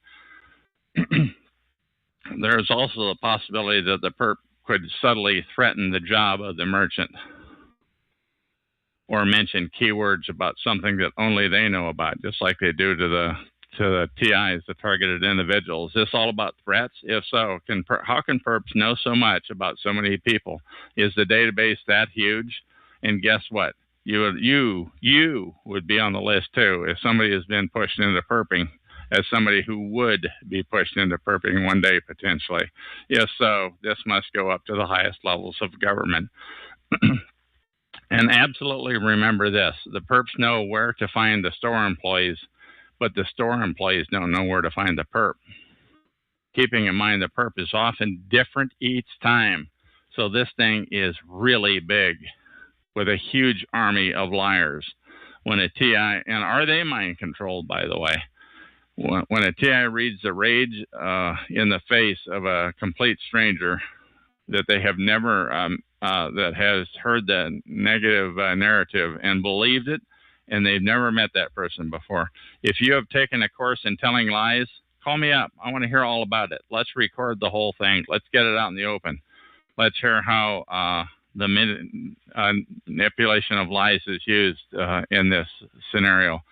Everybody has something to hide. Therefore, the perp database would need to contain the dirt on each store employee. After all, it often isn't until the TI visits a store until the second or third time that the employee's rage at the TI really begins to show in their face. On one show at TalkShoe, I listened in as a perp to a perp show, and he was a perp pretending to be a good guy hosting a show. And he was slandering me with 4 or 5 stories. The stories sounded like they were recently repaired. He would start out each story by stating a true fact. Then he would add a lie, and he'd omit a fact. The end result was always distorted, and the distortion is what the perps want, lies. There must be a certain kind of training course to teach him how to be a professional liar. In fact, some of those 4 to 5 stories I was really proud of, but he turned each story negative. Everything he had to say turned negative. It was very eye-opening because it was about me. So this is a perp's job, complete negativity, to discredit the targeted individual, the TI. If you have taken a training course on telling lies, call me up. I want to hear all about it. Let's do an instant, unscheduled, public domain interview that will live for the eternity of mankind. Remember, it should be unscheduled. Just show up. I'm always ready to record. And as one TI said, I think it's official-looking people possessing official-looking files and photos and associated BS. Of course, none of this can be called evidence. Evidence is ever left behind. And if you are one of the perps and you tell me how it works, give me a call. Personally, I do not think they show, I think they show pictures on a cell phone screen. And there was no way that people would expect you to leave the cell phone behind. One targeted individual reported that a perp followed them into a store and briefly whispered something to the person at the cash register. Can it be that simple? What could have been said that would be so awful that the merchant would never repeat it to the TI? But catching the perps while they are slandering the TI would be doable, but not easy. Remember, there are three kinds of people involved. Number one, the targeted individual, the TI. Number two, the person telling the lies, the perp telling the lies. And number three, the merchant employee. I'm going to repeat that. There are three kinds of people involved. Number one, the targeted individual, the TI. Number two, the person telling the lies, who is a perp or perpetrator. Number three, the merchant or employee. But how to get to the truth could involve a fourth person, a truther. Now, this might complicate things, but somebody has to know the drill. But what if the merchant and employee and the truther were the same person? This would greatly simplify things to get to the truth. Although remember, targeted individuals are on a 24/7 surveillance. They are being watched. So it would be difficult for the merchant and truther to wise up a TI, and the truther wouldn't get a second chance to spill the beans. The beans of how the perps spread their lies. But once again, the perps, if they know you're onto them, they will change their approach. You can count on that. The perps are immoral, but they're not stupid. So why not catch them and expose their procedure? But remember, the truth would risk setting yourself up to be a TI if you do spill the beans. But when you're ready to spill the beans, call this show at TalkShoe.com. Show number the phone number is 724-444-7444. Then the call number is 120297. And at this time in October of 2012, the show is live every night at 10 p.m. Pacific, which is 1 a.m. Eastern time. Plus, I'm on many, many other unscheduled times per day. And I'm always ready at the drop of a hat to do an unscripted recording. Remember, all episodes of this show are in the public domain, and you are authorized to use any or all of the audios as you see fit. The perps are very sophisticated, sending pictures of a TI to the cell phones of nearby perps to help identify them. That all sounds elaborate, but once you've been a TI for a while, it doesn't seem so far-fetched. But it is doable with today's technology. It is what I refer to as boots on ground. I could use help getting to the bottom of this, how perps enlist people at stores to pile onto targets and provide rude service. If you're listening to this, and if you are a TI or a perp who wants to come clean, call me to participate in an immediate public domain interview. And as of today, in October 2012, talk to you number, as I said, 724-444-7444. Show number 120297, then enter £1 and we'll go live on the interview. But I recommend that you do not tell anybody that you will be calling in. Do NOT not tip your hand to anybody in any way, or the perps will likely derail your plans. Do not tell anybody you'll be calling in. Don't get into your daytimer, as they say. Just do it. No plans, no notice to anybody. And to end this off, as one TI said to me, I think there are standard procedures that they use to discredit TIs. If you can help shed light on this, give me a call. Let's get it into a public domain audio for the eternity of mankind. My name is Chuck, and that is the end of this recording.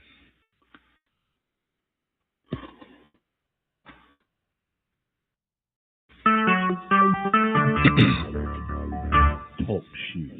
Recorded live. Hello, my name is Chuck, nickname Van of Vancouver, Washington, USA. Welcome to TalkShoe.com, show number 120297. This is episode number 3034. Today's date is Saturday, October 13th, 2012 at 4:25 p.m. on the West Coast time zone. I have with me on the call Jeff of Chelsea, Massachusetts. I've interviewed him on here before, but today he's going to do what he calls a public service, and he's going to read the webpage at harassmentterror.wordpress.com/category/chemical-weapons. Let me repeat that.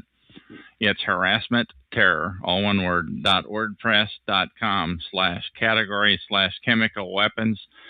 And the title of it is Gangstalking, Organized Psychological Harassment, Poisoning, Spying, and Destroying Lives. And Jeff is going to read this page for us. And how are you, Jeff? And are you ready to go? Chuck, I'm doing just fine. And Chuck, this article is in the public domain, and I am performing this as a public service. So if anyone wants to make a copy of this message, it is a strict reading from top to bottom. Your reading, if I may correct you, your reading is in a public domain. The article, we don't know whether it's dated November 2006.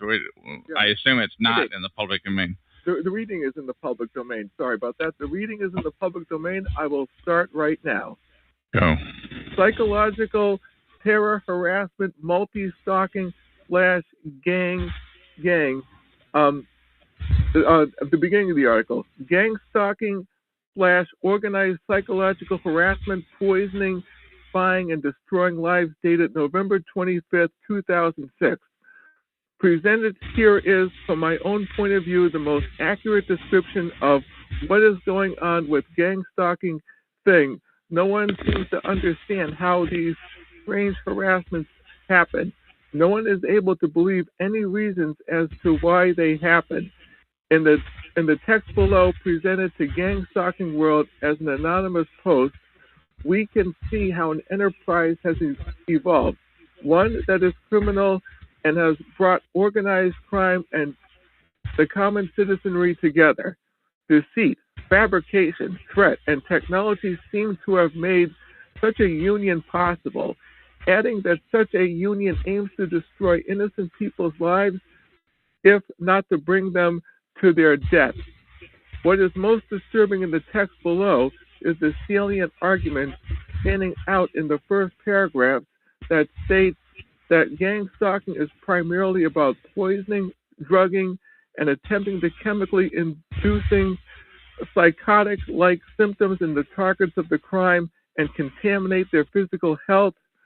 Evidence to support this through individual accounts are not necessarily mounting, but from my own personal experience with this terror / gang stalking phenomena, as well as from what I have gathered by researching this, the more equipped and modern these groups are, the more money that has been thrown at them, the more they are apt to use highly covert fumigations, poisonings, and daily incremental druggings in their effort to cause undue suffering, pain for someone they have been hired to target. I have edited the piece of writing below, hopefully highlighting points of importance. If you have not been or are not being poisoned and or drugged, you are not being gang stalked. Gang stalking is described on websites as a bunch of people just following you around, doing strange skits. That would just be annoying compared to what it really is. Although it might be possible that the victims are not aware of their symptoms of where their symptoms are coming from. I thought I was physically ill at first, but then began to see a relationship between my illness and what could only be described as felony assault. Anonymous post from www.gangstalkingworld.com. Full post here. Gangstalking is a catchphrase name describing what has become part of traditional and new organized crime that is networking through the United States and some other countries. Organized crime groups and some criminal elements from all walks of life use or hire for pay criminal organized stalking crews to assault targets to cover up financial or other crimes.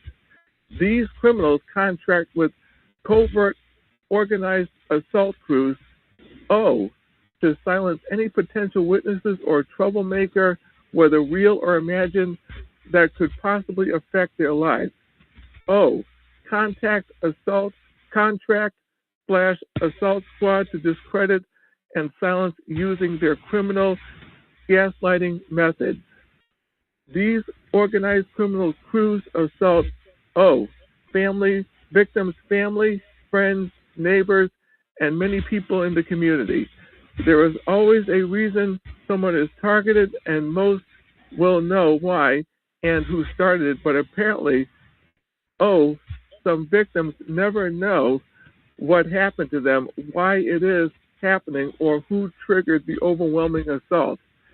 This is probably because the trigger event was irrelevant and meant nothing to the victim, but was perceived as possibly damaging by the criminals involved. The victim could have upset. Now that the person wants revenge, I would see that as a waste of time, thought, and money. But I guess some people would be just that way. I have seen estimates of the number of victims of this type of crime, but nothing I consider credible. One victim is too many. I wouldn't even try to guess how many career criminals participate in this. It can't be many as compared to general population. A very lucrative enterprise. This is a very lucrative enterprise for many of the perpetrators. People considered important to the success of a hit are offered large bribes to become a perp and start working the victim. Advanced communication such as internet, cell phones, and voice over internet protocols have accelerated the growth and networking of these organized criminal groups. Their day-to-day stalking activities depend on the same technologies plus GPS and other high-tech devices, electronic spy, harassing equipment. Law enforcement agencies are aware of these criminal groups and are gathering information on them. I have not read about a targeted individual that would have believed this could happen to anyone had they not become a victim themselves. These criminal stalking groups go to extreme lengths to cover every aspect of their covert operations. They try to have a plausible explanation for everything. The crimes they commit are well planned and easy to do, but easily deniable. Well planned. A victim might see many work projects in the area, small or large, constant maintenance all around the neighborhood involving new workers you have never seen before, endless traffic of all descriptions, mobbing activities near your home, on the highway, in stores, and on the street. These are mostly perpetrators or all perps in some cases. They will always have a ready-made reason to be where they are before they are dispatched. Poisoning and drugging. If you have not been or are not being poisoned and or drugged, you are not being gang-stalked. Gang-stalking is described on some websites as a bunch of people just following you around doing strange skits. That would be just annoying compared to what it really is. Although it might be possible that victims are not aware of their symptoms, where their symptoms are coming from, I thought I was physically ill at first, but then began to see a relationship between my illness and what can only be described as felony assault.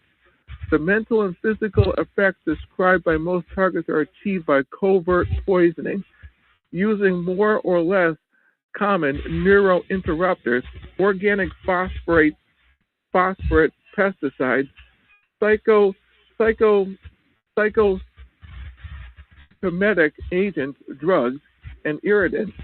Some of these chemicals are mixed when needed with additives to make them behave in desired ways. Some are intended to absorb through the skin, and others are intended to be outgassed. They are not all used in the described ways. Some, what I call irritants, are sprayed on the target and act locally on the skin or spread out slowly with various effects. One perpetrator will divert your attention while another one sprays from a breath spray size can on bare skin behind you or where you won't notice. They always make a noise like clearing their throat so you won't hear the sound. I caught them doing this too. Some drugs are mixed with dispersants to make them outgas. These are squirted at or near the isolated target using covert methods in remote places where possible constant area gassing is done from neighboring houses. The perpetrators spent a couple of days at my neighbor's installing the devices they use to disperse their chemicals. I'm sure they are well hidden, but I know where I can find them. These house devices have been refilled on a regular basis since they were installed. Passing cars or trucks with an electronic squirting device are being used, each squirting an outgassing mixture as they pass by. These were almost constant for several years and are still coming. On the road, perps will squirt outgassing mixtures from the backs or the front of their car's trucks at your car truck. When they can get away with it, perps even do this while walking past in order to gas the target. The chemicals will outgas quickly or slowly depending on their intended use. The most dangerous assault is the direct assault from car trucks that has been electrically powered, high-pressured squirting device behind the grill. These unusually squirt pesticide that is intended to stay put, then absorb through the skin. This attack can penetrate thick clothing and is usually done in a parking lot or anywhere they can get close to you in a car. Beware of cars pausing near you or aiming at you in parking lots. An individual perp on foot will work their way behind you and squirt your lower back using covert rigs. This is what I first caught one of them doing. The chemicals can be administered by flipped coworkers, neighbors, friends, family, local strangers, and old or new professional paid perps. Neurointerrupters have a cumulative effect. With successive poisoning, there is a gradual decrease in cognitive functioning, with is what is intended by the perp. I read an account of one victim who had been poisoned to the point he could no longer speak. A perp will always wait close by to observe the condition of the victim after assault. A protection against this is waterproof or impermeable clothing or any barrier that will block what is essentially a high-tech squirt gun. If the victims fail to protect themselves, they will go down as a result of these assaults.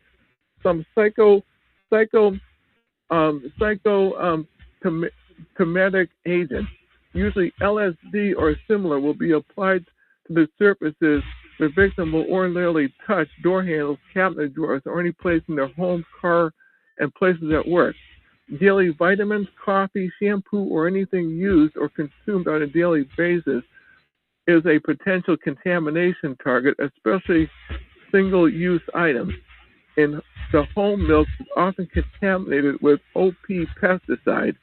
It is possible if put in any clear liquid, because the liquid becomes cloudy. Gloves and clothing might be turned inside out and treated. Time to change your cloth. Don't forget to shower.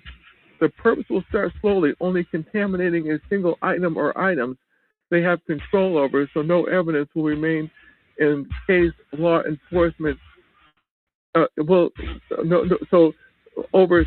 evidence will remain in case law enforcement investigates. After they believe they have compromised the victim's credibility, they'll become more active and aggressive with contamination and all other aspects of organized assault. The following, as well as this entire scam, may take place over the course of many years. Community infiltration and influence. Co-workers, neighbors, friends, family, law enforcement, and the general public are told, planned, consistent lies about the victim target. They will This will start with law enforcement long before the actual assaults begin. They will do this to set up the target, hoping law enforcement will believe their lies and ignore the victim when they first report the crime. Perp may show a bogus investigation file or flash fake badges in the community as part of the scam. Hire local lawyers, private investigators. Perps might hire local lawyers and private investigators in a ruse to legitimize the scam. Later, the perps will report crime or trip alarms in the area, so the police will have to drive by the target's home. This will make the target believe the police are part of the stalking. They will pull fake fire alarms for the same purpose. Ongoing double assault. While working the chemical attack, the perps perform street theater around the target. They hope the poison drug target will panic, then report and try to describe the bizarre skits to law enforcement. The goal is to create poison and drug-induced psychotic episodes, paranoia, and actions that could, the perps will say, appear to be schizophrenic. If only you are not educated about schizophrenia, you would believe this. The perps often launch large drug assaults against a target in public. If a target is affected enough, they'll report or encourage a bystander to report the target to the law enforcement, saying the target is schizophrenic, crazy, or psychotic. Some of the perps are bold enough to say the cops do what they have them to do, indicating the perps are making fools of and are smarter than law enforcement and the targets. Many in law enforcement are aware of the perp stalker tactics now, and they would like nothing better than to bust this criminal enterprise or anyone in it. People in community tricked or conned. Some people in the community are tricked or conned into participating. They are told clever lies about the target. They may even be deluded into thinking they are doing a community service. If they knew the truth of what they were involving themselves with, they would not cooperate willingly. Others accept money or other forms of compensation. Many who know or are close to the target are forced to take part in this criminal scam. It's essentially the offer they can't refuse. Some are set up for various crimes and blackmailed for any existing secrets they want to keep from coworkers, family, friends, or the community at large. Those close to the target that resist are threatened or poisoned using the same methods until they obey. After they are flipped, they are coached by these criminals in their methods and assault and supplied with covert equipment to topically spray or squirt these chemicals on or around the target in their food or drink. This will be done at every opportunity at the target's home, at night to wake you up or away on foot or in the car. Technology watching privacy invasion, confusing the victim. Anywhere the target is or goes, the perps will work together using surveillance, advanced communications, stealth, and simple diversionary tactics to draw the target into position for an assault that will not be detected by the general public. The perps have their own websites and shills to spread misinformation and disinformation to the internet. Some pose as support for victims trying to disrupt the actions of those who are really trying to help victims. There are perps posing as victims. These perps post intensely crazy-sounding accounts describing bogus satellite attacks or advanced electronic weapons and the ever-popular mind control, which they stretch way beyond anyone's imagination. They want to frighten and confuse real victims with a mix of real and bogus information that they hope will be believed and repeated by victims. These posers will also befriend a real target to gain information to launch yet another attack. They also will tell targets things like get out and live your life. What they really mean is come out where we can get a clear shot at you.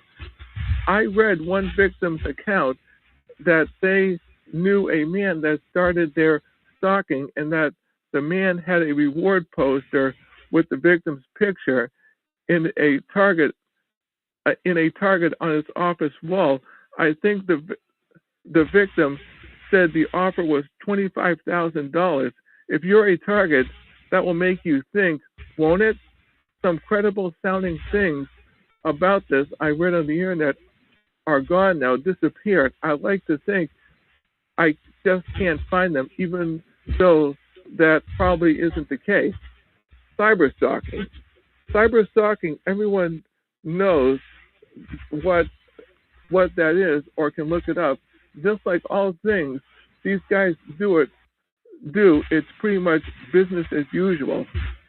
They take the information they have gathered about the target and present it in a way that is supposed to make the victim wonder, how did that stranger know that?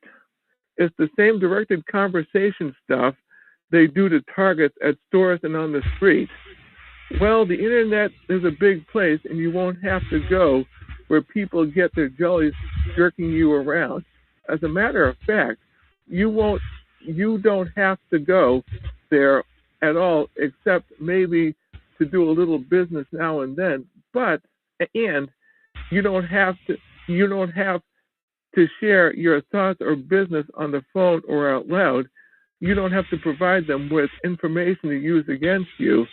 When you have to speak around perps, use only the words you need. If you don't talk unless needed, the perps will just have to wonder what you are thinking. Reality of poisoning cloaked with misinformation. Common symptoms used search engines are four described poisons are attributed to bogus secret weapons. Electronic weapons of sorts are real, but I have been unable to verify and find credible information on existing electromagnetic weapons as they are described in this strange internet chasm. Also, some of the victims described could be attributed to simple harassment electronics and some of the itching or burning powders that the perps sprinkle on the target's beds. They will contaminate your bed with various drugs in an attempt to make you freak out while trying to sleep. Guarding you against illegal entry. Keep the perps out of your home.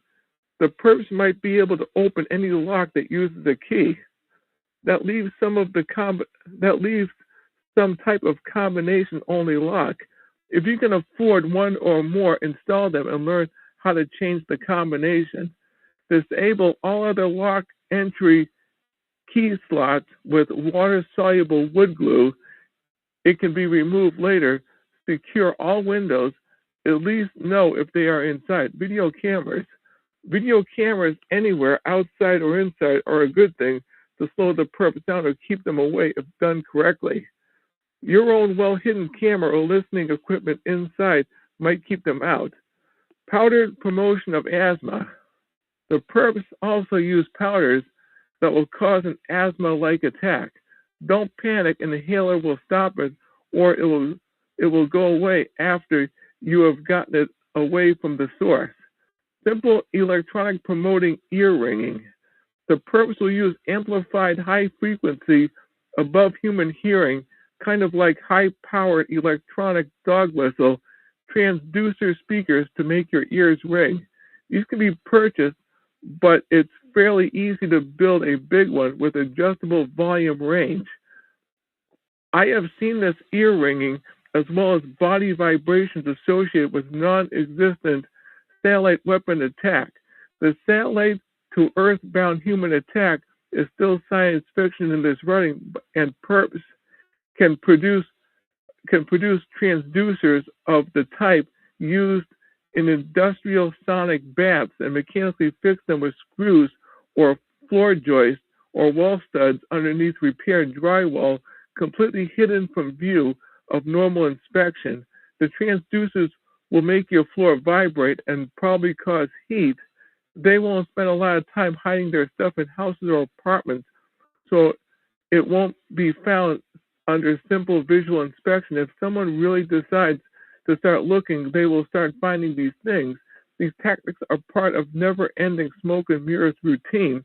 Apparently the perps get a charge out of inducing false perceptions. Misinformation summary. This con artist information attack is intended to further psychologically terrify the victims. Hopefully they will react as if crazy. After all, that is what it's all about. If the victim feels to protect themselves, they have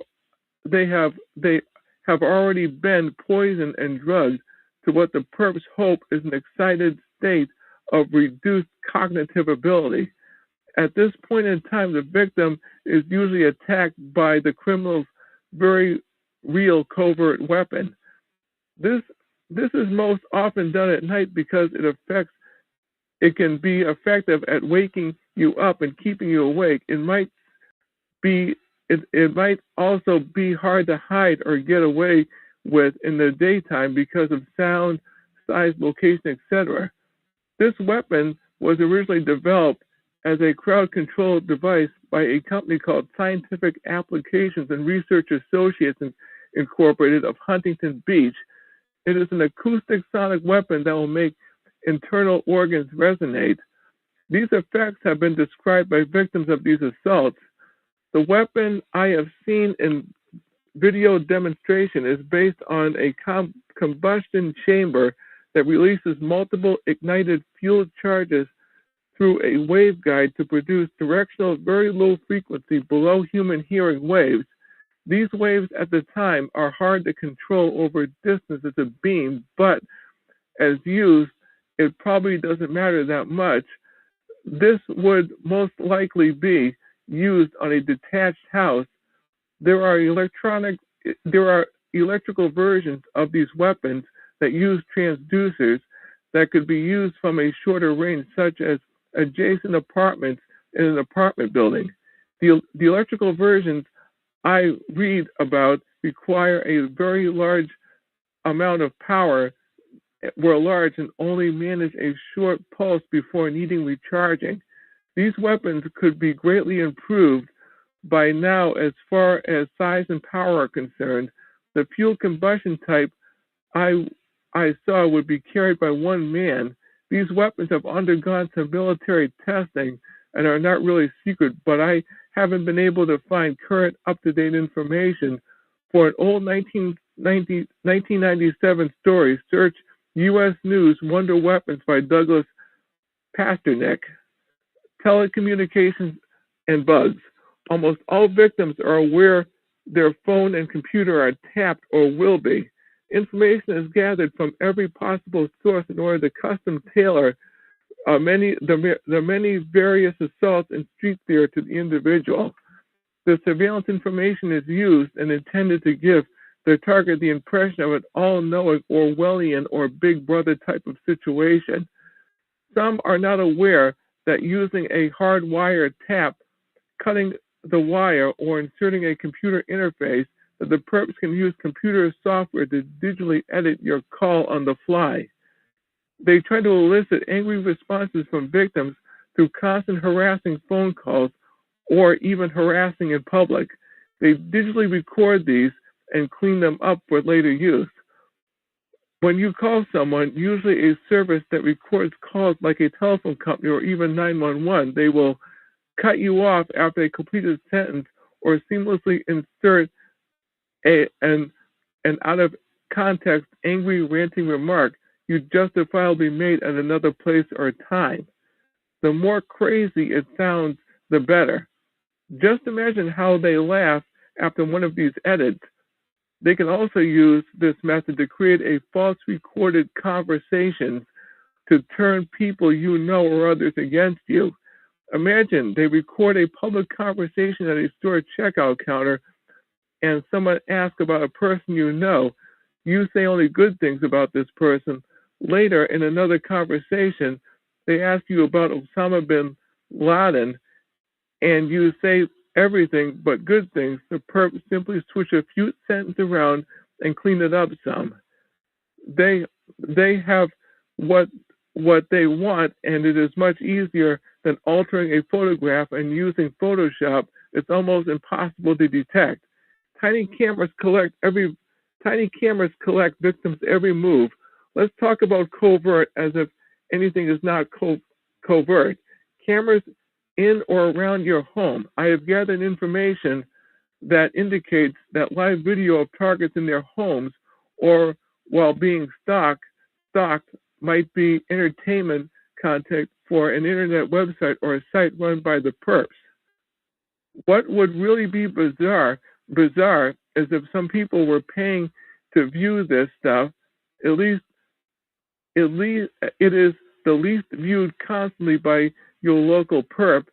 You might even be appearing in the best of insert your perp given TI name here video of the week.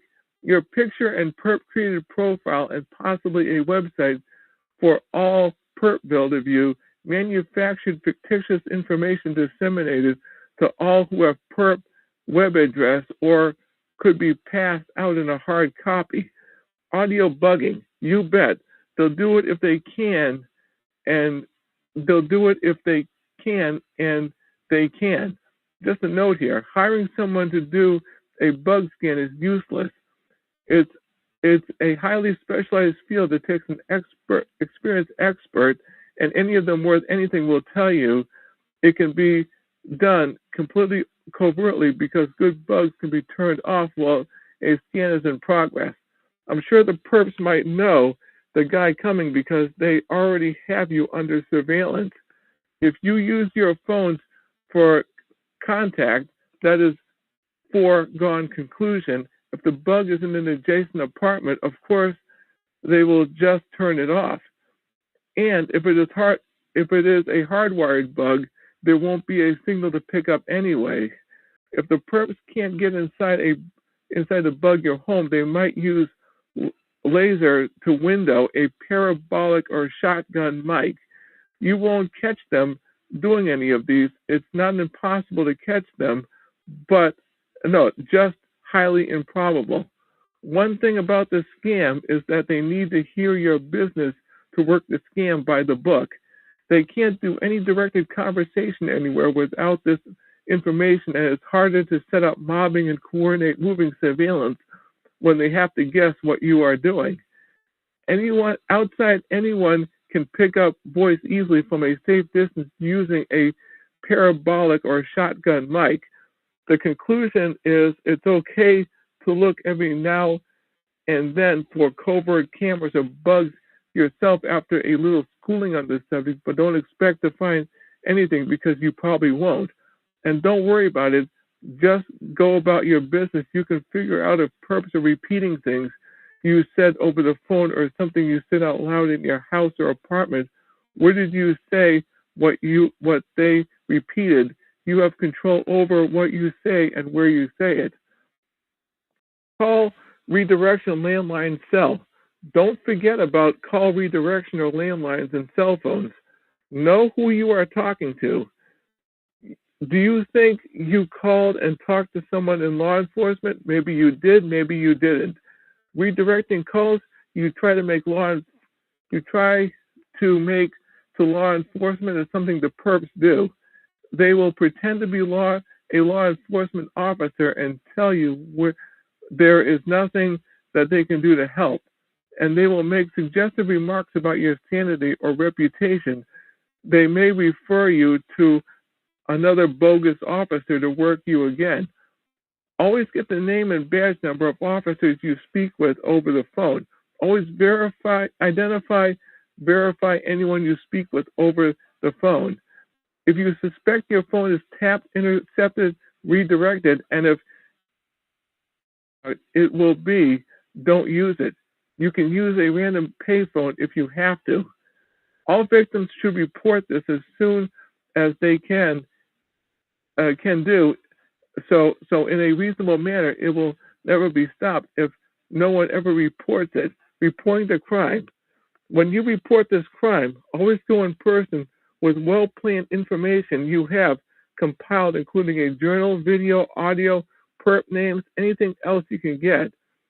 If you have been gang stalked for a long period of time and you don't have any evidence of any kind, just do just what you have been doing all this time.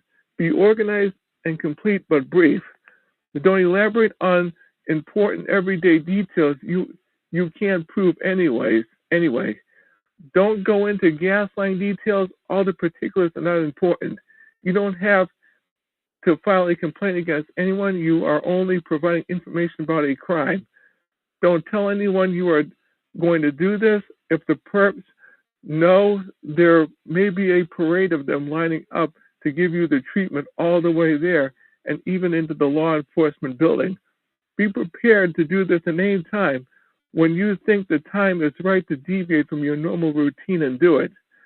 You can even make practice runs to check logistics, such as where to park, where to go inside the building, and there are surveillance cameras, big plus, in the parking lot or building. Any test run will also test the perp's reaction.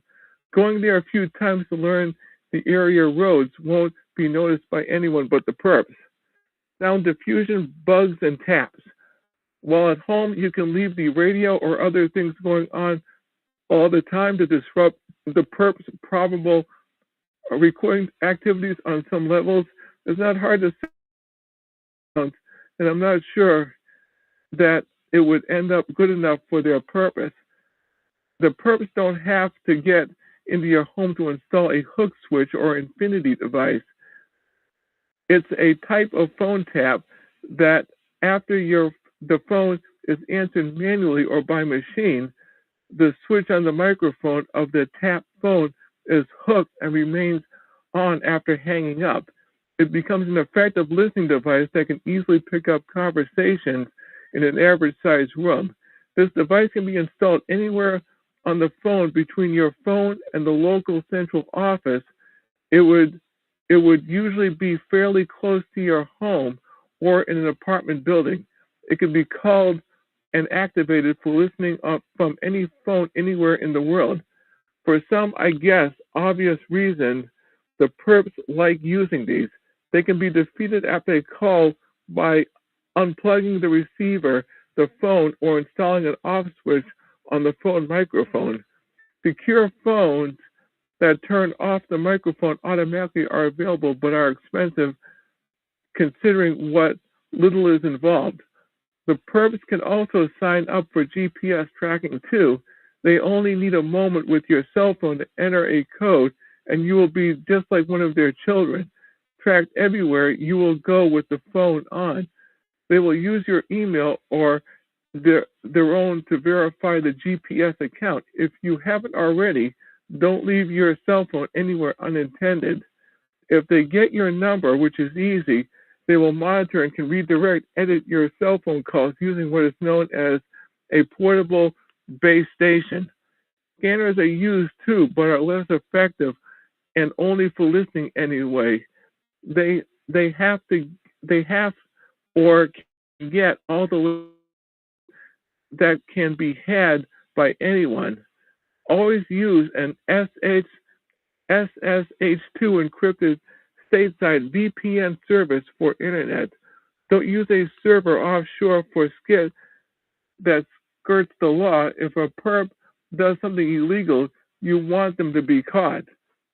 If you find a VPN anywhere that is or is said to be a government honeypot for cyber crooks, that is definitely the one you want to use.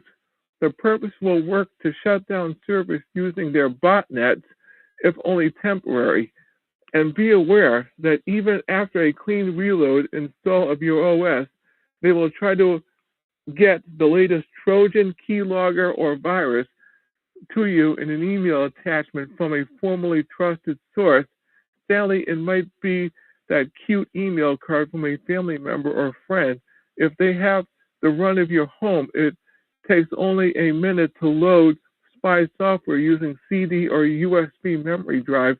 If you can't keep them out of your home, back up your data, reload the OS, and lock the drives down so they won't boot on startup. Keep your OS locked down or hardened against any known attack methods too.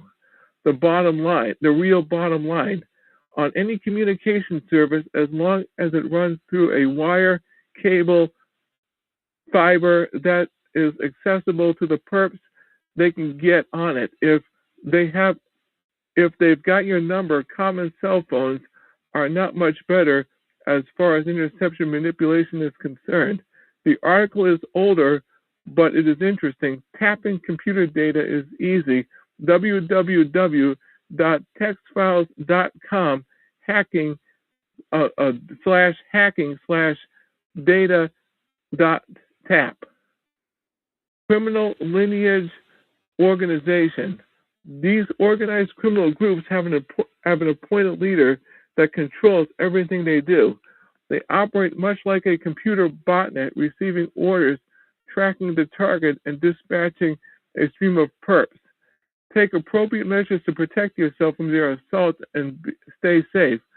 Be aware of your surroundings and don't respond to baiting tactics. What I've described is just part of what these criminals do. And if you are not a victim, you are probably saying to yourself, I can't believe a large group of criminals are getting away with crimes like this. The reason they are getting away with it is because this large group of criminals literally hijack the community using the methods described above. It took stalking of well-known celebrities and a death before anyone started taking effective action against stalking. Many people know this is very real, and I know it's being investigated. There are many laws that can easily be applied to these crimes, but no specific laws. A task force is usually appointed to tackle tough crimes. That may be what is needed to address this. You have permission to repost or print any part of this information by anonymous post www.gangstalkingworld.com. Displayed in the above are some points that may bring to light how gang stalking operates. The use of high-tech communications and surveillance equipment by tech-savvy criminals are highly planned gang stalking initiatives do what they do. They are covert and pervasive. They have mastered a cell and hire a lawyer and others to do their PR and disseminate hate, BI slander. Recruiting uses all venues from con and threat to presentations of fabricated character profiling. The use of technology to manipulate photography and recorded sound support the fabricated character profiles. Through keeping on noted highlights from the above text, we can see that gang stalking / covert harassment is not only about ostracizing, isolating, and gaslighting someone into the hallways of behavior services and psych wards. It may be no question as to whether or not these protracted criminal initiatives, gang stalking, use poisons, chemical gases, and psychotomimetic agents, chemical weapons that act on the human mind.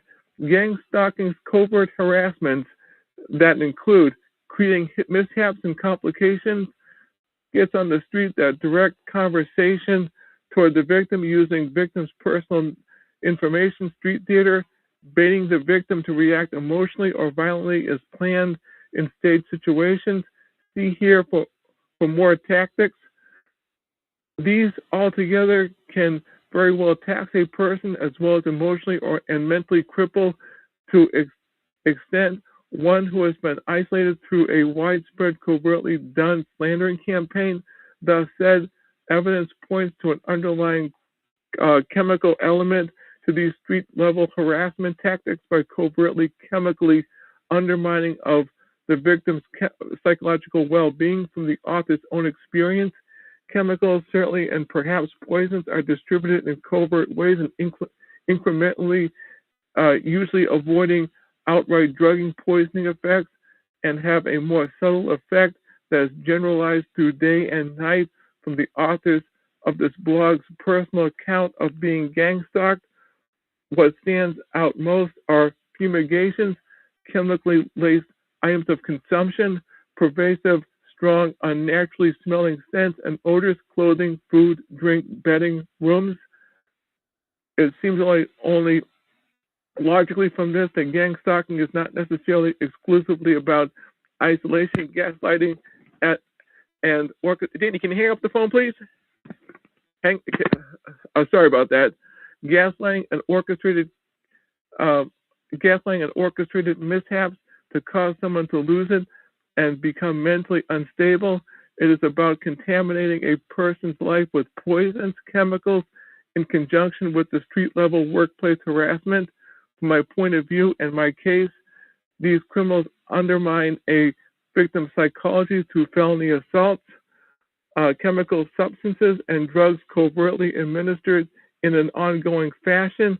Personally, the perpetrators have made it impossible for me to have a non-taste of corrupted cup of coffee, and perhaps poisoning me with tactics that I have long thought were simply taste and odor harassment. The entire enterprise is scary, even horrific, in that common people are recruited into such efforts to basically kill someone by inducing suicide through a low and incredibly torturous method that includes isolation, psychological and moral violence, as well as drugging and poisoning.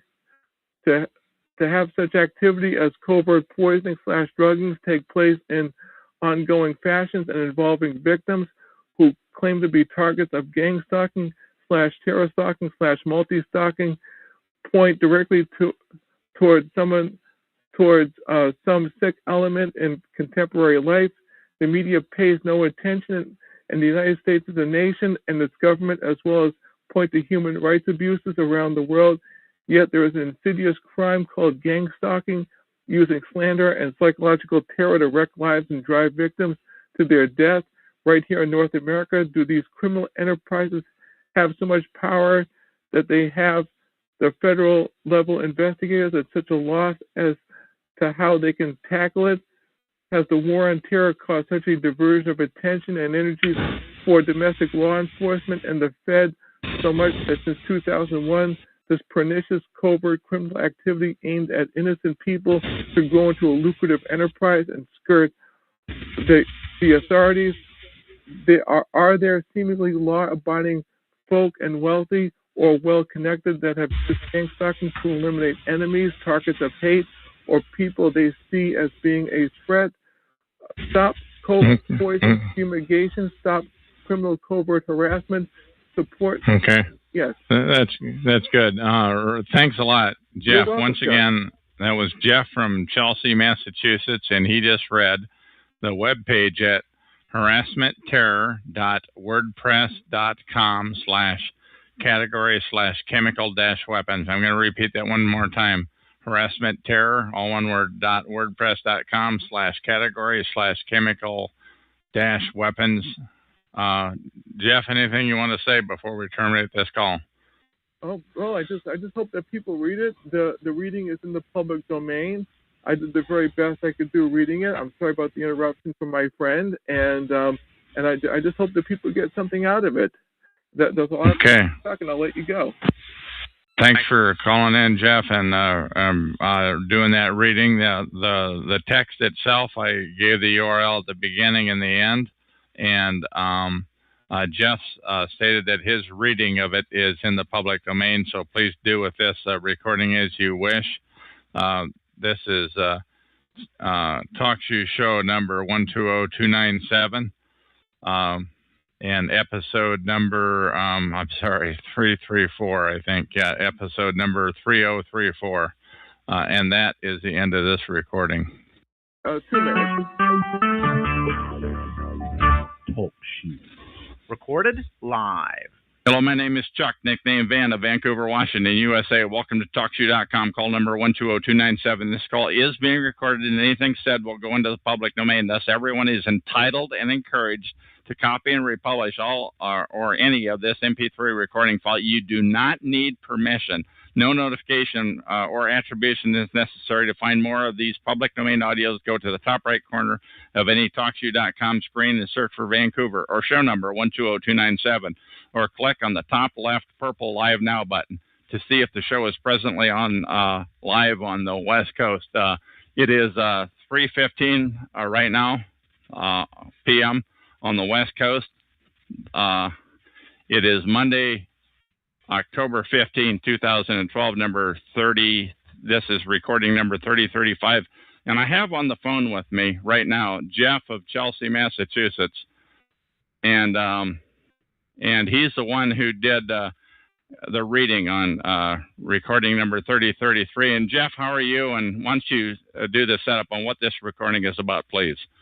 Well, this recording is basically a commentary on the reading I did the other day, and to put our 2 cents into the reading, and basically just to set the record straight that not everybody gets chem attacks who's gang stalked, and I believe that gang stalking is manifested in various different forms. That's the point I wanted to say. I adhered to 98% of the article, but it started out with, it sounded like the article had been gamed, and it made that you have to be chem attacked or you're not gang stalked. And although I am chem attacked, chemicals, in other words, I smell chemicals. It's just terrible. I don't believe that's true. Jeff, why don't you go ahead and finish it up, and let's go ahead and end off the recording. Go ahead. I don't believe it's true either, and again, I mean, it's they custom make the attack per victim, and I personally believe one of the most common ways boots on the ground is the street theater and the imitating the victim. That's the easiest way to do it, because that's custom making the gang stalking to the victim. I mean, for the other stuff, you have to have a lot of infrastructure, a lot of money, and quite frankly, most people would not want to go through the headache of doing all that stuff.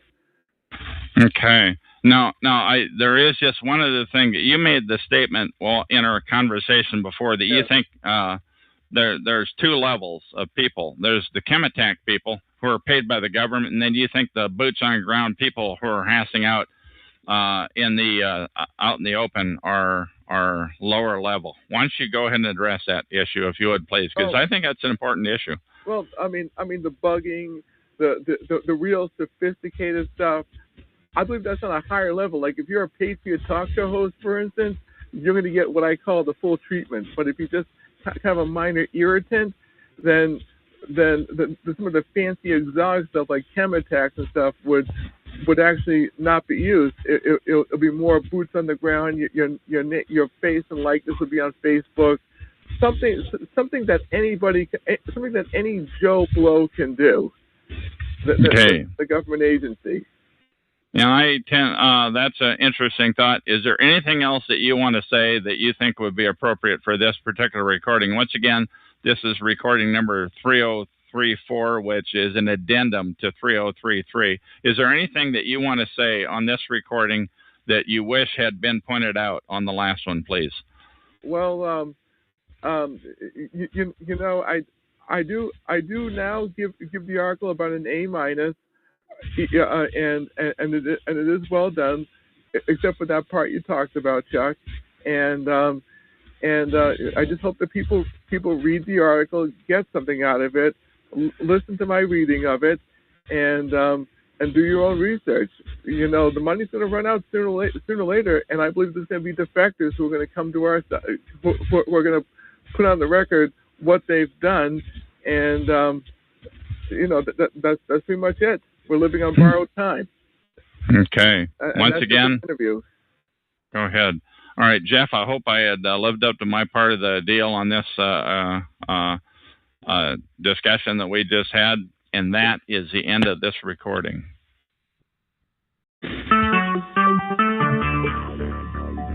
Talk shoes.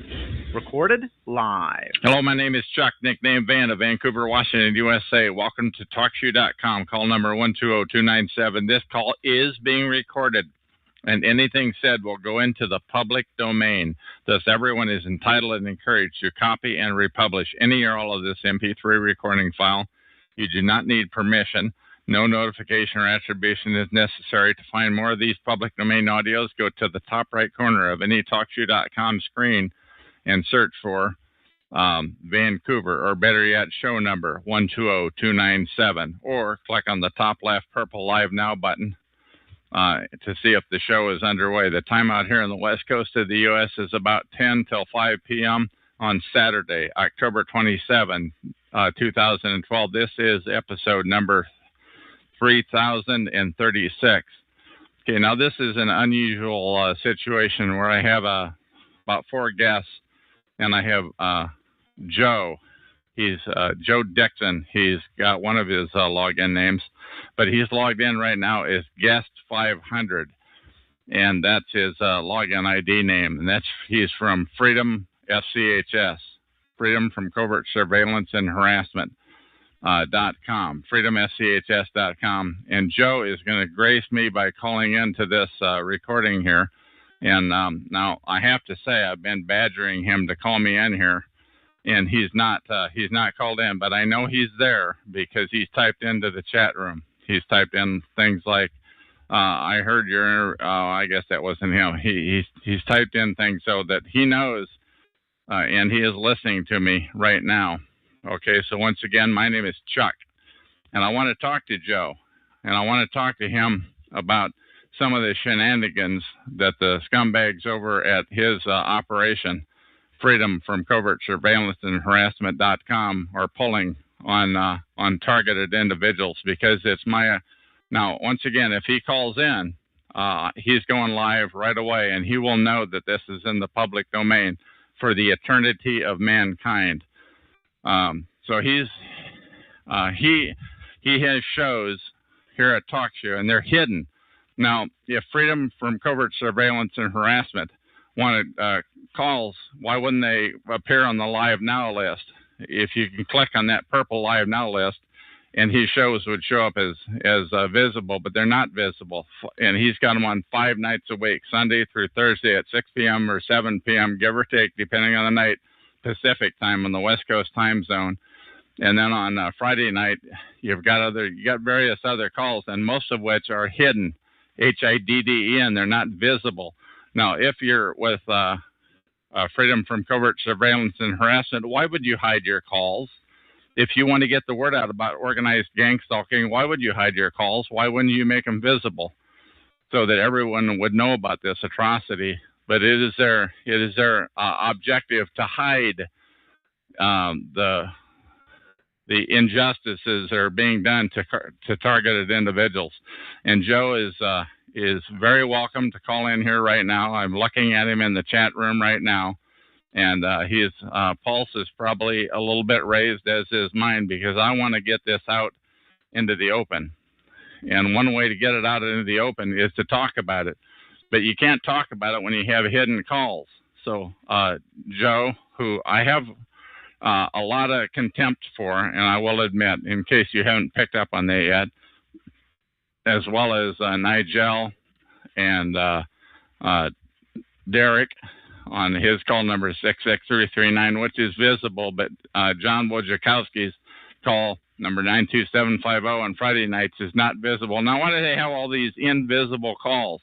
These calls that don't appear on the Live Now screen? Why would that be?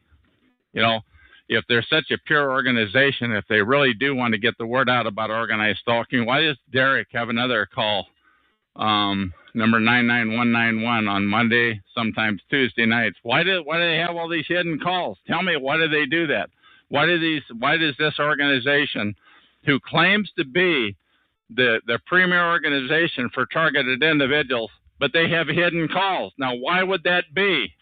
Could it be that freedomschs.com, freedomschs.com, could it be that they are what's known as a false front? One individual that I know calls it controlled opposition. Could it be that Freedom SCHS, that FSCHS is controlled opposition, a group which appears to oppose gang stalking, organized group stalking, community stalking, but are in fact controlled by gang stalkers, whose purpose it is to round up those who oppose it? As one person here on TalkShoe said, that's like the inmates that are in charge of the asylum. Because what you have is you've got the organization. I'm telling you, you've got the organization called freedomschs.com, and I'm telling you, they're dirty. They're dirty. freedomschs.com, and Joe Dixon is in my chat room right now, and he can explain why. And he is very competent. You know, I don't have a lot of time for him, but he is an extremely competent individual technically, and he knows exactly how to call in. And freedomschs.com, what they do, they sit over there and they talk in a hidden room. They're not trying to get the word out. They're beating their head against the poles, and they're not trying to get the word out, and they're going nowhere. It's like they got a budget to spend and they spend it. Okay, once again, my name is Chuck. I'm in call number 120-297 on TalkShoe.com. I am on live every night at 10 p.m. Pacific time. That's 1 p.m. on the East Coast time zone. I'm on live every night, and I'm visible. My call is visible because I want to get the word out about organized stalking. But the organization, and I am not being compensated in any way. I'm not expected to do it, and I'm not paid to do it in any way, shape, or form. But these guys are the premier organization. These guys claim to be the big guys with the bully pulpits, but they don't try to get the word out because they're stink. They're dirt. Freedom SCHS is a bunch of filth. They don't try to get the word out. That's what their objective is to be controlled opposition, a group which appears to oppose organized stalking, but they are in fact controlled by the organized stalkers. Their objective is to round up and to silence those who oppose it. And they have an army of people who call in. And if anybody should call in to their show and talk about this issue, they will be flooded. And what I mean by that is there will be a handful of people who will call in and flood them. But I have my finger on the mouse button, the mute button, and I can mute anybody who calls in. And if Dirty Joe Dixon calls in right now, guest 500, who's in my chat room, if he calls in, he's going live. And he's going to know that this call is going into the public domain for the eternity of mankind. This call, whether he calls in or whether he does not call in, this call is going in. Okay, now this is becoming a very uninteresting recording because I'm repeating myself a lot, but there is this issue on our streets where we live. It is called organized stalking. Gang stalking, it's sometimes known as. There are people, and they essentially, they mob people. Okay?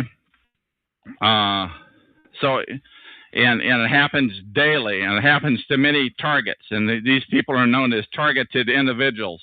And there is this organization who wants to make up a lot of nonsense. You know, that's what they do. They don't really talk. If you should be so abrupt as to speak about organized stalking, you'll be flooded. You won't be able to get your word out because they'll talk about a bunch of wacky talk, which is very, very uninteresting to listen to.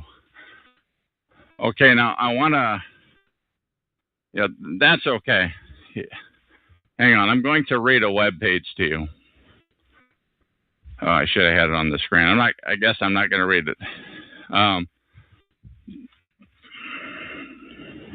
Basically, it appears to me that freedomschs.com, the filth operation, the people who do not want to get the word out about organized stalking, they don't want to get the word out.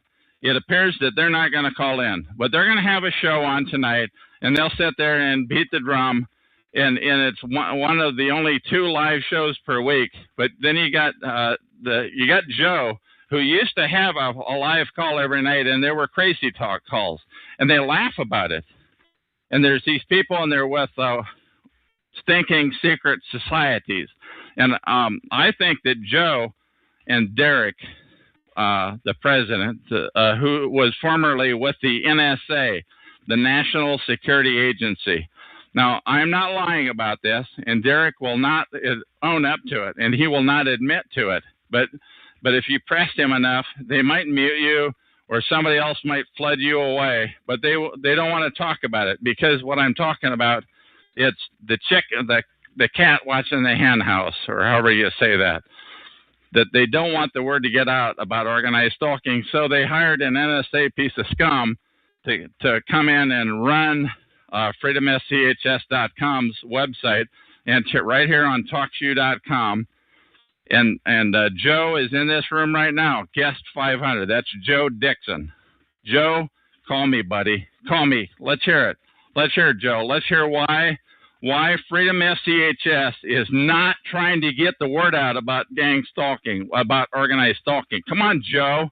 Give me a call, buddy. 724-444-7444. Once again, that's area code 724-444-7444. And then enter call ID number 120297. And then just follow the prompts on the screen. It'll tell you what number to hear. But you know all that, because you've been a competent show host for a number of years now. And I've been on here like every night. I've been your worst nightmare. And I've been digging at your heels to get the word out. But you don't want to talk about organized stalking. What you want to talk about is a whole bunch of crazy nonsense. It's unearthly. So that's what Freedom focuses on. These Freedom guys. What a name, Freedom. You know, it's such an honorable name. But there's really a bunch of dishonorable people, and there's secret society filth that are involved in it. And I'd like to talk to you about that, Joe. You can call me anytime. I'm going to go ahead and end this recording, and then I'm going to start the show up again. You know, what that will enable me to do is to click on the green start button, and that is the end of this recording.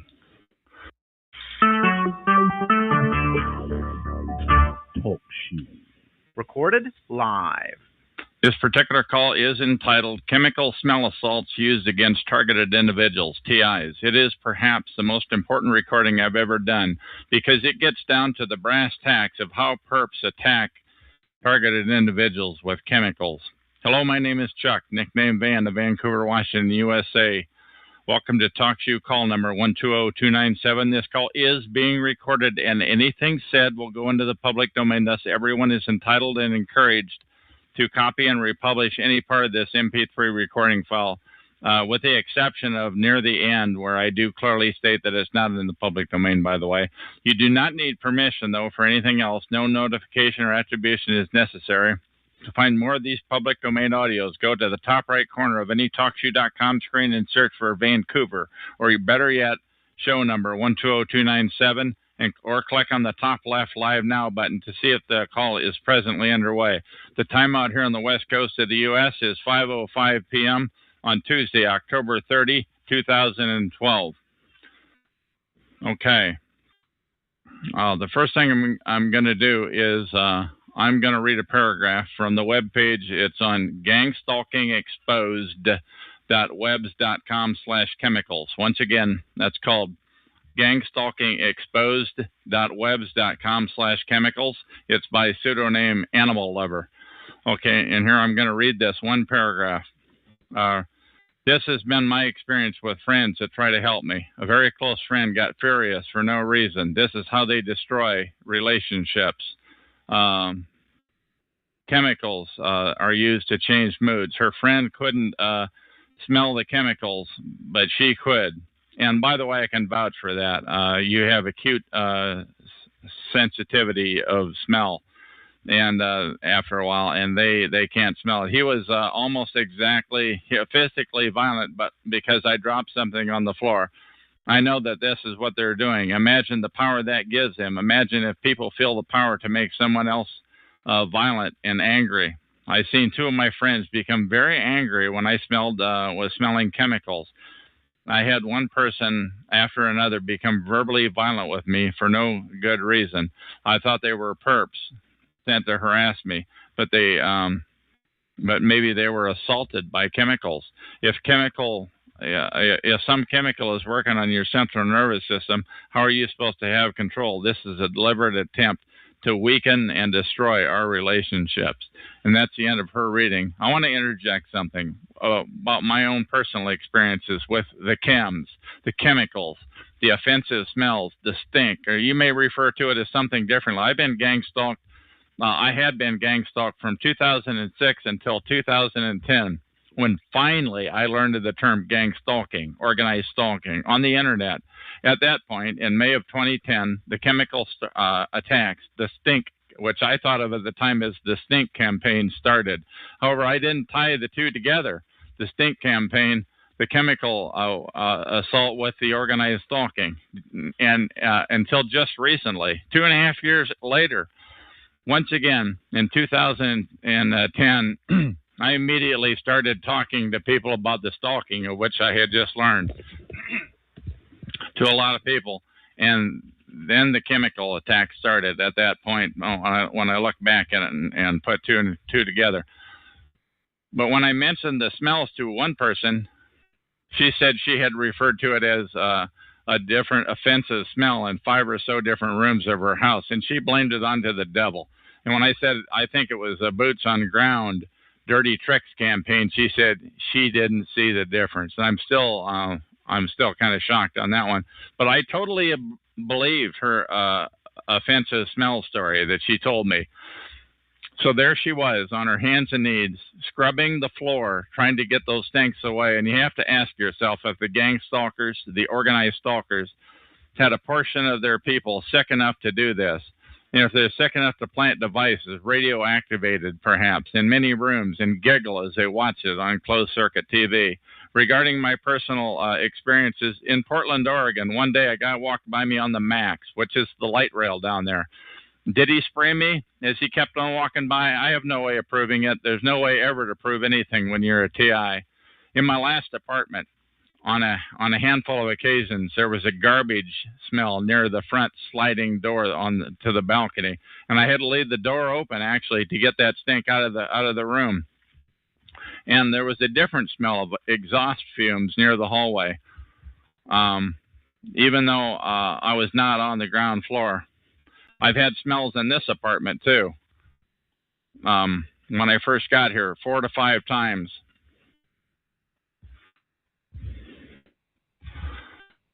Lately, the chem smells are even more frequent and pronounced so, and has happened on perhaps 24 occasions. This could be a payback because I'm being a lot more aggressive about getting the word out about organized stalking, gang stalking. Also, while riding the buses in downtown Vancouver or in the city of Vancouver, Washington, USA, on perhaps 5 different occasions within, say, a couple of weeks, I had someone sit near me, and they smelled offensively. One time, like with a guy with an old army coat that smelled like it had been soaked in beer, but I can't remember what the other smells were, but they were all different. And on these talk show calls, an elderly woman, she frequently complained about offensive odors, and a nasty witch in the chat room aggressively backstabs her whenever she talks about it. And the elderly woman doesn't have a computer, so she can't see the backstabbing. But does this warn off anybody else who's in the chat room who may want to talk about that issue, but is afraid they'll be backstabbed too? They would be backstabbed by that darling witch with a sexy voice. But let that be a notice to anybody who wants to speak out about chemical smells or any other issue about gang stalking. A similar sweet-sounding person may ridicule you to shut you up. But are you going to go down on your terms or theirs? Incidentally, I think the rotten perps like her run most of the targeting-oriented talk shows on TalkShoe.com. They clearly have the run of the place. I'm only talking about the vast majority of the organized stalking shows, which are like 7 or 8 of them. I'm not referring to the TalkShoe infrastructure or any of the other calls. Also, be careful who you give your name out to. In another case, one guy who doesn't want his name used repeatedly and frequently said chems are a common part of the gang stalking, the organized stalking. I'm glad he kept repeating it too, or I may not have put 2 and 2 together. Now, once again, everything I have just read is in the public domain, but what I am about to read is came from various web pages which are noted on gangstalkingexposed.webs.com. And here is an excerpt, which is not in the public domain. These operatives, usually paid dupes, use a variety of chemical agents administered creatively and covertly to influence the behavior of targets. The targets might be completely unaware they're being dosed with these substances. And by the way, I can attest to that. You don't know that you're under the influence and that your voice sounds bad. You don't know it, but unless you record yourself.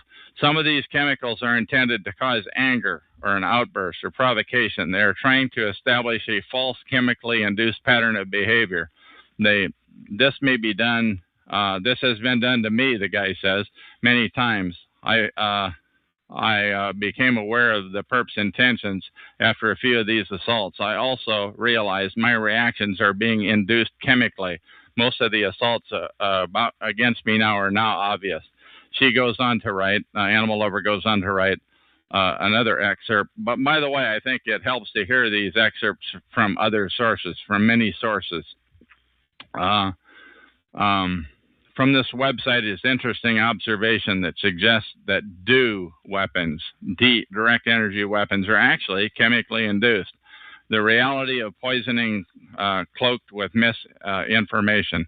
Common symptoms are the aforementioned poisons are bogus secret weapons, electromagnetic weapons or sorts, but may be nothing more than chemical weapons. And that is the end of this recording. Let me read my lead-in first. Recorded live. Hello, my name is Chuck, nickname Van of Vancouver, Washington, USA. Welcome to TalkShoe.com, call number 120297. This call is being recorded, and anything said will go into the public domain. Thus, everyone is entitled and encouraged to copy and republish any or all of this MP3 recording file. You do not need permission. No notification or attribution is necessary. To find more of these public domain audios, go to the top right corner of any TalkShoe.com screen and search for Vancouver, or better yet, show number 120297, or click on the purple top left Live Now button to see the show. By the way, is if the show is underway. The time out here on the west coast of the U.S. is about 7:35 p.m. on Sunday, November 4, 2012. This is episode number 3039, and I have on the phone with me, she goes by a pseudonym Linda4444, and she's not my biggest fan, but what do you have to say, Linda? Hi, Chuck. Thank you for taking my call. I'm Sure. finally glad to be able to speak to you because yeah. Now this sounds scripted to me. Are you on a script? Of course not. Okay, so what do you write everything out before I speak? Well, if you're going to take my call, Chuck, can I finish a sentence and then you? Yeah, you can finish the sentence. Let's just keep it going. We need to speed it up here to make it interesting for people. What do you have to say? Oh, are we in a rush? Okay. Yes, we're in a rush. I'm always in a rush. Okay. Well, if you're going to do recordings, I think you need to let the guests. Well, you do that on your own recordings. What do you have to say? I'm getting ready to terminate this interview. Okay. What do you have to say? Chuck, what I want to say is the first day I started TalkShoe, which was October 11th of this year, I entered your 2012. Time, and I was very pleased to find that there was a forum for targeted individuals, and you asked me to call you, which I did. And call me at my on my personal cell phone, which is area code 360-334-1234. Go ahead. Okay. So that's what I did, and after I told you about some of my experiences, which I have personally experienced, and that I would probably start a show, I know you got very upset. No, I didn't get upset. I just didn't believe it. I frankly didn't believe it because most of the issues sounded far-fetched to me, and it looked like you were gaming me. I didn't believe most of it. Well, I don't game anybody. I am who I am. And that okay, well, I just didn't believe most of what you were saying, and you didn't get to that part until well over 5 or 10 minutes into the conversation. What else do you want to say? Can I ask you why you wanted me to call you? Well, I wanted you to call me because it looked like you were a legitimate person in the chat room on the show, number 120297 here on TalkShoe.com. But after that, you called up on... You called me on the cell phone, and that's when you turned wacky talk. Okay. Did I answer your question? Well, let me respond to that statement. Sure. Afterwards, I put up a website, as you saw, so people could see I am real. Okay. Why don't you give the URL of that website so that people will know what it is? Let's get that on the audio here, please. That's where souls reside. WATRESOULSRESIDE Yes, that's correct. I put my face out there. Okay. Okay. Pictures, people I know. I was in the film industry. I was a Okay. professional Yeah. Well, this show is about organized stalking. That's What do you have right. to say? Do you believe in that? Do you believe in organized stalking? I think you better read my update where I'm targeting. Yeah, I'm just asking. I don't have time to read your website. Besides that, this interview is going to the public domain for the eternity of mankind. I'm just asking you, do you believe in organized stalking? Of course I do. I'm a targeted individual at least since 1969, Chuck. Okay? So that's 40 years ago. That's correct. All okay. Right, now, so what sorts of things were happening back in 1969, please? I just updated my website. I put it all up on there. Okay, there's 22 things that I put down about my particular targeting, whether I was being tailgated by white vans, whether I had people stalking me out of state, out of the country, on cruise ships, and of course they mess with my finances. What sorts of things did they do on the cruise ships, please? Well, there was this couple who were around me every time I turned around, and I saw that they, had no type of expression. They were there to watch me. I was with a friend. See, my particular story has witnesses, so I was with a friend. People have known I have been stalked for many, many years. I was set up. I used to be a private investigator in North Hollywood. All right, I had no experience whatsoever working with the police. And I was approached while I was working in real estate. And they told me, we want you to come and train with us and to work undercover. I said, excuse me, I have no experience in that. I'm not interested.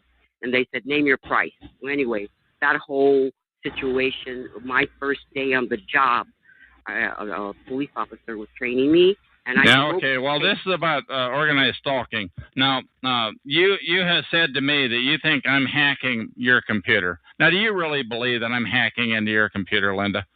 I wasn't born yesterday, Chuck.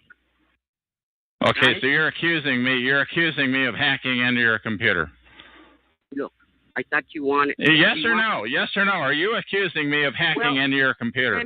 You're saying, you weren't born yesterday. What a radical statement. Come on, answer the question. Hey, calm down, okay?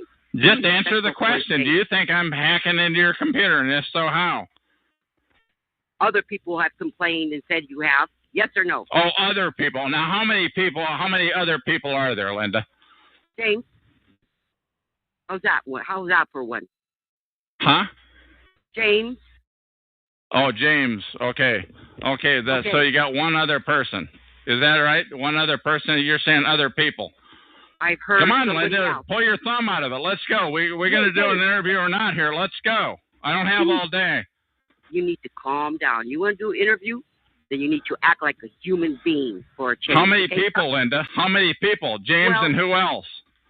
James and who else? Who else, Linda? Come on. Let's have it. Will you be quiet so I can. How many other people, Linda?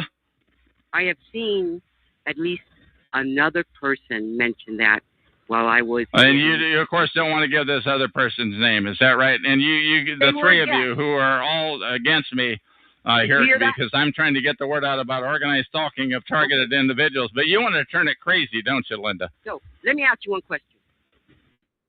Do you think that targeted individuals should only speak about the experiences they had, regardless of whether somebody thinks it's wacko or not? Yes or no? Answer the question, Chuck. Yes.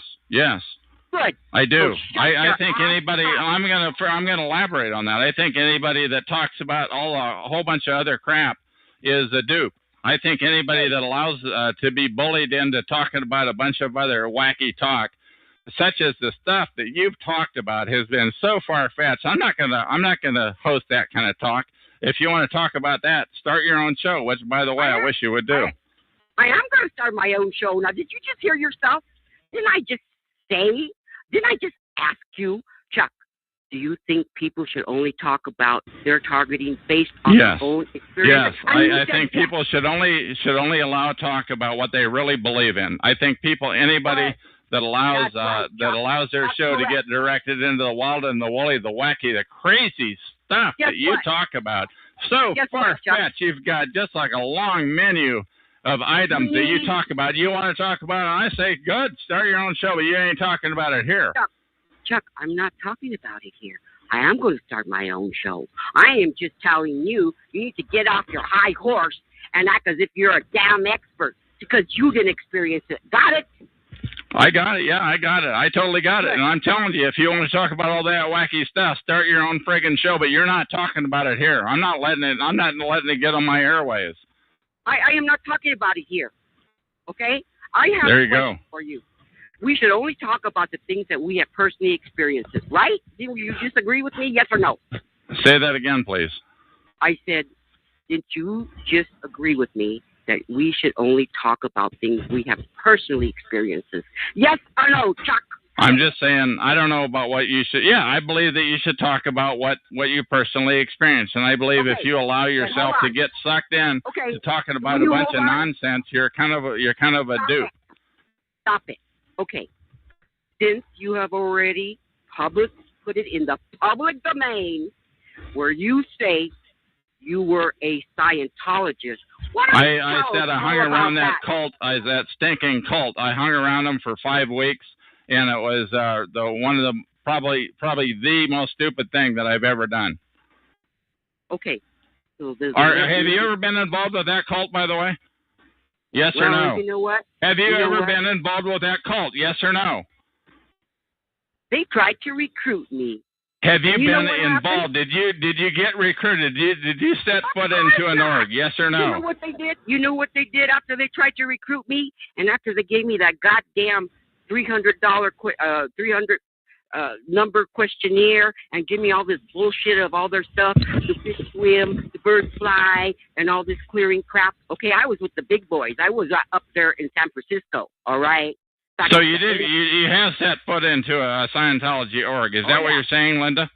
Yes, I'm saying that because the organization. And over how long of a period of time did this last, please? Let me explain myself. If you would. How long of a period of time did this last? Was it a year? Was it a decade? It's a real simple question. Can I speak? Just answer the question. How long did it go on? Back in the 80s, my entire office went there because the owner wanted everybody to get Scientology skills for this particular career. Really? Okay. Are you kidding? Everybody was into it in the 80s. I'm from LA, okay? Been there, done that. All right? Okay, so there you were in San Francisco in the 80s, and you went into an office, and so how many people got sent to the Oregon? Over how long of a period of time did that last, please? Well, I was the office administrator, so I took some of my staff. So there must have been about, at that time, maybe 3 or 4 people. I had no clue about Scientology. That's how they suck you in. So over how long of a period of time did this last, please? One day, okay? When I went in there, and they put you down, they make you sit down in this exercise where your trainer is sitting right across from you, and your knees. How long? So you're saying you went in for one day and you never went back again? They threw me out because I told them this is a bunch of bullshit. This is mind control code. Hey, good for you. There's a woman after my heart. So they threw you out because you told them it was a crock. They threw me out. What about the other 3 or 4 people that you went in there with? Hey, they were my staff. And did they go out too? Did they throw them out too, or did they keep them? Did you lose your job as a result of that? Absolutely not. I run the business, okay? Everybody does what I say. We take care of people. Okay, so you're saying that, and how long did you keep that job after you said this is bunk? How long did you keep that job? 20 years. You kept the job for 20 years, and that was your private detective job? Is that what it was? No. I'm talking. I have been an entrepreneur. I have had many jobs. I was a administrator in health. But you were under the roof of this place for 20 years. Is that right? They were under my roof. Okay. Did you not hear what I said? Oh, so it was your roof. No, you're right. I didn't hear that. So it was your roof. You don't pay attention because you don't listen. That's your problem. Yeah, you probably got that right. That's right. Guilty, Your Honor. Guilty. Hey, guilty. That's right. You need to look in the mirror, Chuck. Got it? Got it. Good, good. That's what I like to see. Person put the mirror up and look at themselves. Okay, so Stop tell being me so something about judgmental. this. So you're going to run this show on gang stalking. Now, so tell me about how that's affected your life. Are you kidding? I was a woman who made a lot of money, and I saved my money, and I had retirement. I know. I want to hear about the money. I want to hear about the gang stalking. Tell me how they gang stalked you. Oh, do you want me to tell you the 20 things? Or you can just go to my website and read it. Okay? I don't want to go to your website, Linda. This is interview. Just let's go. One, bam, bam, bam, bam. Let's go. I don't have all day. Stop it. You need to calm down. That's your problem.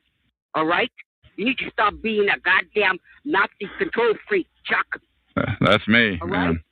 That's you. You need to stop it. Okay, let's. You spent a lot of time talking about the barking and the Nazis, but you haven't talked about what sorts of things did they do to harass you, please. Well, they tampered with my mail, put a false bottom in my mailbox at the UPS store. They have tailgated me. A couple of my friends have died. They have implanted some of my family to harass me. They took away all my money and investments in home, left me penniless. They turned my family against me. They did some major ass shit. So, yeah, sounds like it. Just go look at my damn targeting website that I put up. Again, I'm not. We already gave your website out. I want to hear, but I want to. This. I'm telling you, this interview is going to live for many decades, maybe perhaps 100 years, and they're not. Your website's not going to be around then. So I want to get it on the interview here. Get off it and let me finish talking. Keep going. Then be quiet. They have hit me with electronic weapons in my brain that came from all sides, about 20 times on the side and the back and so forth. How do you know that? How do you know they hit you with it? I know that. I'm asking you. It's a fair question. How do you know that? How do you know they hit you? Go ahead. How do you know that? Yeah, you need to be silent. If you're how do you know that? I don't have all day, really. This is becoming a very uninteresting interview. I'm just saying, how do you know they've done that to you? Well, maybe because I felt sharp pains in my brain. How about that, Chuck? Okay. What else? How else do you know it? Jesus Christ. This happened. Once again, I hope we can keep any sayings like that not on this tape, because I do want to be able to keep it. Then you need to chill out and calm down. Oh, so it's all my fault that you're saying profane words and saying things like that, huh? I'm the sweetest, nicest person. I'll bend over backwards for anybody. All right. When somebody tries to treat me like a piece of shit, I will bark louder. Got that? Yeah, I got it. Good. Tell me more about how you've been harassed and stalked, please. I would have to go to my website and look at all that shit. Well, you have to go to a website. You say you've been harassed and stalked for 40 years, and all of a sudden you've got to go to a website to get some examples. I want some examples, woman. Okay, quiet. I was cut on my torso with 13 marks, some of them 2 or 3 inches long. They're on my website. The pictures are there. I had witnesses. I think how do you know it was your torso? Is your face in there? You know what? I will talk about that on my show. You just said, you didn't want to know about it. I'll talk about that on my show.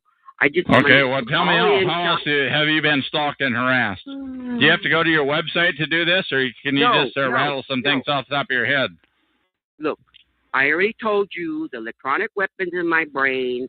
Okay, I got burn marks. I got a radiation burn on my chest overnight. Okay, that was about 11 by 10 inches. Sounds like a crock to me. I don't believe you. Well, I don't give a shit whether you believe me or not, because I had a witness. So you had a witness there while you were burned, huh? I called. Because I don't care whether you believe it or not. Because everything you say, oh, that's wacky. Oh, that's this. Well, guess what, Chuck? This world that we live in is not only in the 3D world. Okay, you need to grow up. All right, I'll grow up. And that is the end of this interview. And I want to thank you for listening.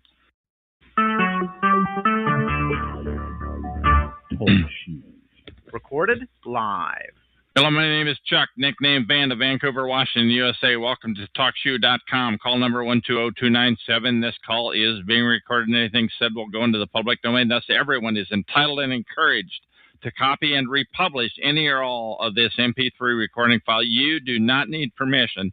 No notification or attribution is necessary. To find more of these public domain audios, go to the top right corner of any TalkShoe.com screen and search for Vancouver or show number 120297, or click the purple top left Live Now button to see if the show is presently underway. The time out here on the west coast of the U.S. is 7:15 p.m. Pacific Standard Time on Monday, November 12, 2012. This is episode number 3041. Now, I just had a visit in my room from Derek Robinson, who goes by the pseudonym of freedomschs.com. He actually typed two things, a dot, and then he says, I got to run. I gave him every opportunity to call in. I told him that, now he's with freedomschs.com, who I believe is essentially a dirty operation. I told him that half of the talk time I would not drown him out. He's going to have the ability to talk. I have the ability. I have never had more people in the room. I had Stinking Joe was in the room 3 times under guest 500. Nano Man and something else, one of his 20 or 25 pseudonames. And those are just the ones that I know of. I have a lot of questions that I want to ask Derek, basically. I want to talk about a lot of things because us TIs, us targeted individuals, are constantly being harassed and harangued. And he knows about it. And he's with the organization that's supposed to be leading us out of this, but he's not. I believe he is dirty, and he knows that I believe that. And he knows that he had the opportunity. He still does. It's an open opportunity. It's an open call. But I tell you this, if he comes on here ever and agrees to be and goes on the interview, I can tell you the interview will go into the public domain for the eternity of mankind. There is nothing that will take out his interview other than perhaps somebody clicking a terminate button or something. I'm telling you, he was probably in here for 5 or 10 minutes. He's been in here 2 or 3 times before, and he was probably in here, and he's never said anything. Actually, today he typed dot, and he typed gotta run. You know, he just is not, today wasn't gonna be the day for him to do this interview. And really, this venue, it is the only place in the entire planet Earth that is entirely, I want to get the word out about organized stalking and nothing else. I don't care about all that other stuff that they want to talk about over on their call. I'm gonna shoot down all that crazy, wacky stuff if they bring it up, you know.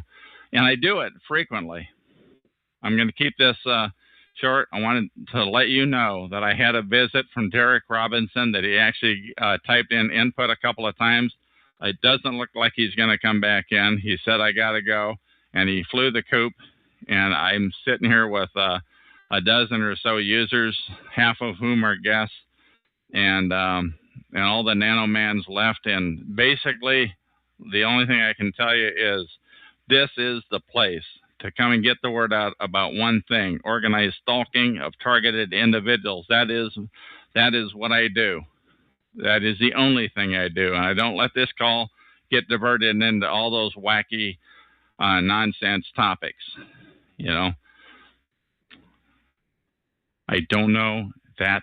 What I can tell you, that is the end of this recording.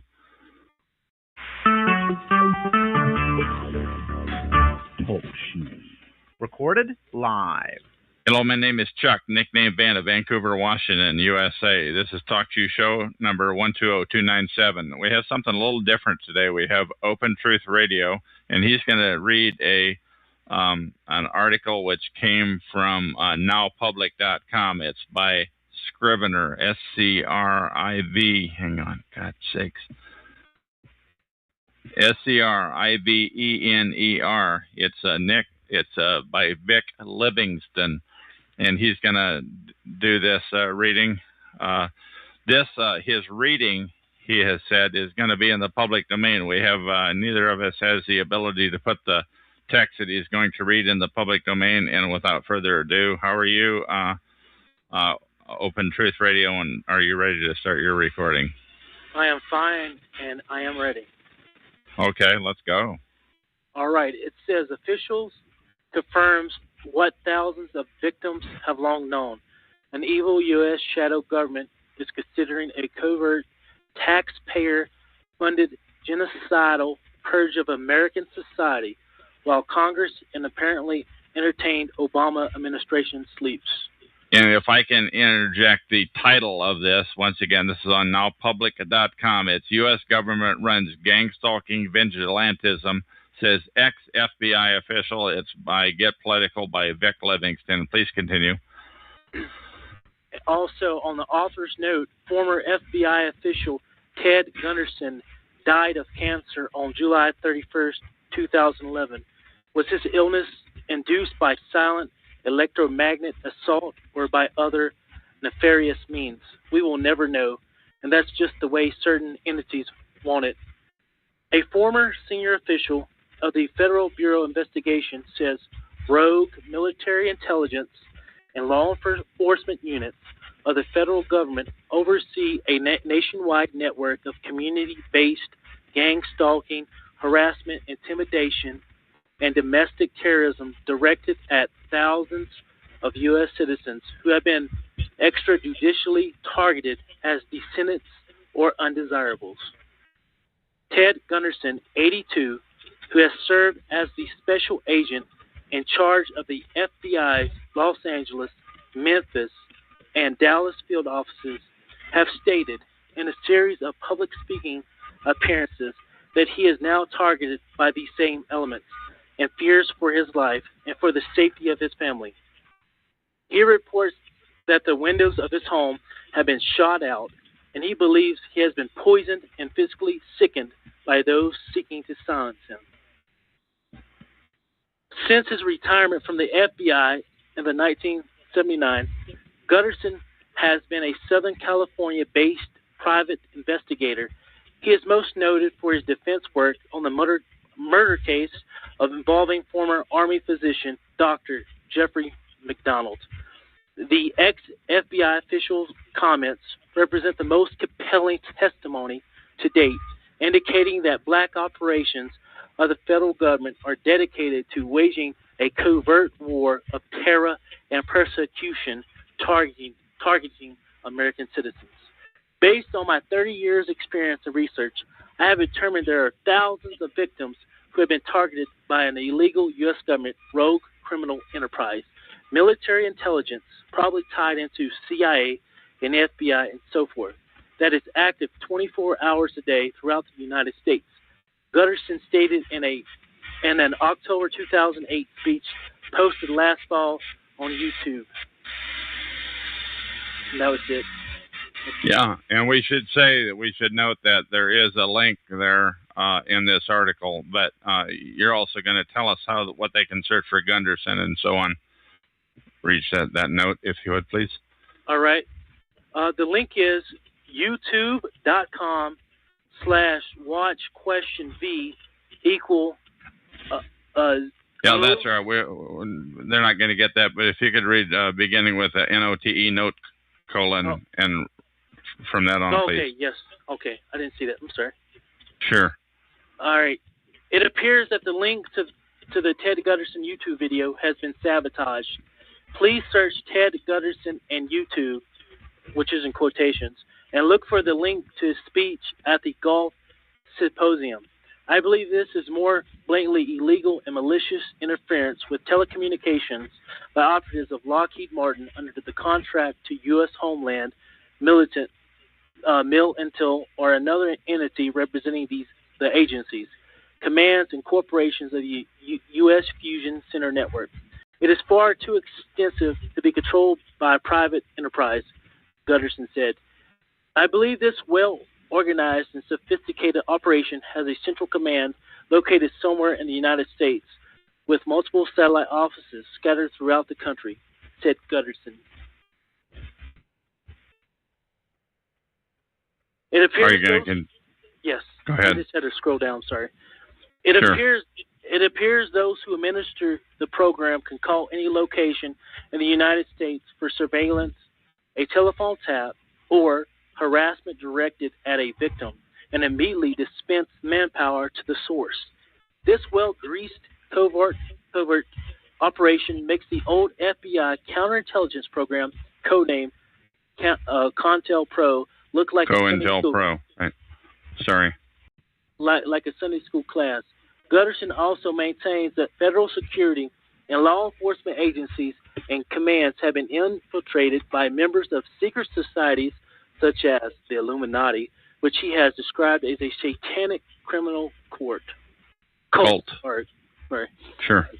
This correspondent has reported that Lockheed Martin, the world's largest defense contractor and the prime cybersecurity and information technology supplier to the federal government, coordinates the communications and trains the team leaders of nationwide Gestapo-like apparatus, which has tentacles. Yeah, I got that. Sorry. Tentacles into every. I'm sorry. Sometimes I read fast because I'm a fast reader. I'm trying to slow it down. Sure. Tentacles into every security and law enforcement agency in the nation, including state and local police and 72 regional fusion centers administered by the U.S. Department of Homeland Security. According to company literature, Lockheed Martin has operations in 46 of the 50 states. And there's I should point out there is a now public link there, but you're going to continue with the Lockheed Martin also has. Okay. Lockheed Martin also has operational command and control over a U.S. government microwave radio frequency weapon system deployed on cell tower masts throughout the United States that is being used to silently torture, impair, subjugate, and electronically incarcerate so-called targeted individuals. The nexus of this American torture matrix appears to be Lockheed Martin's mission in combat support solutions, Central Command Center in Norristown, Montgomery County, Pennsylvania, which employs several thousand workers. The defense contractor's global headquarters is in Bethesda, Maryland, just outside the nation's capital. Lockheed Martin, under contract to U.S. security and intelligence agencies and commands, also conducts warrantless surveillance of the telecommunications of targeted persons and routinely censors and tampers with content of their communications, as this reporter has documented in a series of articles. And those articles are listed. There's 4 of them. They all come off of nowpublic.com under Scrivener. Please continue. All right. Thousands of Americans, including this veteran journalist, have publicly reported being the victims of silent electromagnetic assault and community-based home intrusions, vandalisms, and even the poisoning of food, water, and air. Federal and local law enforcement routinely dismiss their reports as the product of delusions or mental illness and refuse to investigate their complaints. And there's 5 more links that are linked there. This is a well-documented article. Please continue. These targets and their families have been physically harmed and financially destroyed as a result of taxpayer-funded psychological operations, police protect the community, stalking, harassment, and malicious vandalism, and other covert programs of personal destruction, including government-assisted financial sabotage. Many appear to have been targeted as a result of their politics, their activism, or corporate whistleblowing activities, their ethnic background, or as a result of score-selling vendettas by persons in positions of power in government and in the private sector. The former FBI executive's remarks are only now attracting widespread exposure on this and other websites. This correspondent believes that recent revelations of government-sponsored domestic terrorism against U.S. citizens have prompted some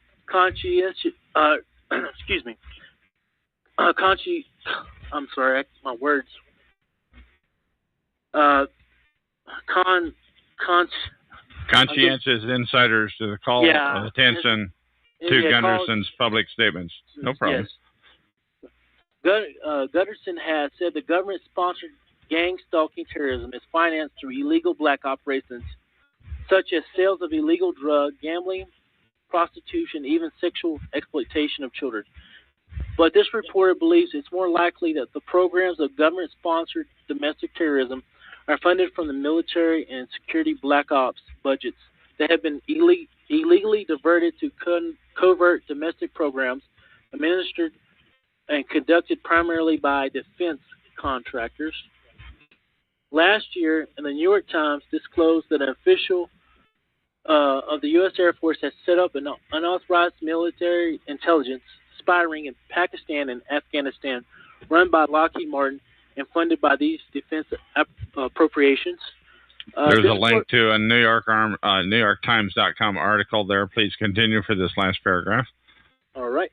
This correspondent suspects that a similar arrangement could be funded government-sponsored gang-stalking operations throughout the nation and has urged Congress to immediately hold public hearings as a part of a comprehensive investigation of military-style black ops targeting American citizens and their families. A silent, slow-kill genocide motivated by ideology and hate. And there are a number of feedbacks. There's like hundreds of feedbacks, and we can't cover them all. Open Truth Radio, I really want to thank you for doing that reading for us. All right, thank you as well, and I'm glad to be here, and you have a good day, Chuck. You too, and I'm going to go ahead and click on the end key right now. Talk show. Recorded live. Hello, my name is Chuck, nickname Van of Vancouver, Washington, USA. Welcome to Talk Show, call number 120297. This call is being recorded, and anything said will go into the public domain for the duration of mankind. Thus, everyone is entitled and encouraged to copy and republish any or all of this MP3 recording file. You do not need permission. No notification or attribution is necessary.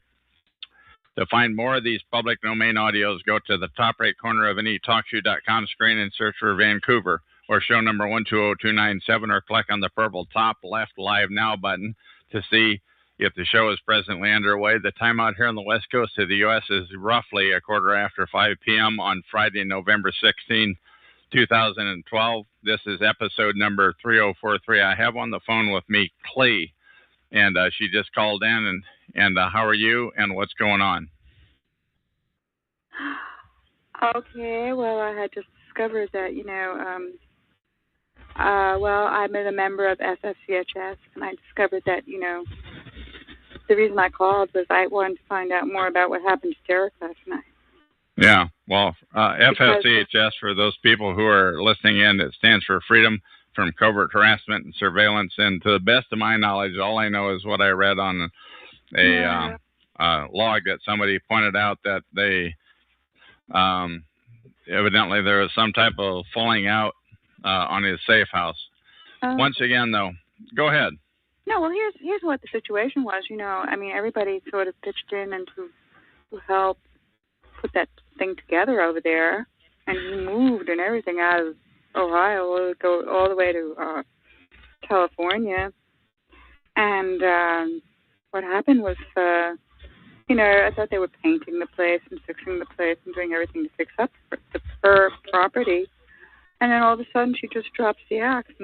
So some type of a safe house. Now, we should explain to the listeners of this show for a decade from now, a millennium from now, we should explain that a safe house, why don't you tell the people what a safe house is, please, Clee? Oh, well, I'm not exactly schooled in all of these things, but from what I understand, a safe house is a place where people or targeted individuals can go to join together and be safer as a community together, protecting each other and so forth and so on. The one thing that always bothers me about those freedom calls is they never address the issue of what happens if a perp is among the people that are in the safe house. I agree on that. I do agree on that one. Okay. And how often do you think that happens based on the things on the calls that you've listened into? I think it might happen. It might happen quite often, you know, and then, but you just don't know. That's the problem. And there's no test per se to. I mean, there's no security on that issue. Okay. And so Derek pulled up stakes in Ohio, and he drove all the way to Southern California, San Diego, I guess it was, and he went to some house. Go ahead. Yeah, and there was such a positive movement as far as he was concerned, and everyone was concerned who was involved in it. And I've heard her speak, the lady, the owner of the house. That she wanted it to be called Freedom House, and that she wanted it to be, a very public thing with by redoing the garage and making it, and having parties there, and so on and so forth, and homes for the targeted individuals. And then he moved there, and he brought some other people there, and I saw pictures of them painting the place and fixing the place and all this other stuff. And then all of a sudden. Now, where did you see these? Where did you see these pictures, please? Oh, on the newsletters. Okay, so you have given them your email address, and they mail you out a newsletter from time to time. Is that right? Yes, sir. Yes, sir. Okay. Now, please continue. Oh, so anyway, that was the situation, and I was under the impression that this thing was going to advance to a higher level, and everybody was going to be happier, and that we expand the TI community in this manner in a positive way. And then all of a sudden, he wrote an email to everyone last night saying that she told everybody to get out, and that she was turning off the electricity at the same day. And so, it's hard to believe. I mean, I'm not saying it's a lie. I'm just saying I just can't believe that someone could do that. But well, I mean, but you can believe that. Do you really think that you can get herself and as I understand it, having read the email, there were three other people, Derek and two others actually. So there was 4 people. Do you really think you can get that many people together? You can have visitors come and go, and there's not going to be any perping that goes on. What do you think about that? Oh, yes, sir. I do think that, that's a possibility. And I do think I think it's almost a certainty. Yeah. Especially if freedom is involved. Especially if you don't know. I mean, if you have no security clearance on who is involved. Yeah, how would you have a security clearance? How would you? There has to be some kind of way to understand a person's background in some way or another, to make sure that they're not messing around like that. But I guess I'm not really a hardcore investigator, or I'm just and I'm just not not into all that stuff. But what I can say is that I wish that that it had turned out to be a better situation. And that I want to read something to you. Somebody just pasted in that email that Derek supposedly wrote, and is this your understanding that it was November 15, 2012, that was last night or yesterday, and he says, to the FSCHS community, things at the Freedom House here have deteriorated dramatically with the homeowner. All the residents here have tried to work with her to salvage the place to no avail.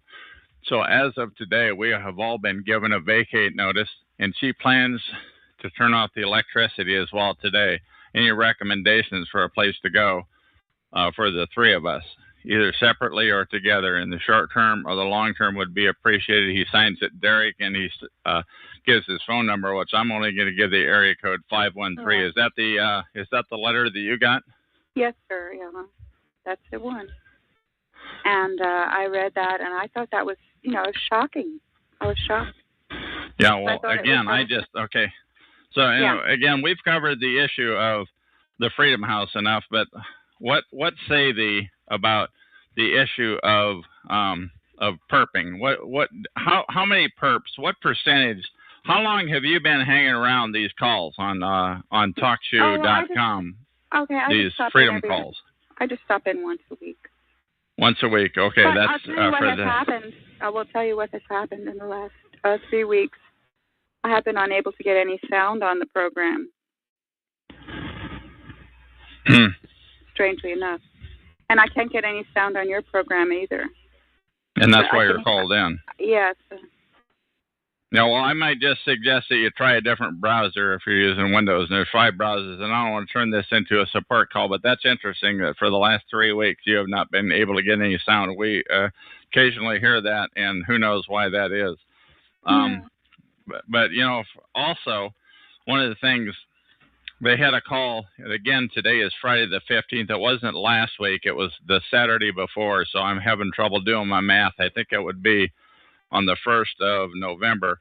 They had a guy call in, and the call appeared to me to be scripted. And then once he got done, they started taking the questions, and then the guy admitted, essentially, that he had not a Freedom House, but supposedly a house. I think it was here in Washington State, up north of Seattle, if I'm not mistaken. And essentially, the perps, they were involved. They just took over the house, or I don't know, there was a perp or two involved there. Yeah, and he admitted it. So that's not good. Not good. Yeah, it's not good. I mean, it's just. But how do you prove somebody's authenticity? That's the problem. That's the problem. You have them sign a certificate of authenticity before they enter.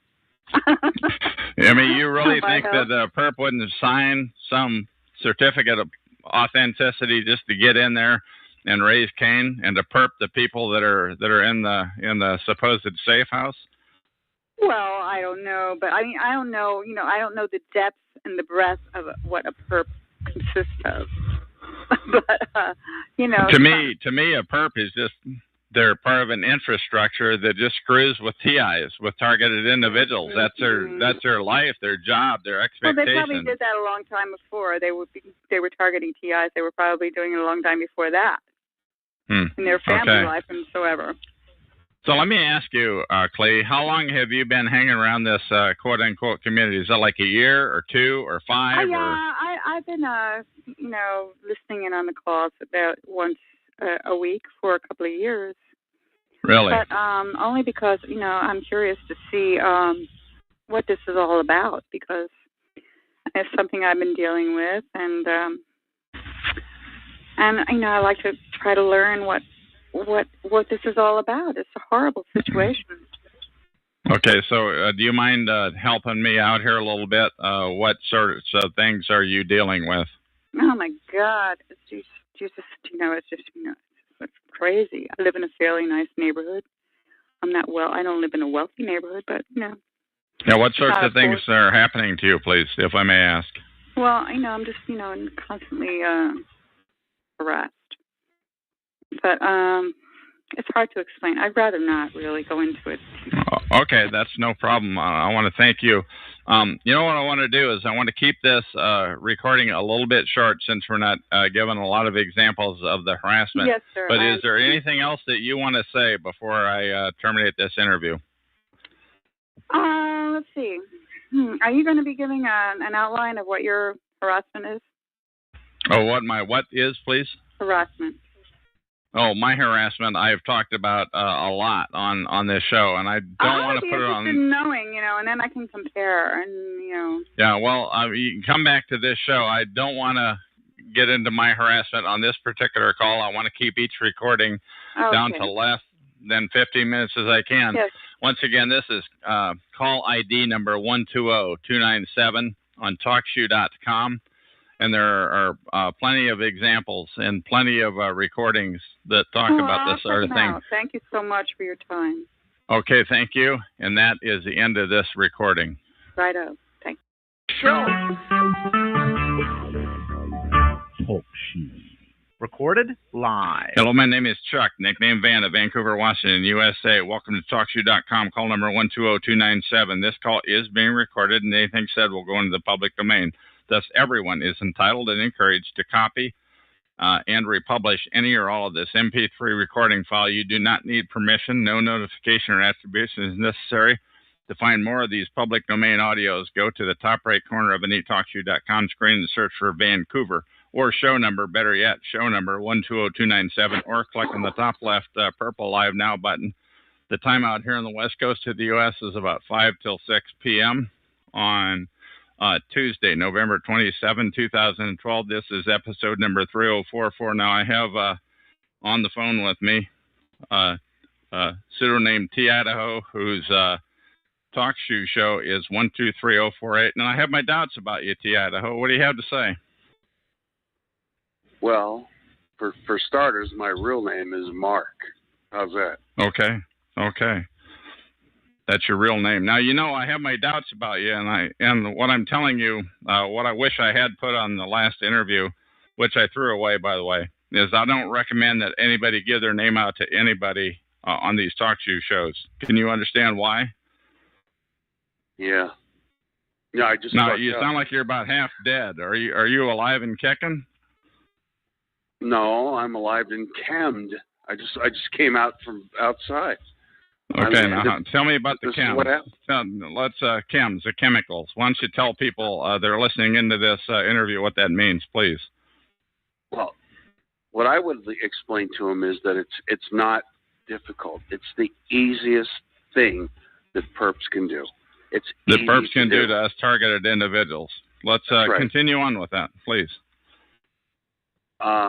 Well, what do you want to hear about my hotel experience? I want to hear about you the just room go ahead. Is fumigated. Talk what happened when you just went outside. What do you have to say, please? Well, I can hear. Man, I'm telling you, I'm about ready to shut this interview down. It's like there's this lag between when I ask you a question and you got to think and scratch. Yes. Just tell what happened when you went outside just now. You went out for a cigarette, right? Yes. Yes, I did. And what happened? I come back in. I feel like I've been drugged. That's why this interview is shot. I mean, I have a hard time putting a sentence together, but that's what happens when I go outside. And this. Okay, now so right now you're under the influence of this of chemical that they sprayed at you. Now, can you smell anything? Did you smell anything unusual when you were out there, please? No, not at all. It's, but my nose, I could tell right away because my nose starts running like clear liquid, not snot or anything like this. It's like water. It just starts running out of my nose. And this happens whenever you go outside. Yes, and then after that, I have to go to the bathroom. I have to pee. It's like it's immediately, I gotta. Oh, geez, I gotta pee. And how many times? And how often after that? Oh, probably 3-4 times. If I drink a glass of water, maybe 3-4 times. It's ridiculous. Per hour? What do you mean 3-4 times? What's that mean? How often? Well, if I drink a glass of water, or a bottle of bottled water, I got to go to the bathroom 3 or 4 times, and but that's the next day and the next hour. What? I'm trying to speed it up in the next 15 minutes. In the next 15 minutes. So that's pretty significant. So 3 to 4 times you have a 12-ounce bottle of water, and 3 to 4 times within the next 15 minutes, almost immediately, like it goes right through you. Is that what you're saying? That's exactly what I'm saying. What are some of the other things that happen when you're under the when you're chemmed, when you're shot with these chemicals that you cannot smell when you're outside smoking? I feel doped up. I feel like I've been hit with something that it just makes me confused. I don't know what it is. I don't know what they're using, but it makes you confused, like you can't think straight. And that wears off, by the way. It takes about 15 to 20 minutes.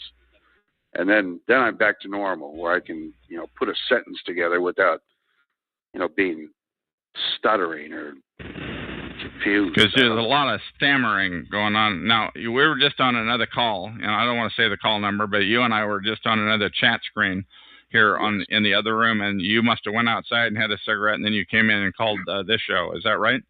That's exactly what I did. Okay.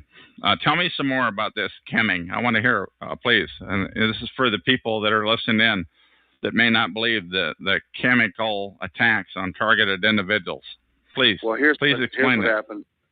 The guy next door has a 3-car garage, 3 separate garages that that open up. And the minute I went outside, he opened the garage door maybe a foot, and then it's like Spray City. This is the clown next door, not the actual guy. What do you mean by Spray City? Please explain that. I don't quite comprehend yet. All you hear is like. Do you hear it from his direction, or do you hear it from the bushes behind you? Or? His house is 15 feet away. Yeah, it's from his direction. And then I get woozy. I come in and I'm just like, I'm just like I've been drugged. All right, so the wind was blowing in your direction or something, and he knew that. He must have known that. Absolutely. Does this happen every time you go out for a cigarette? Yes. Well, maybe it's something in cigarettes, and if so, why don't you just smoke inside? What's the deal? I don't smoke inside the house. I can't because it screws up your house. I mean, it makes everything yellow. I don't do it. Okay. It's hard, now, where else? Hard where to else sell does a this? House. Yeah, I got it. Where else does this kimming happen at besides out in front of your house where you smoke? Please. Oh, I've had it happen in casinos because I gamble. I spray bottles. But they don't have any casinos in Idaho where you're at now. You meaning you lived down there in Vegas or what? I go to Jackpot. It's like an hour and a half away. It's right on the border of. All right. So Jackpot, whatever. Nevada. All right. So what happens at these casinos, please? I've been chemmed in these rooms. They do it like at 4 a.m. You're in a room. You're asleep. There's no cameras. I look. You're talking about in your hotel rooms. It happens. I was under the impression that I don't know why that it was in the casinos themselves. It does. No. It's in the casinos too. I've seen them walking around with spray bottles in their hands and in their pants, and they're just going. Right as they walk various people. Now that sounds kind of far-fetched, man. I gotta tell you that. No, I'm telling you, it's not far-fetched. It happens. Are they shooting them just at you or at other people? No, just at me. They'll walk by me while I'm sitting at a slot machine, and I had a friend there with me, and he goes, "Who is that weird guy that keeps walking by you?" And I said, "I don't know, but you know what? Keep an eye on this guy because I don't know what he's." So why does it not happen to your friend? My friend's not sitting at the slot machine. I am. He's just standing there, and he walks off the place. He's standing there. How far away? A foot? A yard? How far away is he? 2 feet. So this kimming, this person with this squirt bottle has the ability to shoot it at you. Yes. I've seen how many times did this happen now? I've seen it in 2 casinos with 2 different people, and they're both scumbags. But they're just scumbags. They're not gambling because they don't have any money. These people are just like, you go to a casino, you see people that gamble, and then you see bums and then retards. And it was okay. Where else does it happen other than the casinos and out in front of your house? Where else is this kimming happen, please? Mostly at my house, but I've stayed at hotels where it's happened at hotels. And okay, why don't you explain that situation, the hotel, please? Well, if you go into a hotel and you look at the bottom of the door, there's a half-inch gap. It goes out into the hallway. Yeah. And I always get stuck at the end of the hallway near the fire escape, or where the stairs, the emergency exit. And they can fumigate the room at 4:00 in the morning. I've woken up. Or they slide something under the door and push a button, or what's your guess? That's it. Exactly. They put something under the door. Maybe it's a small tank or something, or there's no cameras. So I look in these hallways. There's no cameras, so they can get away with anything. Of course, you can't see cameras nowadays, but one thing that I heard you mention on one of your calls, I think it was, or on one of these calls here on TalkShoe.com, was that sometimes as soon as you get in, that there's specific rooms that they relegate towards targeted individuals. Yes, what do you have to say about that? Yes. Why don't you explain that? My bedroom is Chem City, where I sleep. That is where I get most of it. You know. Now this is in the hotels. I'm talking about in the hotels that there's specific rooms. The hotel is one room. I mean, there's 2 beds. I mean, that's easy. But in my house, it's my bedroom specifically. Is what they're doing. Okay, let's get to your house later. Let's continue on with this line of thought of the hotels, please. Yes. It's easy. There's a 1/2-inch gap under the door. Yeah. But I was talking about the thing where they're on the other side of the wall. What are they doing on the other side of that wall? What's your guess? Well, you're not going to want to hear this because I know what it is, and you think it's crazy talk, but I know it's a fact. Microwave ovens, microwaves. And I don't think it's far-fetched, and it's got some people that are listening to. Well, some people are going to be listening to this. They're going to be raising their eyebrows, but it's boots on the ground. Why don't you tell me then this microwave oven on the other side of the wall in the hotel? Is that right? That's correct. Why don't you go ahead and explain that? Well, all hotel rooms are set up the same. If you walk down the hallway, each room is set up the same. I have actually heard people on the other side almost like they're rearranging the furniture, but basically they're just pushing the TV over, putting the microwave onto the dresser. The dresser is faced directly at my headboard where I'm sleeping. And microwaves go through walls. They go through headboards, and they go to you. And this has been done to me many times. How do you know that, though? How do you how would you proclaim to know that, please? One time I was staying at the Hilton, and my TV set started going weird in my room. So I walked to the room next door where I knew the perps were, by the way, and I knocked on the door, and nobody answered the door, but she came. A girl came to the room. And before that, I heard the guy say, well, I got it up to 50. I got it up to 50. Isn't that working? And I said, do you have trouble with your TV? I'm having trouble with my TV. Through the door, mind you. She didn't open the door to tell me. And she goes, she says, well, we don't have a TV. Are you kidding me? This is this is a hotel. These are perps. TV. All right. So what? It's your assertion that they had a microwave. I changed rooms in that hotel immediately. I called downstairs and I said, look, this room is noisy. I'm getting a lot of traffic noise outside. I want a different room. So I changed rooms, and then it was okay. Nothing happened. Okay, now how many hotels does this happen in? The chems as well as the microwaves. How many hotels, please? I've stayed in 80 hotels at least, and I would say it happened in 60. So 60, it's your side of the story. Is it 60 of the 80 hotels that you stayed in? You've been what? Chem, radiated? What else is there other than chem and radiation? And is that your story? That's it. That's all they do. That's it. That's all they do. Okay, it's essentially, is it the same story every time? I mean, can you hear these people on the other side of the wall?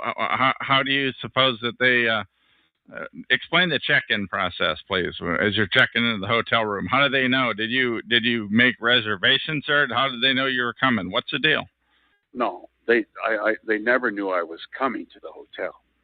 Because you don't make reservations. Never, because we're driving, and when it gets dark, we stop and we stay in a hotel.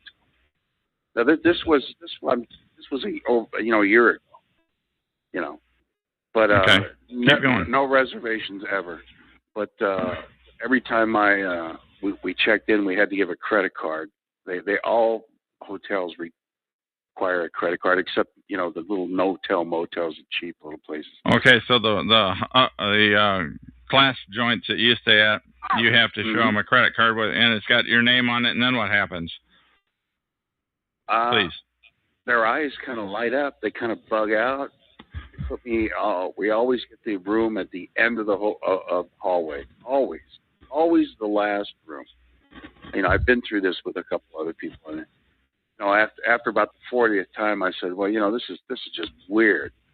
We're always getting the last room, the stairwell, and on the other side of the stairwell is the end of the hotel. That's it. There's no other rooms. Do you see what I'm saying? Yes. And this is where I get stuck. All right. So tell me more about the reaction of the check-in clerk at the hotel, please. Well, I give them my credit card, and they say no problem. We'll set you up with the room. But their reaction after I type my name or whatever, it gets weird. I mean, they seem to get nervous. So I think that some of these hotel rooms are set up by the DHS or whatever. For DHS TI. meaning Department of Homeland Security, for a That's TI, right. a targeted individual. I think they have hotel rooms set up. I know that sounds crazy. People are going to listen to this and go, "What is this guy's nuts?" Some people are, but some people may have it happening to them. Why don't you go ahead? Please tell the story. But I'm just telling you, it's happened to me so many times. I can't see how every time I end up at the end of the hallway. How is that possible? And have you ever said to the check-in clerk, "I don't want to be at the end of the hallway. Why don't you put me in the middle somewhere"? Did you ever say that to them? I have been in hotels where I have changed room 2 times. I've been in 3 rooms. I just say, "Oh, no, I'm not staying in this room." They put me in another room. I say, "No, I'm not staying in here." So, hotels. Was that another room at the end of the hall, or what's the deal? Yeah. They put me on. They go, "Okay, we'll put you on the 8th floor." It's the same goddamn thing. I'm in the end of the thing on the stairwell. I go, "No, this is not what No, I'm not going to do it." So, sometimes I've made them change the room where I'm in. Actually have rooms between me, like in the middle of the hallway instead of at the end, Okay, so now we've talked about. All right, so I think we've got the hotel thing down now. Now, is there anything else before we leave the hotel and start talking about some other situations? Anything else you want to say about the hotel situation?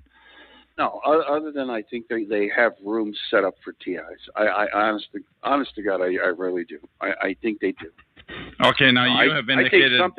I think something comes up on the computer, like a red flag, black flag, and they say, "Oh, geez," their eyes bug out, and they go, "Oh, wow," So somehow the clerk is alerted that you need to go into a TI room, which you say are at the end of the hall.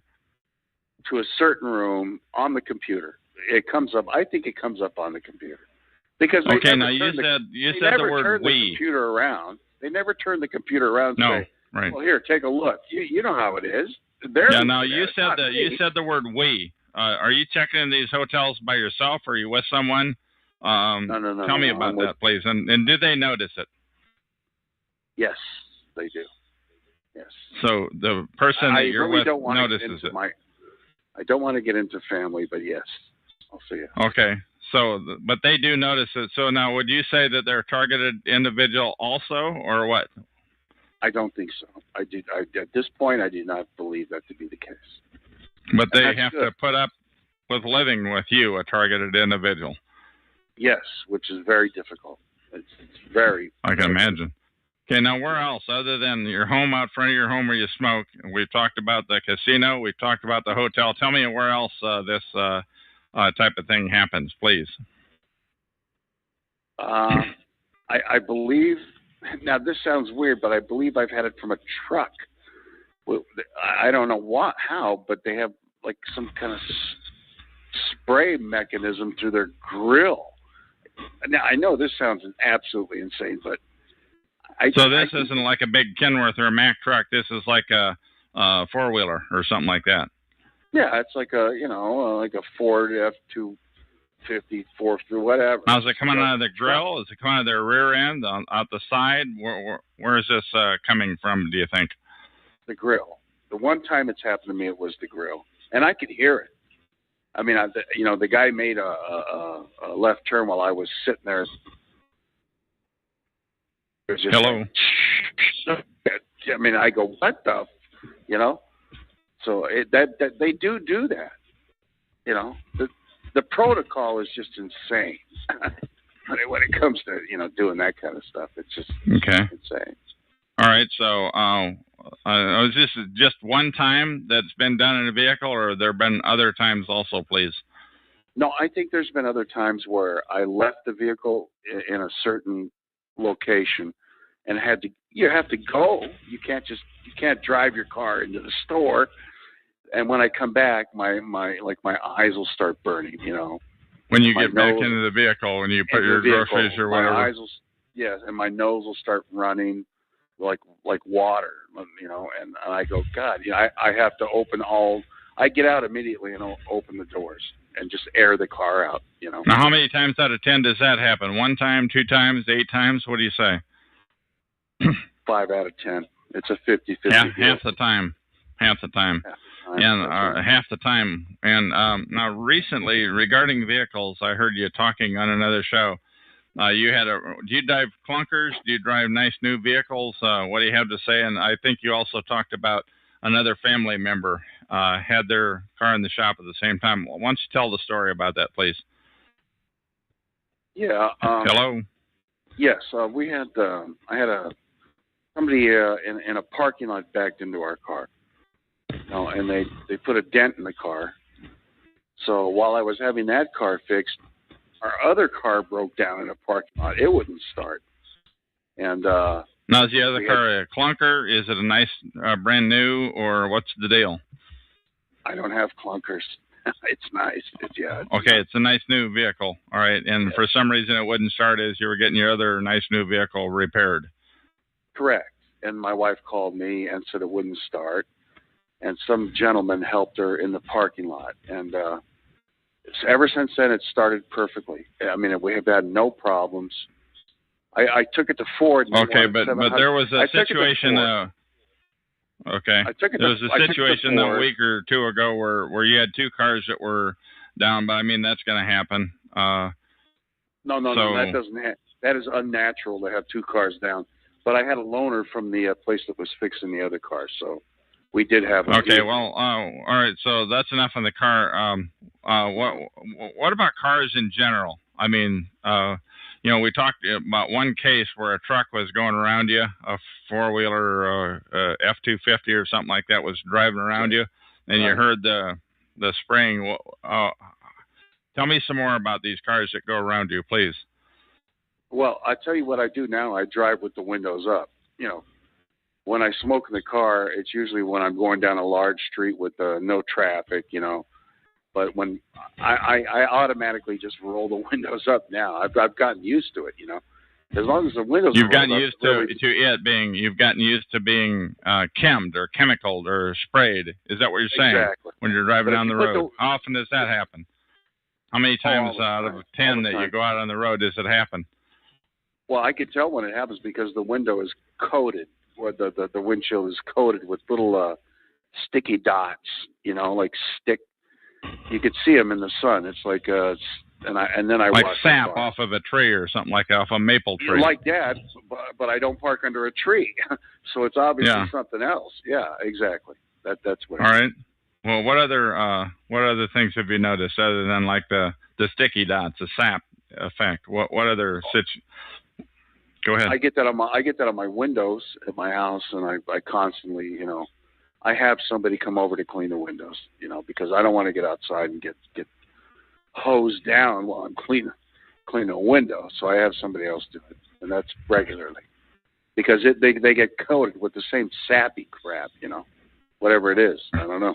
No, that's the first time I've ever heard that concept. I've listened into these calls here on TalkShoe.com. That are TI calls from people who are saying they're being chemmed. What are some of the other things that are unique to this situation of being chemmed, shot with chemicals, what have you? Please explain. Well, it's making me sick.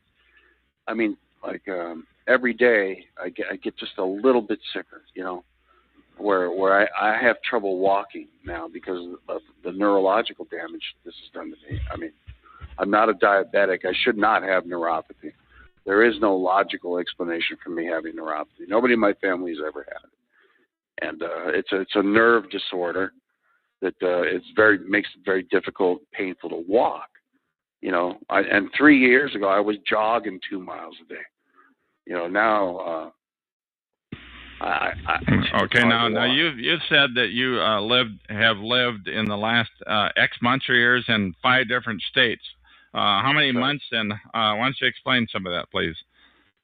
I've had 5 houses in the past 3 years. 2 okay, and please continue. 2 in California and 3 in Idaho. Really? I you know what? I keep moving, thinking, well, if I move, this will stop. And, you know, I'll go to a new place, and hey, everything will be peachy keen. But let me tell you, it doesn't work that way. It just does not work that way. I mean, wherever you go, they just set up shop. It really doesn't matter. It just doesn't matter. What do you mean by set up shop? Please explain that. The perps. I mean, they either co-opt the neighbors and move in, or how do you do that? How do you suppose they do that? I mean, how do you suppose a perp would co-opt a neighbor to get them to let them to move in? What do you mean by that, please? I think that they come by and they say it's a national security issue. You know, they flash a badge. We're DHS. We're NSA, and they make National Security Agency. Yeah, they make them sign some stupid piece of paper. You know, like all of a sudden they're all top secret agents or some stupid shit. Some non-disclosure agreement. Is that what you're saying? It's a non-disclosure agreement? Exactly. Because they won't talk to you about anything. You know, I've been here 7 months. I haven't had a neighbor talk to me yet. Not a single word. Okay, what else is going on around with the neighbors? Not necessarily just that house, but any of the houses. What is unusual? What has been unusual that has happened, please? They disappear. I mean, I moved here. Who is it? Who disappears? Who disappears? The neighbors. You never see them. And they got the weird thing, Chuck, is they got kids. You know, they got 3 kids across the street, 2 kids next to them, another 3 kids. I haven't seen a kid here in 6.5 months. You know, the first week we were here. Well, how do you know they have kids then if you haven't seen them? Well, they were here the first week we were here. They're out there playing. They're going back into the houses. They just don't let them out. I mean, it's bizarre. They don't and I never see the people. Okay, so it's your assertion that you think some NSA or DHS agent goes to your neighbor after you just moved into a house and sets up shop. Yes, and this happened in 5 different residences. Is that right? Absolutely correct. And they show maybe a fraudulent file on you. I don't even know if these are real DHS agents or real NSA people. It could be just neighborhood watch goons. I have no idea. I don't know who these people are. You know, I don't know who tells the lies to the neighbors, but the lies are told. That's a fact. Okay, what else happens with the neighbors would be eyebrow raising for people that are listening into this public domain recording, which will live for all eternity. Please, what else do you think is unusual regarding the neighbor situation? When I leave the house, the neighbors have approached my wife, which I find unusual, and they say, well, gee, we'd like to get to know your husband. Of course, I'm not here. And another guy says, well, I'd like to break the ice. Maybe we can go out for some drinks. I'm not here. And when I come home, I never see these guys. They never come over. I never see them outside. But they make friends with my wife when I'm gone, which is, to me, extremely suspicious.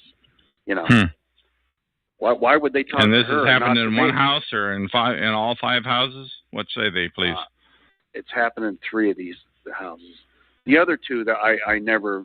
They never came out. I never got to know them, you know. But the so in 3 of the 5 houses where you've lived, the neighbors have approached your spouse while you were gone. Yes, while I was either in the hospital or gone, and they know I'm gone. You know that I'm surveilled 24 hours a day, so that they know I'm not here. So it's a perfect time to approach my wife and say, oh, hey, how you doing? Yeah, I'm Joe Blow, you know, whatever. And okay, so what else is unusual? These are some really good examples. What else? Half of which I have not heard you talk about before. What else happens around the homes that you've lived in? The one you're at now, or the previous 4? Please. The last house, not this house, which we've been in 7 months. The last house, I actually caught a guy with a spray tank outside, and he was pretending to. It was a big tank, 4 foot, metal tank, wand. He was pretending to spray for ants, and this was 11 o'clock at night, I'd say. And I watched this guy, and I started walking down. I had a big circular driveway. I walked to the end, and the guy took off running. He ran down the street.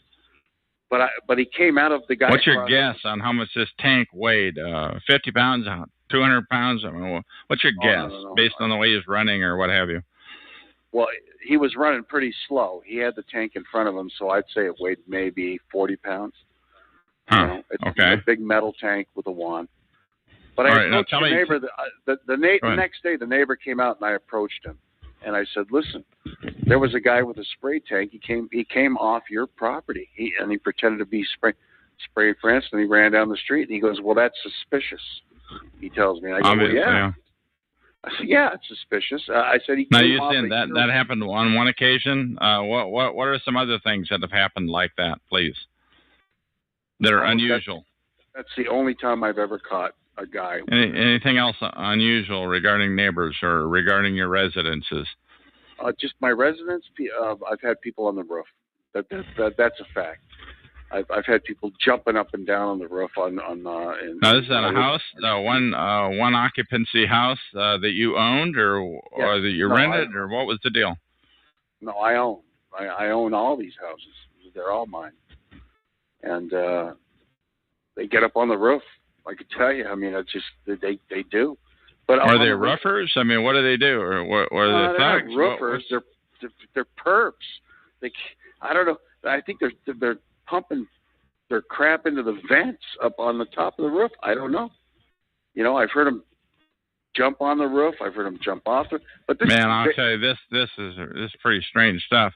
Well, why don't you go ahead? But what else? You have to understand this happens at 4 o'clock in the morning.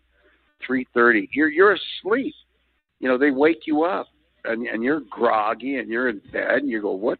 Okay. So what else happens around the house? What else happens, please? Hello. Yeah. Are you there? No, yes, I am. That's about it. I mean, that's about it. I mean, they're not going to come out. The perps aren't going to come out and say hi. How you doing? They hide. They're cowards. Okay, now, other than the casino, we talked about the run the house. We talked in the bedroom and outside and with the tank. Where else where else does this sort of thing happen, please? Well, we stayed in an apartment while escrow was closing on a house for 10 days, and that was a pure nightmare. That was an absolute nightmare. That was the perps, when you live in an apartment. Was this a 4-plex, a 20-plex? How many? It was a 3-story apartment, so this thing was huge. But I'll tell you what, they moved next door, they move above you. They were that quick? You mean that they were able to do it that quick? That quick. You were there for. When I moved in, get this. When I moved in, 2 people were moving out, and I said, "What?" The guy next door to me was moving out, and the guy above me moved out. Out of the house out of the apartment that you wanted to move into, or what? Out of the apartment immediately. And I said to the guy that was upstairs, I go, "Well, hey, how you doing? Nice to meet you." And he goes, "Well, yeah, it was a short meet because we're moving out." I'm only staying there 10 days until escrow closes, but that's the lengths they go to. The protocol is just ridiculous. I'm telling you. What else other than apartments? That's a good example. Let's have a couple. Let's have some others, please. Lots of examples, please. I've given you everything. I've given the apartment. I've given you the hotels. I've given you the houses. That's basically the 3 places that I go. Okay, where else? What about when you're in malls? When you're in stores in a mall? When you're in bathrooms? No, I don't go out. I do not go out. When I go out, I sit in my car, and that's it. And I get. Where do you sit? In parking lots or where? Go ahead. Parking lot, empty parking lots. Well, they're empty for about 10 minutes, and then I get one on the left, one on the right, and one in front of me that backs in and faces me. And it's so obvious It just So they blocked you in. So in other words, you can't get out. Well, until I get out of the car and I have my phone camera, and as soon as I take a picture of the plates, they drive off. They go away. That's it. They scatter. They don't want to be seen. They don't want. Okay, now that's one situation, like the parking lot. Where else might this happen as you're out and about, moving around, driving, what have you? That's about it. I'm being honest with you. That's where I go. I mean, I go there to get fresh air. I go there not to get cammed, if you can believe that or not. I got to go to a parking lot in a car, open the windows to get fresh air. That's the honest to God's truth. And I do it every day. Every day. Rain, snow, sun. That's what I do. That's the only way I can get fresh air. What kind of life is that to lead? You tell me. I mean, that's a okay. horrible So life. once again, my name is Chuck. This is TalkShoe.com, show number 120297, and I'm talking to T. Idaho. He's got a talk show that he hosts, number 123048. Hey, tell me the deal. Your talk show call got shut down yesterday, probably because you were. I'm sorry. We'll just brush on this for a little bit. Say. Yeah, I'm not going to beat you up on it, but you talked about a gun. Now these things that you said to me would appear to be make you kind of mad, obviously. Hostile, right? Well, the problem is we don't want to. I want to tell you the problem with that call, and I'll tell you what happened. I called into the show a half an hour after that happened. What I should have done is just wait a couple hours and cool off. So you're hot under the collar when you called in. After what happened again, please? After what happened? What per se? What happened, please? What happened I was half in an hour ago? Parking lot. A guy pulled up next to me, and I was there for 2 hours. It was empty, so I said, okay, time I was going to go. I'm home, and I stopped. I took a picture of his license plate because he's a perp. He's a perp. He's parked next to me. There's no reason to park next to me. Yeah, I got that. I wanted to get. He called me an a-hole. And that's the first time a perp has actually said something. And that. But you've taken their pictures before, but this is the first time anybody ever got into your face about it. Exactly. Is that right? He got out of the car, and I made it very clear to him that if he got any closer to me. Well, we don't need. Well, I don't want to get into it because because I don't want to ruin this recording. Well, no, right? Neither do I. I'm just telling you what happened.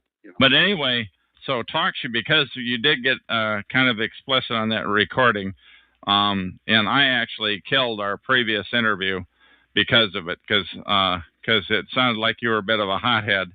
So I threw the previous. This one is 10 times better than that one. But listen, can I tell you something, Chuck? Yeah. I'm not a hothead. I'm a nice guy. I don't bother anybody. I never go out of my way to bother people. I don't waste my time. I just want to be left alone. Like my TIs all over targeted the world. Individuals. They want to be left alone. They don't want to be effed with all the time. Yeah. And it just builds up in you. I mean, you get effed with every day. Sooner or later. But anyway, your talk show got shut down because of it. You don't know if it was because of that, but your show was shut down. It had the call closed sticker on it. I forget what it said. And but you called them up. You called Talk Show up. Is that right? Well, tell me how that went. If you can do so without outing anybody's names or anything like that. Tell me how that went, please. I'm just going to say it went good. I don't want to get into that too much.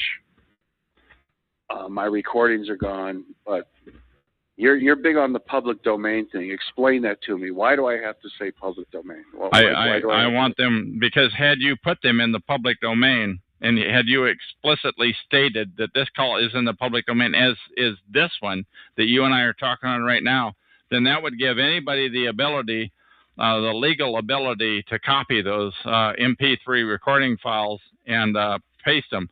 But because you did not, not put them in the public domain, I wouldn't copy something that wasn't public domain because it's not mine to copy. So that's why I'm trying to get you, if you want to get the word out about this, and I would think you'd want the word out about this. I do, and that's the truth. I mean, I wouldn't. Why bother? Why bother if you can't get the word out? What's the point? You know, we're just spinning our wheels. You know? Well, I'm saying then at least put them in the public domain and make sure that the other person explicitly knows that they're going in the public domain. But anyway, so where in the heck were we? We were just talking about your calls. But you talked to them and you convinced them that you were you, and they reactivated the call, less all the old recordings. Correct. Okay, and then what? Now what? That's Hello? all I want to say. Yeah. That's no, all I want to hear more about it. I want to hear more about it. Now what are you going to do? No. I'm just leaving it as it is. If I have to say public domain, it's no big deal. I'll just say it. You don't have. I was telling you, if you do it, if you want to get the word out, you'll use that verbiage, and the person that you're recording will know it. But this recording is not about me. This is about you. So, other than the chems, tell me about the stalking. Tell me about tell me what happens, please. Oh, the gang stalking. Everything with me is like you say, boots on the ground. There's no crazy, wacky crap. I mean, it's like you hear on so many of these other talk show calls. They make stuff up. They're liars, essentially. Yeah, they're far-fetched, crazy talkers. Once you start bringing some of the stuff they bring in, everybody loses credibility because this is all done on the ground. This is all people on the ground effing with you nonstop. That's the truth. It has nothing to do with outer space. Maybe GPS somewhere. Maybe GPSing your automobile somewhere is from a satellite. That'll give them. But everything else is on the ground. I guarantee it. Has nothing to do with anything but people on the ground. So what's your take on there's all these other calls here on TalkShoe.com that constantly spew all this wild and woolly nonsense? Do you think they're agents? Do you think they're crazy talkers? Are they members of secret societies? What do you think? Why did they do it? Why did they lie so much? I don't know. Maybe some do it to confuse people, to make them think, these TIs, they're all crazy. Listen to this crap. They're all nuts. So they're paid, or compensated crazy talkers, or they're doing it as part of their, do you think they believe their stuff? Do you think they're liars? What do you think? I think some make this stuff up. Whether they get paid or not, I have no idea. But I think they mix some crazy shit in with real stuff, which makes it difficult for people that are real TIs that know what happens on the ground, what happens next door, what happens in the parking lots, what happens in the stores, you name it. Tell me about what happens in the store to you. I want to hear about the store. What is it? I went to a store once, one of those Wonder Bread stores. It's like an outlet where you get everything for with 80% off, And I was the only one in there, and within 10 minutes there were 15 people in that store. Now, is that a fairly typical thing for you? That there'll be a flood of people? To be honest, that happened to me once, but that was mobbing. And they mobbed me. But this was early on, And now, I want even people the lady, that are listening into this, I want them to Google the term flash mob. Google that term, flash mob. Exactly. So I've had that happen only a couple of 3 times, too. Right. Been flash mobbed. Often. But the cashier. How do you think they pulled it off? The cashier said, I've never seen this many people in this store at one time. And then they were just all wandering around, just like, goofy. I mean, but that's only happened to me once. So I'm lucky that, Well, tell me about other situations in stores, please. Well, I've been in regular stores where I've had people just ram their carts into mine and not say, excuse me, and give me a dirty look, and that's Perp City. I mean, you know a perp when you see one. They act like perps, Although the perps I've noticed is they never want to make eye contact with you. What's been your experience with that, please? Exactly the same thing. They'll run the card into you, They may look at you, but usually they don't. They just make you uncomfortable and then leave. It's like hit and run. You know what I mean? They're not interested in looking at you. They know what you look like. They've seen your picture. Believe me. So, where did they see your picture at? What's your guess? I'm sure that they show these people files. They have a file on you. And they show picture. I've had pictures taken of me. I've had videos taken of me in parking lots. I was in a parking lot, and a lady maybe 40 feet away took out a video camera, got out of her car, and was zooming in, taking pictures of me in my car. But I finally just said, I don't care. Here's what I look like. What are you going to do? What am I supposed to hide? It's not going to happen. So that's it. You still there?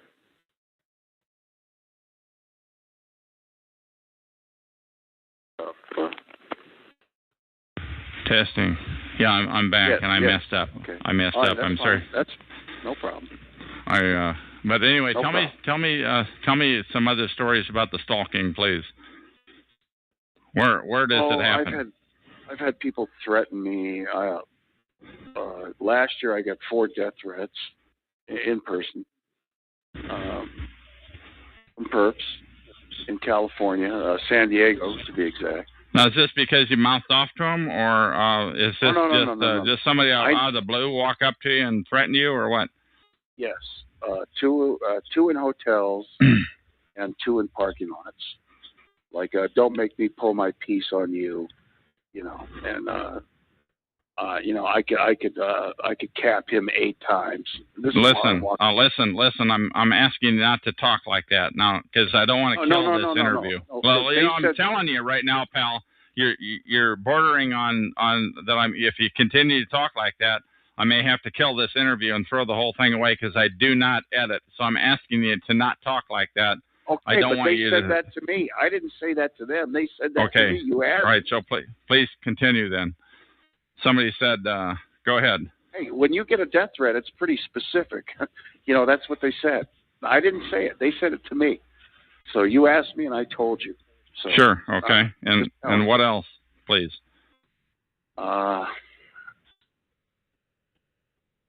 I don't know. I've been threatened in parks, just by guys, big guys, slapping their hands together, calling me effer, calling me this, calling just me for that. no reason. Just for no reason. Just walking through a park, minding your own business, and some effort. Yes, I don't know these people. They just harass you and threaten you like that. That's all happened. Everything I told you has happened to me. Sure, I'm listening. I'm looking for other examples too, because we're getting into lots of examples here. Right. So I'm looking for examples of other things. Guys slapping their hands together, big guys in a park. Where else does that happen? Slapping their fists together, like their fist into their hand, and looking at you, not saying anything. So you can't really accuse them of anything. You can never accuse these people, because the stuff they do is they could say, well, I was exercising. They can make up anything as long as they don't do anything besides, intimidate you. All right, so where else has this happened at? What other sorts of death threats? Let's focus on that for a sec, if we could, please. I haven't had any in Idaho. I had those in California. And they were all like, I'm going to just tell it flat out, Mexican gangbangers. They were all, skinhead Mexican, gangbangers, white t-shirts. Really? Oh, yes. Almost all of the death threats you've had have been Latino gentlemen. Is that what you're saying? Correct. Okay. Absolutely. Any other ethnicities? My harassment has mostly been 99.5% Caucasians. But how does your harassment differ from mine, please? Mostly Hispanic, to be honest. But here in Idaho, I also get white, a lot of white. So I get both, Okay, so, all right. Harassment. Let's talk some more on the death threat thing. Other examples of death threats, please. Well, I can't really tell you what they said because you're going to get angry. I mean, these people are mean. They mean business. Oh, I see. I'm only get angry if it was you talking like it, but that's all right. Oh, no. It's not me talking like that. It's them talking to me. You know, don't make me pull my piece on you. I mean, that's a threat. Yes, obviously. It's a death threat. You know, I mean, what else could it be? You know, and I don't know this person, you know, and this is in a hotel. They're outside walking down the stairs, and they turn around and they say my room number, room 223. Don't make me pull my piece on you. I open the door and the guy's standing there at the bottom of the stairs. And I don't know this guy, you know. Then he gets on his cell now. phone. So you're getting ready to walk out the door, and somebody down the hallway knows your room number. Is that what you're saying? Correct. But they're at the bottom of the stairs. I'm at the top of the stairs. And they make the threat at the bottom of the stairs, and then they turn around. That sounds to me like they had surveillance inside of your unit, and they knew you were coming to the door. What do you say about that? Well, I'll tell you what. It was an N unit, as usual. I'm at the end of the freaking hotel, so you know, whatever they set up in the room next to me, I have no idea. It's you know. Okay, now I'm going to listen to this recording, and I'm going to death threat there. Yeah, I'm going to listen to this recording when I get done. I'm going to say, "Oh God, I should ask this. I should have asked that." What do you think? What do you want to say? Chuck, you asked all the right questions, and I gave I'm you just honest saying, answers.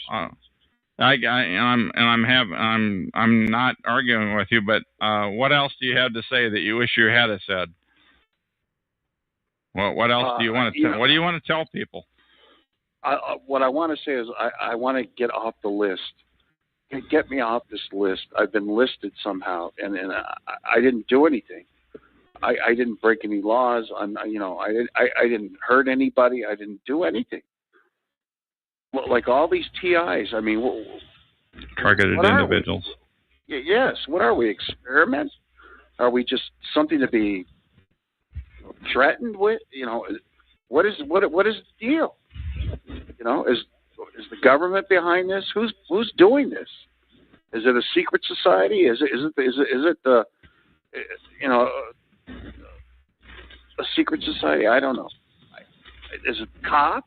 I don't know. But whoever it is, I want them to stop it. That's all. Have you ever had cops that you thought were in on it, were participating?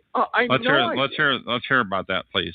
The cops that you thought were in on the stalking and the harassment, please. Let's hear that.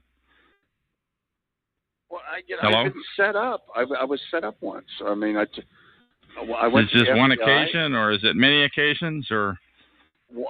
2 occasions. It was like a setup, you know. And I let the police into my house the first time. The second time I didn't. And you know, all I can tell you is they were setups. They're just looking for. They ask you questions like immediately, like, "Are you on medication?" You know, and what's that got to do with anything? You know, what did I do? They knocked on your door and they want to know if you're taking medication. Well, yeah, because I told them the guy behind me had a spray tank and a face mask. Oh, so you called the cops. You called the cops. Absolutely. Is what you're saying. Yes. You initiated the call. Yeah. Okay. And then the cop comes back to my house and says, "Well, that's nothing. That's just a bucket." And I told him, "Look, I know what a bucket looks like. You know, I'm talking about the spray tank that I see." Okay, but let's hear some other cop stories. Why do you think the cops were in on it, though? Because they come to my house. After that, the guy says, well, I mean, when you call them, they're going to come to your house. That's what they do. Yes, but I told him to go. I told him about the guy behind me. So he goes, "All right, look, I'll go behind him and I'll talk to him." And he comes back and he tells me, "Oh, it's a beautiful family. It's a young guy in his 20s with his wife. They got 2 kids. They're all a bunch of crackheads. I know these. You know, the neighbors tell me these people are on crack." Okay. What else? What do you want to say to the people that are doing this? What do you want to say to them? The people that are doing this. They stop doing it. But you know what? They're not going to stop. I mean, you know, why aren't they? Why are they not going to stop? Why do you say that? Because unemployment is so high in America, people will do anything for a buck, and they get the worst scumbags in the world to do. They don't have to pay them much. I don't know what they get paid, but somebody pays them. I don't know who. I don't know how gang stalking. I'm not certain exactly how it works. But now you had the Masonic logo that with the AG or whatever that thing is on your talk show, and you think maybe they shut your show down for that. We're walking on thin ice here, but I'm asking you to delicately explain that because you don't see much anti-Masonic on YouTube or Google, or you can't find it because I think it's buried. What do you say about that? I agree. I had that logo up for 2 days, and then I started having problems when I tried to post something. I don't know if it's TalkShoe. I don't know what it is, but I got rid of the logo. I took it back down, and I put something else up, something silly, something on your talk show. Yeah. Okay. And, but you're not. Okay. You're feeling kind of lucky you got your show back. Is that? Yes. Am I putting words in your mouth? And now you're soft pedaling the Masonic aspect of it. Is that so? Correct. Okay, so you're, and so am I. So am I, because I've heard enough stories that about. Yeah, and besides that, you can't find anything derogatory about them on Google. It's like Google's gamed. It's like YouTube is gamed. It's like it's cleansed. All you get is their propaganda if you look at it. You want to talk about Christians or any religion? That's no problem. They're fair game for talking for any smack kind about, of attack, but not the Masons. You can't find anything derogatory about them. Not at all. No, it's all scrubbed. Everything's scrubbed. All you get is their propaganda. I'm telling you. I mean, I watch it. It's funny. I watch their stuff, but it's put out by them. It's there. I'm jumping all over, but this is the wonderfulness of Chuck. This is what I'm known for. But when, how long ago, what month, what year did you become aware that you were organized stalked? When did it become clear to you that something weird was going on? 3 years ago. How many? 3 years. That's it. And how did that come down, please? That started with the guy in the park. Like I told you, I was looking out my front window, and I lived across the street from a park. It was right across the street from my house. Like my house, sidewalk, street, sidewalk, park. And he's in the park, and he's slapping his hands together in a menacing way. And he's threatening you from across the street. Is that right? Yeah, and I didn't know him. I'd never seen him before. And I'm going, that's when it started. I'm telling you, that's when it. Now, did you call the cops on that guy, or what's the deal? No. I had a cop that was lived next door to me, and I went over and talked to him, and he said, "Well, you should call that in and say there's suspicious activity." And I'm just curious, did the cop that lived next door to you, did you move in first, or did he? No, he was there. He was there first. He was my neighbor for 5 years. 5 years. And that's when that's when it started. Was this guy in a park across the street from where you lived? And the guy never trusted me. The cop. He said I don't trust anybody. I said, well, I'm your neighbor. You trust me, don't you? And he said, no. Oh, it's a shit. I mean, I'm your neighbor.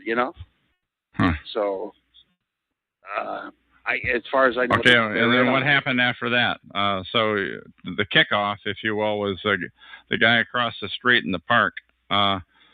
From you, what came down after that? I started getting more threats and more threats, so we sold the house. We actually sold the house, and we liked the house, but we sold it, and we moved back to California, and it was Stock City there, so we moved back here, and I've been in 3 houses here, so. So it followed you. Did you have any idea that this stalking was going to follow you? You said it was Stalk City there in California from the previous state where you lived. Is that right? No, I did not know. I thought, if you get away from it, go someplace else, another state, you'll be okay. That's what I thought. But that's not the way it works. And has it been okay anywhere? No, absolutely not. I think I could go to Florida, and in a week they'd set up shop. Not the same people, by the way. This is Obviously. State to state. You know how it works. Yeah, so it's nationwide.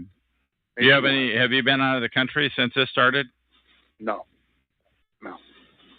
Okay. So tell me about after you got to California, tell me what types of stalking happened there, please. Hello?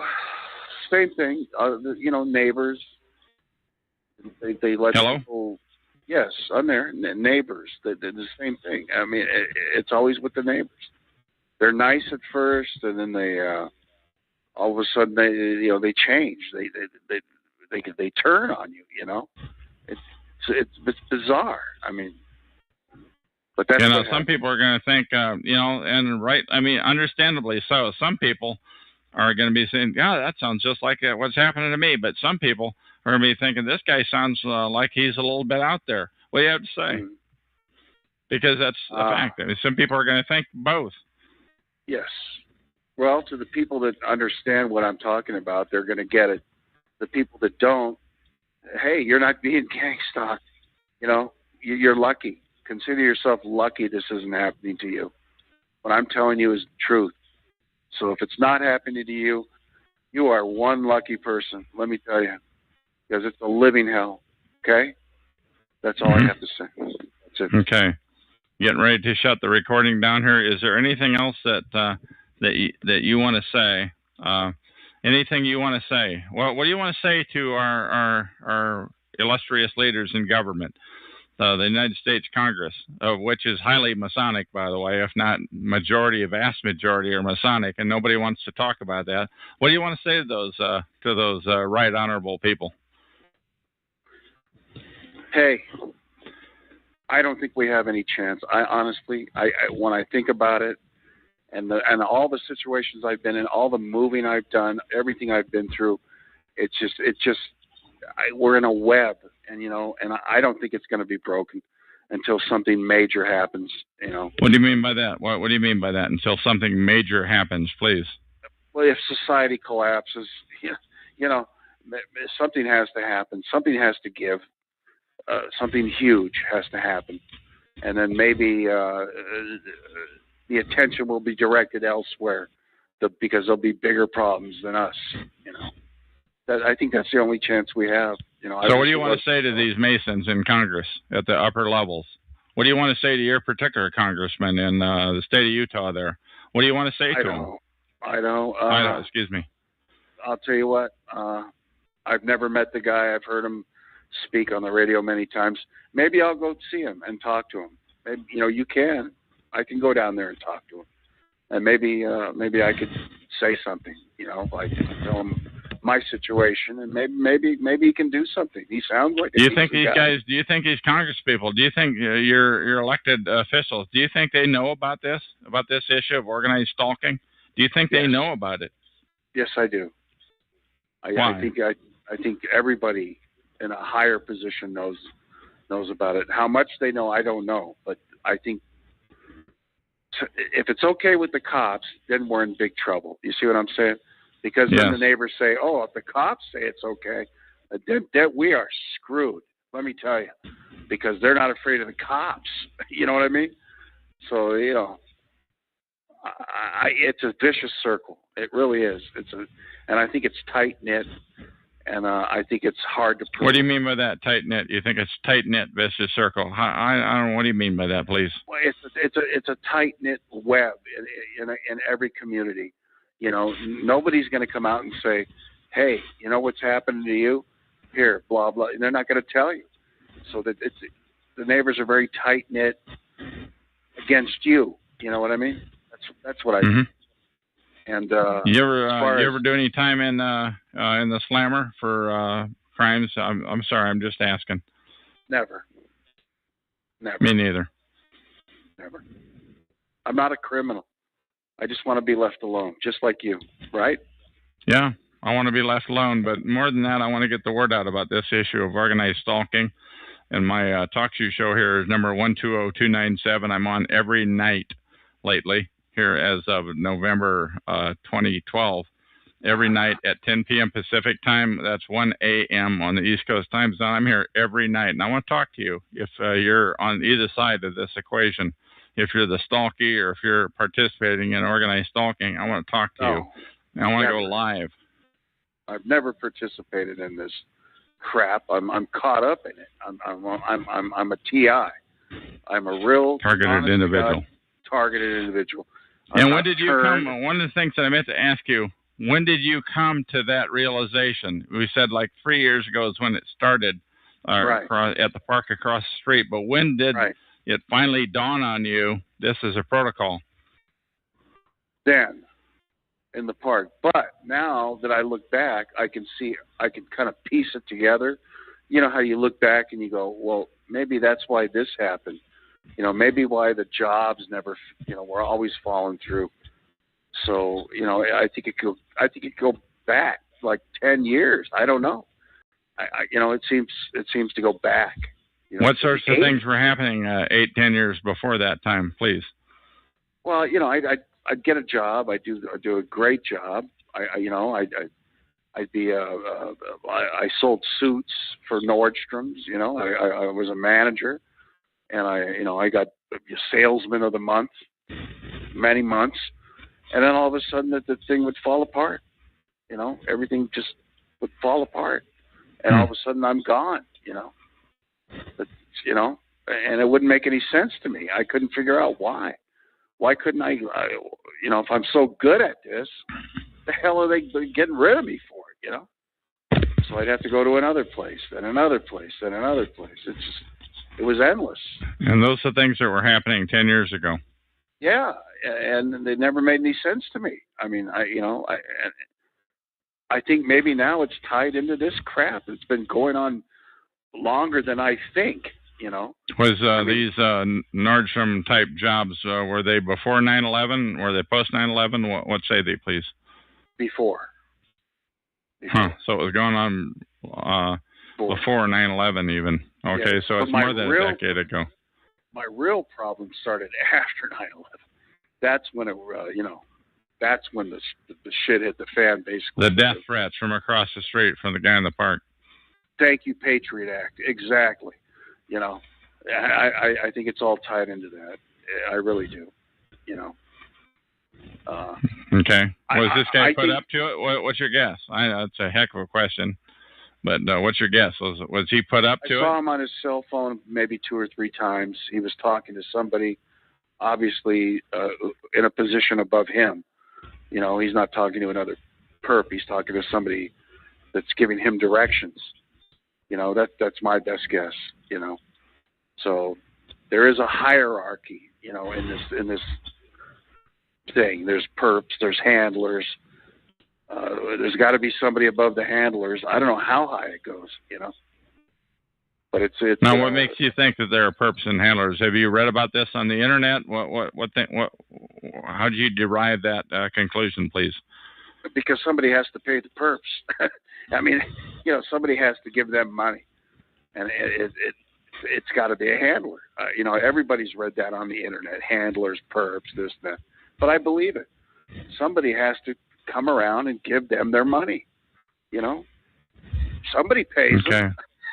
They don't pay themselves. These guys are doing the work. So it only makes sense to me. Okay, how many people, I mean, if it was happening to you for a decade before, more than a decade before, one would have to wonder how many people are in that same position now. They don't know. They're in the queue, but they don't know that they're the bubble rising to the top. What do you guess? What percent are you? You're the one of 10%. You're one of 100 or one of 1,000. What do you think? Terrible question to ask. TI-wise, I have no idea. I have no idea how many TIs there are. I mean, who do you think does? Who do you think? Is there a big list of TIs? What do you think?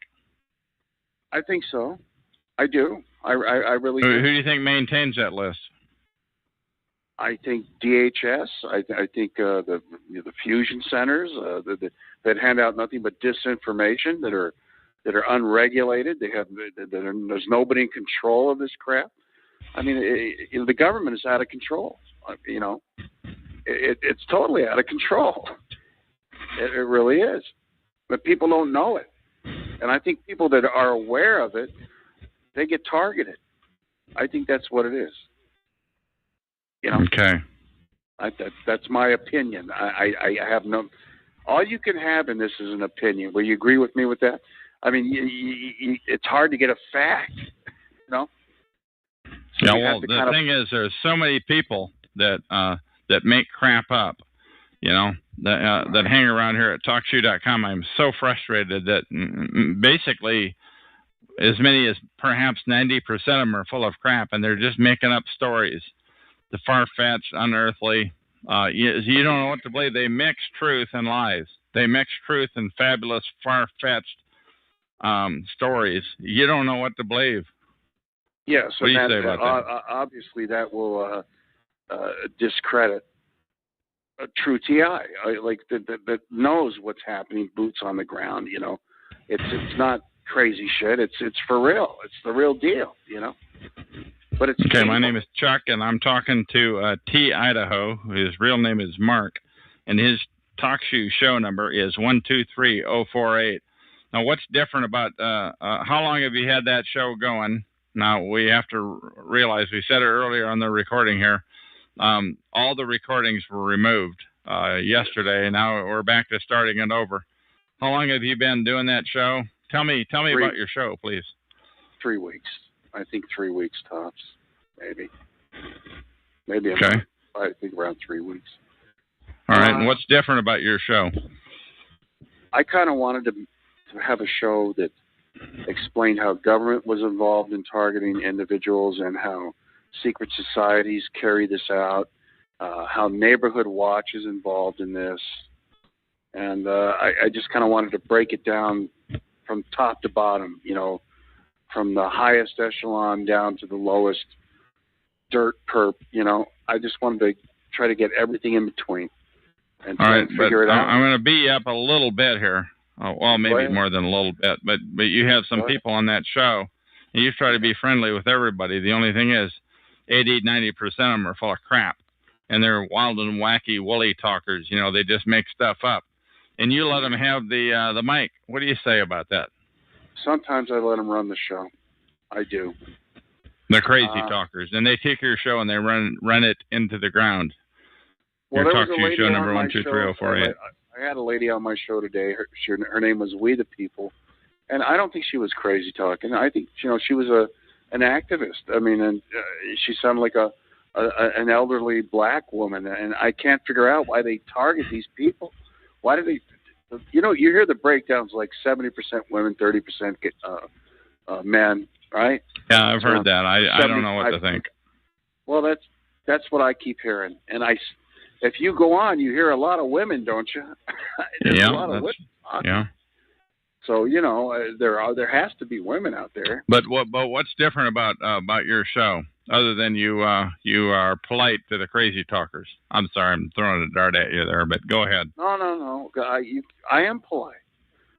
To the crazy talkers, the crazier they want to be, the more polite. You'll never get faced off by T Idaho, Mr. Mark, and Boise. You'll never get faced off by him. No. Sorry, that's the last you know dart what? I'll throw at you. I'm sorry. I'm just a nice guy. What can I tell you? I was raised right. You know, I respect people. I respect. You opinions. respect people that are making up far-fetched crazy talk. They're trying to discredit targeted individuals, and they're making a bunch of crap up. And you feel the need to respect them as they spew crap that discredits TIs. From now on, if it gets too bizarre, I'm going to have to mute. I don't want to do it, but I will. Okay? Okay. All right, so that's your show. And you're on, likely to find you on any time here in November of 2012 or thereafter. Let's hope so. God willing. Okay. Now, is there anything else that you want to say, Mark T. Idaho? Anything else that you want to say before we call this? I want you to dig deep here, and I really am getting to the end of the interview now. What do you want to say about this TI issue? I just there's people that don't believe it. The people that don't believe it, I can't say anything to because they're just not going to believe it. But the people that are TIs, I mean, God bless you, and I hope someday we can just get out of this mess and just have them. All we're asking is for them to leave us alone. It's not that big a deal. You know, we didn't do anything. I haven't been to court. I haven't been convicted. I haven't been tried. And, you know, leave me alone. That's basically what I want to say. Just, God, leave me alone. You know. Okay. Anything else you want to say before? Go ahead. Leave TIs alone. That's all I got. That's my last statement. Leave us alone. You know, go get a new hobby. Okay.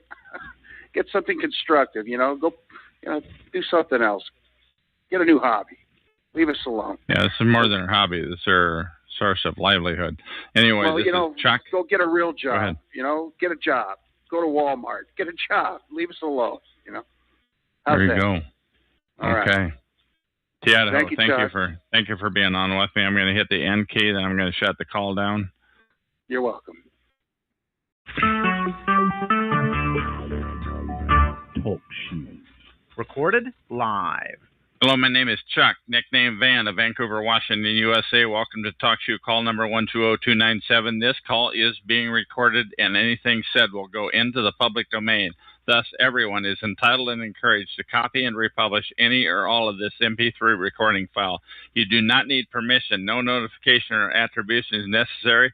To find more of these public domain audios, go to the top right corner of any TalkShoe.com screen and search for Vancouver, or better yet, search for show number 120297, or click on the top left purple Live Now button to see if the show is presently underway. The time out here on the west coast of the U.S. is about 6:45 p.m. on Sunday, December 2, 2012. This is episode number 3045. I have on the phone with me Nick Spinner. And how are you tonight, Nick? I'm all right. And you? Good, thank you. Now, we've been talking in the chat room about Agent 9 interviews on my last Talk Shoe show, number 87161, episodes number 1078 and 1079. Have you listened to those interviews? I have. I listened to the 1078 a couple days ago. I haven't listened to 1079 in a long time. Okay, but now go ahead. What do you want to ask about that? Well, we're talking about your idea of there being all these TIs turned perps. I'm saying there are four kinds of people around here. There are TIs, targeted individuals. There's targeted individuals turned perp. I'm sorry. There are four kinds of people. Number one, there are secret society perp filth. Number two, there are pure TIs. Number three, there are TIs who have turned into perps. And number four, there are people that are trying to make sense of it all. Once again, number one, secret society perp filth. Number two, pure TIs. Number three, TIs who have become dirty. They have turned into TI perps. They're now perping, but they're masquerading as TIs. And number four, there are people trying to make sense of it all. Now, I learned that information from Agent 9 in about April of 2011, a year and a half ago, on my recording number 1078, and I did a chat room reading. Now, what do you want to ask about that? And I'm sorry for the long intro. That's all right. I'm just saying that it's hard for me to get my mind around the idea of a TI turned perp. Well, first of all, I have heard you say in the past that you do think most of the perps are secret society people. I tend to think it's more government than secret society. I'm sure there's some secret society, but I don't understand why they'd risk it, because first of all, if they're mostly secret society, oh well, here's a TI that he just ran out of money, so now we'll quickly initiate him into our secret society, or are you saying no, he's not. I don't think a TI. I don't think a TI is ever going to be initiated into a secret society. They're just going to be turned into a perp, and I think they don't have any choice. They've got children. That TI, let's say he's 40 years old, or he or she is 40 years old. They've got children that are still in school. They've got assets. They've got a car. They've got a job, and all those things can be taken away from them, unless they play dirty and unless they play the dirty side of the fence. What do you say about that? Well, some of them, let's say it does happen, if they do try and recruit a TI that's just around of money, then not everybody would. You can't say everybody wouldn't have a choice. If they did that to you, I know you wouldn't become a perp, like right off the top right there. You'd come well, right I back know to talk that. to you I know somehow. You go to the. a library. I'm in a unique position because I know about this because I spent nearly every night on TalkShoe talking about this one issue of organized stalking and of targeted individuals, of perps. I've spent so much time dealing with this, so I think I'm in outer orbit. I mean, as far as somebody who knows what's going on about this issue, So, but you're right. I wouldn't. I will not perp under any conditions. I'd rather die than perp. I promise. And I'll go also, on. Go ahead. If they were going to turn a TI into a perp, I don't think it'd be at that point. I think it'd be earlier on. They wouldn't say, now that we've completely ruined your life, come work for us. It'd be more like towards the beginning, and they'd say, if you want this torture to stop, or even maybe the TI would go to them if that's possible. Please, I'll do anything for you for the torture to stop. I'll even work for you or do this for you. And it might not be being a perp for them directly, but it might be doing something else like shutting up about it. Or I mean, those are good points. Those are good points. And I would say, I wouldn't know, but I would say everybody would have their breaking point. When are they going to, the perps, when are the real lethal secret society perp filth, when are they going to go in for the kill on this person who is presently a pure TI? When are they going to go in for the kill? When are they, and I say, I don't know. I think it would be different for the circumstances would differ. Yeah. But it just seems hard to believe that they'd be able to ever trust the TI to be like an actual perp for them. And you say they don't trust anybody, but that doesn't make my question worthless. It's an important question. Like, how would they ever be able to... Why you would trust a TI? Well, I can try to answer that. How would you trust a TI who's turned into the type 3 that I talk about, the TI perp? And that is because you've got their children, which you can have mobbed at school. You've got their job. You can push a button almost and take their job away from them. You can essentially, you've got them, man. You've got them by the shirt and curlies. That's why. What do you say to that? But it's still too big of a risk because they've been a TI. They know TIs, other TIs if they've been on TalkShoe. So they'd learn everything. How come one of them would come forward? One of them would have come forward saying, I was a TI, then they hired me. Here's how they do this, that, and the other thing. They could never let that even be possible to happen if they were gonna. But by doing that, what I'm saying, by doing that, they risk their job, their car, their house, their assets, their children. They literally risk their very children by going on the offensive like that. But I concur with. I mean, you have some good points there, but and also the one thing I do want to say is only 1/1,000,000th of a percent of the people have found TalkShoe. Right. This is not all about TalkShoe. This is what I'm saying. This is a wide-ranging thing that's nationwide here in the States, and it's worldwide.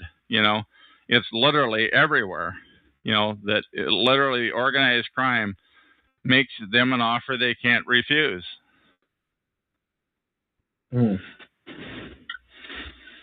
How can they refuse that offer of their children being able to continue on? I don't know. I mean, I don't know how they can refuse that offer. The threat, if you will. I don't know, but it's still I need more info than the Okay, Agent 9 interview. Once again, anybody who is listening to this interview, go to TalkShoe.com, find show number, my old show, which you shut down now, by the way, my old show number 87161, and listen to the Agent 9 interviews, number 1078 and 1079. Those are recordings. It's only going to cost you half an hour of your life to listen to those two recordings. And to me, those are the most important recordings that I've ever done, bar none. And I've done more than 100 recordings, most of which I've kept. Some, 2/3 of which I've kept.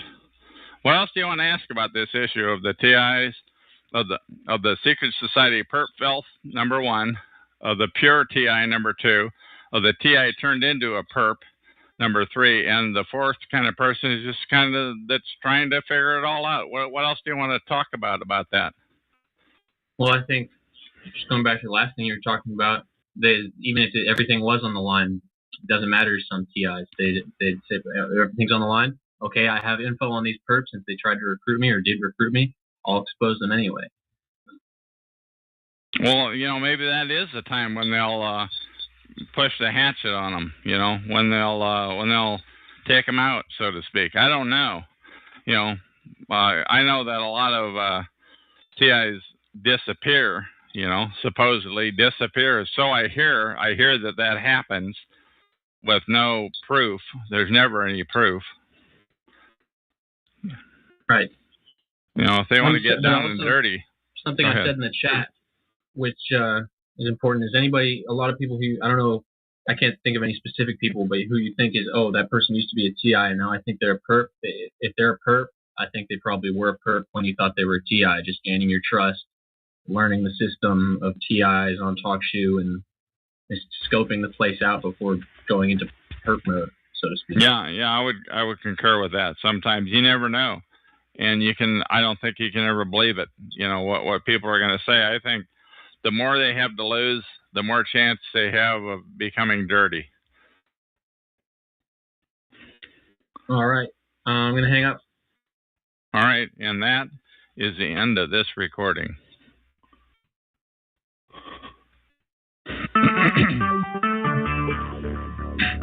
Talk shoes. Recorded live. Hello, my name is Chuck, nickname Van of Vancouver, Washington, USA. Welcome to TalkShoe.com, call number 120297. This call is being recorded, and anything said will go into the public domain. Thus, everyone is entitled and encouraged to copy and republish any or all of this MP3 recording file. You do not need any permission. No notification or attribution is necessary. To find more of these public domain recordings, go to the top right corner of any TalkShoe.com screen and search for Vancouver or show number 120297. That's the more preferable way to do it. Or click on the top left purple Live Now button to see if the show is presently underway. The time out here on the west coast of the U.S. right now is 6:25 p.m. on Wednesday, December 19, 2012. This is episode number 3046. And I have on the phone with me Seaboard. That's her pseudonym. And how are you